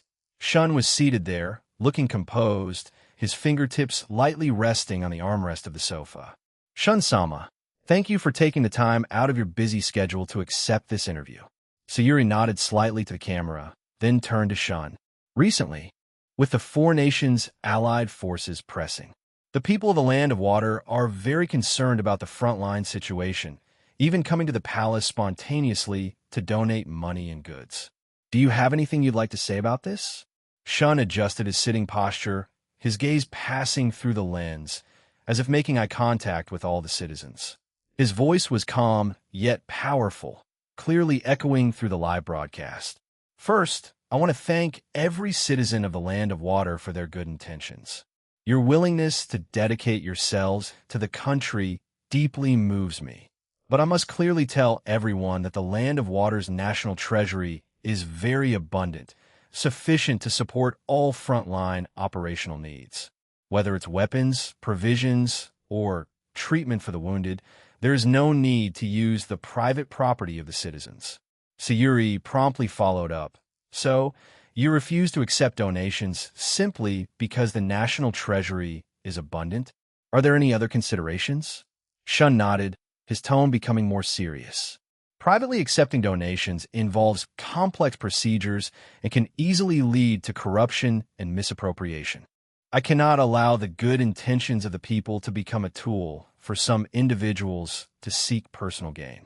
Instead of having everyone go through the trouble of raising donations, it is better for everyone to work and live peacefully. As long as the country is stable and the people live in peace and contentment, that is the greatest support for the Land of Water's front lines. These words were transmitted through television signals to every corner of the Land of Water. 40 advanced S on Sayuri's public confession citizens watching the live broadcast at home, upon hearing avoid corruption, nodded in agreement. Those who had not yet dispersed from the square heard the interview content through temporarily set up loudspeakers, and their tense expressions gradually relaxed. Someone whispered, Shun-sama is so thoughtful. It not only keeps us from worrying, but also protects our money. Yes, by working hard and farming. We are helping the country. Sayuri looked at the interview outline in her hand, knowing that the regular questions had been asked, but she hesitated for a few seconds and then clutched the microphone tightly. A faint blush appeared on her cheeks, and her voice was a little softer than before. Thank you, Shun-sama, for accepting this interview. I believe this interview will reassure the people of the Land of Water. It's just, may I ask one more personal question? Shun raised an eyebrow slightly, a hint of surprise flashing in his eyes, but he still nodded gently. You may ask. The staff behind the camera paused for a moment, then quietly adjusted the lens, focusing on the two of them. Sayuri took a deep breath, as if making a huge decision. Shun-sama, I wonder if you will ever take another queen? If you plan to remarry, then would you consider me? I have admired you for a long time. Her voice trembled slightly on the last sentence, but every word was clear. After speaking, she nervously gripped the microphone, awaiting Shun's response, even the tips of her ears turning red. The room instantly fell silent, and the citizens watching held their breath. Inside the reception hall, the air seemed to freeze. Shun looked at Sayuri's shy yet brave demeanor, with no displeasure in his eyes. Instead, a faint smile appeared on his face. Anchor Sayuri is very straightforward. However, these are actually two questions: whether I will remarry and whether I will consider you. According to our agreement, I can only answer one. He paused, his tone still composed. Regarding whether I will remarry, my answer is, if in the future I meet a suitable person, someone who can walk alongside me and share the responsibilities of the Land of Water, I will consider taking a new queen. Centurato. She breathed a sigh of relief and quickly bowed in thanks. Thank you, Shun-sama, for your candid answer. The interview concludes here. After the interview, as Sayuri packed up her microphone, her fingertips still trembled slightly, and her heart rate remained unsettled for a long time. Shun, on the other hand, smiled and nodded to the staff, then turned and headed to his study to continue handling frontline war preparations. This small interlude did not disrupt his rhythm. The war on the front lines was the most important matter at hand. At the same time, on a street in the capital of the Land of Water, Sasuke, dressed in a black Uchiha clan uniform, was walking aimlessly. He was to head to the Land of Earth border tomorrow to join the battle with sure sway, feeling both anticipation for the battlefield and a degree of nervousness about the unknown. Sasuke, a familiar voice suddenly called out. Sasuke looked up and saw Naruto, wearing an orange tracksuit, running towards him, followed by Sakura with her pink ponytail. Naruto ran up to Sasuke, panting, and said with a smile, Sasuke, what a coincidence. Where are you going? Nowhere in particular, just strolling around. Sasuke's tone was calm, but his eyes softened a bit. Sakura stood beside Naruto, looking at Sasuke, a faint blush on her face, and softly asked, Sasuke, I heard you're going to fight on the front lines of the Land of Water. Is that true? Sasuke nodded. Yes, I'm leaving tomorrow for the Land of Earth border with Shisui-senpai. Naruto shouted excitedly, That's great. We're also going to the Land of Earth border. Kakashi-sensei will be leading the team, and all three of us will be in the same squad. Sasuke paused, a little surprised. You guys are going too? Upon hearing this, Sakura's eyes instantly lit up, and the worried expression on her face immediately blossomed into a joyful smile. She excitedly grabbed Sasuke's arm, her voice filled with delight. Really? We're all in the same squad. Then I won't have to be separated from you. She had been worried before that she would be assigned to another battlefield and wouldn't see Sasuke. But now, upon hearing this news, all her worries vanished, leaving only overwhelming joy. Her pink ponytail swayed gently with her movements, her blush deepened, and her eyes were full of anticipation for the future. Sasuke looked at Sakura's happy expression, his ears slightly reddening. He gently pulled his arm back, his tone still calm, but with a hint of undetectable tenderness. When we get to the front, you need to take care of yourself and don't act on your own. I know. Sakura nodded vigorously, her smile even brighter.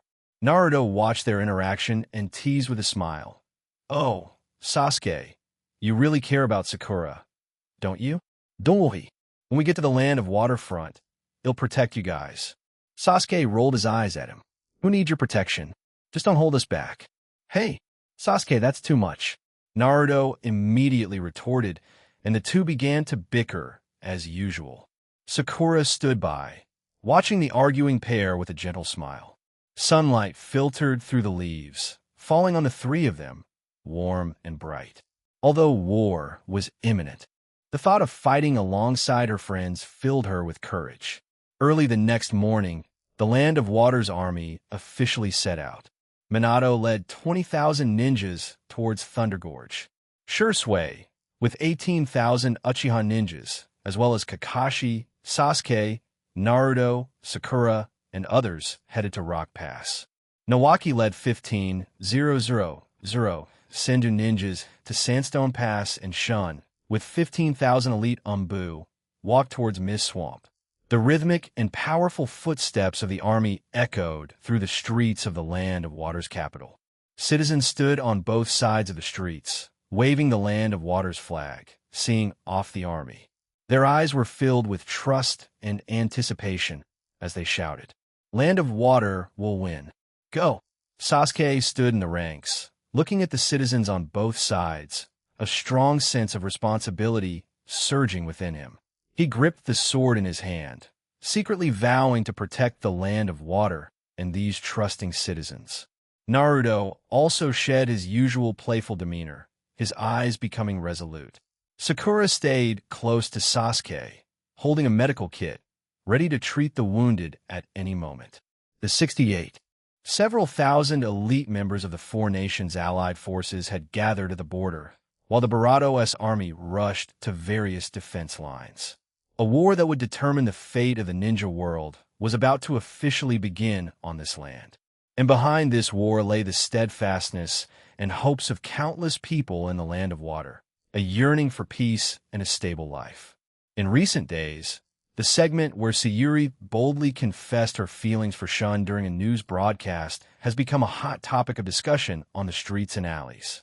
On the streets, in parks, in tea houses, the common people discussed it with great animation.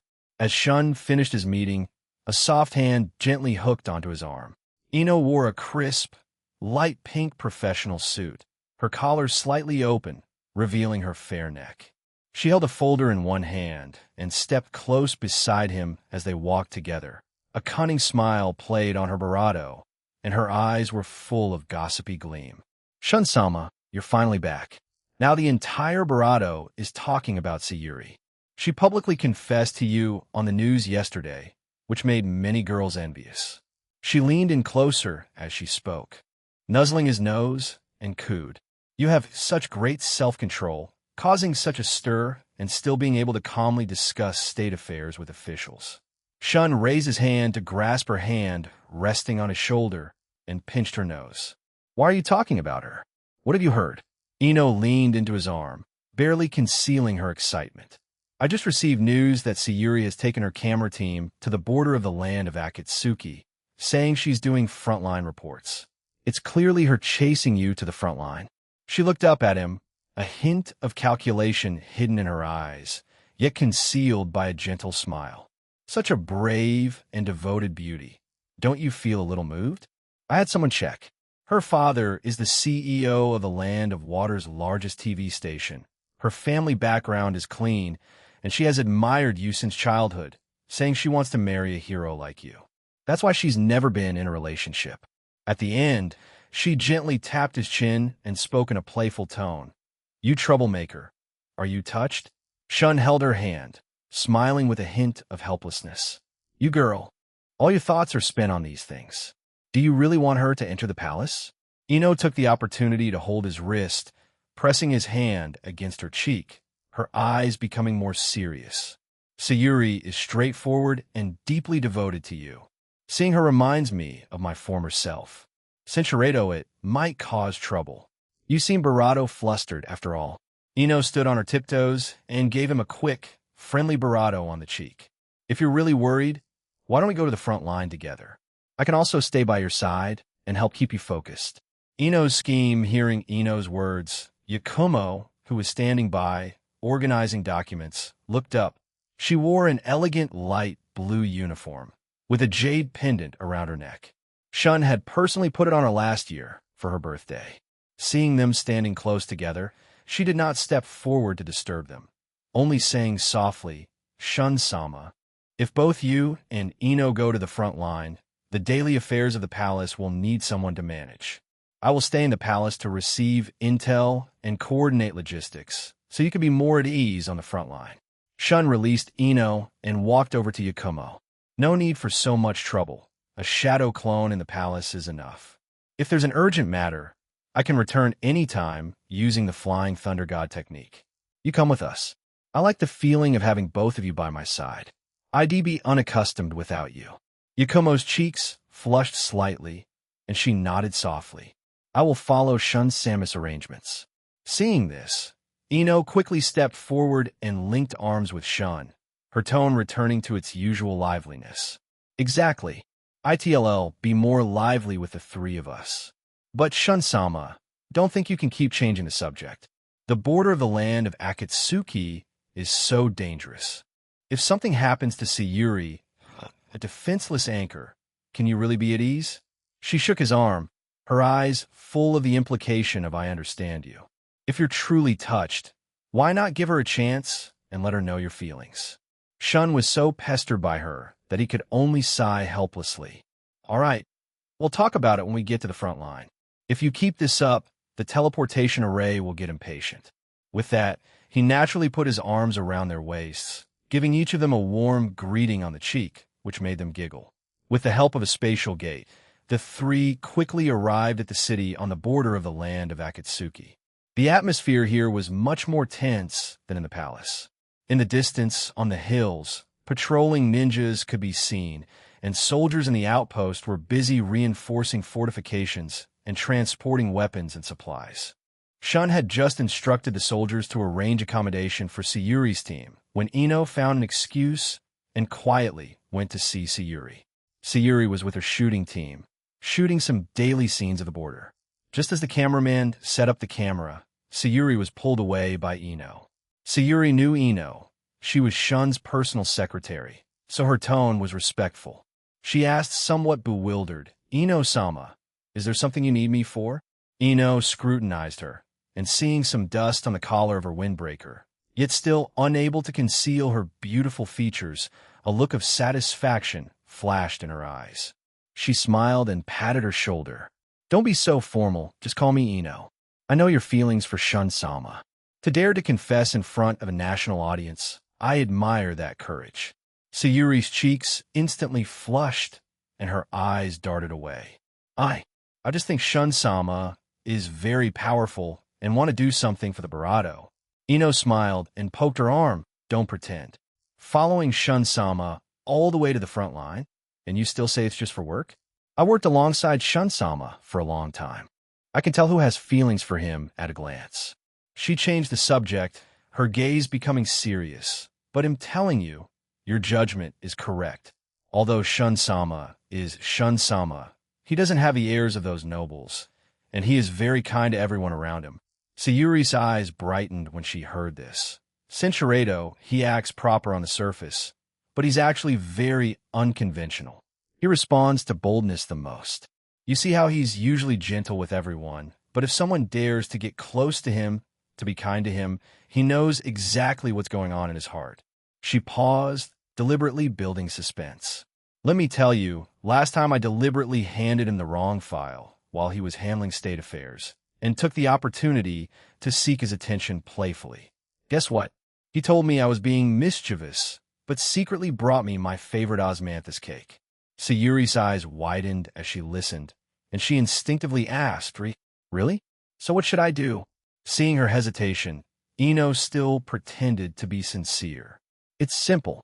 Shun-sama goes to the outpost watchtower every evening to check the border situation.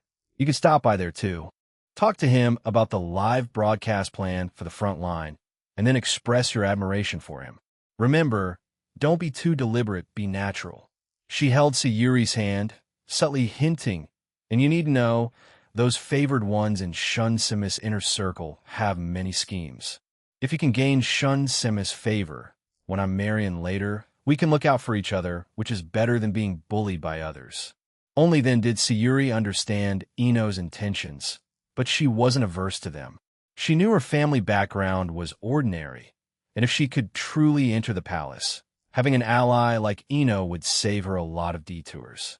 She nodded vigorously, her eyes full of determination. Ino, thank you. He'll try. Ino smiled and patted her hand. Go prepare for the interview quickly. Don't keep Shun-sama waiting. Remember, be brave. Shun-sama won't treat you unfairly. Just as the two finished talking, Shun and Yakumo walked over. Shun saw them standing together and asked, somewhat puzzled, "What are you two talking about? You seem so happy." Ino immediately stepped forward, linked arms with him, and said with a smile, "Nothing much. Just discussing the details of the live broadcast with her, and also telling her that you've already arranged for Jonan to protect them." She secretly winked at Sayuri, who understood and quickly nodded. "Thank you, Shun-sama, and thank you, Ino-sama. We will start the live broadcast as soon as possible, so as not to delay everyone." Shun didn't think much of it. He just nodded. "Be careful, and if you need anything, feel free to ask the soldiers for help." After speaking, he turned to continue examining the defense map, but didn't notice the determination flashing in Sayuri's eyes behind him, nor the triumphant smile on Ino's lips. Yakumo walked over to Ino and whispered, "You certainly know how to go with the flow." Ino blinked, her tone carrying a hint of triumph. "We're both doing this for ourselves and for Shun-sama. Besides, Sayuri is so simple. She's much easier to deal with than those scheming consorts." As Sayuri stood in front of the camera, telling the stories of the front line, her eyes occasionally drifted towards the watchtower. At this moment, in a tea house in the capital of the Land of Water, the common people were gathered around the television, waiting to watch the live broadcast from the border. Tatsuma leaned closer to the screen, smiling as he said to the person next to him, "Look, it's about to start. I hope we can see Sayuri and Shun-sama together on screen." Yuri excitedly clutched the corner of her clothes. "If it really happens, we must celebrate properly." On the screen, Sayuri stood in front of the border outpost, beginning to tell the story of the land of Akatsuki's border. Land of Akatsuki's invasion, the wind on the border suddenly turned biting, and inside the bustling defensive outpost, the soldiers instinctively stopped their work and looked up at the distant horizon. There, a dark, oppressive aura was rapidly approaching, spreading towards the outpost like a storm cloud. The ninja responsible for vigilance suddenly let out an urgent cry. "Enemy attack. It's ninjas from the land of Akatsuki. Dong, dong." As soon as the words fell, the alarm bell of the border checkpoint echoed, its deep sound spreading to every corner of the outpost. Sayuri had just finished her first live broadcast and was about to adjust the equipment with her team when she heard the alarm bell, instinctively gripping the microphone, her face instantly turning pale. She followed the soldier's gaze and saw it on the distant borderline. Payne, wearing his iconic black trench coat, floated in mid-air, followed by over 15,000 Akatsuki ninjas, densely spread out, rushing straight across the border like a tide, their aura terrifying. "Don't panique." Shun's voice was steady and powerful, instantly calming everyone's hearts. He quickly walked to the center of the outpost, his gaze sweeping over the approaching enemies. He clapped his hands together quickly, and 8 white smoke clouds exploded, revealing 8 shadow clones identical to him. Shadow clone takes Sayuri and her camera team to high altitude. Protect them with Flying Thunder God, ensuring the live broadcast is uninterrupted and prevent them from being affected by the ground battle. The shadow clones respectfully accepted the order. They turned and walked to Sayuri's side, raising their hands to release a light blue chakra shield, enveloping her and the 3 team members. "Hold on tight." Before he finished speaking, the shield carried the group slowly upwards until it reached an altitude high enough to clearly film the battlefield, yet relatively safe. Sayuri looked down through the shield. The Akatsuki ninjas on the ground were getting closer and closer. The weapons in their hands glinted with cold light, making her instinctively clench the microphone, but her voice remained calm. "Dear viewers, The land of Akatsuki has suddenly launched a surprise attack on the border of our land of water. Shun-sama is organizing a counterattack. Please do not panic. Trust our soldiers. Trust Shun-sama. The camera lens focused on the ground, transmitting the shocking scene of 15,000 Akatsuki ninjas densely spread out, in real time, to every television in the land of water. In the clear breeze tea house in the capital, the common people who were originally discussing Sayuri and Shun's gossip instantly fell silent. Tatsuma put down his teacup, his brows tightly furrowed as he stared at the screen. Good heavens, so many people! The land of Akatsuki is coming with a vengeance. Yuri nervously clutched the corner of her clothes. Can Shun-sama hold them off? I hope nothing bad happens. In the market, on the streets, in every household, the common people stopped their work and gathered in front of their televisions. Their eyes fixed on the screen, their hearts in their throats.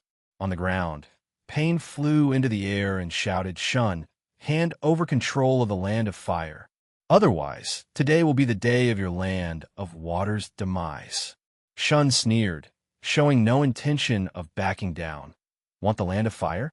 You'll have to get past my ninjutsu first. He clapped his hands together and let out a low growl. Blazing angel shadow clone.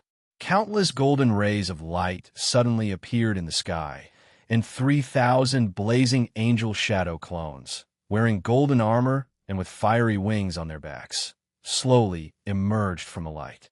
They floated in midair, radiating a scorching aura that dyed the entire border sky golden.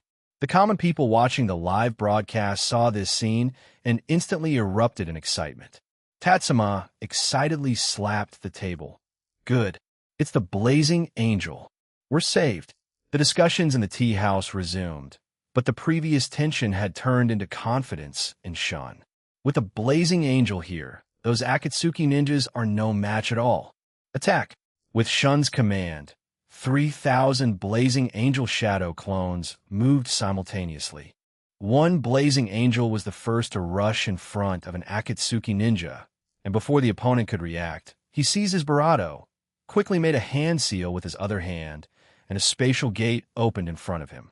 Inside that gate was pitch black, with no end in sight, exuding an eerie aura.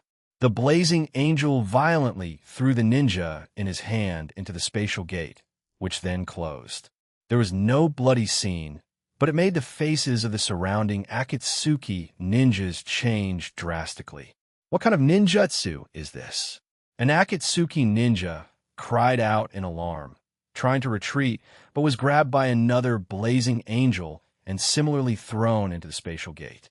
In just a few minutes, hundreds of Akatsuki ninja were devoured, and the originally aggressive attacking force instantly fell into chaos.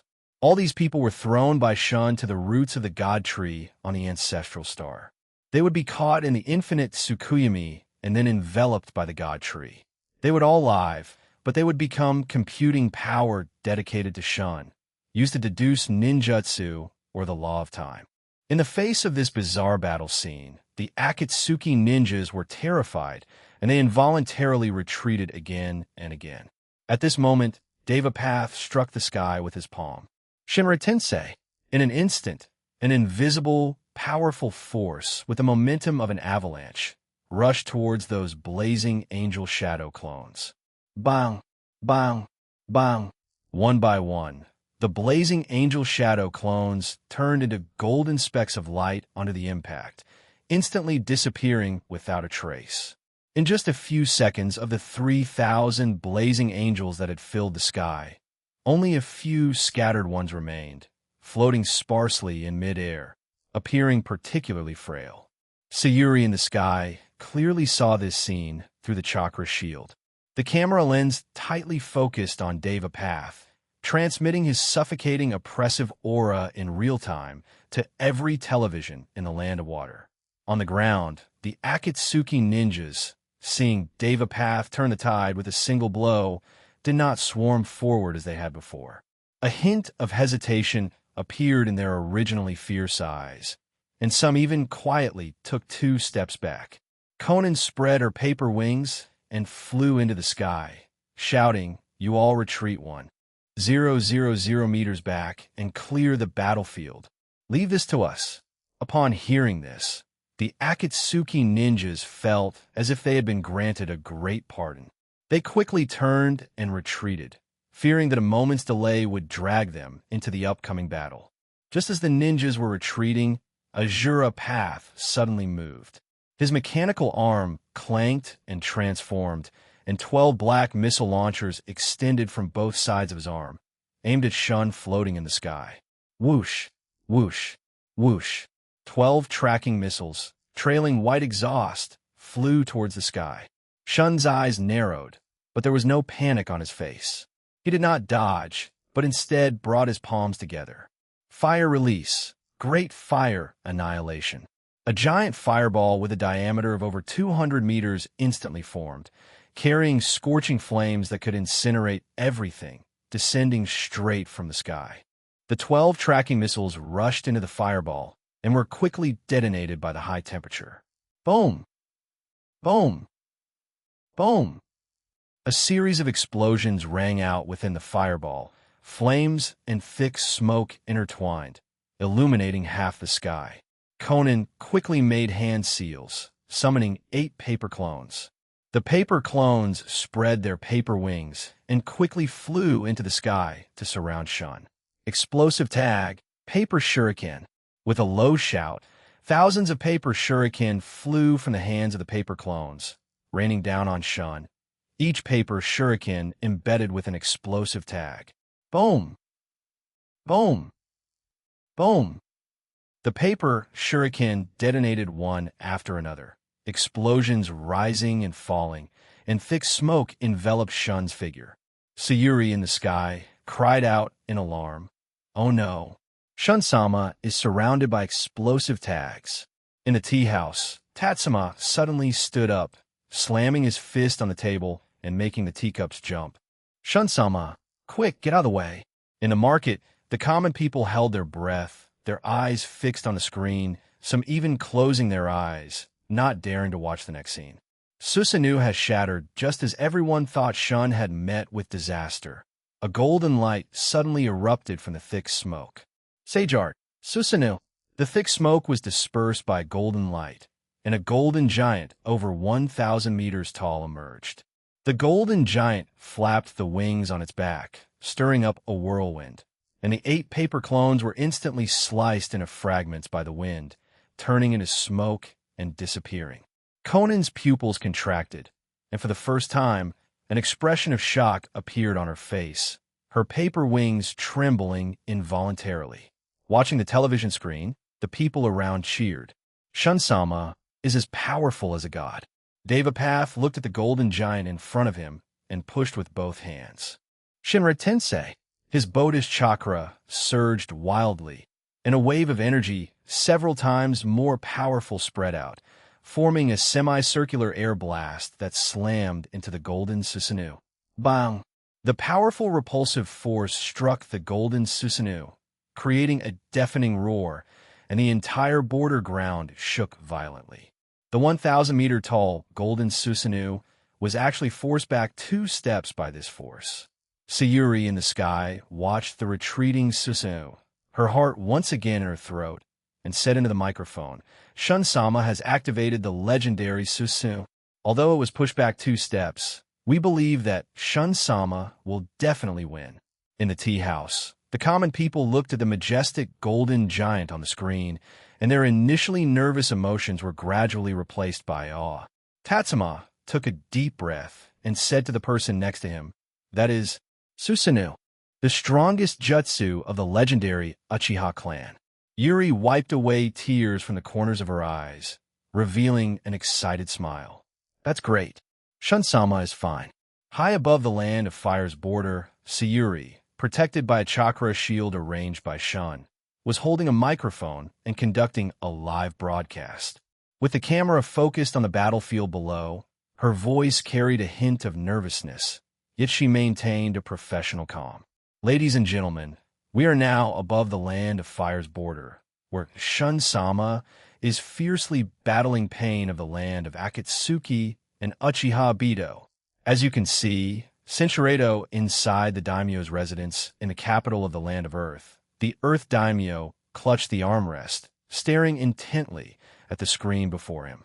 On the screen, Shun Susanoo stood like a pillar supporting the sky, while Noki, leaning on his staff beside him, frowned, his cloudy eyes filled with solemnity. In Sunagekyur's camp, Raza was also secretly watching the screen, his fingers unconsciously tapping the table, while the ninja behind him dared not make a sound. In the Kumogekyur camp, he struck his fist on the table and said in a deep voice, "Shun's strength is far greater than what was in the intelligence reports." Deva Path floated in midair, and the chakra in his palm suddenly erupted. Shinra Tensei, a powerful repulsive force, like an invisible giant wave, swept towards Shun Susanoo, instantly kicking up sand and rocks from the ground, even dispersing the distant clouds. Sayuri subconsciously tightened her grip on the microphone, her voice trembling slightly. Deva Path has launched an attack. It seems to be a powerful ninjutsu that can repel everything. Can Shun Samus Susanoo block it? The camera was fixed on the Susanoo. The hearts of the Land of Water's civilians instantly leaped into their throats. They forgot to breathe, their cheeks flushed crimson. Inside the daimyo's residence in the Land of Earth, the Earth daimyo couldn't help but let out a sigh of relief when he saw the might of the Shinra Tensei. Good. Pain's strength is not bad either. Perhaps he can keep Shun in check. But no sooner had he spoken than the scene on the screen made his pupils contract sharply. Shun controlled Susanoo to raise its long sword and slash into the repulsive force. Clang! A tremendous crashing sound came through the screen. Although Susanoo's arm paused slightly, it withstood the impact of the Shinra Tensei head-on. Susanoo exerted force. Its long sword forcefully cut through the repulsive force and continued to cleave towards Deva Path. Deva Path's pupils contracted, clearly not expecting Shun's Susanoo to be able to break through the Shinra Tensei. He quickly adjusted his chakra, applying the repulsive force in reverse to himself, using the recoil to fly backward, narrowly dodging the blade. Susanoo's long sword grazed his trench coat, creating a gust of wind. Boom! The long sword struck the ground, instantly splitting open a bottomless chasm. Gravel and dust shot into the sky, forming a dust column dozens of meters high, even blurring the distant broadcast camera slightly. Sayuri hastily adjusted the camera position and excitedly said, "The power of this single strike is astonishing. A huge crack has been split into the ground. How is this possible?" The Earth Daimyo's voice was filled with disbelief, his fingers turning white from clenching. Has Pain been defeated? Was our previous alliance attack on the Land of Water too impulsive? He looked at the unstoppable Susanoo on the screen, a wave of regret surging in his heart. If he had known Shun was so powerful, he would never have provoked the Land of Water along with the nations of Lightning, Wind, and Akatsuki. Now he had to guard against retaliation from the Land of Water. Noki coughed lightly, his eyes still fixed on the screen. Dovi, Daimyo. Let's watch again. Although Susanoo is powerful, it consumes an enormous amount of chakra. And Pain is fine. He has already dodged the attack. Obito's voice came through his mask. Shun, you are too careless. Kamui, a strange, twisting spatial power suddenly appeared on Susanoo's forehead. That was the core of Susanoo, and also its strongest defensive point. Sayuri gasped in surprise, her camera fixed on Susanoo's forehead. The people of the Land of Water instantly panicked. Yuri covered her mouth. The chatter in the tea house abruptly ceased, and everyone held their breath, watching the screen. Crack! Crunch! A crisp shattering sound came through the broadcast equipment. A large hole appeared in the crystal on Susanoo's forehead, and its massive body, over 1,000 meters tall, began to become transparent, gradually turning into countless specks of light and dissipating into the air. Susanoo has disappeared. Sayuri's voice was filled with disbelief, her eyes slightly red. The emotions of the Land of Water's civilians instantly plummeted. Tatsuma's teacup crashed to the ground with a clatter, spilling tea everywhere. In front of the general store, someone sighed in a low voice. Could it be that Shun-sama is going to lose? The Earth Daimyo immediately perked up. Excellent. Susanoo has been broken. Noki, look. I told you Pain and that mysterious person could do it. Noki, however, shook his head, pointing at the screen. Look at Shun's expression. He isn't flustered at all. And did you notice Pain and Obito only managed to break Susanoo by working together? The strength of these two is also not bad. To be able to make these two work together against him, Shun's strength has far exceeded our imagination. Shun frowned slightly, looking down at Obito, without a hint of panic in his eyes. Obito's Mangekyo Sharingan spun again, and his maniacal laughter came through the wind. Ha ha ha. Shun, I didn't expect you to have this day.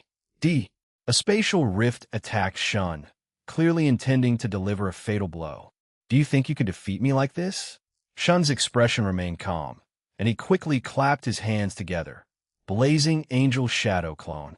In an instant, 1,000 blazing angels with golden flaming wings burning on their backs filled the sky like countless stars, rekindling hope in the hearts of the people watching the screen. It's the blazing angels. Shun-sama still has a trump card. Sayuri's voice became impassioned again, and the camera swept across the sky, full of blazing angels. 1,000 blazing angels. They are flying towards the mysterious person. This battle is not over yet. In the tea house, Tatsuma excitedly stood up. Excellent. Shun-sama did not disappoint us. In the marketplace, the people began to cheer, and the tense atmosphere eased slightly. The battlefield situation, the daimyo of the land of Earth looked at the 1,000 blazing angels on the screen, his smile instantly freezing. How can he summon blazing angels again? Noki sighed, his tone a bit solemn. Daimyo, this is what I just said. Susanoo consumed a large amount of his chakra. From 3,000 to 1,000, his chakra has been depleted by at least 2/3. But even so, 1,000 blazing angels are enough to hold Pain and Obito in check. This amount of chakra is still far beyond ordinary people. The daimyo of the land of Earth fell silent, looking at the golden, blazing angel swarm on the screen, his regret deepening. If he hadn't offended the land of water back then, he might now be able to use the land of water's power to develop his own country, instead of hiding behind a screen watching the battle. Worried about retaliation. Seeing this, Devapath concentrated an invisible gravitational force in his palm. Bansho Tenon, an invisible force pulled the blazing angels in the air, and hundreds of them flew uncontrollably towards Pain. But before they could get close, Devapath suddenly activated Shinra Tensei, and the repulsive Barato instantly scattered the blazing angels into specks of light, dissipating into the air. Darn it, Pain's ninjutsu is too effective against clones. Sayuri clenched her jaw, her tone anxious. Shun, however, remained calm, directing the remaining blazing angels to continue engaging Obito, while coldly looking at Pain. Still want to resist. Devapath saw more and more blazing angels approaching, and also glimpsed the killing intent in Shun's eyes, knowing that he would gain no advantage today. He turned to fly towards the Akatsuki camp, hastily shouting, "Retreat! We will fight another day." Shun coldly said, "I will spare your lives for today, but if you dare to attack the land of fire again, I will make you understand what regret means." Devapath dared not look back, flying back to his camp in a disheveled state, leaving behind a message before he left. "Shun, we will be back." Obito was also entangled by the blazing angels. Seeing Pain retreat, he could only let out an unwilling snort and activated Kimui, disappearing from the battlefield. Watching the two disappear, Shun slowly retracted his chakra, and the flaming wings behind him gradually dissipated. Sayuri's suspended heart finally settled, and she showed a relieved smile to the camera. "Ladies and gentlemen, Pain and Obito have retreated. We won." Shun-sama successfully repelled Akatsuki's attack. In front of the live camera, the land of water instantly erupted in cheers. In the tea house, The people raised their cups and cheered, even forgetting to clean up the broken teacups. In the marketplace, the shopkeepers beat gongs and drums, and children ran around the television. Cheers came from the windows of every household, and the entire land of water was immersed in the joy of victory. Yuri wiped away tears from the corners of her eyes and said with a smile, "I knew it. Shun-sama would definitely win." Inside the daimyo's residence in the land of Earth, the cheers from the screen came through the equipment. The daimyo of the land of Earth, with a complex expression, turned off the television and said to Noki, "Darn it. Why didn't they keep fighting? Do we need to reconsider our relationship with the Barato? We can't afford to provoke someone of Shun's strength." Noki nodded, his eyes solemn. "Don't just look at Shun winning. In reality, his chakra consumption was enormous, which is why he didn't pursue them. However, based on the analysis of the battle just now, we can't afford to provoke either the land of Akatsuki or the land of water." Sayuri looked at Shun slowly descending below, her eyes full of admiration, and softly said into the microphone, "This is the daimyo of our land of water. No matter how great the crisis, he always manages to turn the tide." As Sayuri finished reporting on the land of Akatsuki's war situation, the live broadcast screen began to switch. Hayama, the special field reporter, dressed in his work uniform and holding a microphone, spoke with a calm and powerful voice. "Viewers, this is the land of water battlefield live commentary room. With Shun-sama repelling Akatsuki forces, the situations on the other 3 major battlefields are becoming increasingly critical. Next, I will provide you with real-time commentary on the dynamics of each battlefield. Let's focus on the first battlefield, Kumogakure versus Konoha." The screen locked onto the Kumogakure battlefield, where 7th Hokage Minato's yellow cape was particularly conspicuous amidst the smoke. Hayama's commentary echoed simultaneously. "What you're seeing now is the main battlefield of Kumogakure. Reikage is personally leading the team. The lightning chakra surrounding his body offers astonishing defense. And Minato-sama, relying on the Flying Thunder God technique, is performing extreme containment. A Flying Thunder God mark appeared under his feet, and Minato instantly teleported behind striking at the opponent's left shoulder with a Rasengan. Bang! Although A turned in time to block, his arm was still grazed by the Rasengan, but he was not injured. Hayama's voice carried a hint of excitement. "A brilliant tactic. Minato-sama precisely sees the Reikage's weakness, but the Kumo ninja's support speed is extremely fast. Look at the left side of the screen. 3 Kumo ninjas have already formed an encirclement. Minato-sama must retreat immediately." The owner of the capital's general store clenched his fists and shouted to his son beside him, "Look at Minato-sama. This speed is simply lightning fast." Ayuka leaned over, nervously saying, "But there are too many Kumo ninjas. Will he be in danger?" The surrounding commoners all nodded, their eyes fixed on the screen, afraid to miss any detail. The scene switched to the Iwagakure battlefield, where Shursui and Itachi stood side by side, their Sharingan glowing red simultaneously. Hayama's commentary immediately followed. "Now we are at the Iwagakure battlefield. Shursui-sama has activated his Mangekyo Sharingan, and the chakra fluctuations are spreading. Pay attention to the IWA ninjas' movements. Their footsteps have already become chaotic, clearly trapped in a genjutsu. And Itachi-sama's fire release. Great fireball technique is coordinating to clear out the surrounding IWA ninjas." Suddenly, the ground shook violently as Kitsuchi led the IWA ninjas in activating Earth Release. Earth-style wall, causing several Konoha ninjas to fall into the cracks. Hayama's voice instantly grew solemn.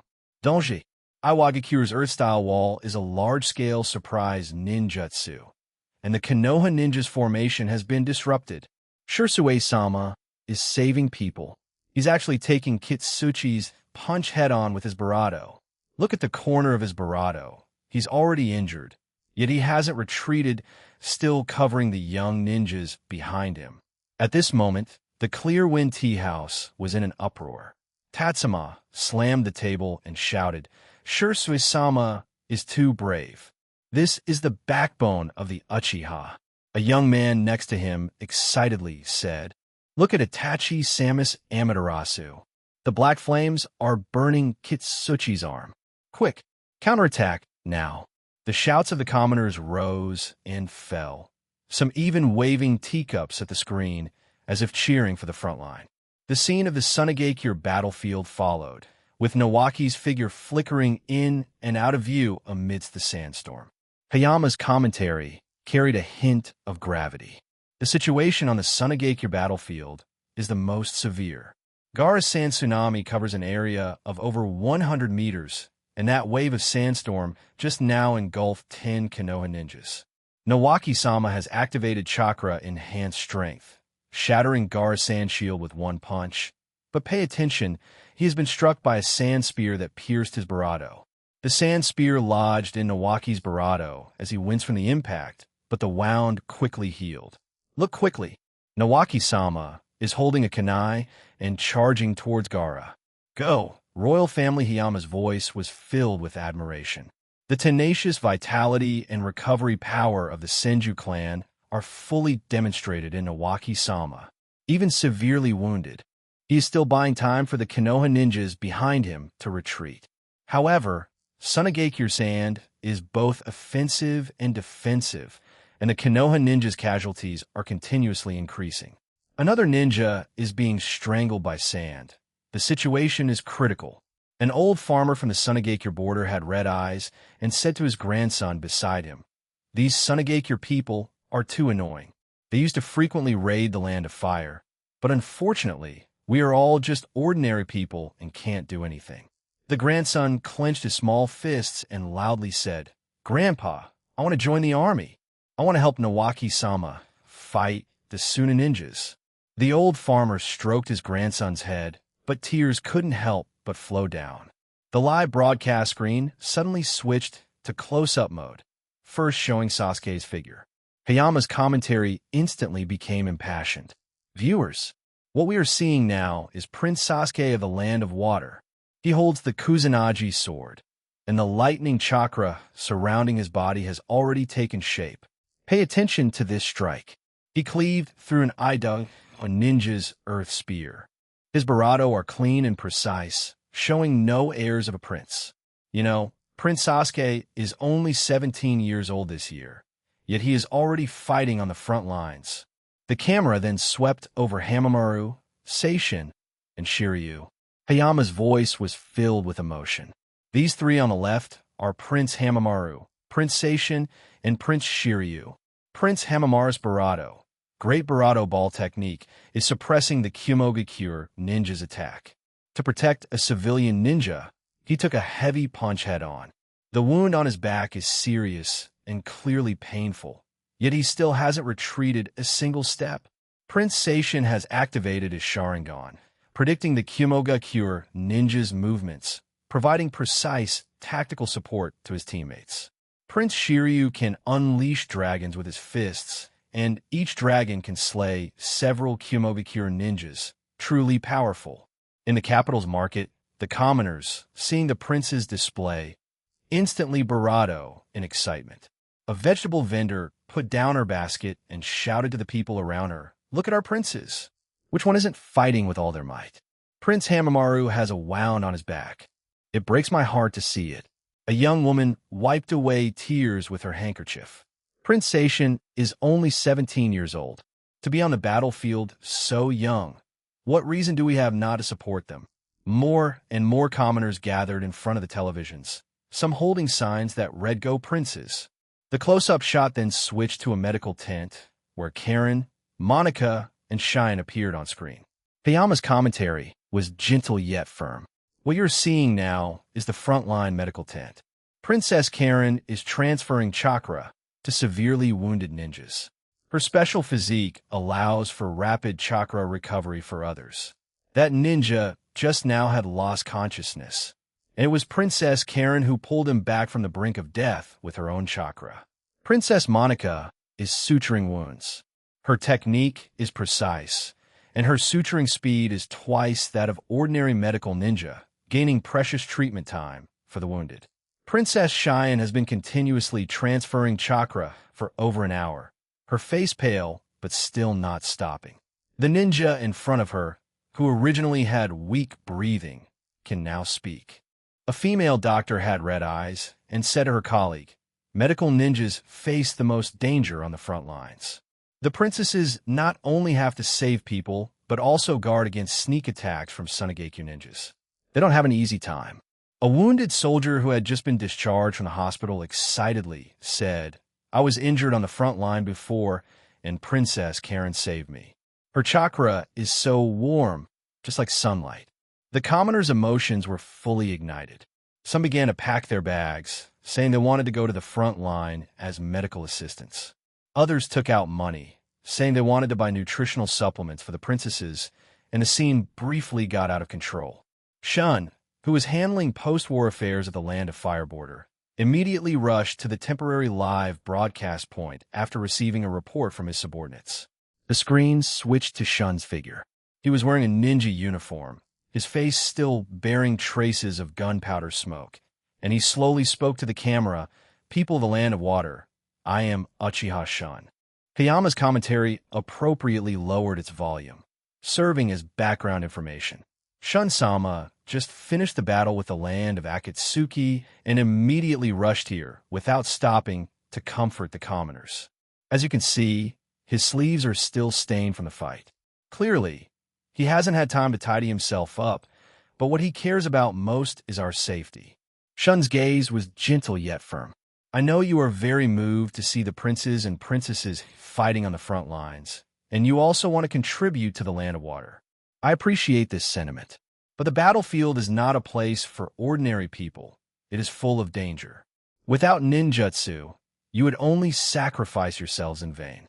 This is not what I want to see, nor is it the goal of the princes and princesses' struggles." He paused and continued, "Your mission is to work hard and live well. Farmers should cultivate the land well to provide food for the front lines. Artisans should work hard to forge weapons for the front lines. Merchants should conduct business well to ensure the flow of supplies. Only with a stable rear can we on the front lines fight without worries and concentrate on battle.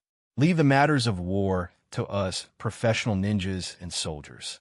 Sayuri stood beside Shun and added, "Everyone, please rest assured. We will broadcast the front-line situation in real time, keeping you informed of the developments. But please trust Shun-sama. Staying in the rear and doing your part is the greatest support for the front line." The viewers gradually calmed down. Tatsuma wiped away his tears and said to the people around him, "Shun-sama is right. We would only cause trouble if we went. Tomorrow we'll go to the fields to plant and grow more food to send to the front lines." Yuri nodded. "I'm going to the textile factory to work and weave more cloth for the soldiers' uniforms." The commoners dispersed, returning to their posts. The capital returned to order, but everyone's hearts were filled with fighting spirit. They knew that every effort they made was to protect their loved ones on the front lines. 40 advanced deaths on kidnapping Sasuke. The atmosphere in Iwagakura's council hall was so oppressive it was suffocating. The 75-year-old Noki hunched over, his cloudy eyes filled with anxiety. You've all seen the battle between Pain and Shun. That Susanoo was over 1,000 meters tall, capable of destroying several mountains with a single blow. What methods do you have to deal with such a monster? If we don't find a solution soon, Iwagakure will be flattened by him. As soon as the topic was raised, the council hall fell into a dead silence. An IWA ninja, dressed in a gray Jonin uniform, pondered for a long time and said, "Sachikage-sama, Sasuke is on the front lines. If we capture him and study his bloodline closely, within a few years, Iwagakure could replicate the Uchiha clan's powerful techniques. Senshirado. With such talent, Sasuke is practically Uchiha's prized possession. But what if it fails?" He didn't finish his sentence, his tone softening again, clearly wanting the Sharingan, but also fearing offending Shun. "Shun cherishes this son greatly. If it fails and that monster gets angry, our Iwagakure." He didn't finish, but it sent shivers down the spines of all the ninjas present. Everyone knew Shun's protective nature, Capturing his son would have unimaginable consequences. In the corner, an Umbu Jonin with a pair of sinister eyes suddenly interjected, "Sachikage-sama, rest assured, as long as we have Sasuke's descendants, Shun will have reservations if he seeks retribution." Another Umbu Jonin added, "Recently, a large number of refugees have poured into the Land of Water's resettlement points. It's chaotic, perfect for hiding people. Well, send 10 elite ninjas disguised as refugees, bringing paralyzing gas. This stuff is colorless and odorless. Just a touch can cause a Jonin to continuously lose chakra and be unable to move for a short period. Then we..." Another Umbu Jonin supplemented, "According to intel, Sasuke personally distributes food to the refugees every day, with only 2 teammates by his side. It's a good opportunity to strike."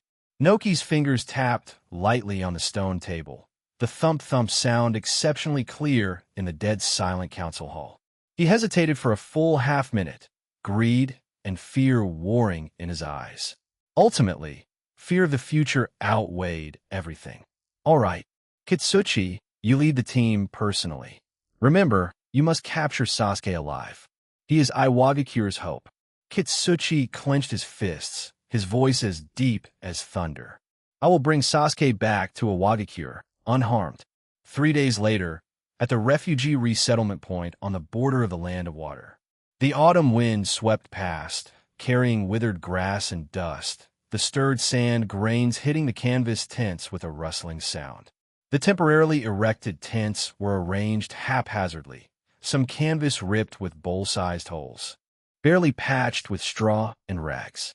The cold wind seeped through the gaps, causing the cries of children and sighs of adults to emanate from within the tents. Sasuke wore a dark blue ninja uniform, his silver forehead protector tied to his brow, yet it did not diminish his upright posture in the slightest. He was handing a bag of food to a refugee leaning on a crutch.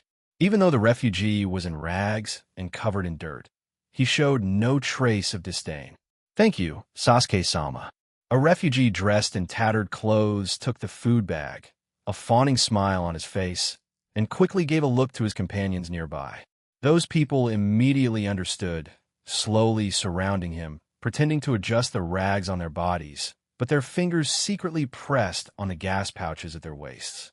Sasuke's 3-tomo Sharingan suddenly narrowed, his pupils rotating rapidly in their sockets, like 3 spinning red lights. These 4 people are suspicious. Ordinary refugees, due to prolonged hunger, had shallow and rapid breaths, even with a faint, weak quality. But these 4 had steady, strong breaths, their chests rising and falling evenly, with the unique rhythm of ninja. Moreover, beneath their cuffs, the edges of black ninja wrist guards were vaguely visible, still stained with a bit of unwashed mud, clearly having just come from the wilderness. Sasuke sharply said, "Be careful, they might be spies." His right hand instantly pressed on the hilt of the Kusanagi sword behind his back. The cold metallic touch calmed him somewhat, and lightning chakra began to condense in his palm, like a pulsating blue electric arc, ready to erupt at any moment. Whoosh! The foremost refugee suddenly moved. He violently crushed the gas pouch at his waist, and with a soft hiss, a colorless, odorless gas, like smoke, instantly spread, enveloping a 1-meter radius around Sasuke. Sasuke felt a slight tingling sensation in his nasal cavity. Immediately after, his vision began to darken. His limbs felt heavy as lead, and the flow of chakra became sluggish. He barely had the strength to even lift his hand. "Oh no, it's poison gas." Sasuke was startled. He tried to retreat, but 3 refugees pounced on him, pinning his shoulders. Their palms were rough and strong, their fingernails still stained with dirt, and their grip was so powerful it felt like they would crush his bones. Seeing the plan succeed, an Iwagakure Jonin growled viciously. "Don't struggle. Come back to Iwagakure with us willingly, and you'll keep your life. If you dare to resist, you'll regret it. Let go of Sasuke." A frantic shout suddenly cut through the chaos, like a clap of thunder exploding over the resettlement point. Sakura, wearing a pink medical ninja uniform, her white apron still stained with green herbal juice, carrying a brown medical kit, rushed out from the innermost tent of the resettlement point. Her pink hair was disheveled from running, a few strands sticking to her sweaty cheeks, and fine beads of sweat dotted her forehead. She had been feeding medicine to a child with a fever, but hearing Sasuke's shout, she immediately grabbed her medical kit and rushed over. Seeing Sasuke pinned to the ground, with the poison gas still lingering around him, Sakura's eyes instantly reddened, tears welling up. She quickly formed hand signs, her fingertips glowing with faint pink chakra. Shadow Clone Technique. Two pink figures instantly appear beside her, charging towards the idol, a ninja holding Sasuke down. Annoying woman. Get out of my way. An Awagakure Jonin's body suddenly blurred into an afterimage, appearing behind Sakura using the body flicker technique. His fist, encased in hardened rock, smashed into Sakura's back. Sakura felt a sharp pain in her back and was instantly sent flying by the immense force, crashing heavily into a pile of grain in front of her. With a muffled thud, the sack split open, spilling golden wheat everywhere. Some grains even splattered onto her face. She clutched her barato, a strange taste rising in her throat, and she coughed weakly, staining the pink front of her uniform. She tried to struggle to her feet, but the pain in her back made it difficult to even move a finger. She could only watch helplessly as the IWA ninjas pulled out chains, about to shackle Sasuke's hands and feet. Sasuke. Sakura. Not far away, Naruto suddenly erupted with red chakra, his hair standing on end, his blue pupils glowing with the Nine-Tails red light. Even the surrounding air became scorching hot. He charged towards the IWA ninjas, but was blocked by a tall figure in front of him. It was Kitsuchi of Awagakure. Kitsuchi stood with his hands on his hips, his eyes full of disdain. Want to save Sasuke? You'll have to get past me first.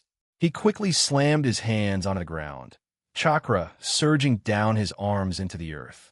Earth release, moving earth core, rumble. The ground suddenly shook violently, and 3 stone walls, over 30 meters high, rose from beneath the ground, like 3 towering small mountains, forming a triangular cage that trapped Naruto in the middle. The stone walls were covered with sharp stone spikes, each as thick as a finger. A slight movement could result in being impaled. Naruto condensed a blue Rasengan in his palm, chakra spinning wildly, emitting a buzzing sound. He slammed the Rasengan into the stone wall, creating a deafening thud. Stone fragments continuously fell from the wall, but only shallow marks were left. Sasuke, they'll buy you time. Hold on. Don't let them take you. Just then, the Sasuke who was pinned to the ground suddenly turned into a puff of smoke and disappeared. It turned out that this was just a shadow clone. The 3 IWA ninjas holding Sasuke instantly froze, their triumphant smiles stiffening, replaced by utter astonishment. How is this possible? This was a shadow clone? Where's the real one? Sasuke, hiding behind a nearby grain pile, his 3-tomo Sharingan rotating in his eye sockets, quickly scanned the surroundings. He had already sensed that the 4 people were suspicious. The second before the poison gas spread, he had quietly created a shadow clone, while his real body hid using the grain pile for cover. Want to catch me? It's not that easy. He looked at Naruto, trapped by the stone walls, and then at Sakura, lying on the ground, a cold glint flashing in his eyes. Meanwhile, Kitsuchi, hiding in the shadows, saw Sasuke turn into a shadow clone, and his face instantly turned ashen. He clenched his fists tightly as frustration washed over him. Darn it, I was tricked by this kid. The real Barato must still be nearby. Search for him. Even if you have to turn the entire resettlement point upside down, find Sasuke. The IWA and ninjas immediately dispersed, holding kunai, and began searching everywhere in the resettlement point. Tents were overturned, grain sacks were pushed down, and refugees screamed in fear, hiding in corners. The entire resettlement point instantly became chaotic. An IWA ninja seized Sakura's hair and twisted her arm. Sasuke, if you don't come out now, they'll take her down. Sasuke slowly drew his Kusanagi sword, his chakra surging. These IWA ninjas are truly despicable. Sasuke's Mangekyo, awakening Sasuke, stepped out of the tent, an unprecedented rage and guilt erupting like a volcano in his heart. These IWA ninjas not only conspired against him, but also injured two of his important companions. His eyes suddenly turned crimson, and the patterns of his three-tomo Sharingan began to twist and reconfigure, the original tomo gradually transforming into the rhomboid Mangekyo pattern. You Iwagakure bastards! His eyes instantly turned crimson, and the three-tomo Sharingan spun violently in their sockets. The patterns began to twist and reconfigure, the original tomo gradually stretching and deforming, finally transforming into a rhomboid pattern, spinning in his pupils like two burning blood-red flames, emitting a terrifying aura. The chakra around him suddenly erupted, a dense blue current sweeping out like a tsunami, sending the surrounding grains and dust flying everywhere. Chakra quickly condensed behind him, gradually taking shape, and a 50-meter-tall half-body, Susanoo, appeared. You bastards, all of you die. Sasuke's eyes were cold and filled with killing intent. He controlled the Susanoo to raise its hand and swing. The giant blue palm, like swatting flies, brought with it a whistling wind as it swept towards the three ninjas who were still searching around. Thud, thud, thud. Three heavy impacts sounded one after another. The three ninjas had no chance to react before they were struck hard against a nearby stone wall by the Susanoo's palm. They were pinned to the cold stone wall like ragdolls. The harsh impact left them injured and unable to move, staining Barato than half of the stone wall. Finally, they slid softly to the ground, their limbs bent at awkward angles, unable to get up again. From their throats came faint hoarse sounds, and they intermittently said, "Impossible. How could—" He suddenly awakened his Mangekyo. Kitsuchi, hiding in the shadows, saw this scene. His thick eyebrows suddenly shot up, his pupils instantly contracted, and even his breathing slowed a beat. He stared intently at the Susanoo, his eyes full of shock and apprehension, his lips trembling. Awakening Sharingan at 5, Mangekyo at 17. This cursed talent. Is another monster going to emerge from the Uchiha clan? Truly, heaven does not favor my Iwagakure. He half-squatted, clapped his hands on the ground, and chakra surged into the ground through his arms. Earth release, sandwich jutsu. 200-meter-tall, giant hemispheres closed in on the Susanoo, seemingly intending to restrict its movements while it was still forming. Seeing the massive earth walls, twice as tall as the half-body Susanoo, closing in, Sasuke also felt a little panicked. He remembered his father's gigantic Susanoo and had an idea. Perfect Susanoo. His chakra continuously poured into the Susanoo, and the blue giant began to change. The giant grew a lower body and legs. Its form constantly changed. Then armor and giant wings appeared. Finally, it transformed into an armored giant over 200 meters tall. At the same time, the original 100-meter-tall giant earth walls began to gradually close. Despite the earth walls being so massive, when they fully closed, they could only reach the waist of the perfect Susanoo. The IWA ninjas, seeing this scene, couldn't help but marvel at the power of the perfect Susanoo, yet also felt fortunate that the earth walls temporarily restricted its mobility. Sasuke regained his arrogant expression, controlling the Susanoo's blue longsword to fiercely strike towards Kitsuchi. The power of this strike was enough to split mountains and rocks, making people sweat for Kitsuchi's fate. Facing such a powerful enemy, Kitsuchi showed no fear. Because the moment he saw the perfect Susanoo, Kitsuchi realized the situation was dire. He summoned an earth clone to take the fatal blow in his place. His real body had long since burrowed underground, swiftly escaping the scene. The attention of the IWA ninjas was already drawn to the Susanoo.